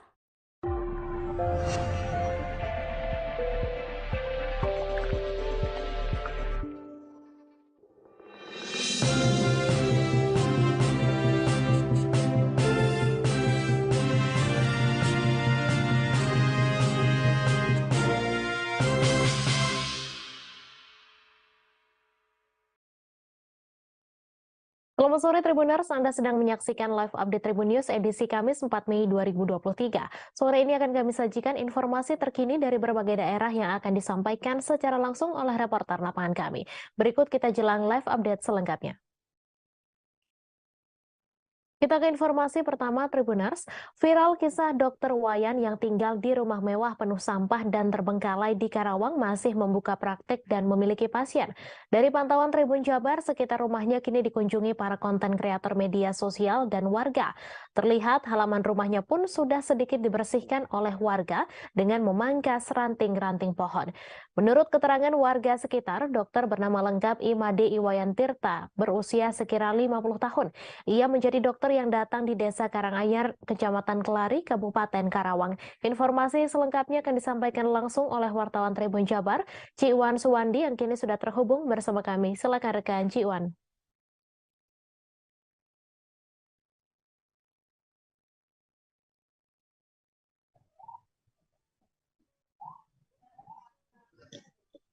Halo, Mei. Ya, Mei. Terima kasih. Selamat sore Tribuners. Jadi viralnya Dokter Wayan yang tinggal di rumah mewah dengan tumpukan sampah dan terbengkalai ini berawal dari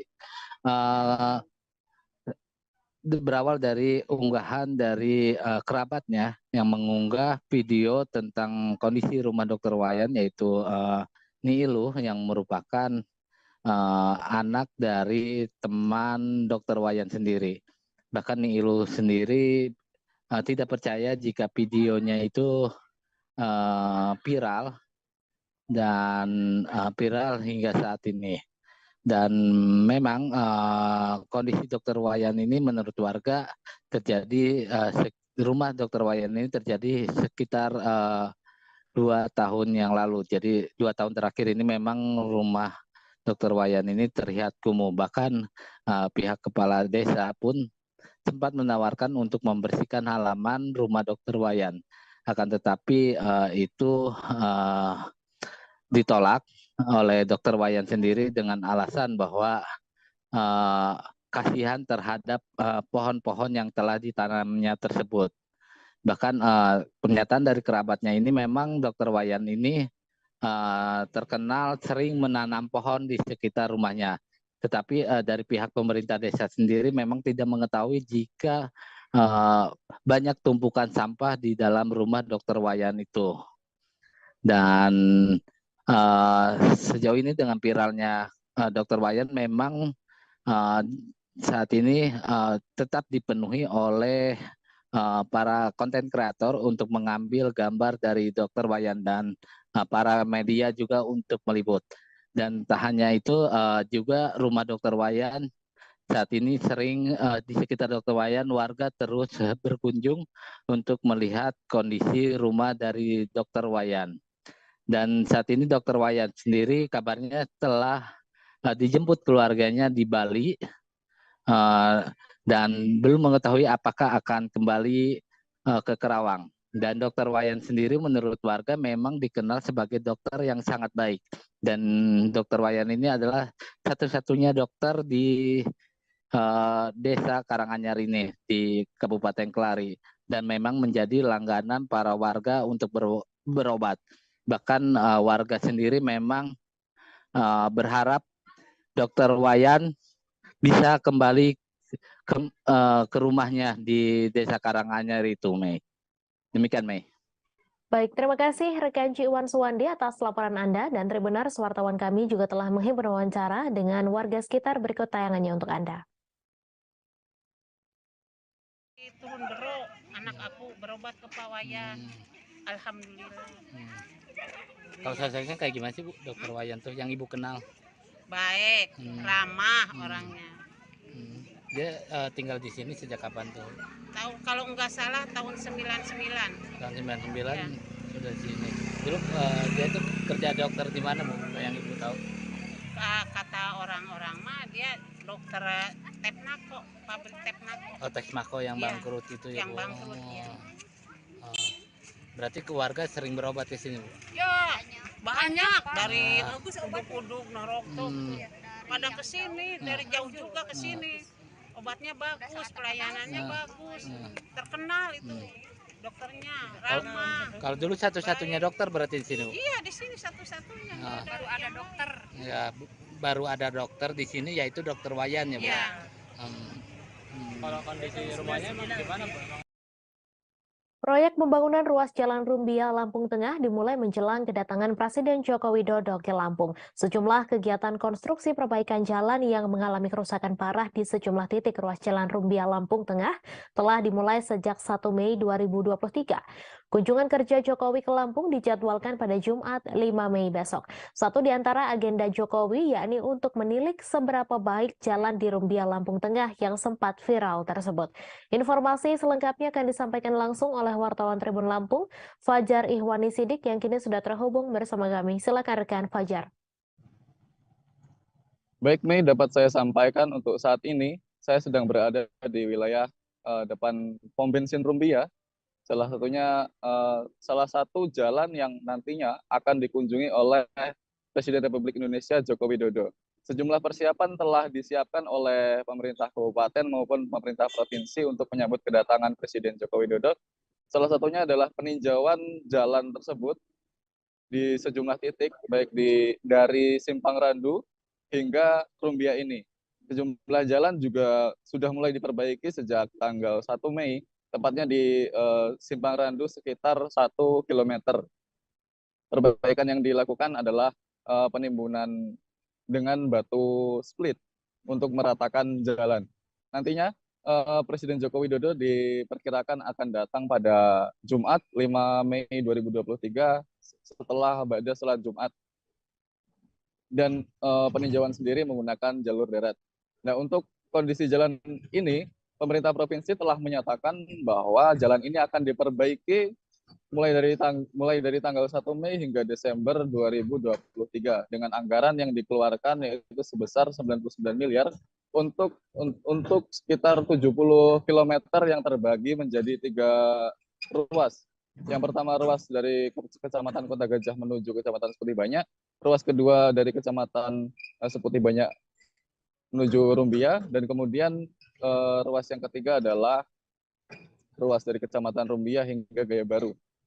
Kendati demikian, jumlah anggaran yang dianggarkan oleh pemerintah provinsi dinilai kurang karena ruas jalan ini terbilang cukup jauh, panjang, dan kerusakannya cukup parah, sehingga pemerintah provinsi mengajukan dana ke pusat sebanyak 171 miliar untuk menambah anggaran perbaikan jalan supaya laik dan tidak rusak lagi.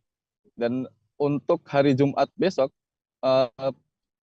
Forum Komunikasi Pimpinan Kecamatan telah mengeluarkan surat edaran bahwa pada Jumat pukul 10 hingga pukul 17 waktu Indonesia Barat, jalan umum ini akan ditutup dan masyarakat umum tidak bisa melintasi jalan ini. Untuk diharapkan warga juga melewati jalur alternatif lain selain jalan yang akan dikunjungi Presiden Jokowi.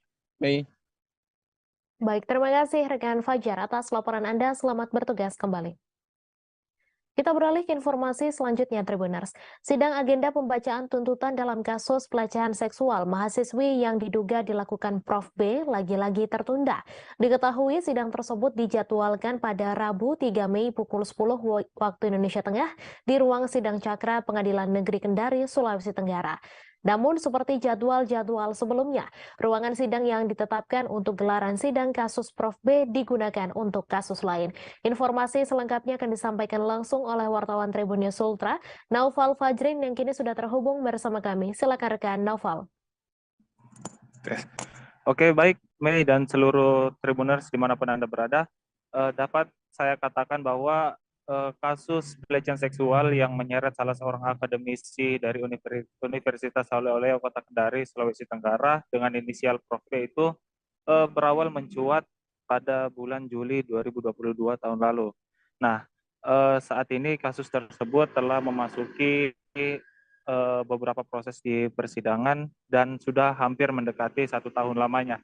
Tapi sayangnya memang seakan-akan kasus ini terkesan hendak dilupakan karena kenapa? Memang dari banyaknya agenda persidangan yang telah ditetapkan oleh pihak Pengadilan Negeri Kelas 2 Kota Kendari, Sulawesi Tenggara, kerap mengalami penundaan, bukan saja di agenda persidangan pembacaan tuntutan oleh jaksa penuntut umum, tetapi pada agenda-agenda sebelumnya pun seperti pemeriksaan saksi ahli oleh pihak terdakwa dalam kasus tersebut sebenarnya sudah mengalami beberapa kali penundaan dan dapat kami hitung ada sekira 5 kali penundaan dari beberapa jadwal yang telah ditetapkan oleh pihak PN Kendari, Sulawesi Tenggara.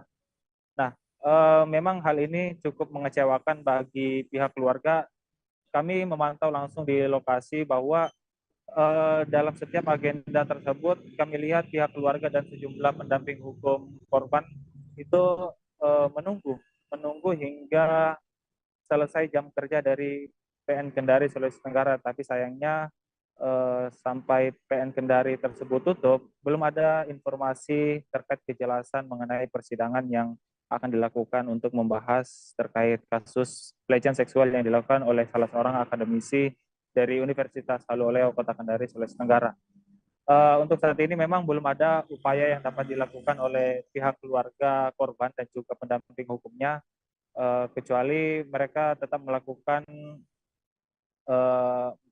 menghadiri PN Kendari sesuai dengan jadwal yang telah ditetapkan melalui laman resmi Pengadilan Negeri Kota Kendari, Sulawesi Tenggara. Ya, mungkin demikian yang dapat saya sampaikan untuk situasi terkini di Pengadilan Negeri Kendari. Terima kasih rekan Naufal atas laporan Anda. Selamat bertugas kembali. Gita, seorang wanita berusia 22 tahun ditangkap polisi atas dugaan pencurian 1 buah sepeda motor di parkiran showroom mobil di Desa Kace Timur, Kabupaten Bangka, Provinsi Bangka Belitung. Ia merupakan warga Kelurahan Opas Indah, Kecamatan Taman Sari, Kota Pangkal Pinang, Provinsi Bangka Belitung. Gita ditangkap oleh tim 2 Opsnal Subdit 3 Jatanras Ditreskrimum Polda Babel pada Senin 1 Mei lalu. Informasi selengkapnya akan disampaikan langsung oleh wartawan Bangka Pos, Riki Pratama, yang kini sudah terhubung bersama kami. Silakan rekan Riki. Baik, pemirsa Tribuners dan Mei, bahwa dapat kami sampaikan terkait ungkap kasus yang berhasil dilakukan oleh Jatanras Ditreskrimum Polda Bangka Belitung, di mana Gita 22 tahun yang merupakan seorang janda anak 1 pada Senin kemarin, tepatnya tanggal 1 bulan Mei tahun 2023, telah berhasil ditangkap oleh tim 2 Opsnal Subdit 3 Jatanras Polda Bangka Belitung.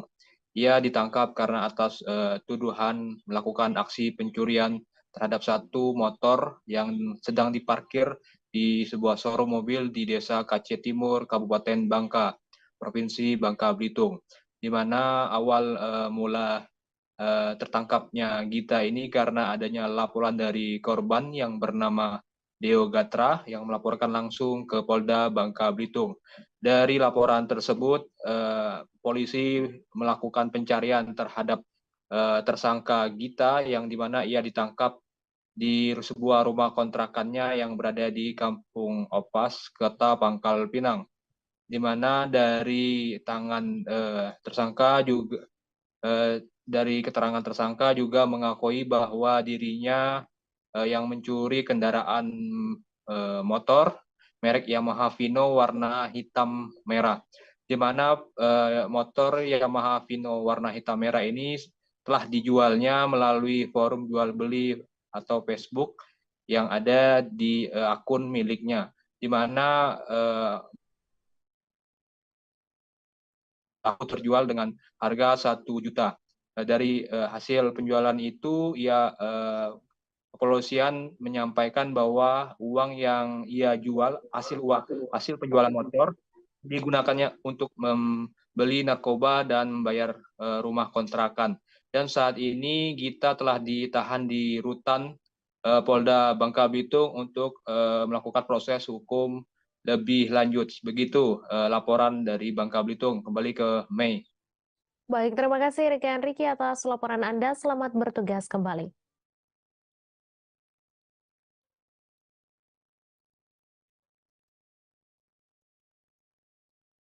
Negi Arleni berusia 29 tahun asal Lenggang Gantung ditangkap polisi pada Selasa 2 Mei malam. Ia ditangkap tim Jatanras Satreskrim Polres Baltim setelah terbukti mencuri di 4 toko emas di Manggar, Kampit, dan Tanjung Pandan. Setelah mendapat ciri-ciri serta kediaman Negi, polisi langsung mendatangi rumahnya di Lenggang Gantung. Ketika diinterogasi, Negi mengaku bahwa telah mencuri emas di beberapa toko perhiasan. Informasi selengkapnya akan disampaikan langsung oleh wartawan Pos Belitung, Brian Bimantoro, yang kini sudah terhubung bersama kami. Silakan rekan Brian. Baik, selamat sore Mei dan Tribunus dimanapun Anda berada. Selamat sore. Saya laporkan telah terjadi peristiwa pencurian di toko perhiasan emas di kawasan Manggar, Kabupaten Belitung Timur pada Selasa pagi kemarin. Pelaku sudah diamankan oleh Satreskrim Polres Belitung Timur atas nama Negi Arliandi, berusia 29 tahun, warga Lenggang, Kecamatan Gantung, Kabupaten Belitung Timur. Kasar Reserse Kriminal Polres Belitung Timur, Ajun Komisaris Wawan Suryadinata, bilang bahwa penangkapan Negi Arliandi, berawal dari Negi Arliandi saat paginya dia melakukan aksi pencurian di salah satu toko perhiasan emas di Manggar, Kabupaten Belitung Timur. Dari sana, petugas kepolisian mendapatkan ciri-ciri pelaku, dan setelah mendapatkan ciri-ciri pelaku dan fakta di lapangan, kepolisian dan tim Buser serta tim Intel langsung melakukan pemeriksaan dan juga meminta keterangan dari warga sekitar apabila ciri-ciri dari pelaku diketahui. Setelah beberapa saat, ciri-ciri pelaku diketahui dan juga kediamannya juga sudah diketahui dan berada di Desa Lenggang, Kecamatan Gantung, Kabupaten Belitung Timur. Setelah diinterogasi dan didatangi ke rumahnya, Negi Arliandi sedang berada di rumahnya dan dia mengakui bahwa sudah mendapatkan atau sudah melakukan tindak pidana pencurian di toko emas tersebut.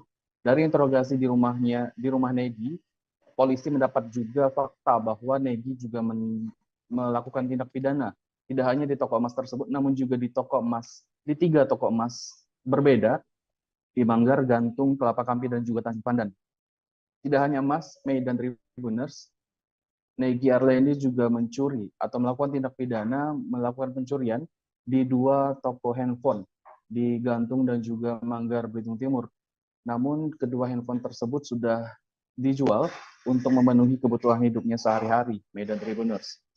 Dari pemeriksaan, maksud saya, Mei dan Tribuners, ketika polisi sedang mengumpulkan bukti-bukti di rumah Negi Arliandi berusaha untuk kabur, sehingga polisi harus menembakkan 1 peluru di kaki kirinya supaya tidak bisa kabur lagi.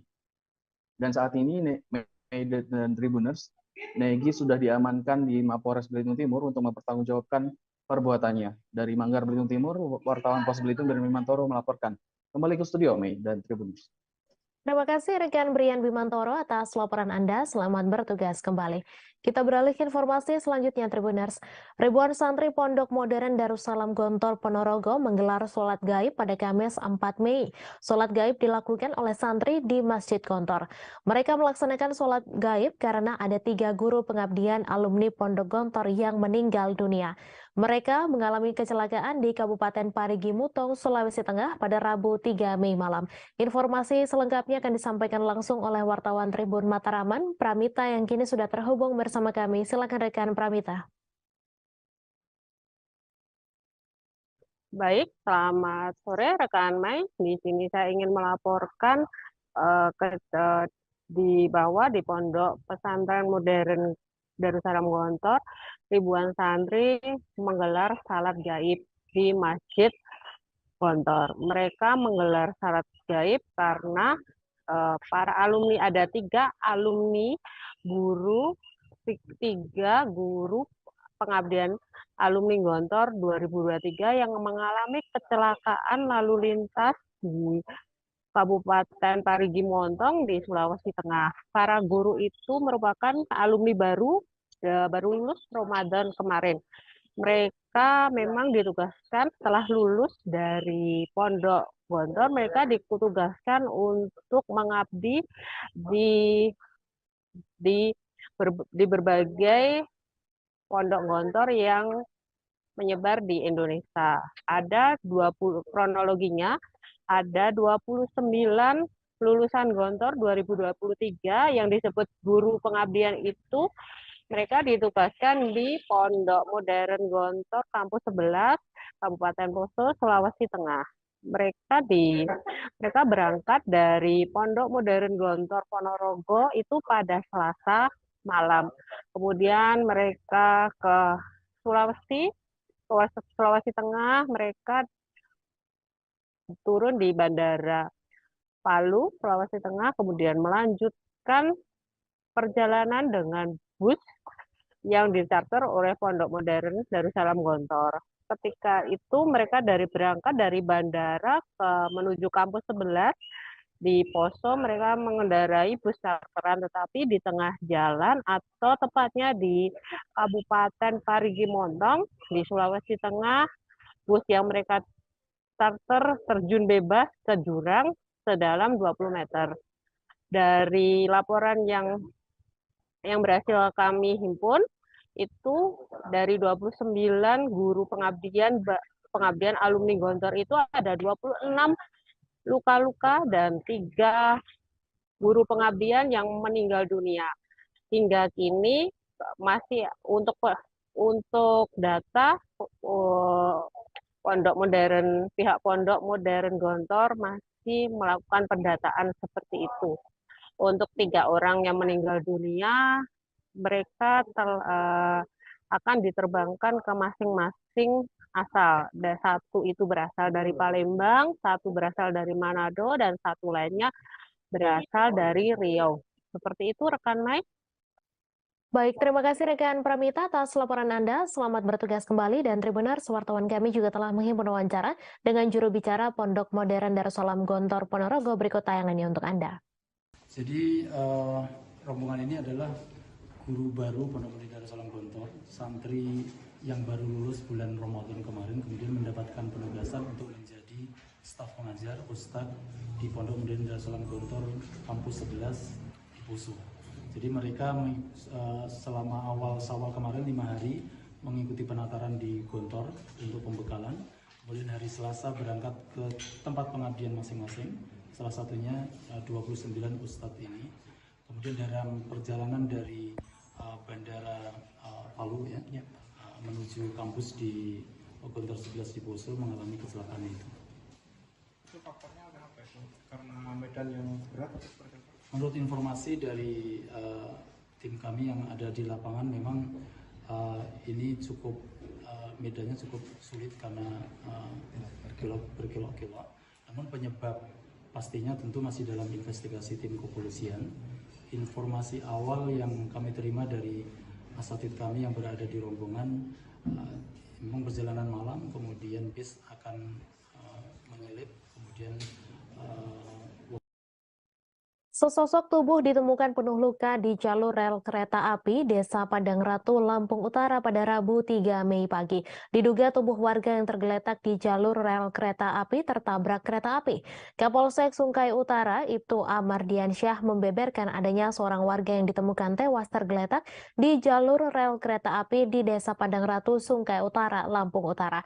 Informasi selengkapnya akan disampaikan langsung oleh wartawan Tribun Lampung, Anung Bayu Ardi yang kini sudah terhubung bersama kami. Silakan rekan Anung.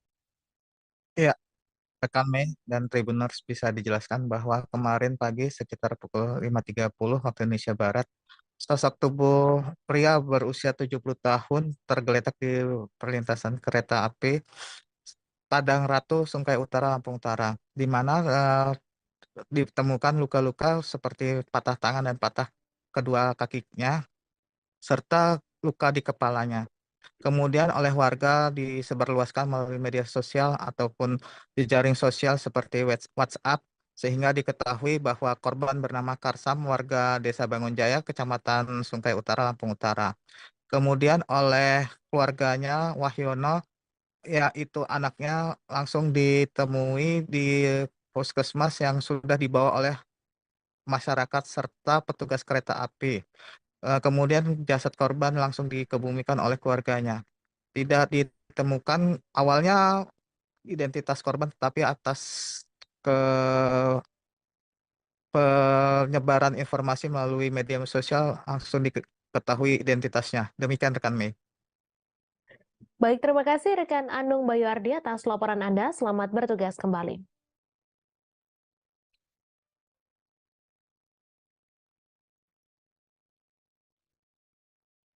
Tabrakan yang melibatkan kereta api dari arah Kota Padang menuju Kota Pariaman dengan sepeda motor di dekat stasiun Cimparwah, Kota Pariaman memakan korban jiwa pada Rabu 3 Mei. Kecelakaan yang terjadi sekira pukul 16:15 waktu Indonesia Barat itu melibatkan dua pengendara sepeda motor yang berboncengan. Kasat Lantas Polres Pariaman, AKP Amelia mengatakan jenis kelamin korban satu laki-laki bernama Ryan Abdul Rahman dan satu lagi perempuan bernama Haira Yulida. Informasi selengkapnya akan disampaikan langsung oleh wartawan Tribun Padang, Rahmat Panji, yang kini sudah terhubung bersama kami. Silakan rekan Panji. Baik, terima kasih rekan Mei. Saya ingin melaporkan Tribunas bahwa terjadi kecelakaan pada sore hari kemarin di perlintasan kereta api Jalan Cimparuh, Kota Pariaman, di mana kecelakaan ini melibatkan kakak beradik yang sedang berkendara menggunakan kendaraan roda 2. Akibat kecelakaan ini, kakak atau penumpang dari kendaraan roda 2 ini meninggal dunia saat mendapat perawatan di rumah sakit RSUD Kota Pariaman. Sedangkan adiknya atau pengendara yang membawa pengemudi sepeda motor itu hanya mengalami luka di bagian kaki dan kepala. Dan saat ini kerugian yang ditaksir oleh Satlantas Polres Pariaman itu sebanyak Rp2.500.000. Baik, rekan Mei, seperti itu laporan saya terkait kecelakaan di Ciparuh, Kota Pariaman. Terima kasih. Terima kasih rekan Rahmat Panji atas laporan Anda. Selamat bertugas kembali. Suasana menjelang audiensi pihak penolak tambak udang dengan DPRD Jepara pada Rabu 3 Mei sedikit menegangkan. Audiensi ini ternyata juga dihadiri oleh kubu yang setuju terhadap keberadaan tambak udang. Dua kubu yang sama-sama dari Karimun Jawa itu sudah berada di Gedung Wakil Rakyat sebelum audiensi dimulai. Sejumlah orang mengenakan kaos bertuliskan penolakan penutupan tambak udang. Informasi selengkapnya akan disampaikan langsung oleh wartawan Tribun Muria, Yunan Setiawan, yang kini sudah terhubung bersama kami. Silakan rekan Yunan. Baik, Mei, saya sampaikan bahwa kemarin saat audit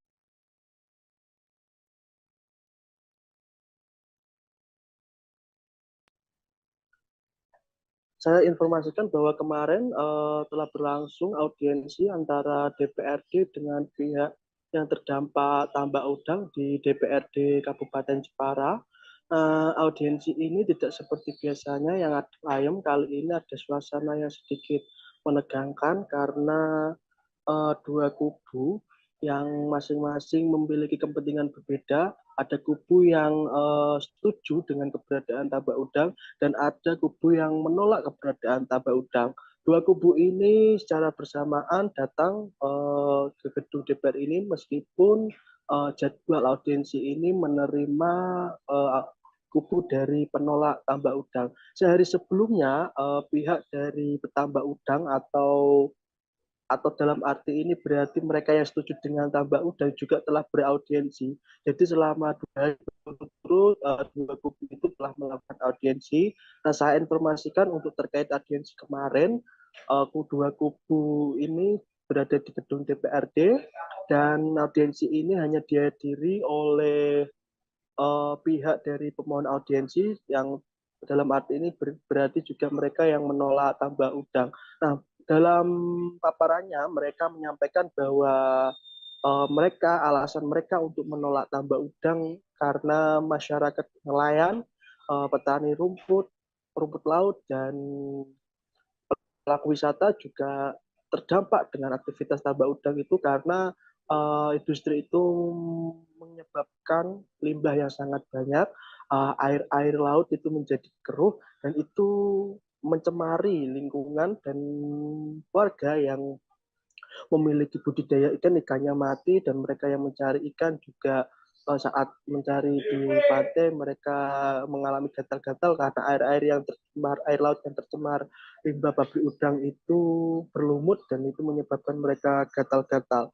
Saat proses audiensi di dalam ruangan itu berlangsung, pihak dari yang setuju dengan tambak udang itu berada di luar, mereka sebenarnya juga memaksa untuk ikut audiensi, tapi tidak diperbolehkan oleh pihak pemohon audiensi dan jadi ada suara kegaduhan di luar itu terdengar sampai dalam ruangan dan saat audiensi ini selesai pihak yang dari penolak kontra tambak udang ini juga sempat tertahan di dalam. Mereka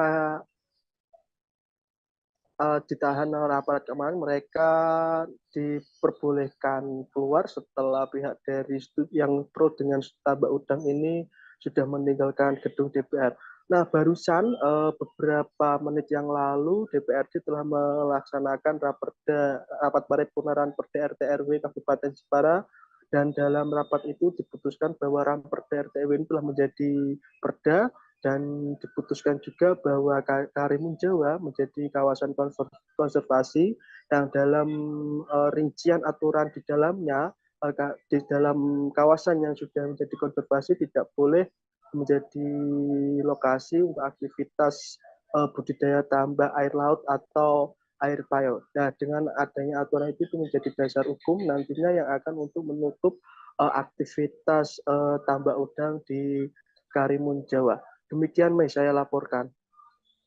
Baik, terima kasih rekan Yunan atas laporan Anda. Selamat bertugas kembali. Petugas gabungan bersama masyarakat melakukan pembersihan rumah mewah Dr. Wayan yang terbengkalai dan penuh sampah pada Kamis 4 Mei hari ini. Kisah Dr. Wayan menjadi sorotan dan viral di media sosial karena kondisi rumahnya penuh sampah, namun masih tetap ada pasien yang datang. Terlihat petugas membersihkan area halaman rumah Dr. Wayan.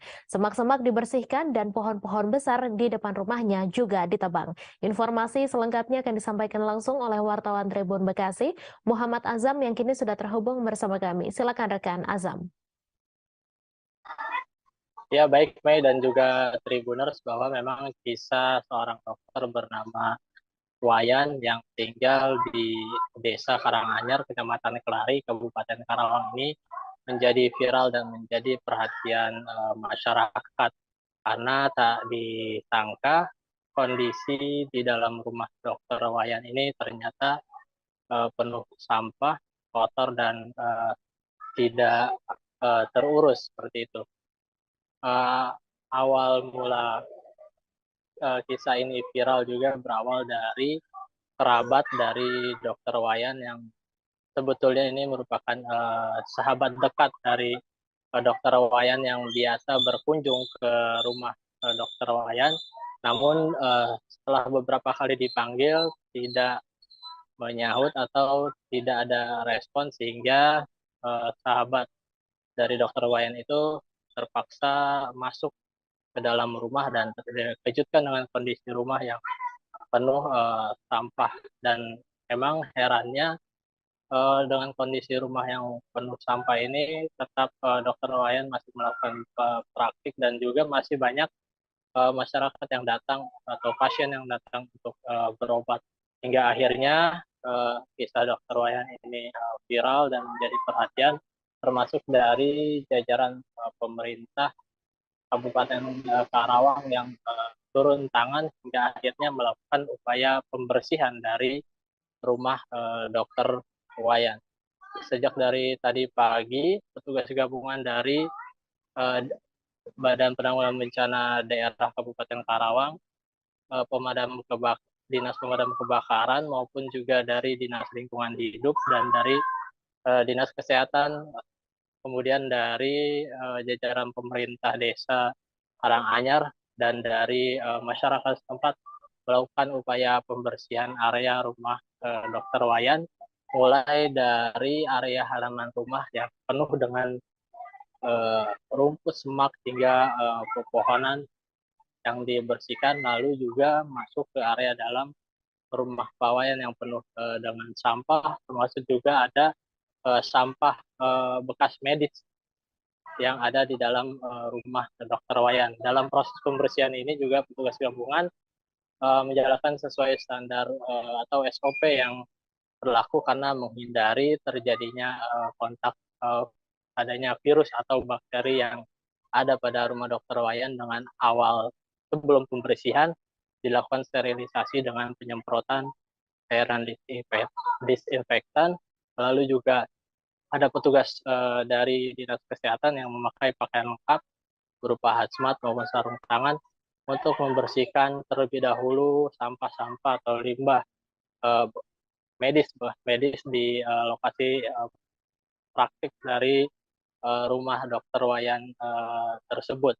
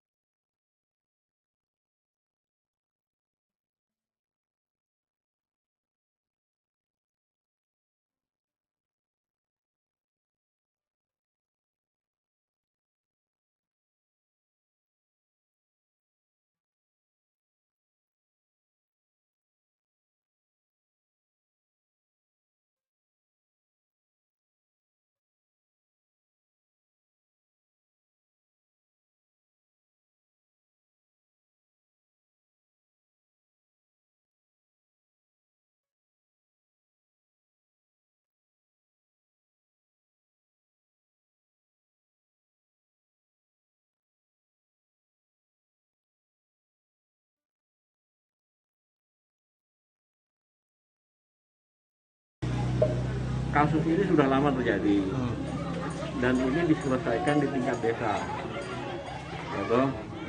Ya, semakin kesini semakin ramai ternyata viral. Makanya kemarin kami dari Kabupaten BPBD langsung terjun ke lapangan ke sini ke lokasi ya untuk memastikan seperti apa sih kondisinya. Nah, ketika kita lihat, oh ya berarti kita harus melakukan kerja bareng kalau seperti ini, ya kan?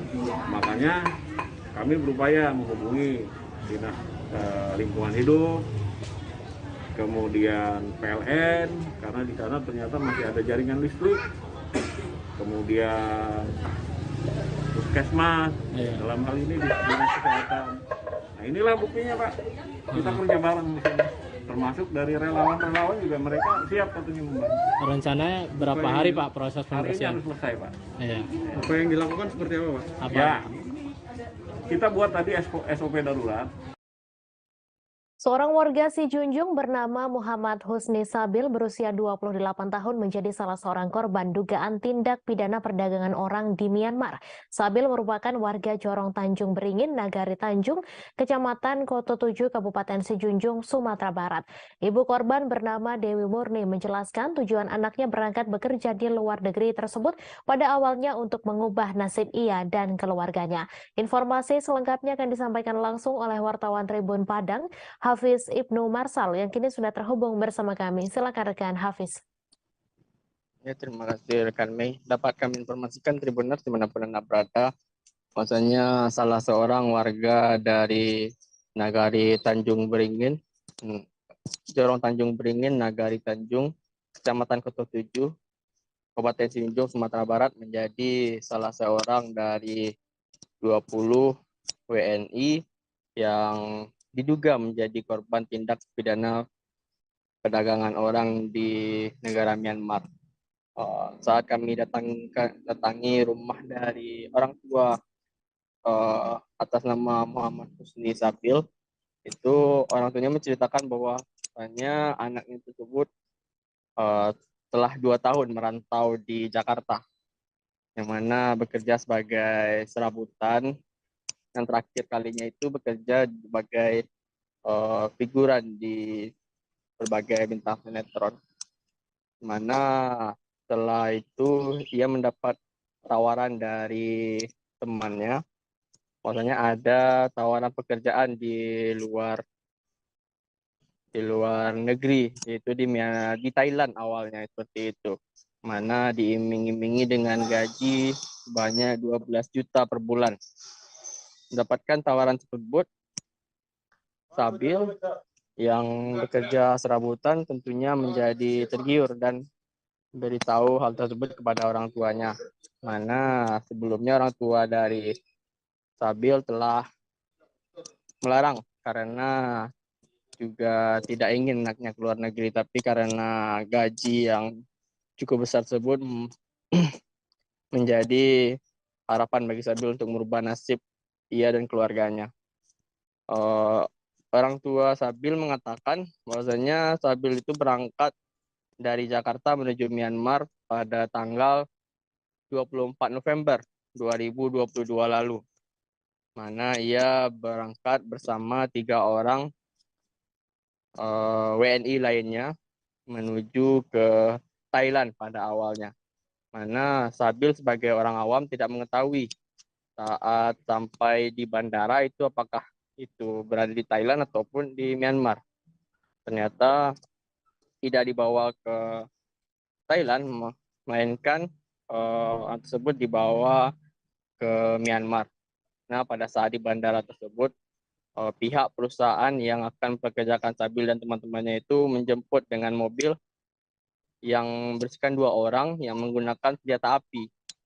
Mana setelah itu WNI tersebut dibawa dan dikumpulkan di satu tempat dan dengan WNI lainnya untuk bekerja. Pada awalnya itu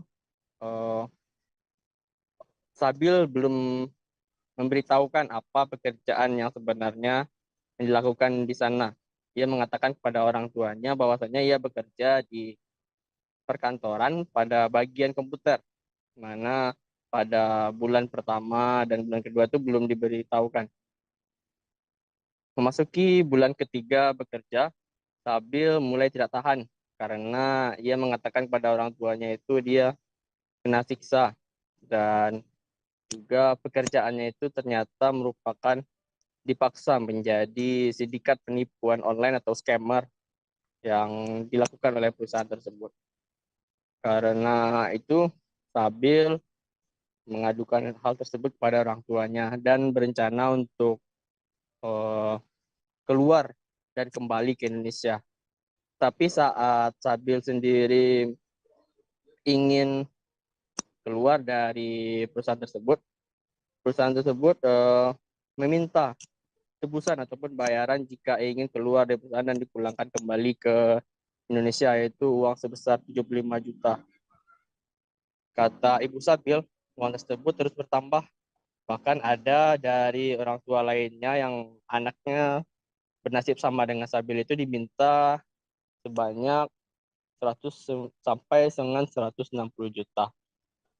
Kata Dewi Murni, Ibu Sabil, itu terakhir kali ia berkomunikasi dengan Sabil itu pada hari Lebaran, yaitu hari Sabtu, tanggal 22 April 2023 lalu. Karena pada saat itu anaknya Sabil hanya meminta tolong karena sudah tidak tahan disiksa dan sudah tidak manusiawi. Sejak saat itu, kata Dewi, Sabil tidak lagi bisa dihubungi dan sudah putus kontak hingga saat sekarang. Dewi mengatakan saat ini dia tidak tahu bagaimana kondisi dari anak sulungnya itu, apakah masih baik-baik saja ataupun tidak. Seperti itu. Sementara Dewi juga berharap kepada Presiden Republik Indonesia Joko Widodo, Gubernur Sumatera Barat Mahyaldi Ansarullah, dan Bupati Sijunjung Beni Difaisir untuk dapat memulangkan anaknya ke Indonesia bagaimana mestinya. Seperti itu rekan Mei.